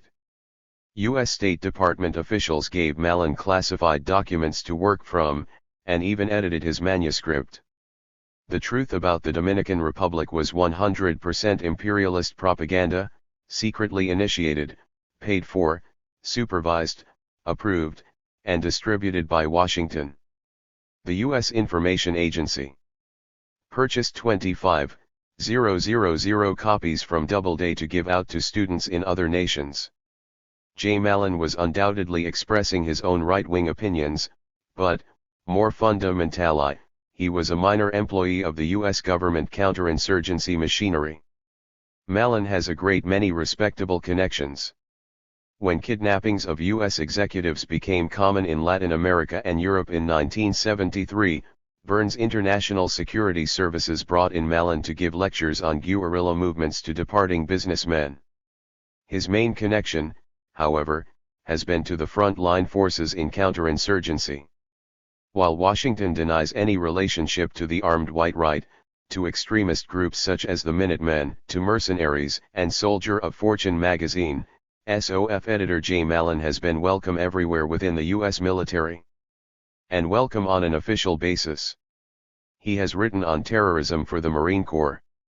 At Fort Bragg's U.S. Army Institute for Military Assistance, where the CIA and U.S. Special Forces give Latin American puppet soldiers counterinsurgency training, Mallon has been an invited lecturer. He has even taken part in seminars at the Pentagon. Perhaps Mallon's closest connection had been to the U.S. Air Force. He has been a regular contributor, as that journal says, to Air University Review, the professional journal of the United States Air Force. Although it has attracted little public attention, the USAF maintains a permanent counterinsurgency force, a small elite trained both as aircrew and assault commandos. This force is headquartered at the Special Operations School, Eglin Air Force Base in Florida. Elements of this hand-picked counterinsurgency force have operated in many nations in Africa, in El Salvador, Guatemala, Iran, and dozens of other countries. In fact, these Special Operations Air Force commandos took part in the government raid on the Republic of New Africa's children's school outside Jackson, Mississippi in 1981. J. Mallon has been a political lecturer for the Eglin AFB Counterinsurgency School, and has often been a guest there since the early days of the 1960s, when it was named the Special Air Warfare Center. We should not look upon J. Mallon himself as personally important or special in some mysterious way. He is just one of thousands of voices or chests raided by Washington. His job has been to give out imperialist indoctrination. His words are the same worn, anti-communist tirade we are well aware of, painting every popular struggle as a tentacle of the Soviet international conspiracy, painting freedom fighters as terrorists. Mallon always insists on more military action, more invasions, more repression as the thing for America to do. As a typical example of his right-wing indoctrination, one of his raps on Cuba calls on white America to recover its misplaced manhood. All that is required from America is a genuine determination to get rid of Castro. Once the decision is made, Castro will be overthrown, but the decision had not been forthcoming. Throughout these critical years, United States policy towards Cuba has been a reflection of overall policy towards the hemisphere, a policy characterized by hesitation, indecision, and lack of understanding of Latinos and their countries. Too often America has acted as if it had a guilty conscience, and therefore had to keep turning its cheek. Latinos respect machismo in a man and in a nation. This swaggering, reactionary nonsense should not be confused with U.S. imperialism's actual strategy. Mallon's writings on Cuba, for example, express nothing of the strategy used by the CIA's Operation Mongoose in its attempt to turn back the Cuban Revolution in the 1960s. In an identical way, Mallon's ranting against what he portrays as the perverse evil of today's guerrilla warfare is also obvious nonsense. Terrorism is a disease of modern society, a virus growing in an ill body. The actions of terrorists, however, cannot be measured in the way other acts of war or revolution are appraised. Urban guerrillas do not march to the same drummer as regular soldiers, or even rural guerrillas. So the simplistic work of J. Mallon only reflects a part of what the imperialists and their commanders actually. 263. Think. The larger issues of neocolonialism and real counterinsurgency strategy are far above his level. Even in the area of mass propaganda, J. Mallon is insignificant, certainly so compared to the moral majority or Jesse Jackson. His specific role is basic political indoctrination of U.S. imperialism's front-line soldiers against national liberation, keeping them motivated and ready to go. This is the strand that ties together J. Mallon's diverse connections. U.S. imperialism maintains a multiplicity of armed forces, some military, some police, and some supposedly unofficial and paramilitary, but all are carefully taught to think the same. Both U.S. Air Force officers reading Air University Review and Klansmen reading Soldier of Fortune got similar political indoctrination from J. Mallon. As did Puerto Rican police officers, white mercenaries in South Africa, U.S. Green Berets operating in Central America, and many others. It is just as if J. Mallon were an employee of a central imperialist military indoctrination bureau. Only it is clearly in U.S. imperialism's interest to hide the connections. Just as in 1965 the U.S. government tried to hide the fact that Mallon's book supporting the Dominican Republic invasion was a secret CIA project from start to finish. As the CIA chief of cover and commercial staff told a Senate committee in 1976, we need a variety of mechanisms. We need a variety of cooperating personnel and organizations in the private sector. U.S. imperialism wants to conceal their overall command and coordination of all the diverse repressive forces of imperialism. From South Africa to Puerto Rico to Mississippi. What happened to the Zimbabwe Revolution, S1, 1984? In hard times we must face hard truths. We must stop viewing armed struggle in a romanticized and deliberately simple-minded way. The same thing applies to national movements. There are 3 reasons why this is imperative. 1. With no practical, communist understanding of what is going on in liberation wars between oppressed and oppressor nations, solidarity work is very underdeveloped. 2.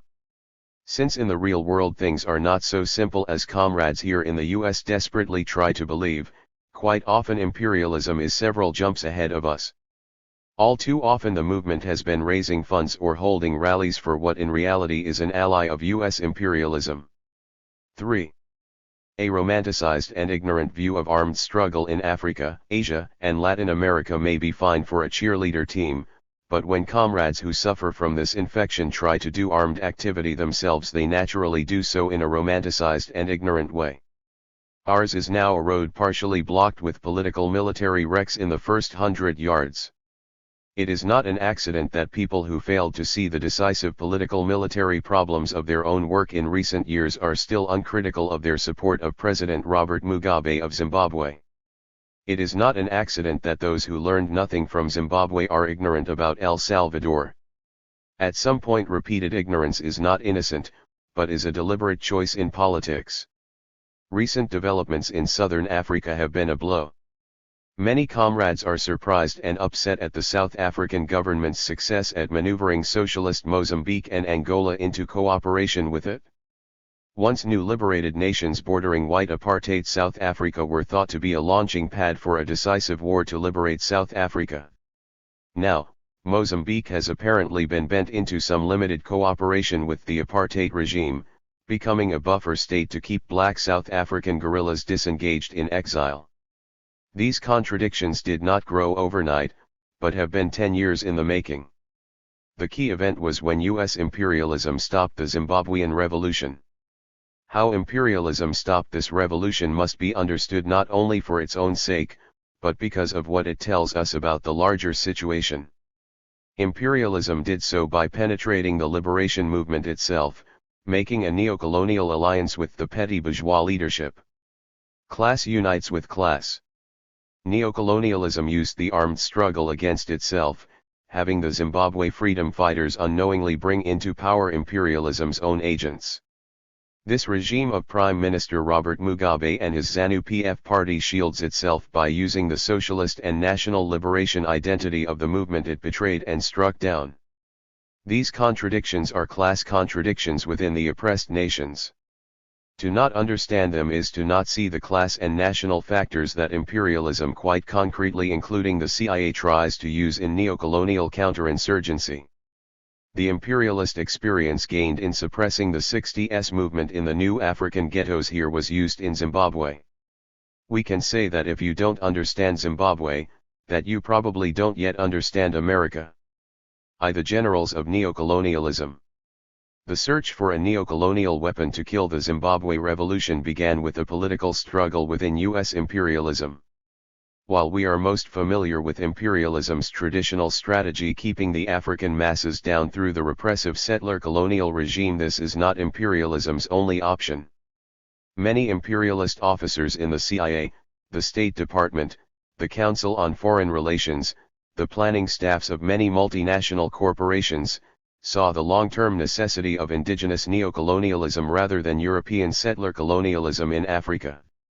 Even in the form of neo-socialism, there has been an intense policy struggle within the imperialist camp between those who favor the traditional option of military repression and those who favor the neo-colonial option of embracing and subverting the national liberation movements.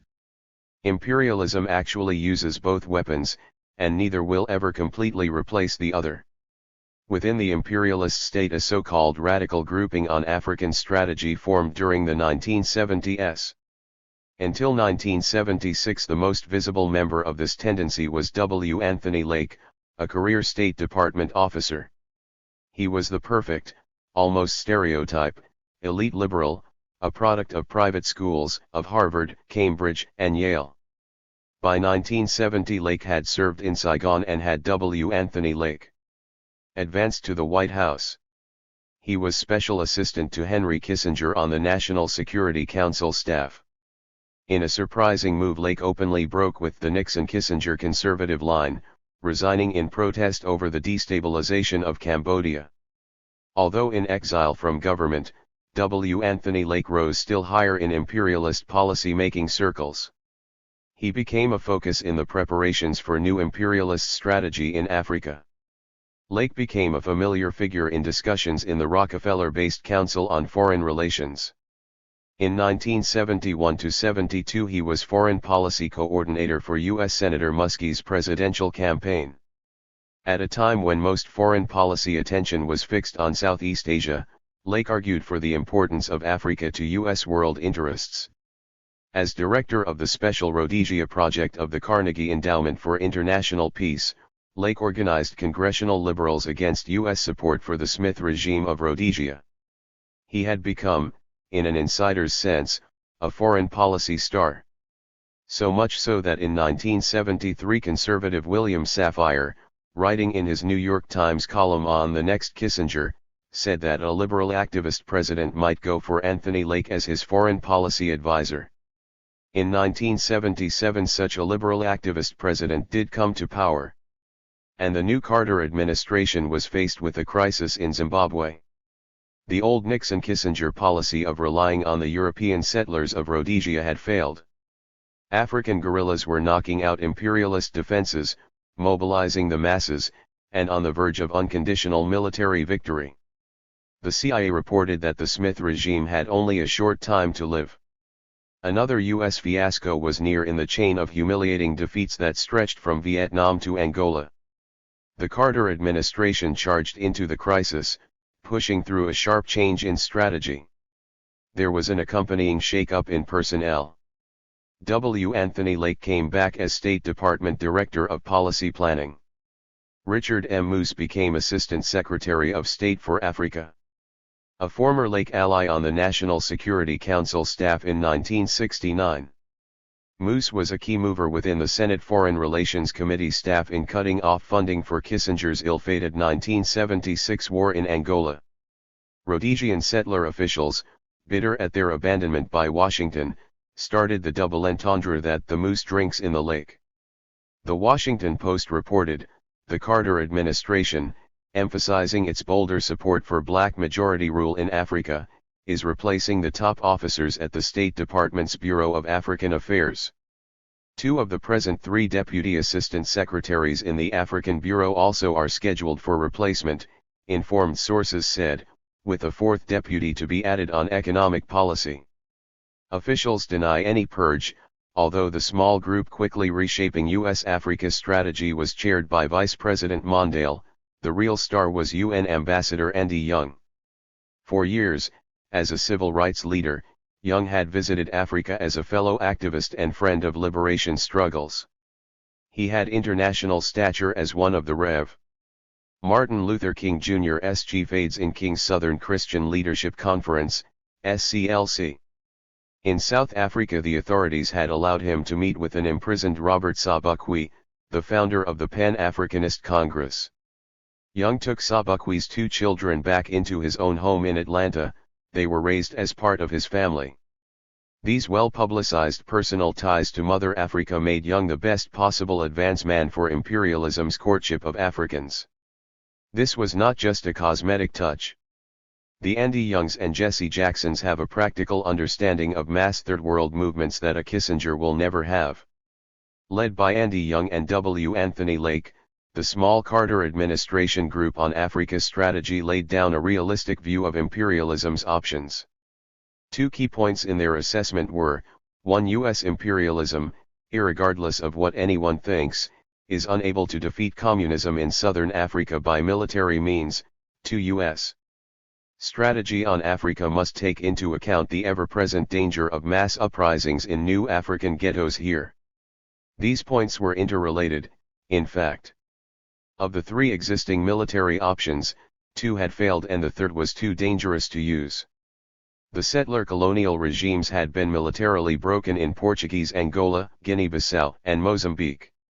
Settler colonialism in Rhodesia was losing its war, and South Africa, the last settler colonial fortress, thought the Rhodesian situation so hopeless that it had been looking for a neo-colonial solution since 1974. Kissinger's fantasy of CIA mercenary armies substituting for the U.S. Army and Marines had been totally smashed in Laos, Cambodia, and Angola. The third military option, of direct intervention à la Vietnam, was suicidal in Africa. Andy Young said it all: "I see no situation in which we would have to come in on the side of the South Africans. You'd have a civil war at home. Maybe I ought not to say that, but I really believe it. An armed force that is 30% black isn't going to fight on the side of the South Africans." So U.S. imperialism's ultimate option of superpower invasion was ruled out because of their fear of African mutiny and civil war at home. This was not only Andy Young. Andy Young, Security Council, United Nations, New York. Speaking. The intelligent white elements of the imperialist forces shared this concern. They take seriously the revolutionary possibilities of the new African masses. The Rockefeller Commission on Critical Choices wrote on Africa policy. Among other considerations, Americans should recognize that the effects of a major race war in Africa would extend far beyond that continent, with the ominous prospect of encouraging further racial polarization in the United States. W. Anthony Lake perceptively said, "One should also consider the possible impact on our society if a racial conflict in southern Africa were to escalate dramatically, if televised reports of black and white bloodshed were to become even fractionally as familiar to American living rooms as the bloodletting in Indochina became in the 1960s. In short, the domestic divisiveness of the issue makes southern Rhodesia all the more dangerous a problem for the United States." So the Carter administration pursued the search for a peaceful, neo-colonial solution. By publicly pulling away from the white settler colonial regimes, by publicly claiming to support the goals of the liberation struggles, U.S. imperialism was repositioning itself to find African allies.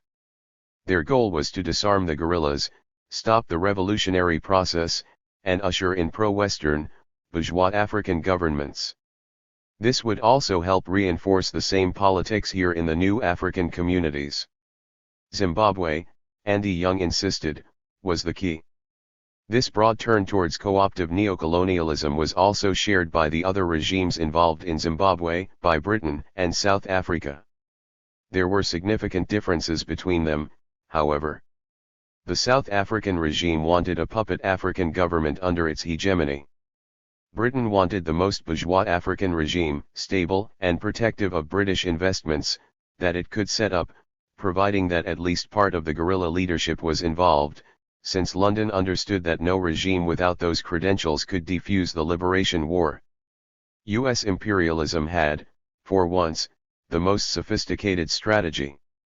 On the surface, Washington would call for African majority rule in Zimbabwe and then let Britain take the leadership, as the former colonial power, in international negotiations. This modest attitude was unusual coming from Washington. One of Lake's criticisms of Kissinger's Africa strategy was that Super K had foolishly catapulted U.S. imperialism into the spotlight as the number one power, the number one ally of South Africa, the number one Western power fighting in Angola and Zimbabwe. Out of which U.S. imperialism only got further exposed as the number one enemy of liberation. And lost the wars, too. Lake's line on Zimbabwe was to let Britain run the risks and take the responsibility. The aim was a low posture on the issue. Washington would follow London's lead and try to hide behind British skirts in the face of African pressures for more forceful action against the Smith regime. All the while Andy Young, as chief U.S. negotiator on the issue, would openly sympathize with the Zimbabwe freedom fighters while building relationships. This was the innovative thrust of U.S. imperialism's new Southern Africa strategy. While white settler South Africa wanted an African puppet who had no involvement in liberation, while Britain wanted the most bourgeois African leaders it could install, Young and Lake gambled that U.S. imperialism could win over the main guerrilla leadership itself, that of the ZANU-PF party. After all, who could better cover for neocolonial betrayal than the political leadership of the guerrilla armies? Andy Young was counting on several hidden factors working for imperialism within the Zimbabwe Revolution. The first was that, just as in the U.S. empire, African national independence movements contain within them different classes and political forces. Much of the African petty bourgeois leadership has always wanted, first and foremost, the freedom to become capitalists and Europeanized. Young's most remembered quote is about this not-so-secret attraction. At the junction of Jomo Kenyatta Avenue and Uhuru Avenue in Nairobi I saw a sign. It read, "Kentucky Fried Chicken." In March 1980, Andy Young wrote very happily on how the emerging petty bourgeois leadership in Zimbabwe will join a Southern Africa bloc that has been very pro-United States and anxious to establish economic ties to the West.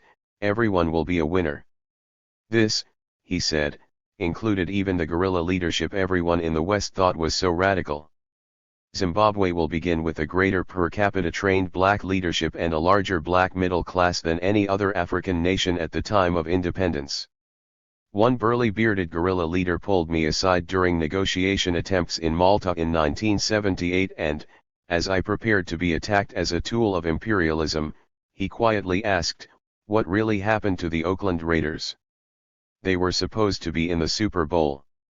Like many of his fellows, he had studied in America for 9 years and had made many friends there. Later I was able to identify at least 30 patriotic front freedom fighters with postgraduate degrees from American universities.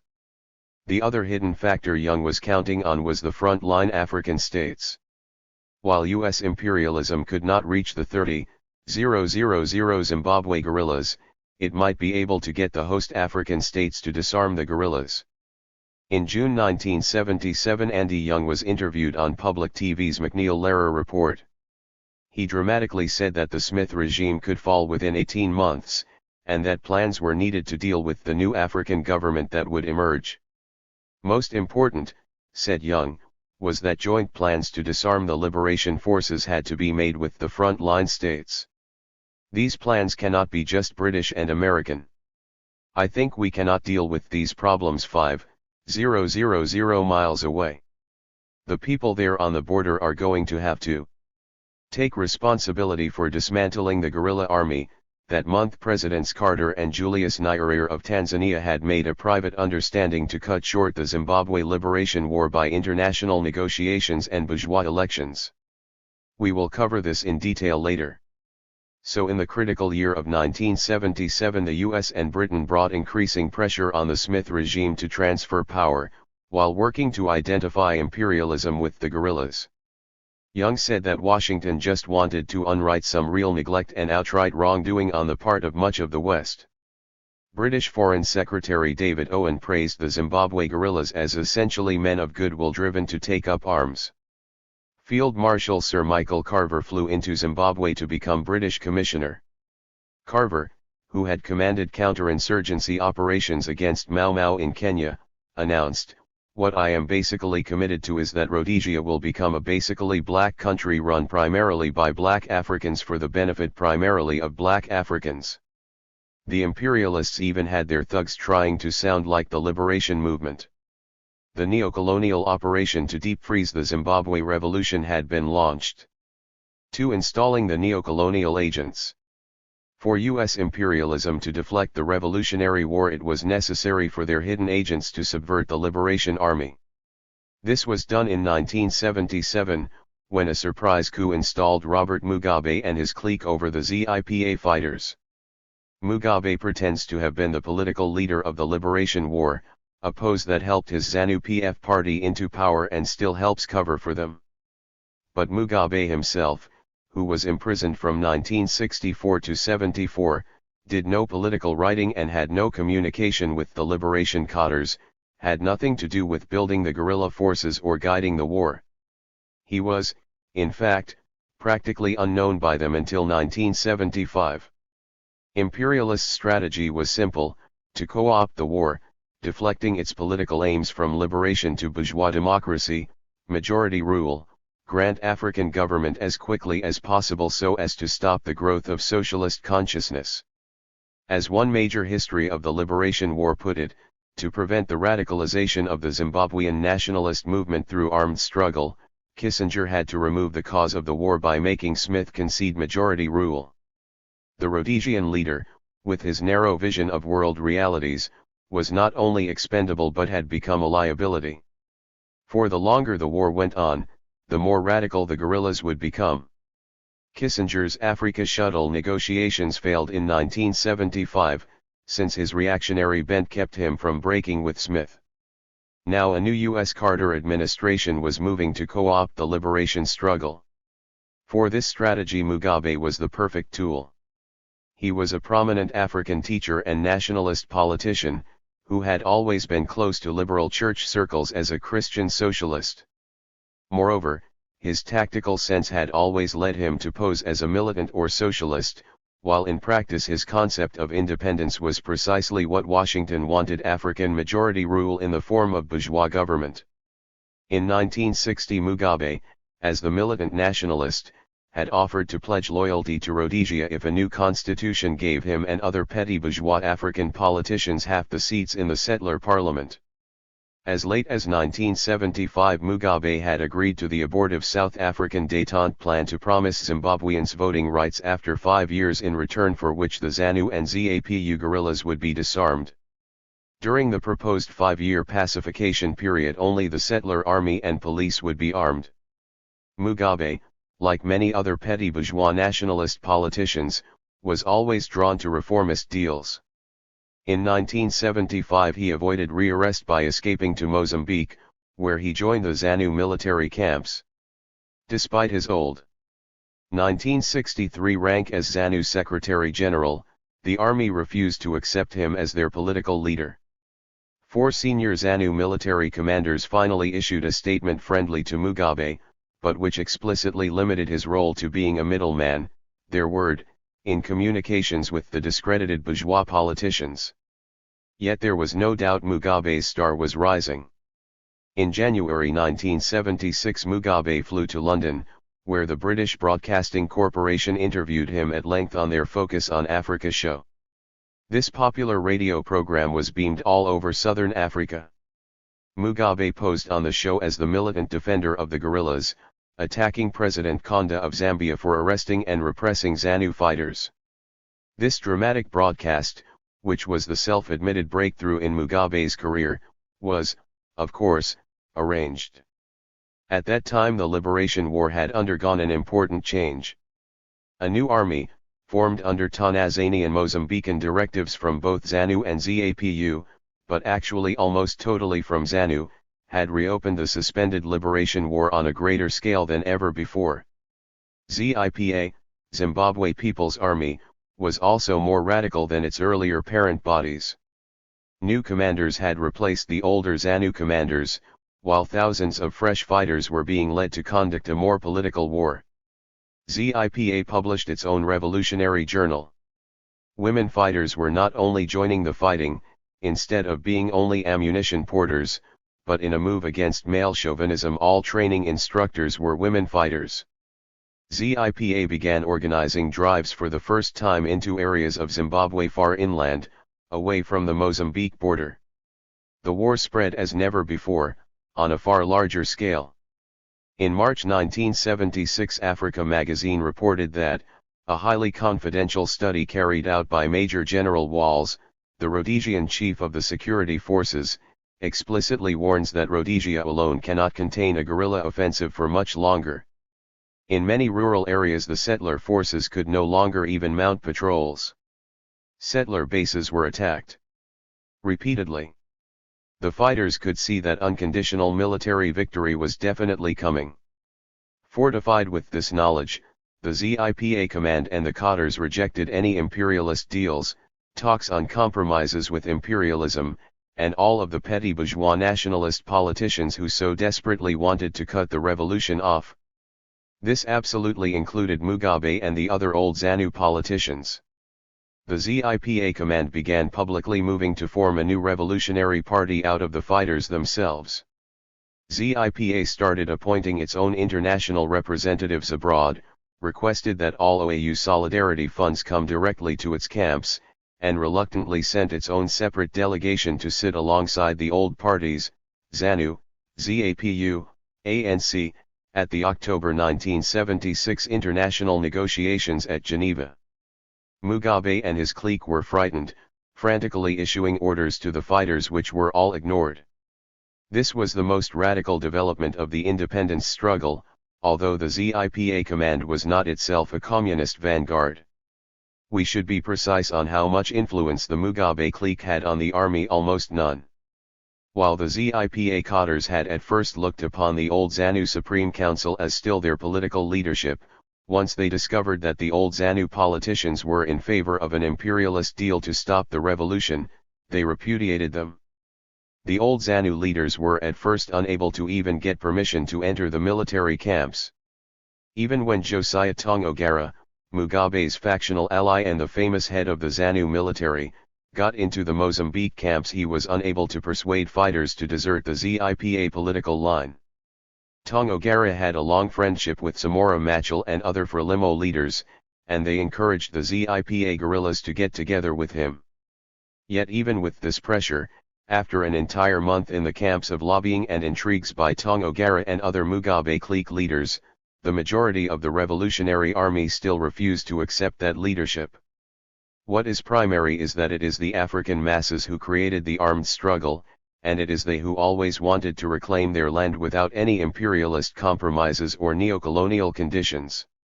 So in the 1960s, before Komu or Mugabe or any of the petty bourgeois nationalist politicians had organized any armed activity, the Zimbabwe masses repeatedly staged violent urban uprisings and general strikes. The petty bourgeois politicians learned to use, by rote, socialist and Pan-Africanist slogans, but only to appease the liberation activists. The ZIPA commanders, who used Marxist-Leninist rhetoric just as Mugabe and Komu did, were not really more advanced. The important thing is that many Zimbabwe fighters wanted war to unconditional victory and socialism. That's why as long as the ZIPA commanders stuck to that program they had the support of the army. And it was within the ranks of the fighters that the first communist political consciousness was being born. That's why US imperialism had to stop the war, even if that meant abandoning their settler puppets. At that time the role of the front-line states again became pivotal. We should give some background. The 5 front-line states Zambia, Mozambique, Tanzania, Angola, and Botswana were the hosts for the Zimbabwe Liberation Forces. Military bases, training camps, HQs, and civilian refugee camps all were on their territory. And it was from 2 bordering states Zambia and Mozambique that the fighters infiltrated back into Zimbabwe. Frelimo in Mozambique had closer ties still to ZANU, whose troops it had trained and still fought beside in both Mozambique and Zimbabwe itself. But the front-line regimes also had their own agendas. Born with distorted colonial economies linked to Rhodesia and South Africa, Zambia and Mozambique lost millions of dollars from disruption of trade ties to the settlers. Both also suffered political economic instability as the war spilled over into their national territories. For these reasons both conservative Zambian President Conde and socialist Mozambican President Samora Machel wanted a Zimbabwean settlement as quickly as possible. The wishes of the front-line states were usually orders, since both Zambia and Mozambique used their power to make the Zimbabwe movement do what they were told. For example, in 1975 the front-line states halted the Zimbabwe armed struggle altogether. Zambian President Conde and South African General van den Berg, chief of the infamous Bureau of State Security, had worked out a Rhodesian sellout settlement in October 1974. When ZANU chairman Herbert Katepo complained to the OAU, Zambian officials told ZANU they would use muscle to crush ZANU. On March 18, 1975, Katepo was assassinated by a car bomb. On this pretext the front-line states stopped the war, arresting and, if necessary, killing the Zimbabwe cadre who resisted. In Tanzania, Mozambique, and Zambia the ZANU guerrillas were disarmed and confined to their camps. In both Zambia and Tanzania all the Zimbabwe liberation offices were closed. Zambian police did mass arrests of ZANU officials, members, and relatives, torturing many to extract confessions. 3 ZANU military commanders who escaped into Mozambique were arrested by Frelimo and returned to Zambian imprisonment. Cut off, most of the Zimbabwe guerrillas inside the country were killed in renewed counterinsurgency offensives. By late 1975 less than 50 guerrillas were still active in Zimbabwe. The Rhodesian regime was overjoyed. But the détente sellout collapsed in late 1975, as Rhodesian Prime Minister Ian Smith stupidly refused any watering down of settler rule. Tanzanian President Julius Nyerere and Mozambique's Samora Machel decided that the Zimbabwe war had to restart. They rearmed and turned loose the thousands of impatient Zimbabwe fighters, reorganizing them into the new ZIPA. By January 1977 both Mozambican and Tanzanian governments were angry that the new ZIPA had become so radical, that fighters were refusing to go along with the U.S. British negotiated deal that the front-line states wanted. Tanzania started arresting ZIPA political cadre, forbidding political education classes in the training camps. In Mozambique an unsuspecting ZIPA command were arrested by Frelimo. All members of the ZIPA military committee were arrested except its chairman, Rex Nhungo, who had secretly gone over to the Mugabe faction. Frelimo also arrested all the ZIPA provincial commanders, base commanders, sector commanders, and many general staff members. Units were broken up and hundreds of ZIPA fighters executed. Once again the front-line states had disrupted the liberation war in order to enforce their policies on the Zimbabwe struggle. So the Mugabe clique, unable to voluntarily gain leadership over the guerrillas, had been given command only by Frelimo's armed intervention. Mugabe, Machel, and Tongogara have all admitted precisely this in published accounts. We must recall that Andy Young emphasized how U.S. imperialism had to get the front-line states, as the only possible option, to disarm the revolutionary fighters. U.S. imperialism scenario turned out to be an accurate guide to events. 3. The CIA and ZANU-PF.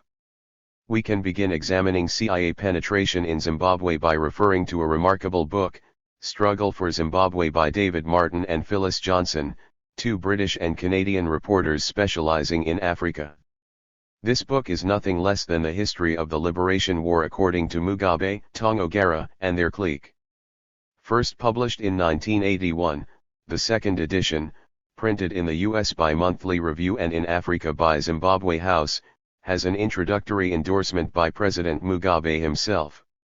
This, then, is an authorized, semi-official ZANU-PF account of the struggle. In Martin and Johnson's acknowledgements the authors reveal that among those who gave much valuable time for interviews and reading parts of the manuscript were the Prime Minister, Robert Mugabe, and his colleagues. Thanks are due to the Ford Foundation which agreed to fund the final expenses for completion of the book. Why would the Ford Foundation pay for the writing of a British book which favorably pictures Marxist-Leninist Robert Mugabe and his allies as the liberators of Zimbabwe? There is a curious hole in this history which starts to explain the Ford Foundation's friendly interest the CIA. The CIA almost never appears at all in this semi-official, pro-Mugabe history of the Zimbabwe struggle. Outside of a one-line mention of CIA participation in an abortive U.S. foreign aid project, the only mention of the CIA is very strange. In telling about Kissinger's talks with Rhodesian Prime Minister Smith in September 1976, the book says, the United States had theoretically withdrawn official links with Rhodesia in 1969, but the CIA, with the full knowledge of their Rhodesian counterparts, had maintained a full-scale operation in Rhodesia. Kissinger, by referring to our own intelligence links, confirmed this clandestine operation, and this embarrassed the CIA, who had told the President and State Department that they had withdrawn from Rhodesia. Our emphasis. We are supposed to believe that the U.S. government, including the White House, was innocently unaware of CIA counterinsurgency operations in Zimbabwe, although the authors can't explain how Henry Kissinger then knew about it. The imperialists certainly would like us to believe such lies. It is starting to get clearer why the Ford Foundation paid for this book. And the CIA's full-scale operation in Rhodesia, why do the authors fail to write even one word about it? This book, endorsed by President Mugabe, makes it appear as though the CIA played little or no role in the Zimbabwe struggle. That certainly is the impression we're left with. Both the authors and President Mugabe know full well that the CIA is a dedicated enemy of the Zimbabwe revolution, and has long been very active there. Why are they concealing this? The CIA's full-scale operation in Zimbabwe had three basic components: covert military aid to the Smith regime, intelligence gathering, subversion penetration operations against the liberation movement. The first component needs little explanation, being the familiar Bay of Pigs, El Salvador, type military operation. In Zimbabwe, the CIA, acting directly or through the South African settler regime, furnished the tiny Rhodesian military. The settler security forces were smaller than the New York Police Department, with hundreds of key specialists in counterinsurgency war, unit commanders, pilots, helicopter mechanics, interrogation experts. This was the most openly menacing part of CIA operations in Zimbabwe, but was ultimately the least dangerous. In direct confrontation, the Zimbabwe masses exposed the CIA as a paper tiger. The CIA's intelligence and penetration operations were and are much more successful. In a variety of areas, the CIA uses front groups to monitor and, if possible, to subvert Zimbabwean politics. African trade unions in Zimbabwe were co-optive instruments legally sanctioned and regulated by the settler colonial regime.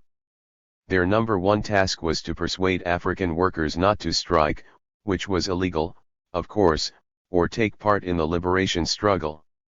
As pay for pacifying the African workers, their union officials got to occupy one of the few petty bourgeois positions open back then to Africans. Imperialism encouraged the African petty bourgeoisie to open up many small competing unions, like mom and pop grocery stores, to disunite and confuse workers.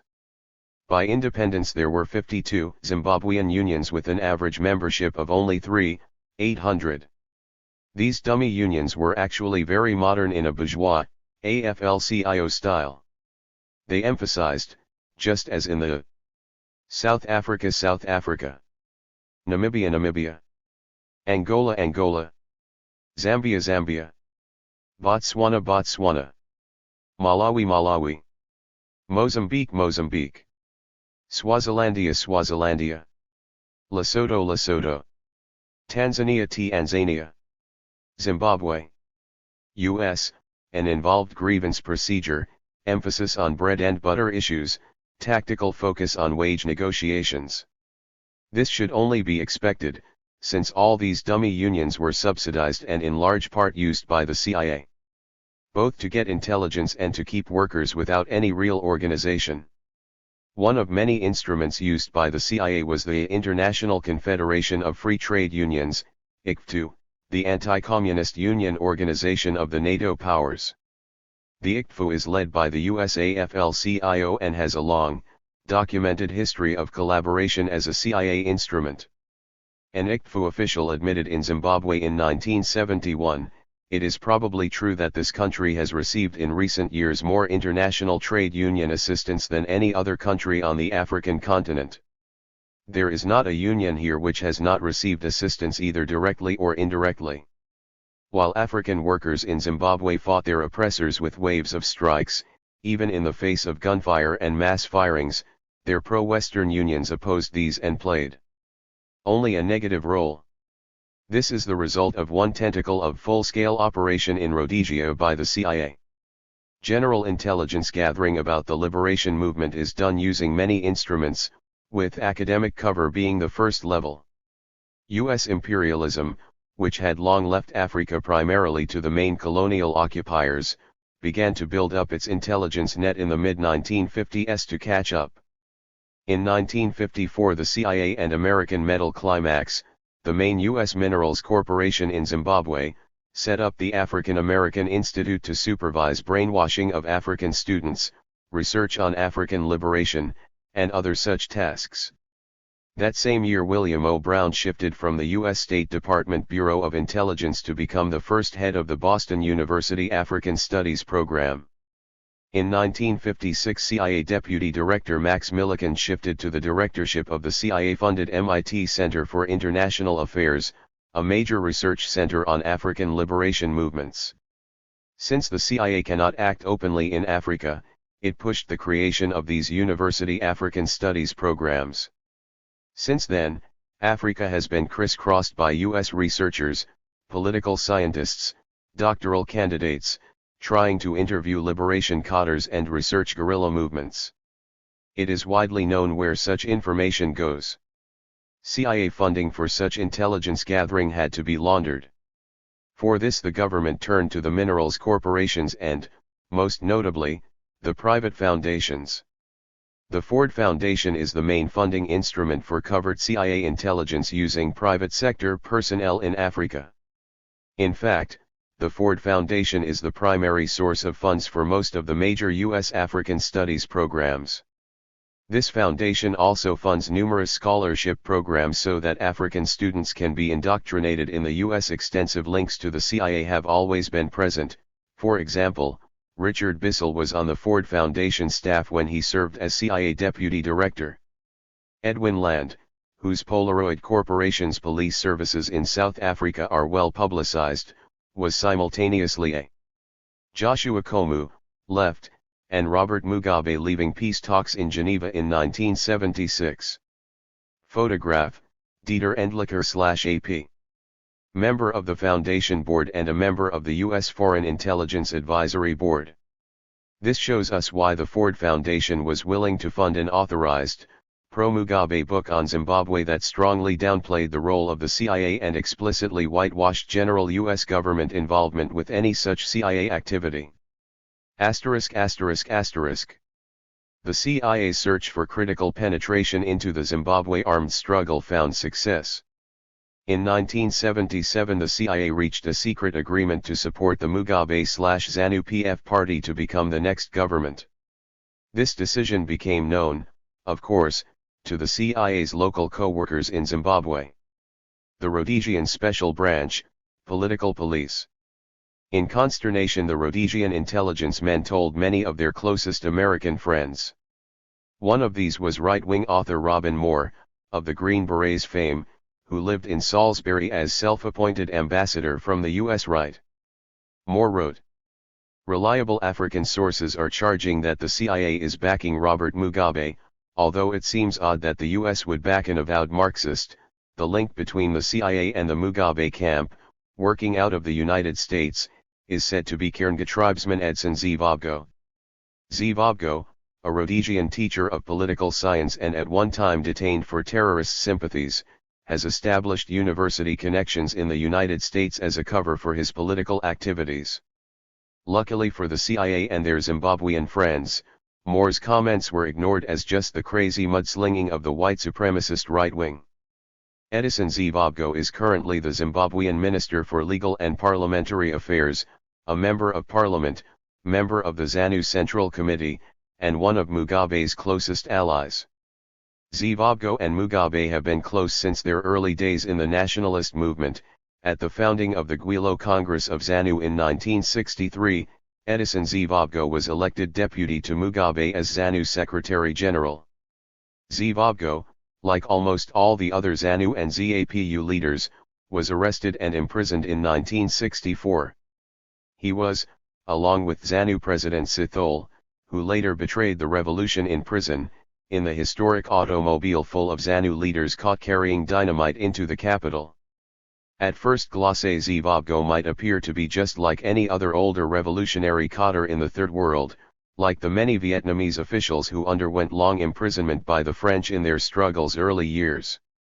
His relationship to U.S. imperialism surfaces when we look at his elite, petty bourgeois career in the U.S. beginning college at Pius XII University College in Lesotho, Zivobgo transferred to Tufts University in Massachusetts. Then came his return to Zimbabwe in 1963, followed by his arrest the next year. While most of the liberation detainees were held until late 1974 and early 1975, British pressure forced them to release a few early in 1971, most notably Edison Zivobgo and his cousin, Michael Mwema, also a founding ZANU Central Committee member.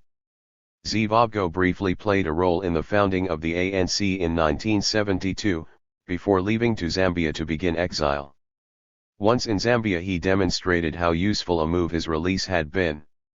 In 1972 the ZANU guerrillas were just restarting their war after the 1969-72 silent years of retraining and base building. But they were almost without support internationally except for China. The families of the fighters in Zambia often had no food. Zivobgo, as a leader with some familiarity with the international scene, was asked to lead fundraising and support for the fighters. He refused, saying that he had sacrificed enough. His cousin went even further, betraying the movement and being expelled from ZANU. Now, Zivobgo said, he was moving to America to give his family a better life. It was at this time that Zivobgo was recruited to work for the CIA. Edison Zivobgo was an unusual ex-convict and revolutionary exile. The African Bureau of the U.S. State Department arranged U.S. residency papers not only for Zivobgo and his immediate family, but also for other adult relatives. All got ins work permits. We can assure you that prominent Third World revolutionaries do not ordinarily get such a warm welcome from U.S. imperialism. Zivobgo was instantly admitted to the Fletcher School of Law and Diplomacy at Tufts. This has a certain significance. Fletcher is the elite training ground for U.S. imperialism in international diplomacy and affairs, with a tuition alone of over $8,000 per year. It has a hawkish orientation, as we can tell by a recent report that an equal number of 1984 graduates will join the CIA as will join the State Department. U.S. Ambassador to El Salvador Thomas Pickering is a Fletcher graduate, as were the two U.S. ambassadors before him. The foreign trainees are all those being groomed for the international pro-U.S. elite. Argentina's current economics minister, leading his government back to a tight U.S. relationship after the Falklands fiasco, is another Fletcher alumnus. As is Edison Zivobgo, supposedly an African anti-imperialist. Zivobgo graduated from Fletcher in 1974. Promptly he was admitted to Harvard Law School. By 1975 he was professor of law at Lewis University in Illinois, living in an expensive suburban house, driving an expensive new car. Quite a distance to travel in only 3 years after leaving prison in Zimbabwe. He had an influential uncle. The CIA's small investment in Zivobgo paid off in 1975-76. A split in ZANU provided an opportunity for Zivobgo to re-enter the leadership of the movement. He immediately began agitating for Robert Mugabe's elevation to ZANU president. Most important of all, as Zivobgo became active again, he regularly flew back to Africa, visiting guerrilla camps in Zambia, Tanzania, and Mozambique. The CIA had been worried about the new, more radical ZIPA guerrillas. Since once in camp each fighter adopts a war name to protect his family and cover his background, the CIA had no idea who not only the ordinary fighters were, but in many cases no idea who new commanders and political commissars were. Moreover, they were uncertain as to the new ideological currents. Zimbabwe, under the cover of chats with U.S. State Department Africa Bureau officials, transmitted to the CIA regular reports on the guerrillas. This was security identification information, real family names and background, political tendencies, friends, military position and unit, and so on. Zimbabwe helped arrange for Robert Mugabe and the US government to reach a secret understanding. Even before the 1979 Lancaster House Conference in London, at which Zimbabwe was a ZANU-PF delegate, he had become increasingly active pushing a pro-US orientation within the liberation movement. Naturally, these neo-colonial ideas had to be packaged in a militant-sounding way. Mugabe and Zimbabwe moved the party's journal, Zimbabwe News, to Illinois, USA. This may appear like an odd place to headquarter a Zimbabwe liberation activity, but it allowed editor Zimbabwe to change the politics without interference. In the January-May 1976 issue, Zimbabwe, in a signed editorial, appealed for U.S. imperialism to support Mugabe's ZANU-PF party. He wrote then, "What policy should America adopt if it wants to, a. succeed, b. to be respected and hopefully, c. to be loved in southern Africa? We suggest the following. On Zimbabwe, support ZANU and its armed forces in their armed struggle against the Ian Smith racist regime. Discard Joshua Komu, Bishop Muserwa, and Endabanning E. Sithole. There are no other options available for the U.S. if it is tired of supporting losers. The current American policy of supporting settlers is going to hurt. Union Carbide, Amex, Foot Minerals, and other American corporations now sustaining the regime are going to receive short swift treatment from a revolutionary Zimbabwean government on account of U.S. myopic policies. There is only one way to interpret this surprisingly upfront message: 1. That U.S. imperialism might succeed and even be loved in Africa by supporting ZANU-PF against the Smith regime. This says to the fighters that U.S. imperialism might become their loved ally, instead of an enemy. 2. That the fighters should want U.S. imperialism to back ZANU-PF against Komu, Muserwa, Sithole and other African politicians. This says that superpower intervention in the affairs of the Zimbabwe people is okay if it's backing ZANU-PF. 3. That the U.S. minerals corporations will be hurt after liberation not because all exploiters will be expropriated, but only because of wrong U.S. government myopic policies. This says that a changed U.S. policy will protect imperialist investments. At the same time, Zimbabwe was telling U.S. corporations that large cash contributions to ZANU-PF would be remembered after independence. Imperialism was in command, with CIA penetration reaching the political center of the people's movement. 4. Civil rights instead of liberation equals neocolonialism. Zimbabwe's liberation war was formally ended in November 1979, at Lancaster House in London. A neocolonial settlement was inevitable. The purpose of the British U.S. conference was not to free Zimbabwe, since liberation through unconditional military victory was at hand. We should remember that even as early as 1977 British Foreign Secretary Crosland told NATO that the guerrillas would inevitably win unless there was an imperialist settlement. There would be no doubt over who would eventually win on the battlefield. But if the issue were settled on the battlefield, it would seriously lessen the chance of bringing about a moderate African regime in Rhodesia and would open the way for more radical solutions. So the only purpose of the conference was to enforce a pro-imperialist deal. And the fix was in. The front-line states, having eliminated any guerrilla grouping resisting a settlement, were still demanding peace on almost any terms. Mugabe had committed himself as well, needing an international agreement to explain why ZANU-PF couldn't deliver on its wartime promises. Tongogara said, "We just have to have a settlement. We can't go back empty-handed." Although imperialism had lost the military war, it thus held the whip hand at the bargaining table. Mugabe's pathetic little request for a few radical points he could use to cover up the sellout was sternly rejected by British Lord Carrington.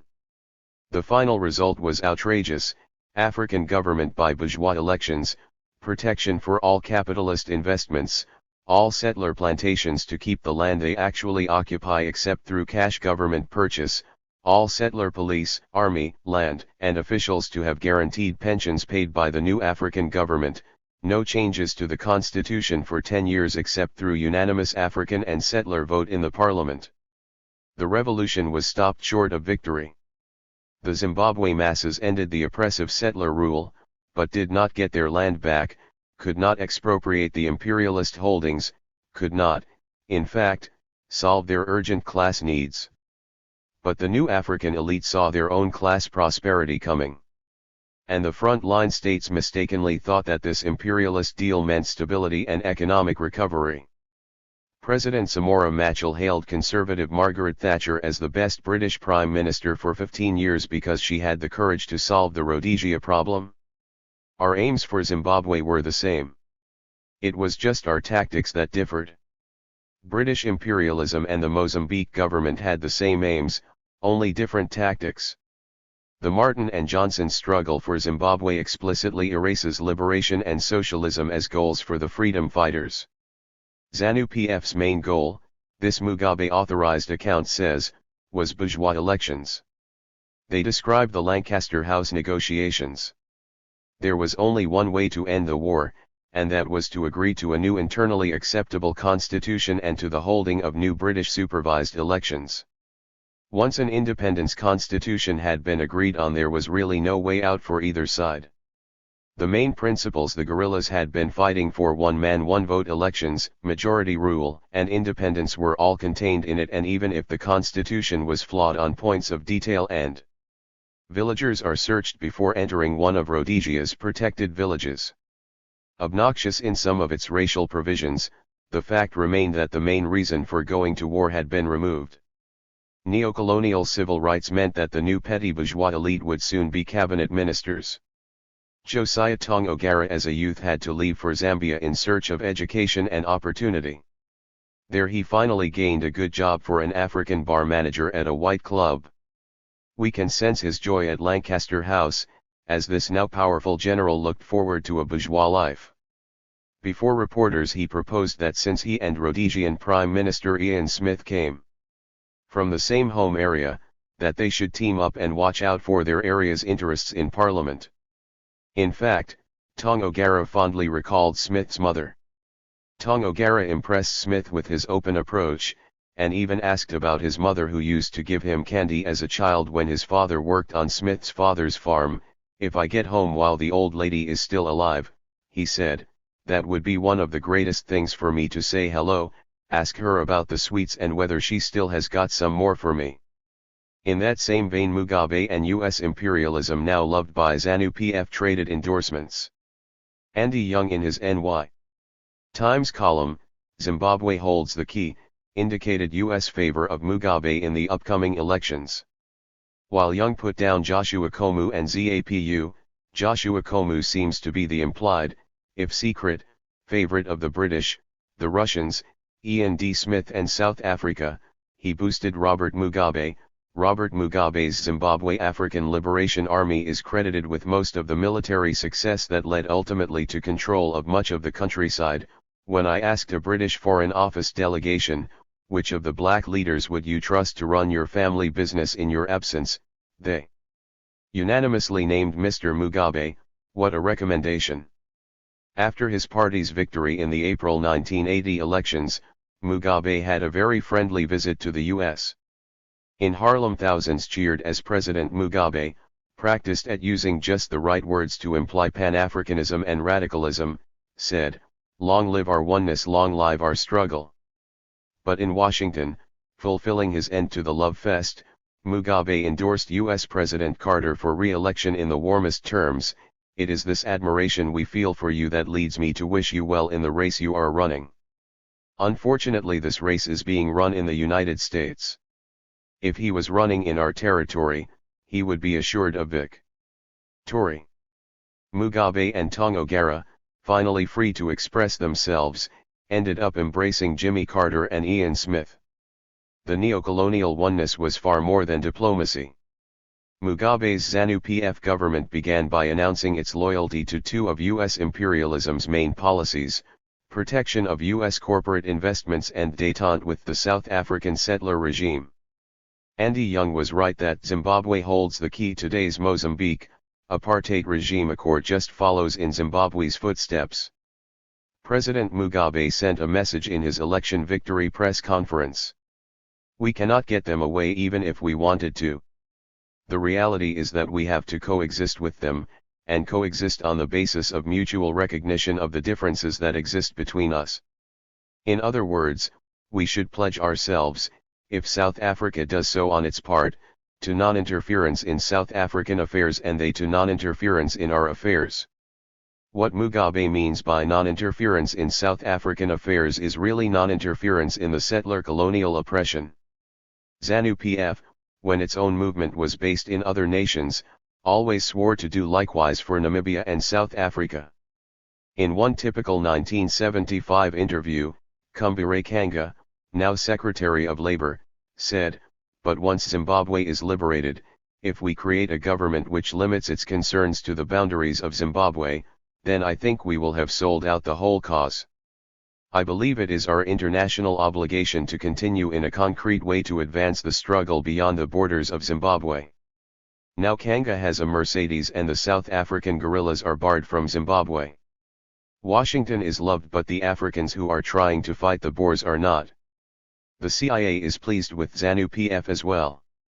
To take one example we have already brought up, CIA contact with Zimbabwean unions has not been halted, but has intensified. Robert Mugabe's brother Albert became the first General Secretary of the Zimbabwe Congress of Trade Unions. But a financial scandal broke out. On December 2, 1981, Albert Mugabe was found floating dead, fully dressed, in the deep end of his private swimming pool behind his ranch house. It is normal in ZANU-PF for socialist trade union leaders to live the suburban European lifestyle. But when the temporary administrator delivered his report on the ZCTU, it was embarrassing to the neocolonial regime. The ZCTU was totally bankrupt and being evicted from its offices. Albert Mugabe had kept no financial records, not even using checks. All funds were withdrawn by him and other officers in cash. The only good news was that the administrator said that the workers weren't paying their dues. To keep the ZCTU offices together, the same old International Confederation of Free Trade Unions, ICFTU, stepped in to pay the official salaries. Why would the IFLCHA pay to keep the ZCTU going? Because it is serving as a central agency for imperialist supervision of Zimbabwean workers. Recently, the African American Labor Center, AALC, has been subsidizing ZCTU activities. The AALC was founded by the CIA to officially encourage labor management cooperation to expand American capital investment in the African nations. It was symbolic when the Mugabe regime made the guerrillas turn in their AK-47s and Kalashnikov rifles. The fighters were retrained by British imperialist instructors as regular army units, and rearmed with the NATO rifles used by the former settler army. People's courts and other ties with the masses were ended, the fighters regrouped in new bases. They now are a standard capitalist army, living as parasites. Soldiers earn 3 or 4 times what plantation laborers earn, whether they like it or not. Their role now is to police their own people. Again, we recall that in 1977 Andy Young said that the task in Zimbabwe was dismantling the guerrilla army and retraining it to be a police force. For imperialism. This is the final success of neocolonial subversion of the armed struggle. The Zimbabwe masses made revolution. Shackled with worthless, petty bourgeois leadership, still they struggled forward and gave their lives to liberation. If their revolution was deflected, it is also true that Zimbabwean life was transformed and will never again be the same. Socialist ideas are openly discussed. The politics of popular change has been demonstrated to all. Settler colonialism's suffocating death mask has been smashed forever. Many comrades here still give solidarity to ZANU-PF. This is the same as objectively covering for CIA-backed counterinsurgency because of ignorance, or in some cases opportunism. Some comrades know something is wrong with the new Zimbabwe regime, but are afraid to either question openly or investigate. The same phenomenon of a romanticized and deliberately simple-minded view applies to Mozambique, apartheid regime détente. This just weakens us, since the difficulties of the real world can only be overcome, not ignored. We all in some measure share this infection. It is linked to the fear that unless we fix our minds only on the superpositive heroic guerrillas, communist parties, inevitable victories, that we will get undermined and blown away by our own uncertainties. Scientific socialism is just that, critical, a weapon of the oppressed classes against the oppressing classes, a guide to practice. To change the world we must change ourselves. The Shape of Things to Come, Part 2. Conclusion of an interview emailed back and forth into mid-2022. Kerspli Badeb, we began this exchange in 2020 and are finishing it off in 2022. Biden is now president. You referred in the first part of this interview very much to Trump, but Trump failed to hold on for a second term, and he may not win or even run again in the future. J. Sakai, am always going to focus on a Trump more than a Biden, since he was important in the new white breakout. Not Biden, who everyone knows is just another state manager/politician from the ruling class locker room. Even if our clown Trumpenführer fades away personally like lumpen David Duke did, it's that Trump was the elected white power president of the settler colonial majority, not liberal corporatist Biden. The fabled liberal future, in which people of color keep growing to be a new numerical majority of color over the white nation, is only an illusion. New Africans were a numerical majority in much of the Old South in the post-Civil War I Black Reconstruction era, and yet within a generation white settlers were the majority in total armed power race dictatorship over them everywhere there. We are simply going through an agonizing replay of that in a neocolonial Batman costume. Again, we have to start going beneath the immediate surface of politics into the underlying reality which first forms its coming shape. And as a necessary reminder, capitalism is a dangerously violent parent even to its own, and severe conflict and disloyalty between the ruling class and discarded U.S. Euro-settler factions has happened before and will go on happening until the end. Not since the fantasy capitalist confederacy's total bloody loss in Civil War I and then the defeat of the rural populist protest movement in the Plains states at the turn of the century, have some U.S. white popular classes taken such heavy body blows as in recent history. Although it occurs now in a different and much more difficult setting, that of the decline of U.S. empire within the growing dystopian arc of the capitalist system itself. Remember, America's white classes are only privileged, not sacred or eternal. All too vulnerable their own selves to big capitalism's constantly growing creative destruction and ceaseless appetite for rolling everything back into yet greater capital accumulation. That's why they are always ready to jump to the right, to get back more of that settler privilege that they feel is their national birthright. Other versions of the right-wing Make America Great Again mass movement have happened before, and have experienced class political progress or defeat or even in extreme cases, class whiteout. Nor have they themselves always been all that loyal to U.S. imperialism as their nation, when they felt their own desperate interests going in the opposite direction. The naughty white working class of that Confederate South in the last Civil War, for example, ended up severely reduced in numbers, cut down like no longer needed herd animals by the end of the war. 13% of all white military-age men in the South had died in the few years of war, and even many more had been disabled. A year after the war ended, the state of Mississippi had to spend 20% of its revenues on artificial limbs. Some 2 million white Southerners were forced to migrate west and north looking for new jobs and new indigenous land to steal to become really white again. 6. The European conservative theorist of geopolitics, Friedrich Ratzel, who coined the ethnic nationalist slogan. Lebensraum made famous by 88, visiting the U.S. South in 1874, was struck that he saw no skilled workers, nor a vigorous white working class of any size worth mentioning. He compared even the largest U.S. Southern cities he visited back then to those large but backward cities of colonized agricultural societies, such as non-industrial Havana or Veracruz, that displayed an incomplete, half-developed profile. 7. That reduced Southern white working class wouldn't even start to really recover until the 1930s New Deal and the bloodbath industrial bonanza of WW2. Even the late 19th/early 20th century political defeat of the precarious small farmers and laborers of the Midwestern plains in their populist political uprising, whose presidential candidate was Nebraska's William Jennings Bryan of "You shall not crucify mankind on a cross of gold" fame, also involved mass white class defeat. Between 1890 and 1920, some U.S. Plains states of the Grain Belt saw widespread white demotion to tenant farmer status as well as actual large lower class removal, with many white bankrupt small farmers and jobless rural laborers forced on the road. Turned back in their attempted populist revolt by the iron walls of the railroad monopolies that controlled their crop sales, and the Wall Street financial interests that controlled their debt. While in one direction, some lingered to swell the anarchist IWW into the greatest rural radical labor organization America had ever known.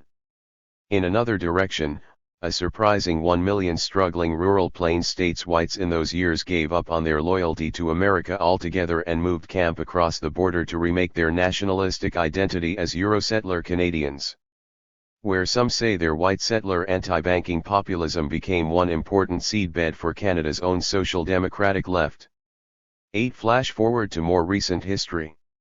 Even before they became U.S. citizens, early European immigrant ethnics such as the Irish had always been counted on to be mass cannon fodder for America's always outward-moving military. So the fact that modern young white working-class men and boys took up the FTA spirit and joined the widespread mutinies against the Vietnam War in the 1960s, was a big shock to the U.S. ruling class. At the same time, surreal as it may seem today, until the late 1970s a white postal letter carrier or union corporation factory guy could expect to own a home, support a wife and children on his single income, take family vacations, i.e., have some kind of lower middle class lifestyle. Euro-American settlers got used to that real quick. So white workers at that time not only expected middle class incomes in union industries and trades, but increasingly refused to sacrifice themselves in imperialism's neocolonial invasions abroad. In other words, were of less and less use to the U.S. ruling class.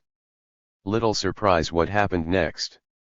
Today, now that the U.S. industrial working class has been mostly offshored and local blue-collar wages here miniaturized, many white towns and communities that once had a movie theater, maybe a small nearby hospital, restaurants, and clothing stores, are often left with none of these.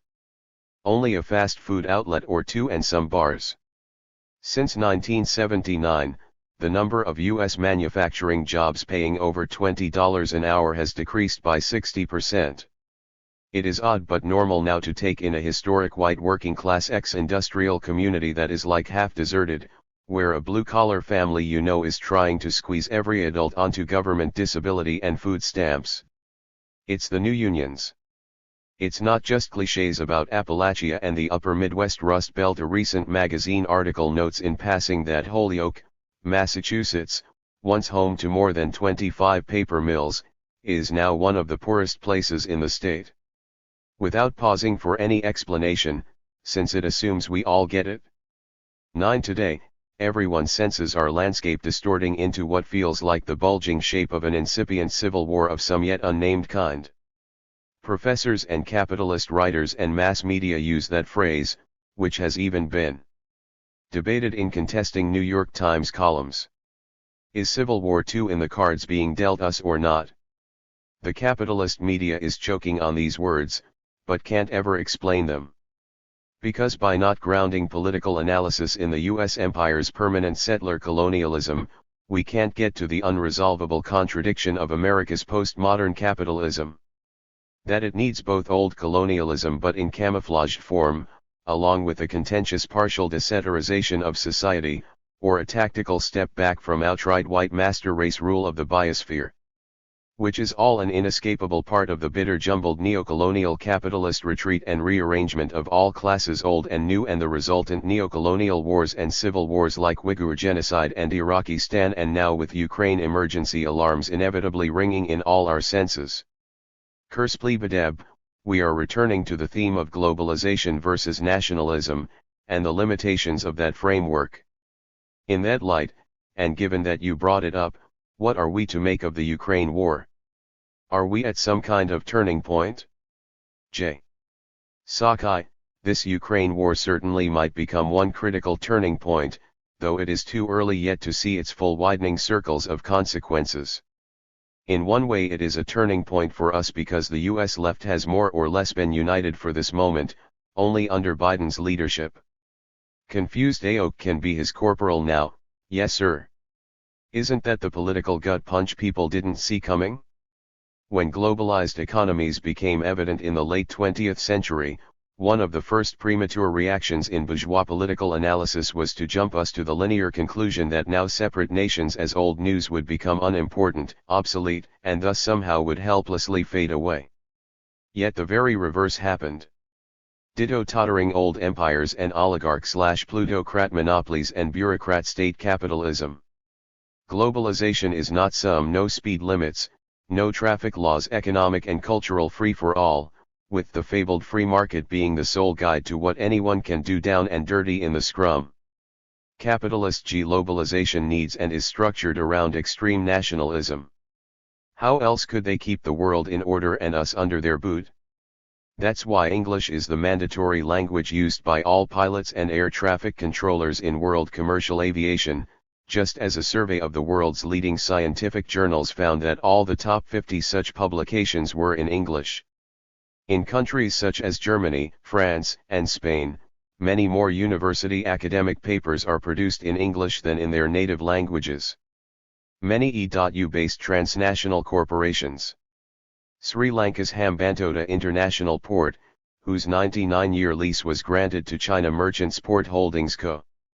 Ltd. have quietly adopted English as their mandatory language for all company-wide management communications. All of which also advantages the UK and Canada, Ireland and Jamaica, New Zealand and Australia and so on, of course, keeping alive in diffused form the Anglo-Saxon world of the dead British Empire but within a globalized capitalism. As Vlad the Invader himself bitterly nags us about over and over. The universality of identity and outlook that is now natural and needed to make our evolutionary future out of today's global crises, is also always under constant torque to be twisted into new narrowing capitalist forms. Globalization, like everything else, exists in contradiction and creates its opposites.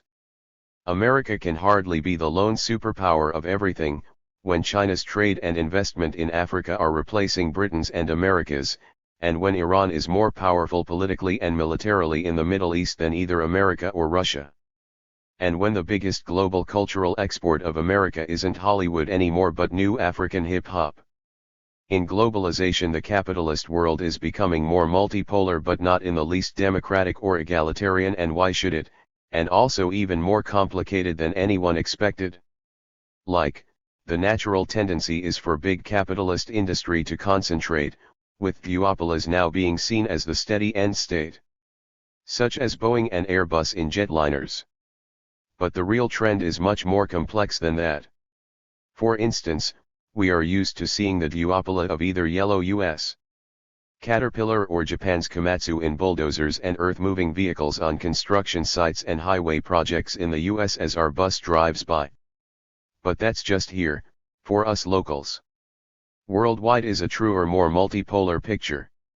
While Caterpillar and Komatsu are indeed the world's number 1 and number 2 in market share of heavy construction equipment, white America's beloved Cat has only a 13% world share. The 3 leading Chinese companies have a greater share of world sales together than Cat and Green John Deere.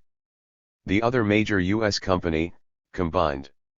And Swedish and South Korean and Swiss companies are taking real, for them as small countries, market shares of heavy construction machinery, too. 1 or 2% of the entire global market for an expensive manufactured commodity is not small change anymore.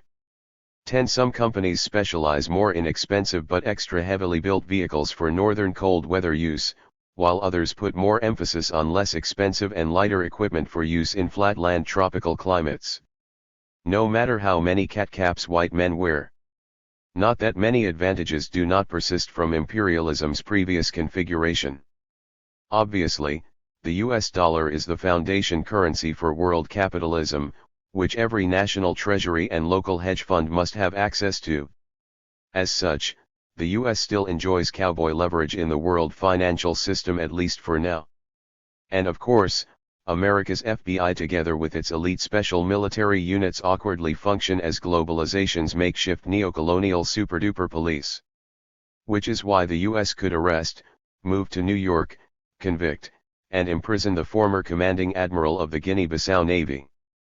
Which must have fascinated fellow black inmates in their jail tier. Just as they are doing now with arrested Prime Minister Andrew Faye, the elected leader of the British Virgin Islands. And former President Juan Orlando Hernandez of Costa Rica, who is also awaiting his U.S. trial.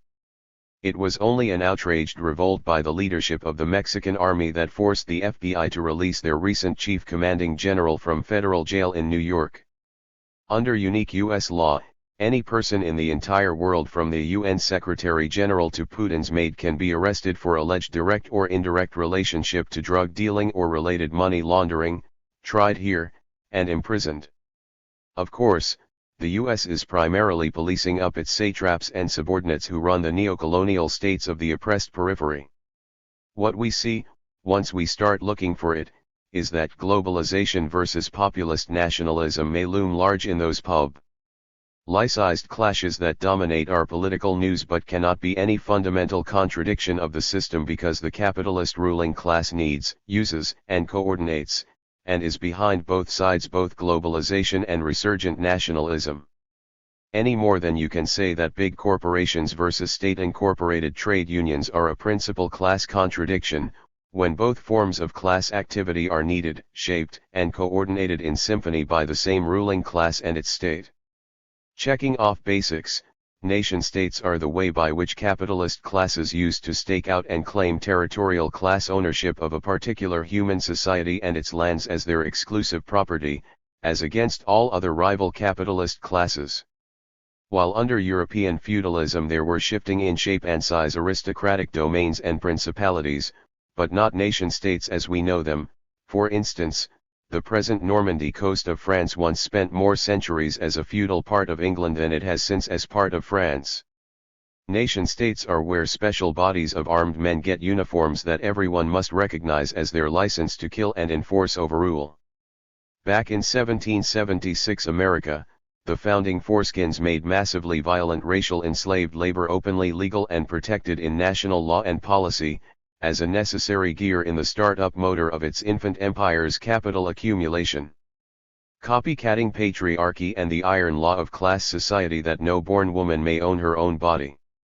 Now, centuries later, the large but just wet-nursed Chinese red state capitalist ruling class has similarly made its own mass-enslaved and semi-enslaved proletariat, only in veiled form, legally and militarily chained for the same desperate cannibal hunger of start-up capital accumulation.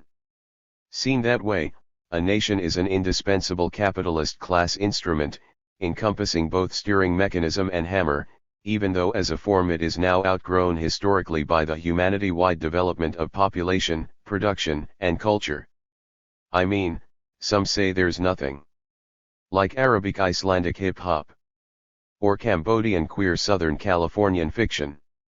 Same with rusted old empires and poisoned oligarch countries, neocolonial tribes, transitory lumpen states, any old collectivities which don't really fit barrier-leaping humanity anymore, but which addicted ruling classes cannot do without when they need a patch or a fix. It's as if economic and cultural globalization and the interweaving of the world's populations is the rising ocean, while now under the surface the sinking structures of antique empires and nations are thrashing about as residual dinosaurs. Like in the COVID-19 pandemic reality TV game, in which industrial high-tech nations like America, China, Great Britain, Russia, and much of the EU couldn't stop dropping and fumbling away any effective public health response. The more new crisis a capitalist faction is in, the more it wants to have some old nation around it as a safety blanket. Ditto its old races, genders, and religions. That capitalist nation-states across the board increasingly don't work and are breaking down from anyone's standpoint, is the central trick bag in our world's free-falling capitalist plummet. There are overriding practical reasons for all this, because in endgame system failure not enough is getting repaired or replaced, being obsolete isn't aging out to be improved. It's all happening, the capitalistic living and the dying, coupling and competing in every ancient and newest way possible, but all doing their gig work and sex work in one big crowded room. Citizens hoarding toilet paper but also cryptocurrency, while their imperial state hoards its vintage 1950s era B-52 bombers, as nations willy-nilly join in essential commodity supply chains together while also trying to rain irrational war and sabotage on each other. It's all the norm for capitalist system dysfunction now. For what it's worth, my outsider opinion has been that the most conspicuous old capitalist imperial leaders like the royal Clintons and oligarch Putin and China's potentate Xi Jinping have been completely unable to cope with their own nations piling up life and death problems. As the world capitalist system's unresolvable contradictions come more and more due, so all the Borises, Vladimirs, and Bidens are desperately overplaying their own hands in shaky ventures, economic and military, to somehow win, as their ruling class and maybe even their populace remembers once doing. I mean, the trash fires of fleeing US troops in Iraqistan have hardly cooled, but big capitalism's rulers appear not to have learned a thing from that world's longest-running Hollywood movie. These are truly unprecedented big power capitalist gambles in which all sides later turn out to have lost. Costly conflicts where afterwards they can't find a winner. Although, even if certain of nothing else, America is determined right now to fight to the last Ukrainian. That will certainly teach the world a lesson. Only what is it? Keep in mind that this global class system is gigantic, containing billions of people, and like one of their huge oil tankers can turn only in a wide slow arc. Like in Mexico and Central America, for example, this same turning point of a great downward arc of a falling nation coming apart started decades ago. Into the final cataclysm of the capitalist system's global fall and crash. Welcome to the steadily spreading chaos that we all sense as the background of our new times. The societies that are capitalism's human structure coming apart from the stress of this neo-colonial era's overriding contradictions. Here we see ruling class interests as well as the autonomic survival reflexes of capitalist societies kicking in, all hands desperately ventilating and pumping chest compressions to aging forms of settlerism and ethnic nationalism. While more and more actors out of all classes are grabbing at pieces of their coming apart nations for themselves before it's too late. Fighting as well over the long ago installed on/off power switch by which one race or nationality can own or control others. Badeb, so nations are breaking down, and as you say various players are desperately overplaying their own hands in shaky ventures, economic and military. What comes to mind for me is that this has consequences in terms of warfare. J. Sakai, when the 19th century military theorist von Clausewitz said that war was just the continuation of politics by other means, he deepened everyone's understanding of conflict, from the Pentagon to Chinese peasants. Likewise, at the turn of the 21st century, two Chinese military officers in an army unit assessing strategy published an extended paper/book on war in the neocolonial era, although that is not a political term they are allowed to use. Which has again helped update the world's understanding. People's Liberation Army Colonels Qiao Liang and Wang Xiangsui's 1999 Unrestricted Warfare gave articulated focus to changes which young capitalist military and intelligence and foreign policy officers had been increasingly debating. It became so significant in the spirited discussions on revolutionizing strategy and tactics among U.S. officers throughout the services, that eventually a branch of the CIA had to arrange its full translation and obscure commercial publication. A word of caution, the Chinese officers did not discover any new military theory themselves, they were usefully summing up the many postmodern leaps actually going on in everyone's conflicts. Not only the Vietnamese guerrilla victory over America's most technologically advanced imperialist military in the world, but also then right back in turn, the CIA's White House men in Brooks Brothers suits inventing and financing a global Islamic religious jihad to foil Russia's attempted colonization of Afghanistan in the 1980s. To mention only the two most standout examples besides our own postmodern 9/11. Their basic theme is that now the rules of warfare have changed, in that there no longer are any rules, at all. That warfare which was formerly given identity by official declarations of war between states, and formed by armies of men in distinctive uniforms using lethal specifically military weapons against each other, the countless women and children raped and killed did not count, has broken through all bounds and limitations that used to try and safely divide military activity from civilian activity, war from peace. The two Chinese officers recognized, in their unrestricted warfare, not only how quasi-state actors like the Republican Party or Al-Qaeda, my examples, can wage unorthodox violent conflict to piece together gradual dominance, but that now all combatants can weaponize a wide range of formerly civilian things, such as computer viruses, net browsers, and financial derivative tools. Ditto we can say to mass religions and drug mafias, corporations, and charities like U.S. occupied Iraqistan use their women's uplift nonprofits as weapons right alongside their men's criminal ethnic militias, shotgun married by broad-minded imperial big daddy just like that. Since the battlefield will be everywhere, the Chinese theorists predicted wars will not necessarily be declared as mercenaries with Russian Wagner Group in Ukraine. Such, that there will be no diplomatic, legal, or moral limits at all, that all the boundaries lying between the two worlds of war and non-war, of military and non-military, will soon be destroyed. This directly relates to what we have seen over the past years in Ukraine, visibly starting in a new Russian war plan of gradual conquest by indirection, seen attempted even before Russia's half-sandwich 2014 military occupation of the Crimea and much of Ukraine's eastern Donbas region. Coming out of the oven unmistakably when Putin's man Viktor Yanukovych tried to take the Ukrainian presidency and then suddenly steer their country back into a USSR-type remarriage with Moscow. This was all borrowed wholesale from China's unrestricted warfare by General V. Gerasimov, Putin's main military strategist and supposedly the chief planner of today's 2022 invasion. Some articles, even in the mainstream US media such as Time magazine and the New York Times, linked the invasion with these new concepts of unlimited warfare by misdirection.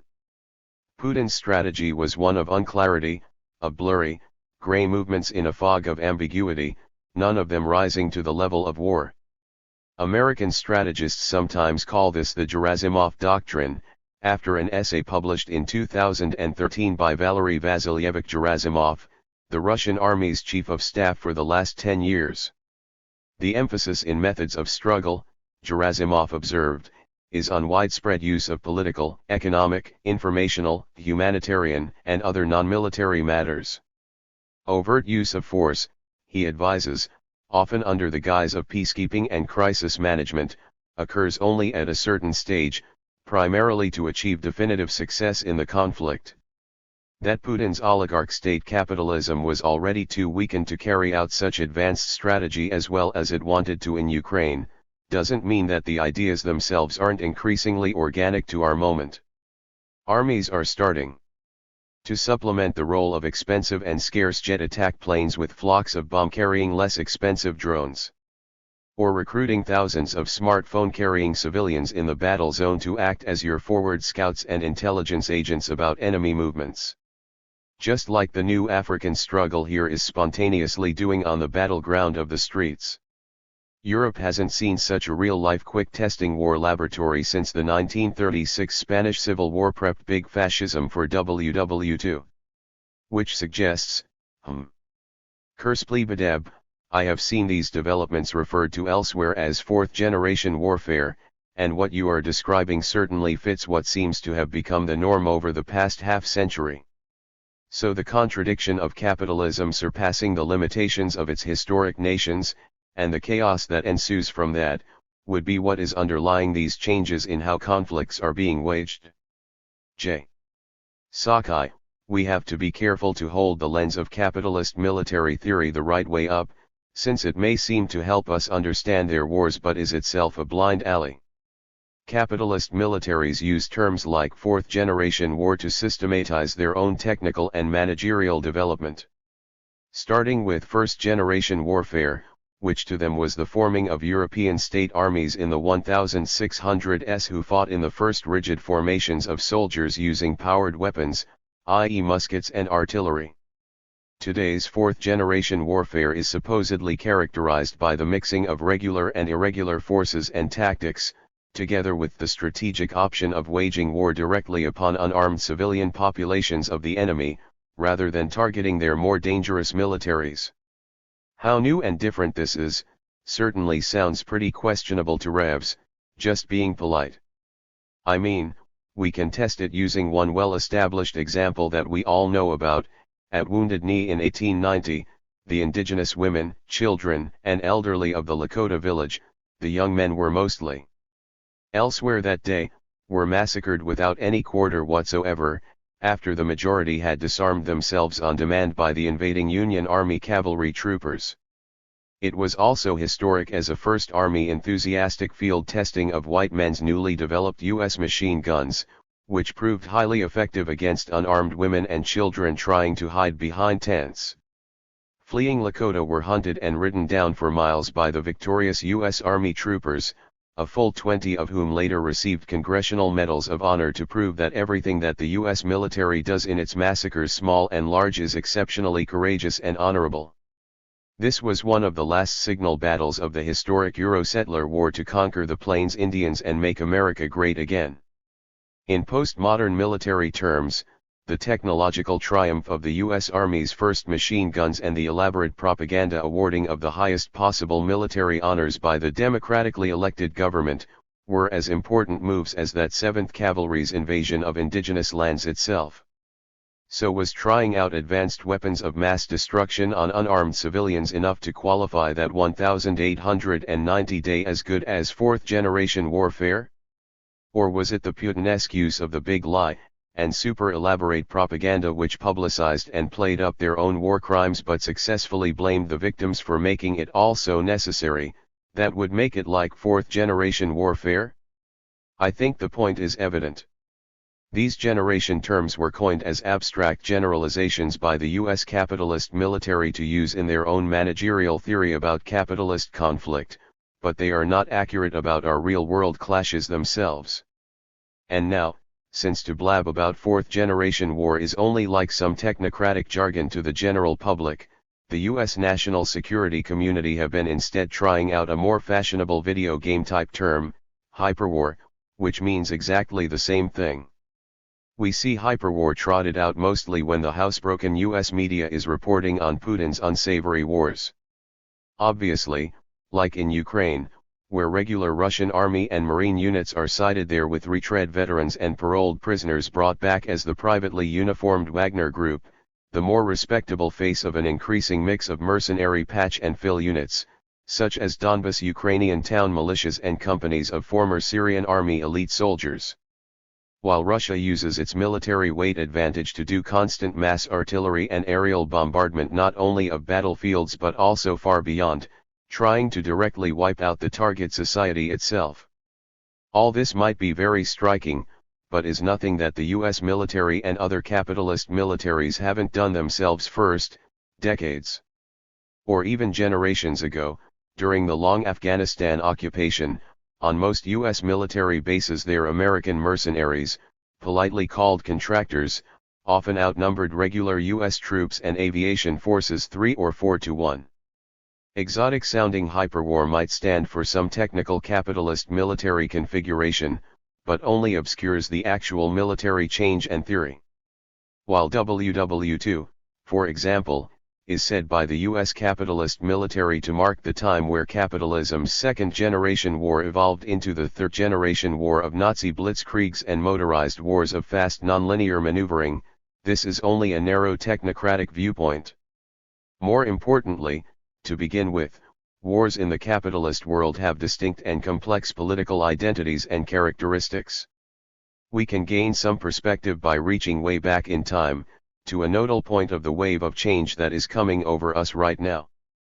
The 1935-45 Sino-Japanese War, involving millions of combatants, eventually took place within and was to Americans mixed up with the global World War II, where all the major imperialist powers divided into two camps, and fought it out at the admission price totaling at least 60 million lives lost to decide which capitalist nations would colonize everyone else, rule or ruin.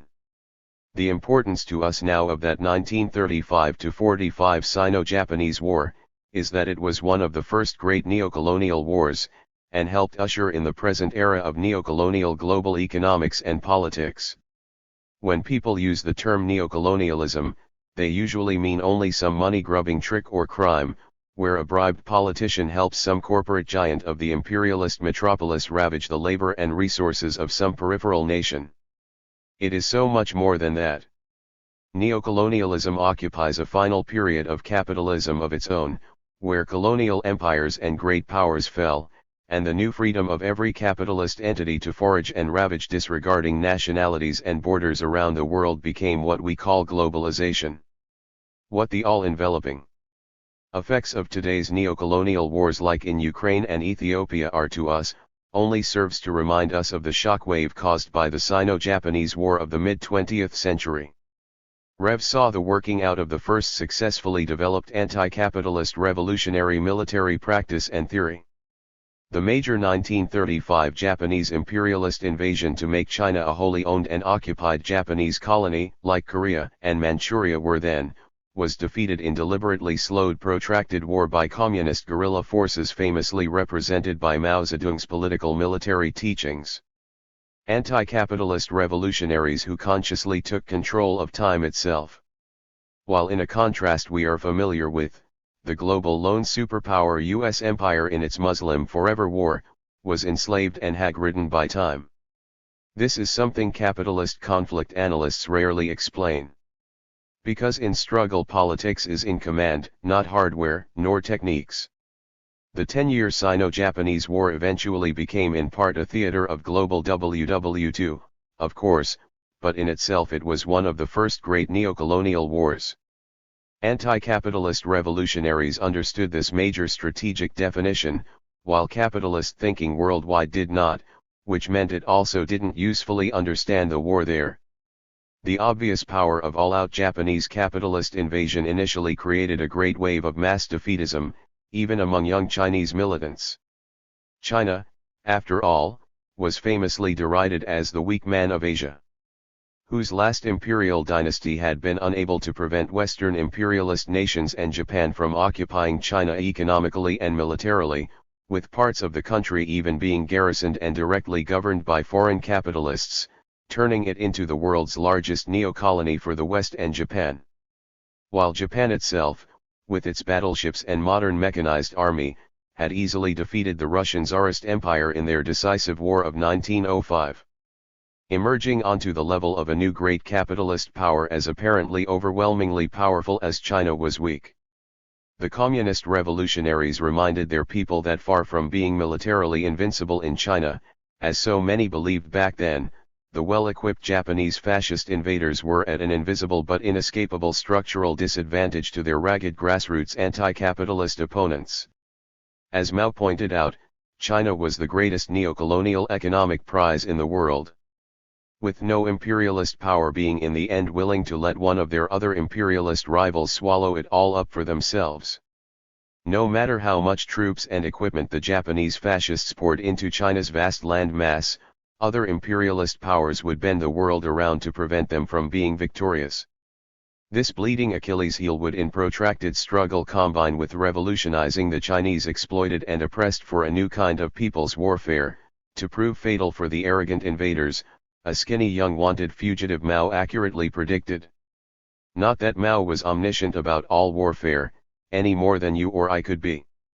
Used to muse about his dire post-war warning that guerrilla warfare in the Philippines could never succeed since that capitalist neo-colony has generated armed insurgencies of almost every kind over and over for my entire lifetime and might keep trying till they get over.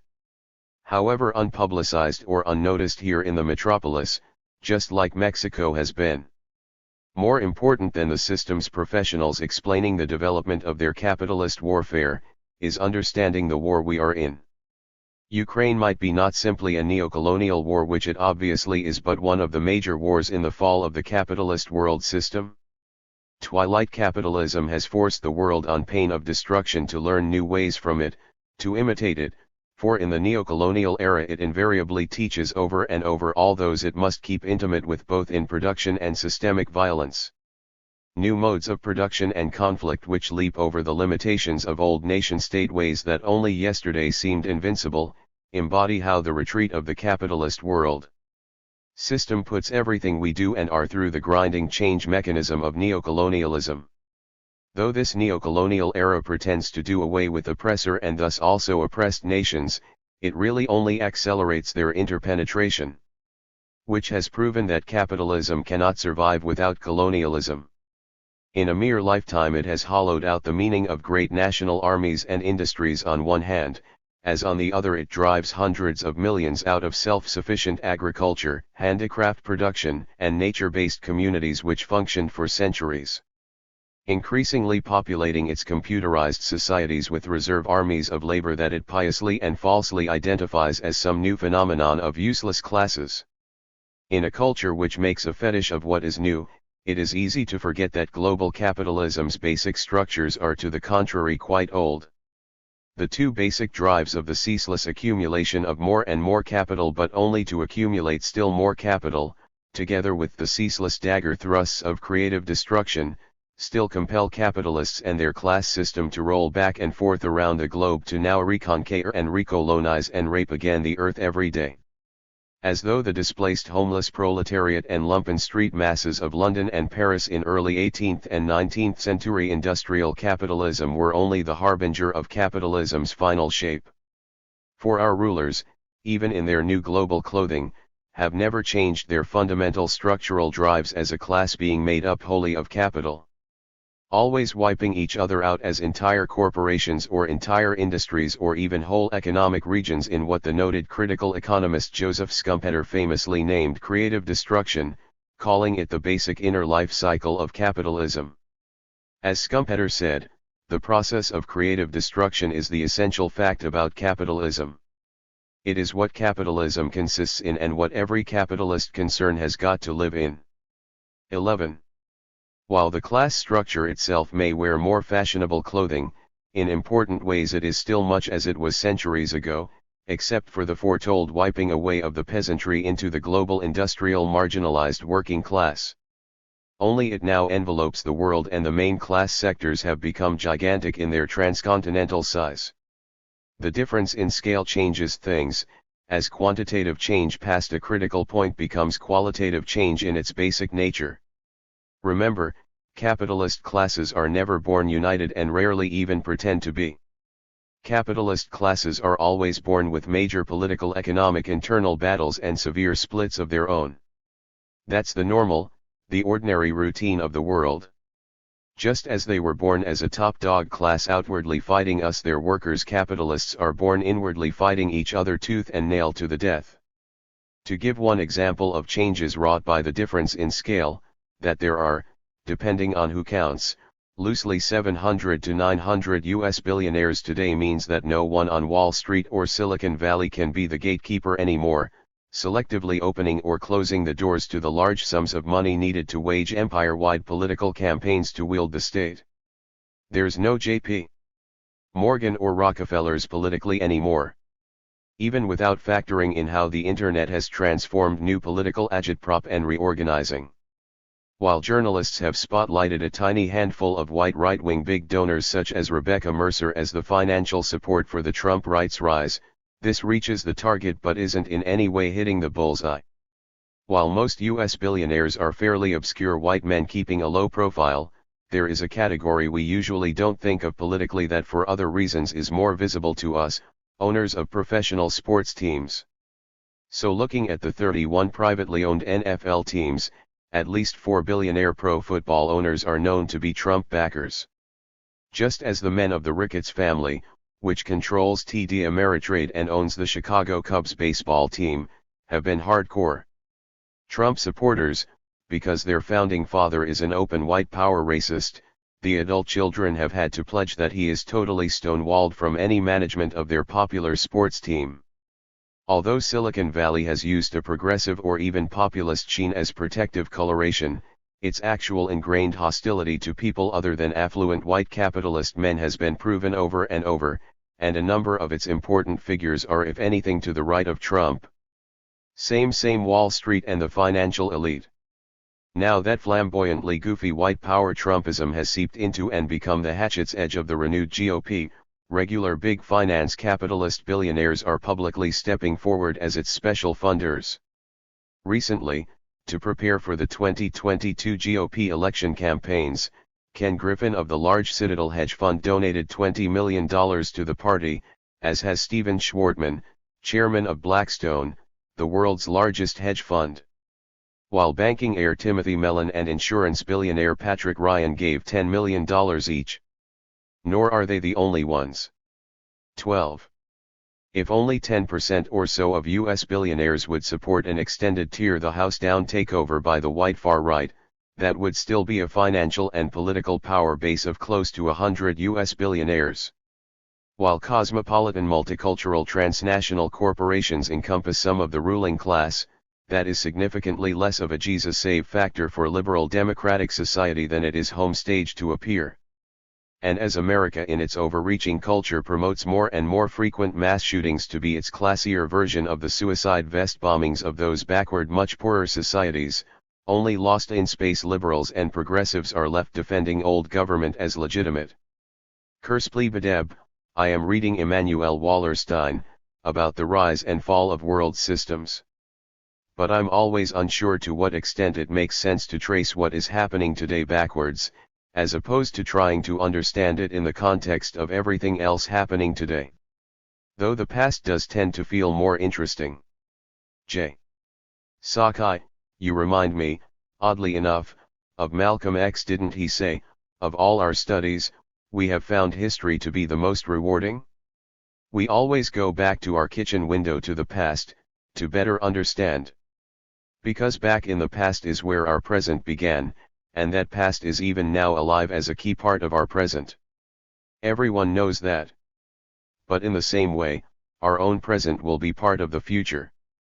We need at least a shaky smartphone photo of this future taking form now, a tentative look at its rough shape and a guide as to where revolutionaries will be at our work fighting in it.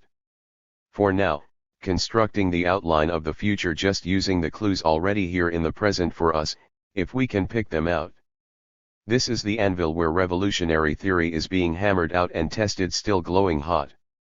It's no secret that capitalism as a planetary system is in severe disjuncture. It's in everyone's conversations and supermarket lines. The other week, was browsing a women's vampires and werewolves paperback novel, when my eyes snagged on a line about a future Asian American Methodist bishop counseling a younger night wizard with a most non-biblical quotation. The old world is dying, and the new world struggles to be born, now is the time of monsters.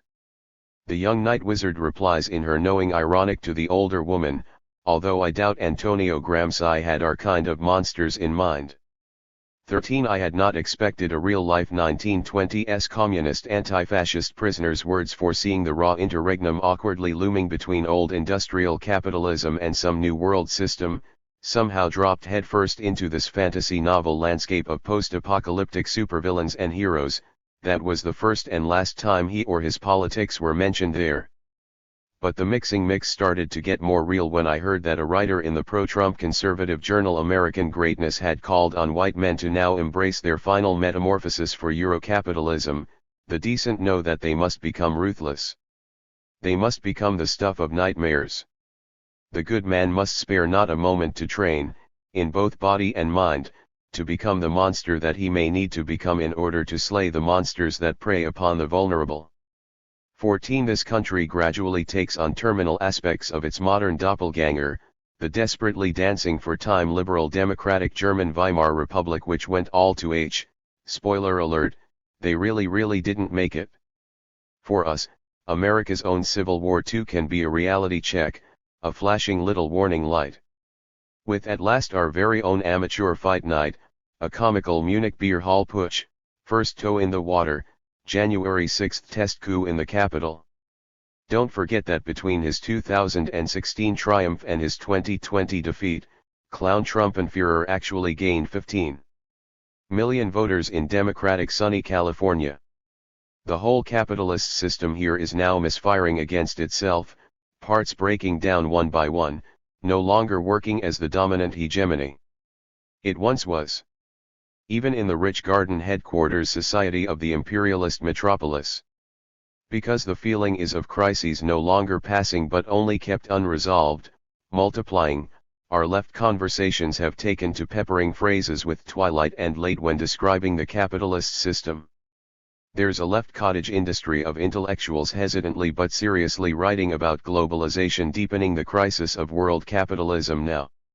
That so many differing radical theorists have turned their attention here is itself a signal flag. But Revs need to search more directly into the gale. Even if we weren't conscious of it, we have long been steeling ourselves for the demise of the capitalist world system. Even if explicit revolutionary theory on the end of capitalism has been late coming and incomplete. Many of us from all sides have turned much more to culture than depression economics in feeling our way into the future. But isn't that always true? As early as 1979, anti-capitalist literary critic H. Bruce Franklin pointed out that science fiction writing was then sampling the theme of the future as an apocalyptic dystopia, mistakenly confusing the end of capitalism for the end of farking everything. As he chipped in about the mindset of then leading British SF author J.G. Ballard, it is easier to imagine the end of the world, than it is the end of capitalism. 15. This aspect of our imperialist culture sonar sensing the ping of possible real-life existential endgame, but too frightened to face it except in a transposed fictional form, has grown to widescreen dimensions. As rampaging zombies destroying everything human became normal fixtures in movies and television. Or flip side, same coin, society threatened / saved by supervillains / heroes who without words or permissions appear to matter-of-factly replace ordinary humans as the only beings who can determine the fate of the world. As Kanye West stalks to grab the microphone from Taylor Swift, while millions of refugee people of color driven from their dying nation-states are trying to overrun and erase with the mass of their useless bodies the parking lot borderlines of the wealthy western metropolis. Or so oppressor culture in shock mixes the drinks. Since every previously existing civilization and stage of history known to people has encountered its end times, the idea that present world capitalism might itself run out of time is not a recognition limited to some obscure fringe. Last year I was reading Irish novelist Sally Rooney's latest bestseller, when I ran aground right into a thick passage. Two main characters are young women who were BFFs at university and afterwards talk frequently though living in different places, by long emails ranging from relationship gossip across to serious intellectual discussions. So one emails the other. Your paragraph about time reminded me of something I read online recently. Apparently in the late Bronze Age, starting about 1500 years before the Christian era, the eastern Mediterranean region was characterized by a system of centralized palace governments, which redistributed money and goods through complex and specialized city economies. I read about this on Wikipedia. Trade routes were highly developed at this time and written languages emerged. Expensive luxury goods were produced and traded over huge distances. In the 1980s, a single wrecked ship from the period was discovered off the coast of Turkey, carrying Egyptian jewelry, Greek pottery, blackwood from Sudan, Irish copper, pomegranates, ivory. Then, during a 75-year period from about 1225 to 1150 BCE, civilization collapsed. The great cities of the eastern Mediterranean were destroyed or abandoned. Literacy all but died out, and entire writing systems were lost. No one is sure why any of this happened, by the way. Wikipedia suggests a theory called general systems collapse, whereby centralization, specialization, complexity, and top-heavy political structure made late Bronze Age civilization particularly vulnerable to breakdown. Another of the theories is headlined simply, Climate change. I think this puts our present civilization in a kind of ominous light, don't you think? General systems collapse is not something I had ever really thought about as a possibility before. Of course I know in my brain that everything we tell ourselves about human civilization is a lie. But imagine having to find that out in real life. 16. That jab in the head caught me by surprise. The novelist, who is a socialist, didn't have to make up any fictional general systems collapse theory that developed theory on the possible lessons of the fall of late Bronze Age Eastern Mediterranean societies exists, and the author of one scholarly book on the subject was even interviewed on a national public radio blog or something. Our obvious benefit from this idea is that it maybe opens our minds to considering how what we know are major problems in capitalism might even be much more. What is pushing and hurrying us about is the ominous feeling that is lurking just behind everyone's shoulder now. A feeling that everything is somehow getting worse all the time, and that things only get worse and not better. In many countries, ours included, mass politics seem to be moving down the street towards a semi-fascist or maybe even fascist end, unless looming climate disaster gets us first. And no one seems to have any control over it. No one is at the steering wheel. It's as if the world is just sliding downhill towards X, and no matter how wide we try to open our eyes, somehow we can't encompass or take hold of it all. Even though the foreboding feels so damn big, we should be able to see it with our naked eyes from across the solar system. Paradoxically, it's too big for us to see. Big economy/society over complexity theory seems to make immediate sense right now in this time of global 329. Supply chain dysfunction, pandemic domino world upset, and unprecedented war and economic reprisals on everyone in general all at once, but is just one of a number of plausible theories explaining a near-term collapse of today's capitalist world system. It is by far not even the most popular one right now, incidentally, though that doesn't make it wrong in my view. The most popular view would be global climate disaster, caused by relentless global warming from industrial capitalist civilization's greenhouse gas emissions. Even those who single out a different factor as the probable lever in tipping this world system off into its final crash usually bring in climate disaster as a contributing factor for final system disaster. As the novel's character does herself in that weighty email. What I've come to personally believe is that because today's capitalist crisis is so great, so enveloping of the entire system from horizon to horizon, it can be seen as many different crises or events, depending on what point or feature your eyes are focused on. All are probably real, but as parts of a greater final transformation of the capitalist world system as a whole. Not going to go over or even list all the different points of left opinion on the demise of capitalism. That's too big a detour to fit in here. But since my favorite interviewer/editor has raised the question of Immanuel Wallerstein's views on capitalist world system change, let's use Wallerstein as an example to bounce off how my own views have developed here. Left historical sociologist Immanuel Wallerstein was the most prominent developer of what is termed world systems analysis or theory. Have read little of Wallerstein's thick basic writings myself, and certainly don't claim to understand them well enough to advocate yes or no. World systems analysis tries to fuse all the varied Western academic fields such as sociology, history, anthropology, economics, astrology, and beyond into one theory scope, trying to see how world systems evolve and go through life cycles over long periods of time.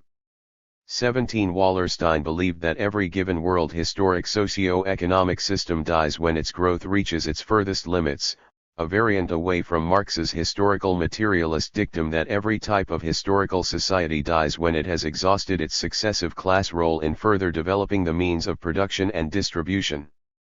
And that capitalism's absolute need to always rake in capital accumulation and then double down again on even more capital accumulation has really reached its use-by date. As this world system has effectively enveloped the entire globe and absorbed every human nation and people within it, and has thus hit its limits as a system. Wallerstein saw this impact accentuating the current downward cycle of a regular long wave of the 50-year cycle of capitalist boom and ebb, first charted out by Soviet economist Nikolai Kondratyev, which has now been finally disrupted in its cycle and is unable to rise up again, due to the lack of any new space or population to expand into and exploit more. This, he believed, has led to the system being currently in the terminal stage of structural crisis, summing things up this way. So, to resume, the modern world system in which we are living cannot continue because it has moved too far from equilibrium, and no longer permits capitalists to accumulate capital endlessly. We are consequently living in a structural crisis in which there is a struggle about the successor system. Although the outcome is unpredictable, we can feel sure that one side or the other will win out in the coming decades, and a new reasonably stable world system, or set of world systems, will be established. 18. There is a generalized timeline being booted about by some serious analysts for the world system's fall and full eclipse into interregnum. In this regard, Wallerstein and fellow historical sociologist Randall Collins won some academic cred in predicting endgame crisis, because in the 1970 South they correctly predicted the fall in that next decade or so of the Soviet Union. And although they developed different views on causation, what will finally trigger the toppling of the capitalist world system, their time frames at least were essentially similar. Wallerstein earlier said that he saw the time of capitalist world system collapse in terminal transformation occurring approximately in the 2030 to 2050 range. Interestingly, both researchers believed that the accuracy of their individual predictions wasn't going to matter much, because both agreed with the widely held view that our world is in a desperate race to stop and then to some degree reverse global warming, the great battle over greenhouse gas emissions and industrial age pollution, which will calendar-wise soon unleash itself after other contradictions have shot their arrows, and which scientists predict will cause such physical and social destruction that the capitalist world will no longer be functional or usable as a system of social organization in any case. Whatever else most radical analysts who work to reveal capitalist endgame crisis may focus on, many of them also see capitalism's destructive blindness about the environment as bringing down on it the final, most physical, and least escapable fist in the 2050 to 2100 time period. We note that Wallerstein believed that today's political struggle isn't actually over the fall of capitalism, which had already become a done deal in its early stages to him, fully in process, but over what future world hegemonic society will come to succeed it. Writing in the years before his death in 2019, he saw the future as at best a 50-50 chance between some new more democratic and more egalitarian world system versus something highly repressive like fascism, which we all know hasn't waited for scholarly validation but is right now racing ahead of us everywhere. My problem with all that has been that some left intellectuals might agree or not that this analysis or another one could be true, but what proof is that anyway? The $64,000 question applied here is, how do we know that a systemic limit on accumulation is really going to finish off the capitalist system in the actually existing now? Capitalism has gone through periods of no profits and big crisis before, like the 1929 Great Depression, for one, and didn't get that close to croaking. Got into emergency gear, went all crafty, reformed this while killing off that, sprinkled in some wars, and Bob's your uncle, their capitalist profits were back. Capitalism has proven itself to be ruthlessly supple, capable of surprise strategies and reinventing itself to survive. I mean, US capitalism once way back in the mid-1860s went in just 4 quick years from having a vast chattel enslaved labor-based economy with millions of cheapest possible unwaged workers, to suddenly no race enslaved chattel property at all, and the loss to many southern capitalists of staggering amounts of 1/2 of their whole capital and business. But overall Mr. US Cap came out of it all bulging, muscular, ready to expand and conquer as never before. So while I respect world systems crisis analysis, some, ditto other crisis analyses, wasn't sure that these theoretical predictions of capitalist system crash were firm and not jumping off balance at clues, as our ever-hopeful intellectual left has done so often before. Though if there is a joker in the deck, it is certainly the already onrushing global climate change towards disaster. But my thoughts on this shifted gears when I started noticing something that I hadn't been hearing, that capitalism was actually destroying its own nation states one after another. Some might be rebuilt later or not, but right now they are being gutted and taken down. This is an incalculable event. That's world-changing beyond numbers. To me, the question of nations is so pivotal because that is how capitalism as a world system has organized its societies structurally to do its work, apply its resources, and solve its problems. Nor is it true that in the absence of a functional capitalist nation, we can just jump in and go ahead with our neighbors to cheerfully and communally solve survival problems. Check out Haiti for that one, because capitalism as its most bottom-line autonomic reflex will rather arrange to kill us all than let us remake our lives communally. Much of today's world can be explained by that one fact. I initially ran into this understanding on the job naturally, where else? When I first went to work at a suburban nursery around 9/11, the guys there provided a whole different learning experience about the world for me. That crew mostly came from a town in southern Mexico, largely happy young energetic teens and 20s, who came wading across the border or riding the coyote. We worked the garden season outdoors, growing and loading into customers' SUVs, April until Christmas, selling fall plants, then pumpkins, and then Christmas trees and wreaths, and all that is cash plant business, too. So they earned bucks to send home 9 months a year, and then went home themselves to their ville to relax and play soccer every day and lord it up as young dudes who had some bit of US cash for 3 nice months. Sweet to them. It was all good until it wasn't. Year by year, their sky gradually darkened. At first the guys used to tell me that they weren't worried, since they had like a Mexican utopian vision.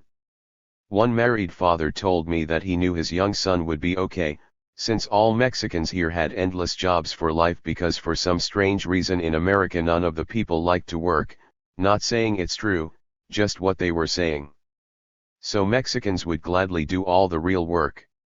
Hey, in my favorite sushi joint all 4 sushi chefs are Latino, only the boss and cashier are Asian. They and the USA were really only 2 parts of one body, like heart and lungs, they thought, and sometime soon white people would realize that and end all this border nonsense.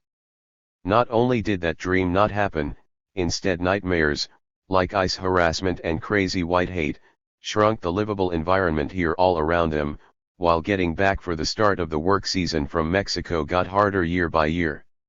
The coyotes got way more costly and unreliable, or were under more heat from the drug gangs to turn over their merchandise faster.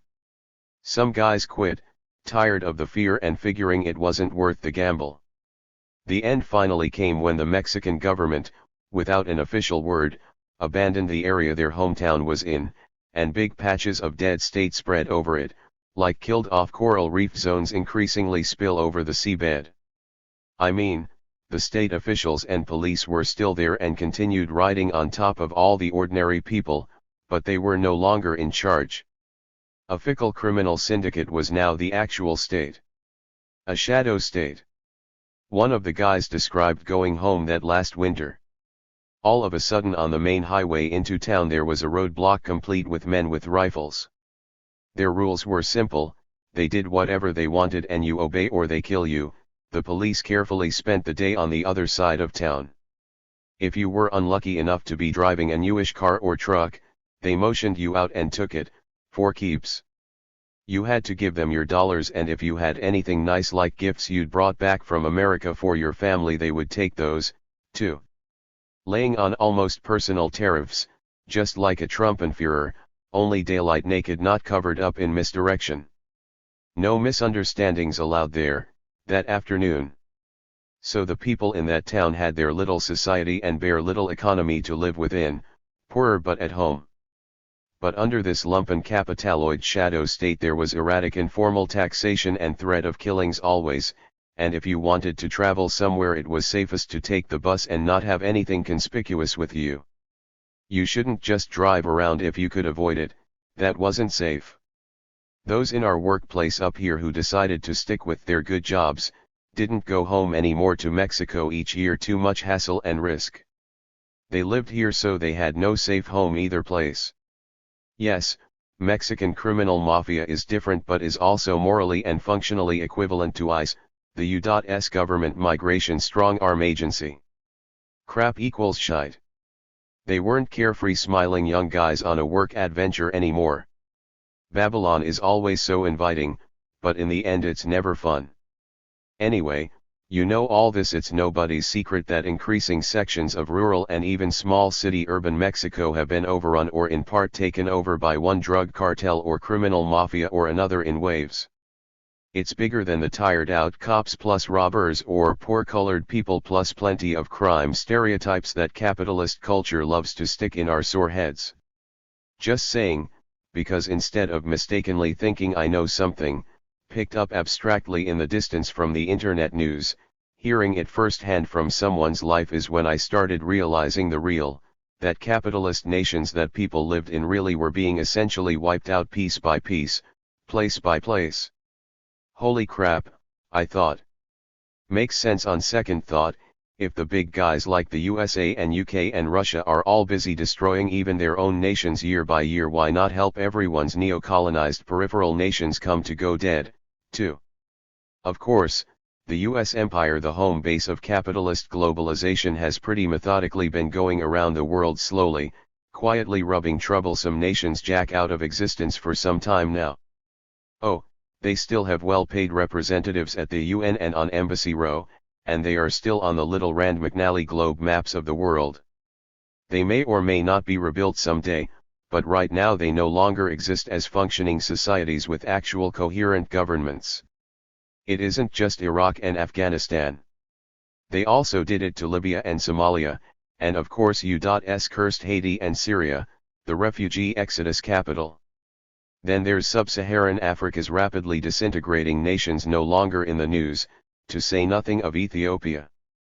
Chinese diplomats brought this up once at an international gathering, the strange coincidence of countries being internally destroyed after the US helps them.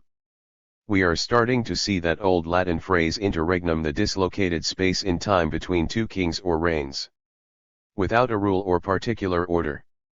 And in coming years we will hear it more and more as the existing capitalist world system is replaced with the uncertain wasteland of struggle over a future gone beyond it. What does that transitory landing zone start to look like? Going to take a specific road, and go into that Mexican crisis in a bit more detail. So grab a seat if you're into this informal map reading. 19 This summer, a killing in Mexico made headlines in their news and a little bit in ours. It sheds some negative light, some piercing darkness, which helps define the shape of this.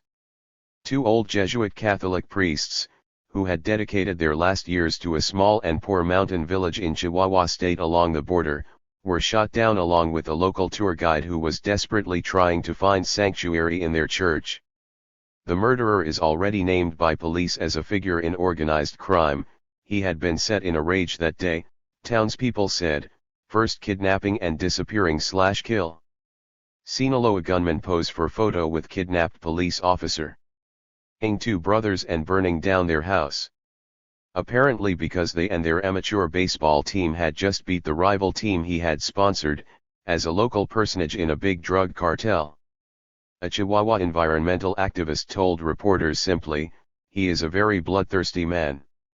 Obviously, killing people isn't shocking anymore, but his targets were.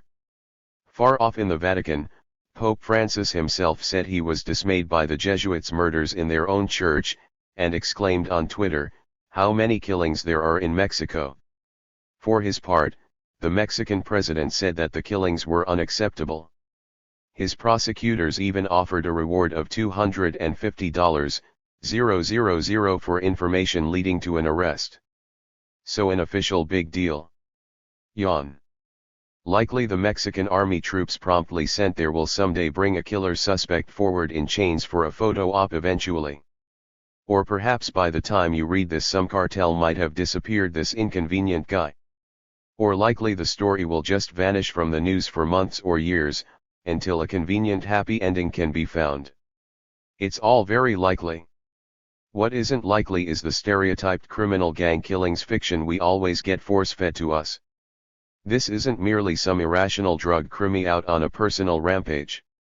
A senior area analyst for the respected International Crisis Group has pointed out, there's mounting evidence that a lot of criminal actors are testing the waters to see what they can get away with, particularly in terms of taking over state authority in their regions. A rector of one Jesuit university observed after the killings that Mexico was a failed state. This isn't a one mafia baseball team deal. Other big criminal capitalist bodies, such as the Mexican state and its own neocolonial sponsor, the U.S. empire, are heavily invested right with them. By the Mexican police's own admission, the alleged Sinaloa gunman had murdered a white U.S. schoolteacher from North Carolina in 2018, but had been allowed to walk around free and completely got away with it. That was the kind of offside violent transgression that used to be taboo. The next year he was said by local journalists to have killed a Chihuahua state human rights activist. Again, he is walking around free and publicly sponsoring a local sports team, so can be fairly said to have completely gotten away with it. And, obviously, he has killed many others, if anyone cared. So this shooting down of 2 local priests is a bold step up, but not out of the question at all. Since then, more violent attacks on the church have occurred. To help consolidate state power, the drug cartel needs to have demonstrated authority with the local population over what kinds of independent social activity are permissible under their rule and what not. Or, as the International Crisis Group analysts said of the Mexican cartels now, they feel they exercise de facto sovereignty. Particularly the Sinaloa cartel, which was visibly among the largest and most powerful cartels, and got that way by almost 2 decades of covertly working with or for the U.S. government. This is said to have started around 2000 when Humberto Loya, a lawyer who was a top associate and payoff bagman to politicians for then Sinaloa co-leaders Joaquin El Chapo Guzman and Ismael El Mayo Zambada, agreed to provide the U.S. government with critical information on other drug cartels in return for immunity for their own lumpen creative destruction biz. Lawyers in the U.S. for another Sinaloa figure on trial have also sworn to the court that indeed the United States government agents aided the leaders of the Sinaloa cartel. Of course, when El Chapo Guzman repeatedly embarrassed the Mexican government and became a legendary outlaw prison escapee figure, they and U.S. national security had to hunt him down by making deals paying off rival gangsters. Cartels, just like legit world corporations, are constantly changing and in transformation, swelling, merging, shrinking, and splintering, concentrating into niches, switching names and business focus. Only, in the lumpen class zone everything happens much faster and with more relentless turnover. Always the Mexican government tries to maneuver situations where the most publicity troublesome criminal actors are chased to big fanfare, while other rival criminal groups are left alone to thrive and pay off in the extra space. During the presidencies of Felipe Calderón and his successor, the Mexican murder rate actually tripled while officially 96% of reported crimes got unsolved by the police. Last winter and spring, American shoppers noticed shortages of avocados and then also limes and mangoes with big price increases as news came that Mexican drug cartels were trying to move in and take over commercial agriculture exports to the U.S. Governments on both sides of the border and even armed local militias of avocado growers mobilized to take back the towns and highways, which the very violent Jalisco New Generation cartel defended not only with gunmen but with highway roadblocks and Taliban-style improvised explosive devices on roadsides. Jalisco cartel men even cut off a Mexican army base, which for a while could only be resupplied by air as though it were in remote Afghanistan. Finally, after a long 8-month siege, Mexican army units were able to enter Naraño de Chila, the Jalisco cartel's stronghold there. The Jalisco soldiers simply abandoned their center in Michoacan state and disappeared away for a while. They usually act to repress a cartel in an area only when there is very bad publicity and they need to lift up their battered image. So it was noticed locally that the Mexican government with its army and police were driving away the Michoacan state's then dominant Jalisco New Generation cartel, but not other crime factions. In effect, the Mexican army infantry were fighting side by side with the ununiformed soldiers of the ambitious Viagra's gang of Jalisco's rival, the United Cartels, who did not give the Mexican and U.S. governments the same public relations headache. By that point, both had been shooting at and besieging the Jalisco forces and their supporters in the town of Naraño de Chilla for months. For over a decade, these lumpen economic organizations have episodically taxed the avocado crop in different ways, there being billions of dollars at stake. Now they are pushing once again to take it over, setting a high payoff tax of 10% at the packaging plants, in some places even taking over farms altogether. Same with limes now, as well as sometimes mangoes and livestock and timber. David Karp, a former Los Angeles Times journalist on farm markets and researcher on botany at the University of California at Davis, noticing the trends, wrote 8 years ago, criminal cartels now control, to a shocking extent, the growing and packing of much of the Mexican produce on which United States consumers depend. The cartels are not young, and in their own way are beginning to take on the bureaucratic sinews that mature businesses need. They always had not simply soldiers but also ships captains and mechanics and logistical planning managers. Now government rural health workers are frightened and some are leaving. Doctors and nurses are worried about being drafted into handling the consequences of prolonged battles and possibly being executed if their cartel patients die on them. Already the cartels put up their own sophisticated telecommunications systems with security in rural areas. They get the telecommunications technicians and engineers by simply drafting them, they usually disappear on their way to work, never to be seen again. There was one telling incident when some gunmen stopped a bus and took 2 telephone company employees away, but they were the wrong guys. Phone company, yes, but not technicians. They did consumer phone bill collecting. Their rejected dead bodies were found soon after. This is like watching a raw capitaloid state of its own kind getting formed from scratch before our eyes. A program director of a Mexican security research agency commented that with mafias organized crime is not simply big but has reached into a gray zone where you tie legal with illegal, the crime with business and the crime with politics. Since the cartels understand that they have more power than anyone else, the government or the businesses they extort. In the wake of the killings of the 2 and still another priest, a Catholic bishop has called for a new social pact, which in return for less violence would give the cartels a legitimized voice in deciding Mexico's major political and social questions. Former Mexican President Calderón, in a speech at the United Nations, said that his earlier attempt to wage a heavily militarized mano dura or tough-hand actual war on Mexican drug traffickers, which brought in the regular Mexican army for the first time as the Bush administration had planned for him, failed because the massive drug economy in the U.S. creates such unstoppable social and political aftereffects swirling through the global South. This allows drug traffickers to create powerful networks and gives them an almost unlimited ability to corrupt. They are capable of buying governments and entire police forces, leaving societies and governments defenseless, particularly in the poorest countries. This was clever capitalist propaganda. President Calderón himself is said to have been given $3 million in cash in suitcases via his national security chief, in return for protecting the Sinaloa cartel. This according to the sensational testimony of former Sinaloa Lieutenant Jesus El Rey Zambada, a U.S. government witness at the 2018 Brooklyn trial of El Chapo Guzman. These payoffs included at least one delivery that El Rey Zambada himself took part in. The U.S. Department of Justice is also conceding that Calderón's political opponent and successor as Mexican president was even more corrupt and involved with the cartels than he was. Or as one Wall Street Journal headline summed it up, witness testifies that El Chapo paid a $100 million bribe to ex-Mexican President Peña Nieto. So capitalist pro-U.S. state officials and cartel leaders are much more than frenemies, because they really do need and benefit from each other, even as they still must also play out eroding deadly antagonistic roles in the capitalist system as though their lives depended on it.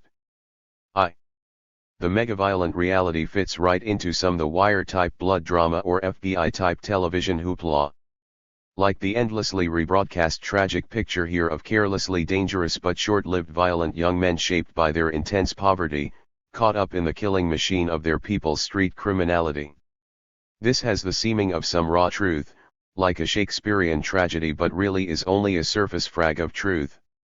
It is high-class non-fiction mixed with high-class fiction, an art form made by wealthy advanced capitalism's propaganda specialists with real blood and actual poor bodies offered up for verisimilitude. What was really moving the earth there is even colder, much more implacable. A reality that capitalism can't let us understand now. 'Cause at its heart it's not primarily about bloody melodrama, but about capitalism's irreplaceable old nations in free fall, damaged with no repair coming, and the US empire, and in this example its Mexican neocolonial subordinates unable to halt or even slow the descent, just throwing in more and more improvised violent stopgaps as best they can on the fly. In case nobody noticed, the US Imperial Department of Justice has a long-term policy of regularly throwing its top Mexican satraps under the bus, always placing the blame for the massive drug trade and spreading criminal lumpen zone on them. Usually not until they leave office, of course. It is a cover story both for the unwillingness of the US ruling class to stop its always mounting drug addiction business, and for their implicit claim that US imperial gunmen and detectives and military have to always be policing the neocolonial world of people of color in the periphery to protect innocent white communities. As though there were innocent white communities, which is the largest criminal fiction of all. As over the decades the Mexican capitalist ruling class and their state apparatus have gradually shrunk away from society's daily functioning and moved more profitably outward, the empty space has been taken over by lumpen/pro leaderian economic organizations with the US empire's tacit agreement. Occupying an important social and economic space, with an improvised and grotesque morphing, part inside and part outside of capitalism, Mexican crime cartels carry out many billions of dollars in world trade, selling not only drugs of many kinds to illicit North American users, not only agricultural products to US supermarkets, but also industrial goods and raw materials to manufacturers of other countries, such as millions of dollars of enriched iron ore directly from their ports to China.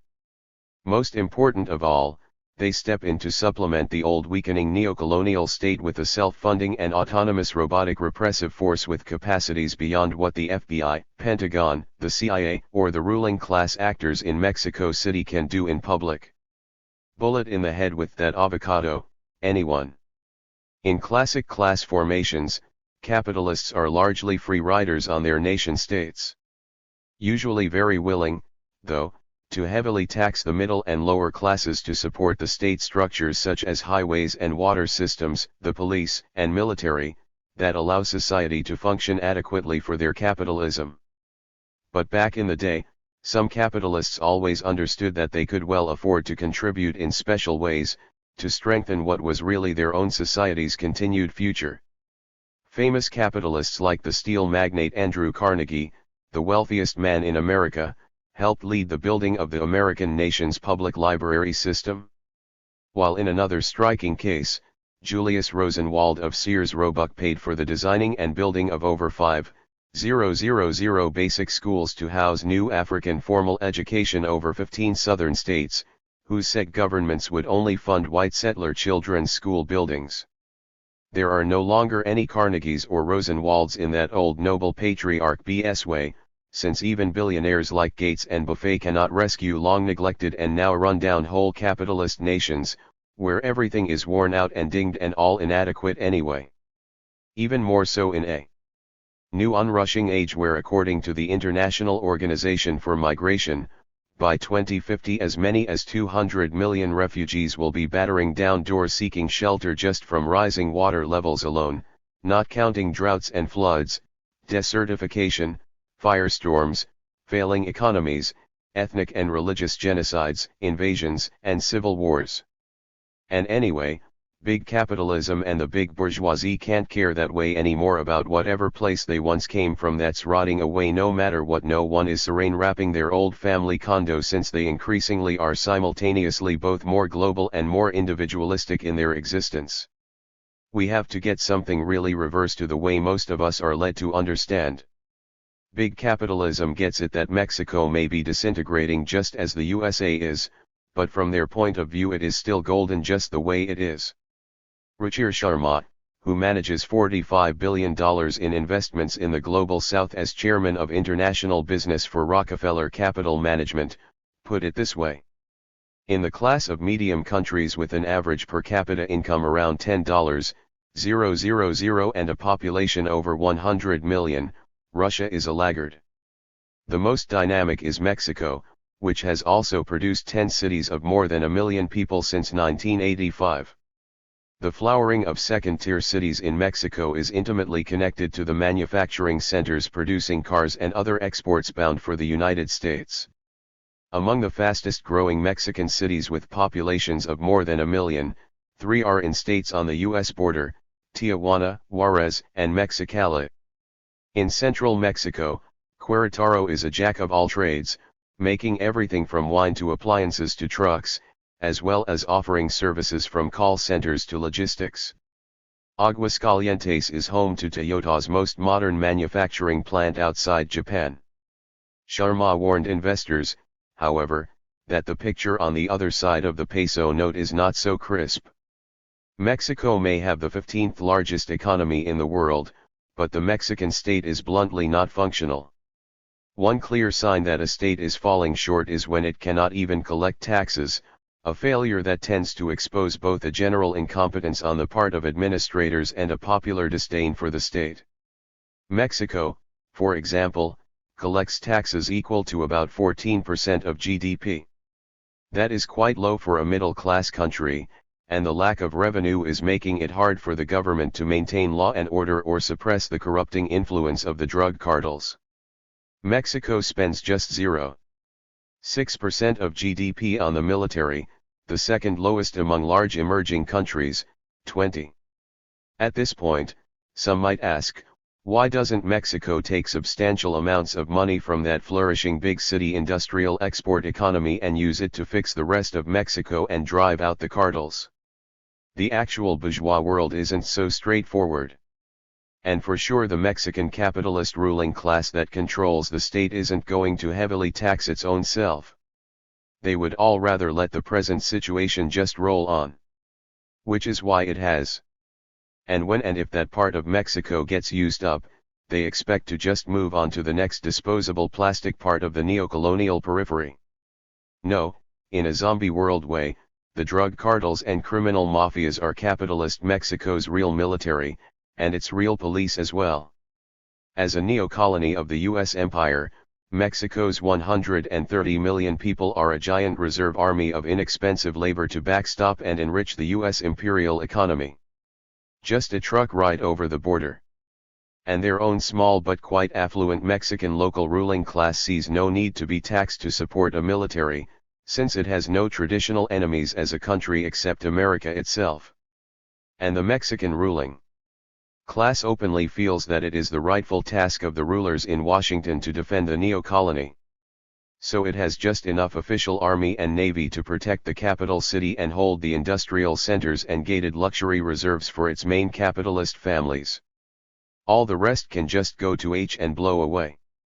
Mexico being a country is not the same thing as it existing as a functioning nation. It's interesting here in a grim sense to turn to another page, that the Pentagon has warned Congress and the American public that there is a danger of them falling behind Russia and China in the next generation of advanced military weaponry. Which is said to be autonomous gun and bomb-carrying robots flying over or perhaps driving across the battlefield, killing left and right by self-directed AI computer decision-making. That's really scary. What no one is saying, though, is that they have something like that already, only in less precise but also less expensive flesh form. America's forbidden drug cartels and the taboo larger men's criminal street organization culture in Latin America are exactly that. Autonomous and self-aware killing formations of disposable robots that capitalists aren't publicly associated with or responsible for, that spread out to gradually cover every town and small city in the countryside. Automatically homing in on and subjecting to lethal investigation any persons trying to cause trouble to the existing social order other than them, whether it be by working against oppression or stopping the destruction of the environment, or anyone for human rights or organizing peasants or workers. Then killing or terrorizing the automatically selected targets into silence. Best of all, from the capitalist viewpoint, these kind of autonomous political killing formations of male robots can even be made self-financing by their drug selling, lemonade stands, and community car washes. And it's all off the books. Can't get better than that. Although capitalist media and culture never admits it, that is what they already know how to do. Which is why the security apparatus of the US government has always not only used such formations, but has worked in the oppressed zone to create them where they didn't exist. Anywhere the oppressed poor have risen to fight for human rights in the US neocolonial region of influence in Central America, right-wing mercenary paramilitaries and drug gangs secretly allied to the capitalists and the army have formed to carry out mass killings, assassinations, and cleansing of territory. In Colombia, a current government-appointed Truth Commission is trying to finally end the 58-year internal culture of security, which was taught to Colombian government forces by the CIA, DIA, and US military, and that resulted in hundreds of thousands of deaths in a permanent cycle of violence. The intelligence chief of the Colombian Army 4th Brigade provided individual targets for a wave of assassinations of alleged leftists carried out by the Medellin drug cartel. While Western oil companies secretly funded right-wing paramilitary units for protection, doubtless with the informed but secret approval of key US officials. The consequences of this concerted and largely US-driven approach, the Commission concluded, was a hardening of the conflict in which the civilian population has been the main victim. 21. This is the same Colombian tough hands model that was instituted during the Mexican Calderón presidency by the U.S. Drug Enforcement Agency. Excited at reports of the high tolls of political rebels killed, not just by the army but by paramilitaries and the drug cartels as well, Robert Bonner, Bush's chief of the Drug Enforcement Agency as well as simultaneously head of Customs and Border Protection, urged the U.S.-designed Colombia model on President Calderón, and publicly defended his Mexican protégé's actions then and thereafter. The Truth Commission has since uncovered that many of those assassinated in Colombia were not doing anything illegal, of course.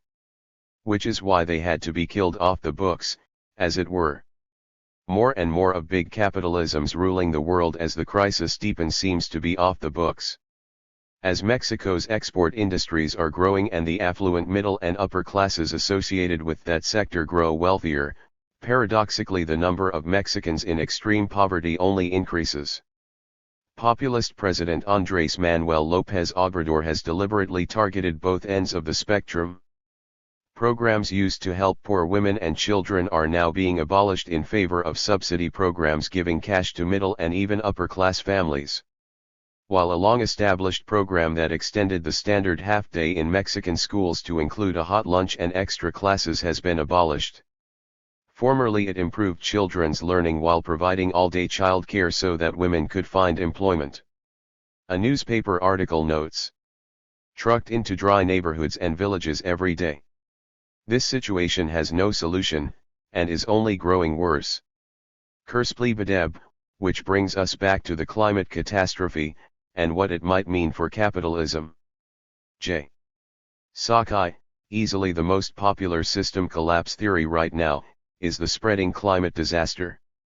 This was certainly pushed by James Hansen's increasingly dire messages that the climate crisis is more severe and coming much sooner than even scientists had expected. Before he retired as director of NASA's Goddard Institute for Space Studies, Hansen pioneered the first long-range computer climate modeling, and was one of the world's leading climatologists. He has been called the father of global warming. He long years ago warned that increasing dangerous atmospheric CO2 levels had become an emergency. Almost 14 years ago Hansen said of the eliminating of all coal consumption worldwide by 2029 as the most realistically achievable first real step in the climate recovery process.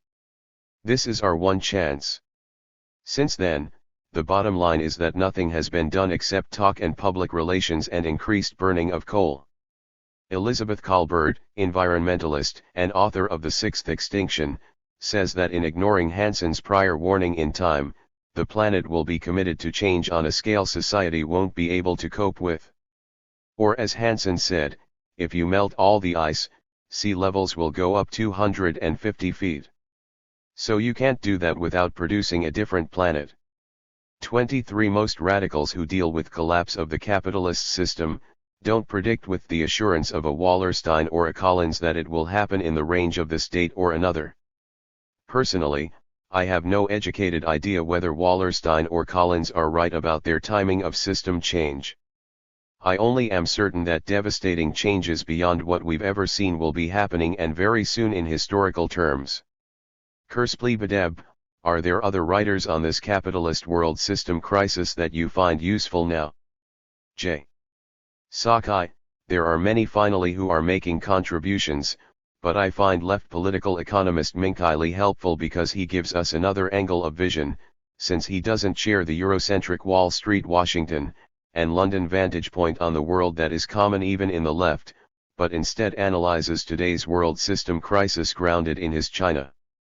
While he goes vividly into the meaning of the climate disasters predicted by James Hansen, Lee also shows how economic class issues are already politicizing and raising up into action masses of Chinese people.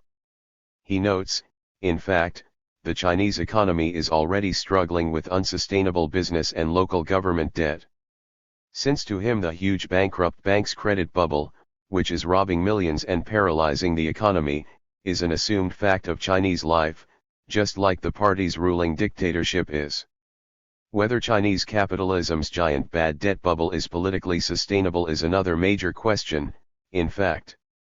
In China there are already everyday illegal protests of the thousands among millions of ordinary people from all walks of life, robbed of their pensions and life savings and even homes by the corrupt banking bad debt crisis, which is destabilizing their whole economy. Minkaili, who learned from the democracy movement and spent 1990 to 92 in prison there, also points to the political shock absorber of the mass mirage of a future prosperous capitalist middle-class life, a capitalist narcotic which took over a generation of parents and youth but that to many has now left only the bitterest aftertaste. The dramatic increase in college graduates has led to sharp devaluation of their bargaining power in the job market, Lee writes. In 2010, about a quarter of Chinese college students who graduated that year were unemployed. Many college graduates live in slum-like conditions on the outskirts of China's major cities and are known as ant tribes. Those college graduates who are employed often have to accept a wage that is no higher than that of an unskilled migrant worker. According to a survey by Beijing University, the national average monthly starting pay for college graduates in 2014 was 443 yuan, about $400. By comparison, in 2013, the national average monthly pay of migrant workers was 609, about $430.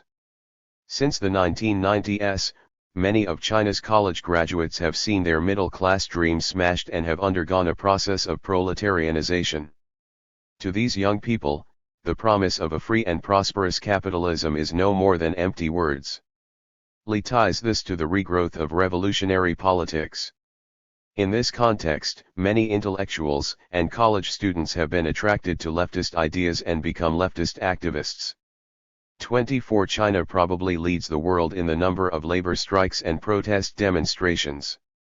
Lee points out that the so-called mass incidents, a term used by the Chinese government to refer to a wide range of social protests including strikes, sit-ins, marches, rallies, and riots, increased from about 8,700 in 1993, 60,000 in 2003, to 120,000 in 2008. It is estimated that in recent years, the annual occurrence of massive incidents has stayed above 100,000. According to the data collected by the Chinese Ministry of Public Security, the cases of various forms of the social order violation increased from 32 million in 1995, 117 million in 2009, to 13.9 million in 2012. In some large-scale mass incidents, Tens of thousands of people participated in riots and occupied local governments for days. Assuming that a mass incident on average involves about 100 people, there would be about 10 million Chinese people who are involved in various social protests each year. 25. Li feels that the capitalist world system might be even more vulnerable to collapse right now than many believe, because China as the gigantic center of world industrial production, as well as having become a major financial and consumer economy, is more fragile and teetering on the edge than Westerners understand. And that Chinese events could well trigger and then force a systemic collapse of actually existing capitalism around the globe. Which reminds us that the struggle is always wider than we think. As a homemade theory scope on how capitalist world system breakdown is taking place right now, this has been very incomplete. A quick pencil sketch maybe of parts of its wildly transitioning shape.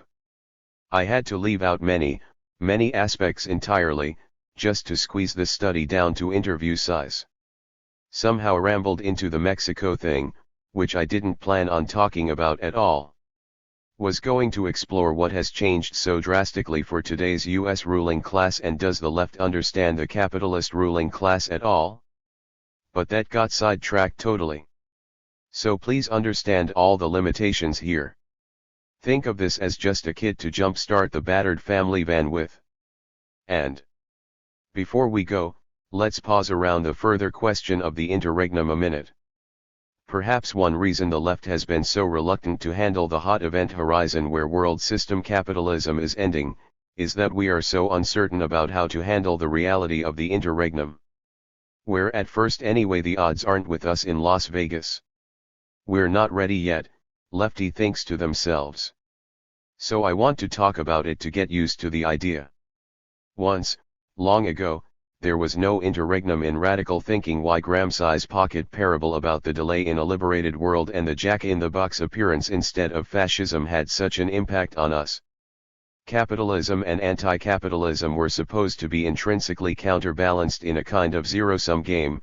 As capitalism declined, the radical workers left that was massively opposing them would grow in parallel measure, rising to take the inevitable handover as the natural inheritors of society. All neat and happy. Or so early hopeful radical thinkers from Europe's 19th century, who had never seen socialism or for that matter fascism either, believed. Our actual dirty world picture has little to do with those old silent movies, and is way more frighteningly complicated and challenging, of course. Capitalism as a world system has been faltering for some time, but there is no guarantee that an anti-capitalist left of any strength will be there immediately to take over from it. It is possible that capitalism will fall into a chaotic, confused landscape. That is what I have been talking about here. Kerspli Badeb, this reminds me of passages in the book Night Vision, by Butch Lee and Red Rover, especially the chapter The Changer and the Changed. In this new twilight reality, what should we be prepared to do? How should we prepare to intervene? J. Sakai, Night Vision is a prescient revolutionary writing of the late 20th century, and still perhaps the most unsettling one. In The Changer and the Changed, Butch Lee wrote with a surgical scalpel, cutting away reformism's scar tissue without painkillers, without compromise. But at its essence, the growing chaos of the neocolonial world order is that many different peoples armed with conflicting capitalist agendas have been loosed to fight it out. As transnational capitalism hides behind and backs first one side and then the other or both to indirectly use the chaos they see no class interest in containing. This chaos is itself a deepening contradiction of the system, one that no one can be certain of righting, not even the ruling class. And on this charged terrain, disunity and not unity is the changed strategic need of the oppressed. This is hard to grab, since it goes against truisms inherited from colonial times. And we think that disunity is what's spontaneously going on all around us anyway, when it's really an unconscious unity around wrong principles. Old slogans used the picture of unity to make people feel strong. Sisterhood is powerful, Black unity, the people united will never be defeated. But these are dead phrases now, not truths but decaying shells. And notice that she prefaced the chapter with an acid quotation from the notorious 19th century revolutionary, the Moor, "The weapon of criticism cannot replace the criticism of weapons." Often we are all asked, what should we do? In the long history of the struggle, it is not unusual to be thrown back, to have to restart anew, it feels like. Even in the most difficult of times, we have to remember what is basic for us because it is the most practical. To tell the truth. To do the serious and difficult work of learning which truth is key, and then telling it to people who are searching for justice. Which is all there is to do, but is a lot harder than people think. If you assume that things like early 1960s nonviolent civil rights militancy were politically simple, you would be wrong. Often we were thrown into despair because despite the wonderful energy, being on the real offensive for the first time in our young lives, and lots of jail time, we couldn't budge the racist system at all. And all our charismatic, often brilliant leaders lied to us, all the time. Dr. King used to blow smoke rings at us regularly, until his final political awakening that he needed to personally redirect the struggle here, from opposing discrimination to overthrowing the system of capitalism, which he explicitly named as the problem, and, yes, his personal breakthrough surprised all of us in the struggle, too. That's when they quickly pushed their red button and had him assassinated. That was painful to learn, but it was the rock-bottom truth.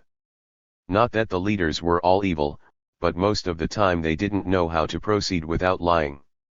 In a capitalist culture, whether on Wall Street or Main Street, leading or being the boss is lying as you cover up X and polish up Z.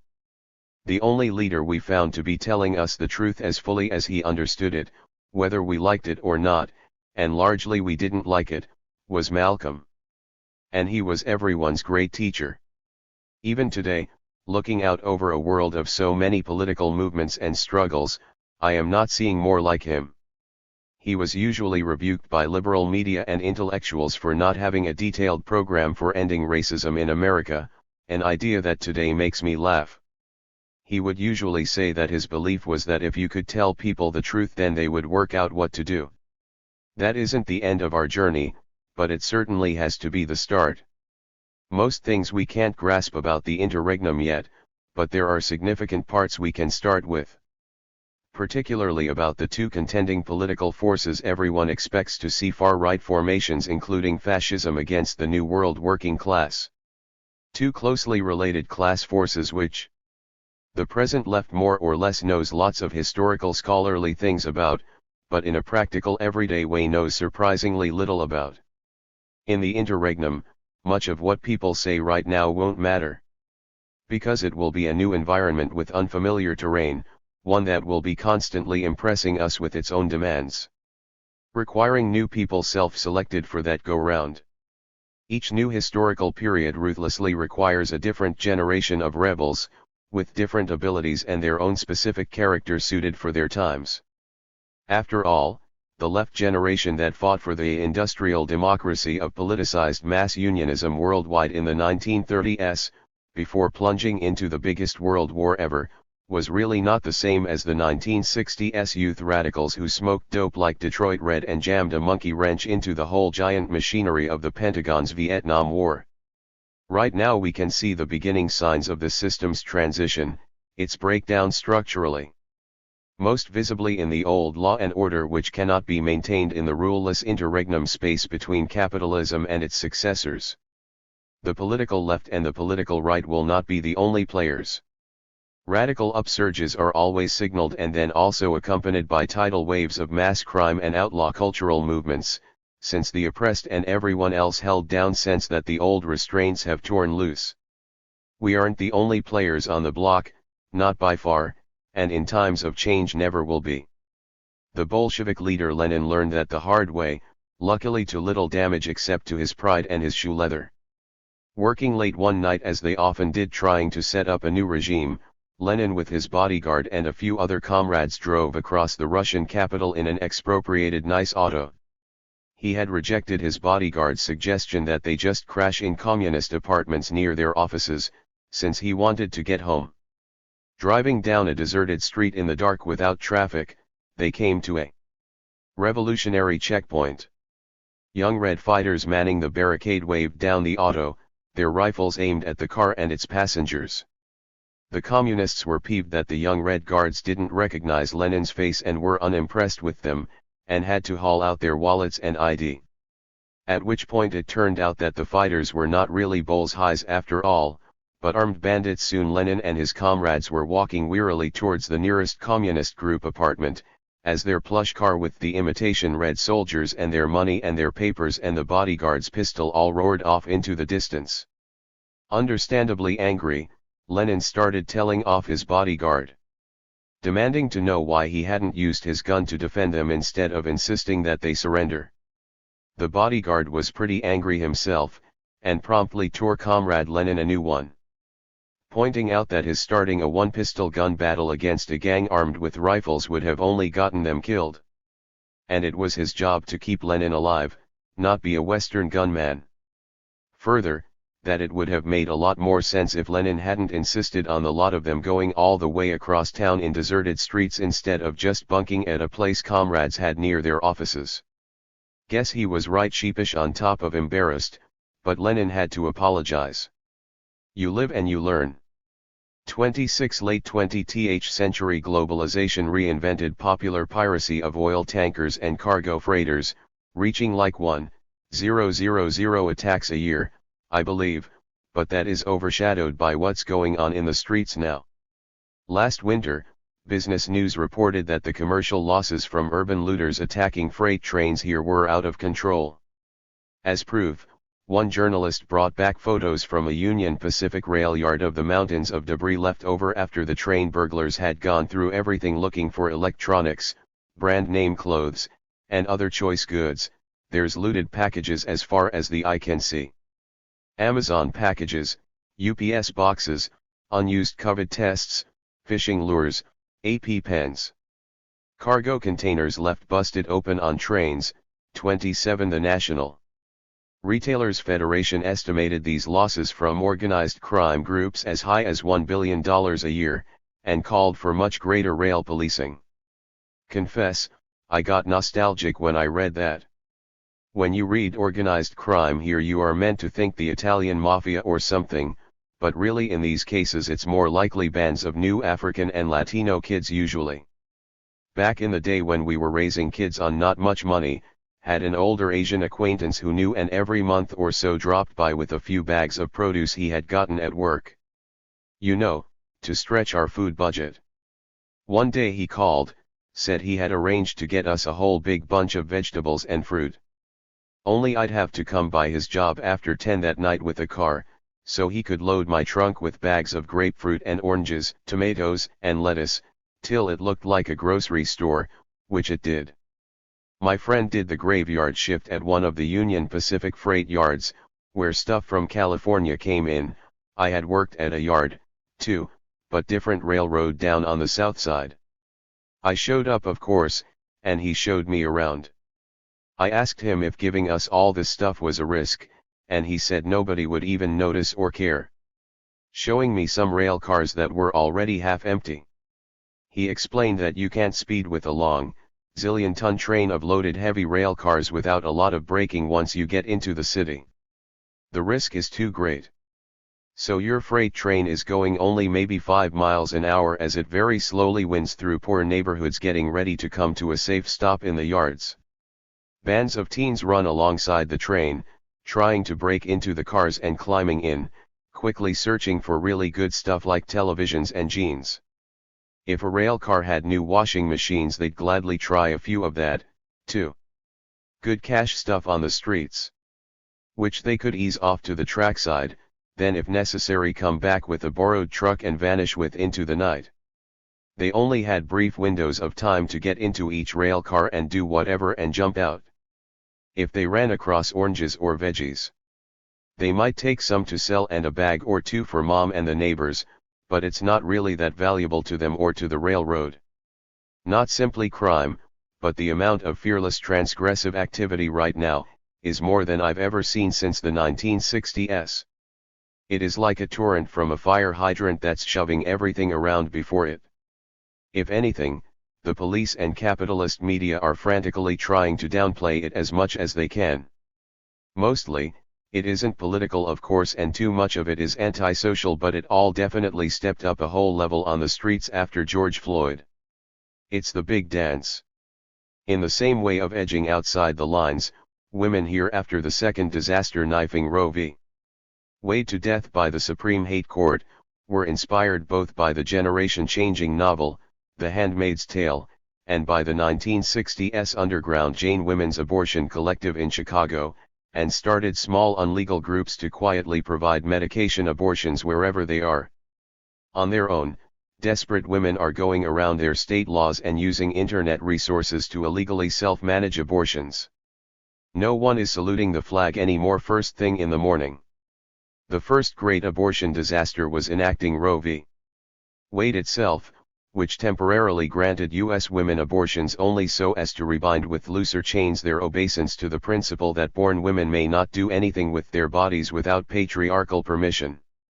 The full meaning of Jane and the twin abortion disasters remains unspoken even now by the actually existing left, because too many still don't get it.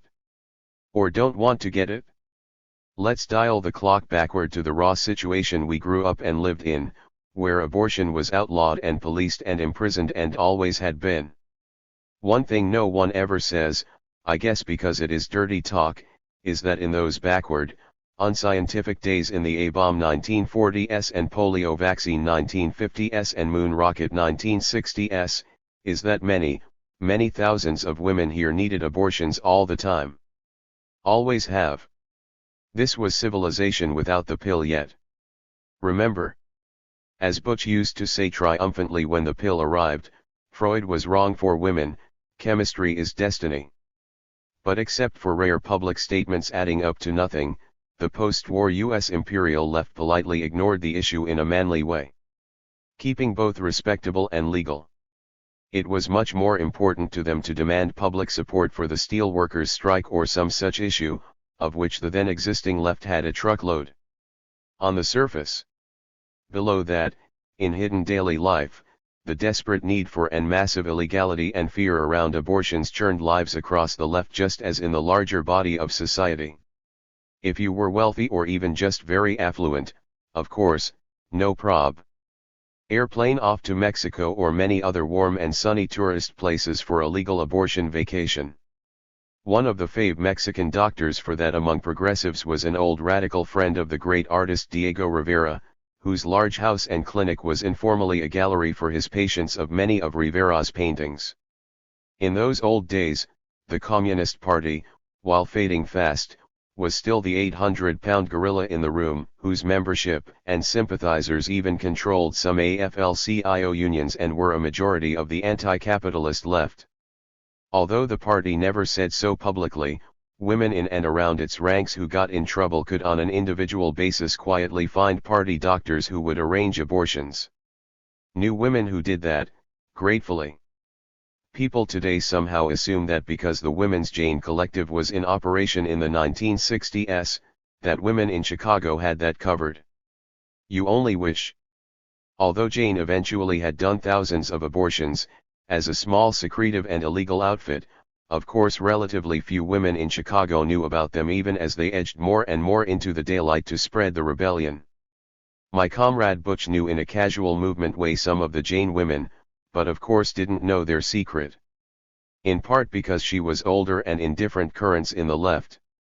Women she unknowingly knew who were in Jane were like white university student activists, who tended to be straight and to live on the north side, even if they went to the University of Chicago South Side.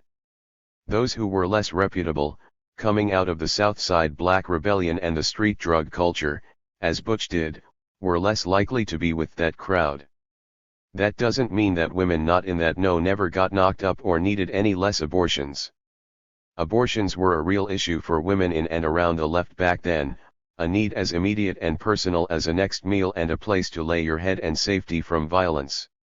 In our stream of young Southside non-Communist Party, non-respectable rebels back then and there, if you needed an abortion people knew of two options, certainly there were more than two around, but illegally dangerous as it was different groupings had different contacts, just like with copying a gun or scoring dope. One was the next day guy, who had a very small shabby storefront on 63rd Street in the ghetto. He was not any doctor or nurse, just a middle-aged black man, and for $80 he would give you a really foul-smelling drink you had to take on the spot, and keep it down, which was not always easy as it didn't taste any good either.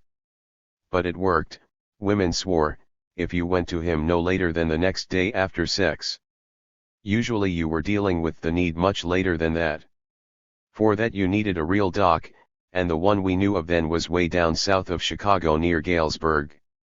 He was an old hostile white country physician, who didn't make any pretense of respecting the women who came to him. It was all about the greenbacks, and for $400 he would do a quick D&C with tools old style. $400 was real numbers back then, like you could get an okay used Ford or Chevy or Plymouth with it. You had to call him for an appointment first and immediately take the one and only he gave you. His phone number was the real secret, and he questioned you to feel safer that you weren't setting him up. Though he was never nice or professional. He was doing a profitable crime. He loved to scumbag women he despised, and he didn't even try to cover that up. Maneuvering in desperation outside the law isn't as romantic as idealists sometimes like to picture it. But the thing with illegal contacts is that sometimes you can't locate them for a while or ever again.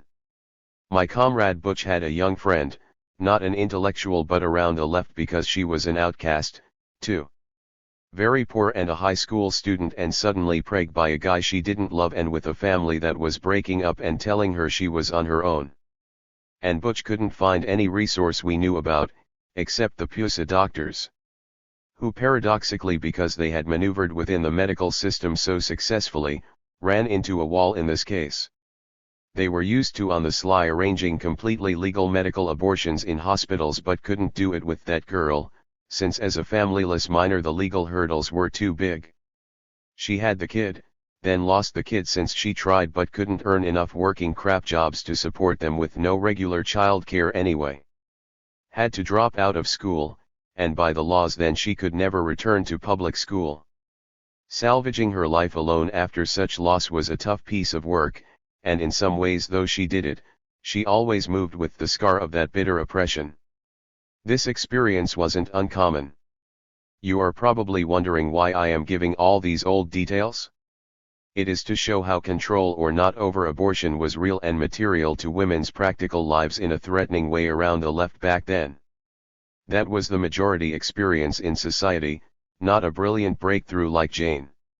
Which is why the reformist men's left ducked and dodged it all as too dangerous in all senses of the word, as completely as they could.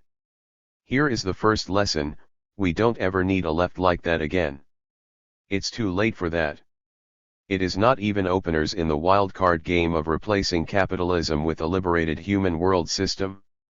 For generations, women in and around the left had to deal with the need for their women's safety, including abortions and the constant haze of men's violence, completely informally on their own. Their lives, and all women's lives, weren't judged as needing political struggle. Whether communist or socialist or anarchist, the left's priorities didn't include that at all.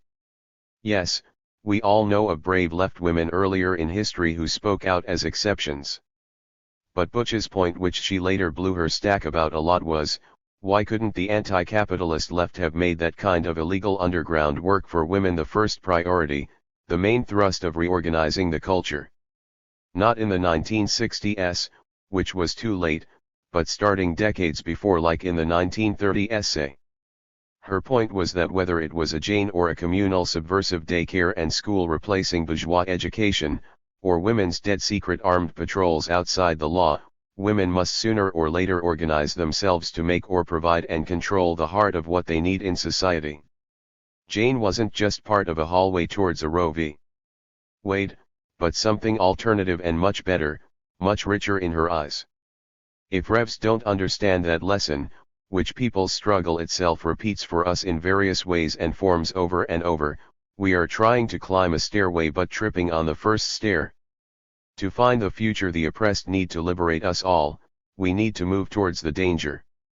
Not easy to do, for sure. The whole 1960s shake-up against the American status quo wasn't only directly fighting the state in terms of anti-war and anti-racism, and cultural rebellions from dope to gender to music. They were heralded by a wave of unafraid outlaw activity of all kinds, including straight-up rude crime, both good and evil. That's what we are experiencing right now. Rough change of all kinds is coming, and the left will grow out of that, too. The end. Marginalized Notes. Marginalized Notes / Monday, November 28, 2022. Like most interviews, this discussion was never researched in the first place. It reflected whatever current news and talk was bouncing off my own thoughts and long memories. When I needed a fact or a name spelled out, like everyone else, I just quickly went to the internet pantry. Didn't even think of endnotes, since others could just Google things like I did. A few times, it became convenient to use an old book or a clipping file from my bookshelves, but that wasn't much and I didn't worry about it. That was when I hadn't planned on anything past the present part 1. But after delays going to press during the pandemic, and my trying to answer continued questioning from my editor, Carl K., led to adding an even longer part 2 and using specific sources on facts more heavily, not simply my memory. BTW at the same time, discovered that some of the sources of my facts had up and disappeared themselves. Just ran away into the forest of knowing. I couldn't re-find several internet sources I had earlier used. Anyway, my editor has always liked source notes, whether endnotes or footnotes, arguing that giving people leads where they can read an author's sources more extensively on their own, is a real help to some readers. Finally, he wore me down and I've tried to note sources, if only in incomplete ways, particularly in part 2. Good luck in the hunt.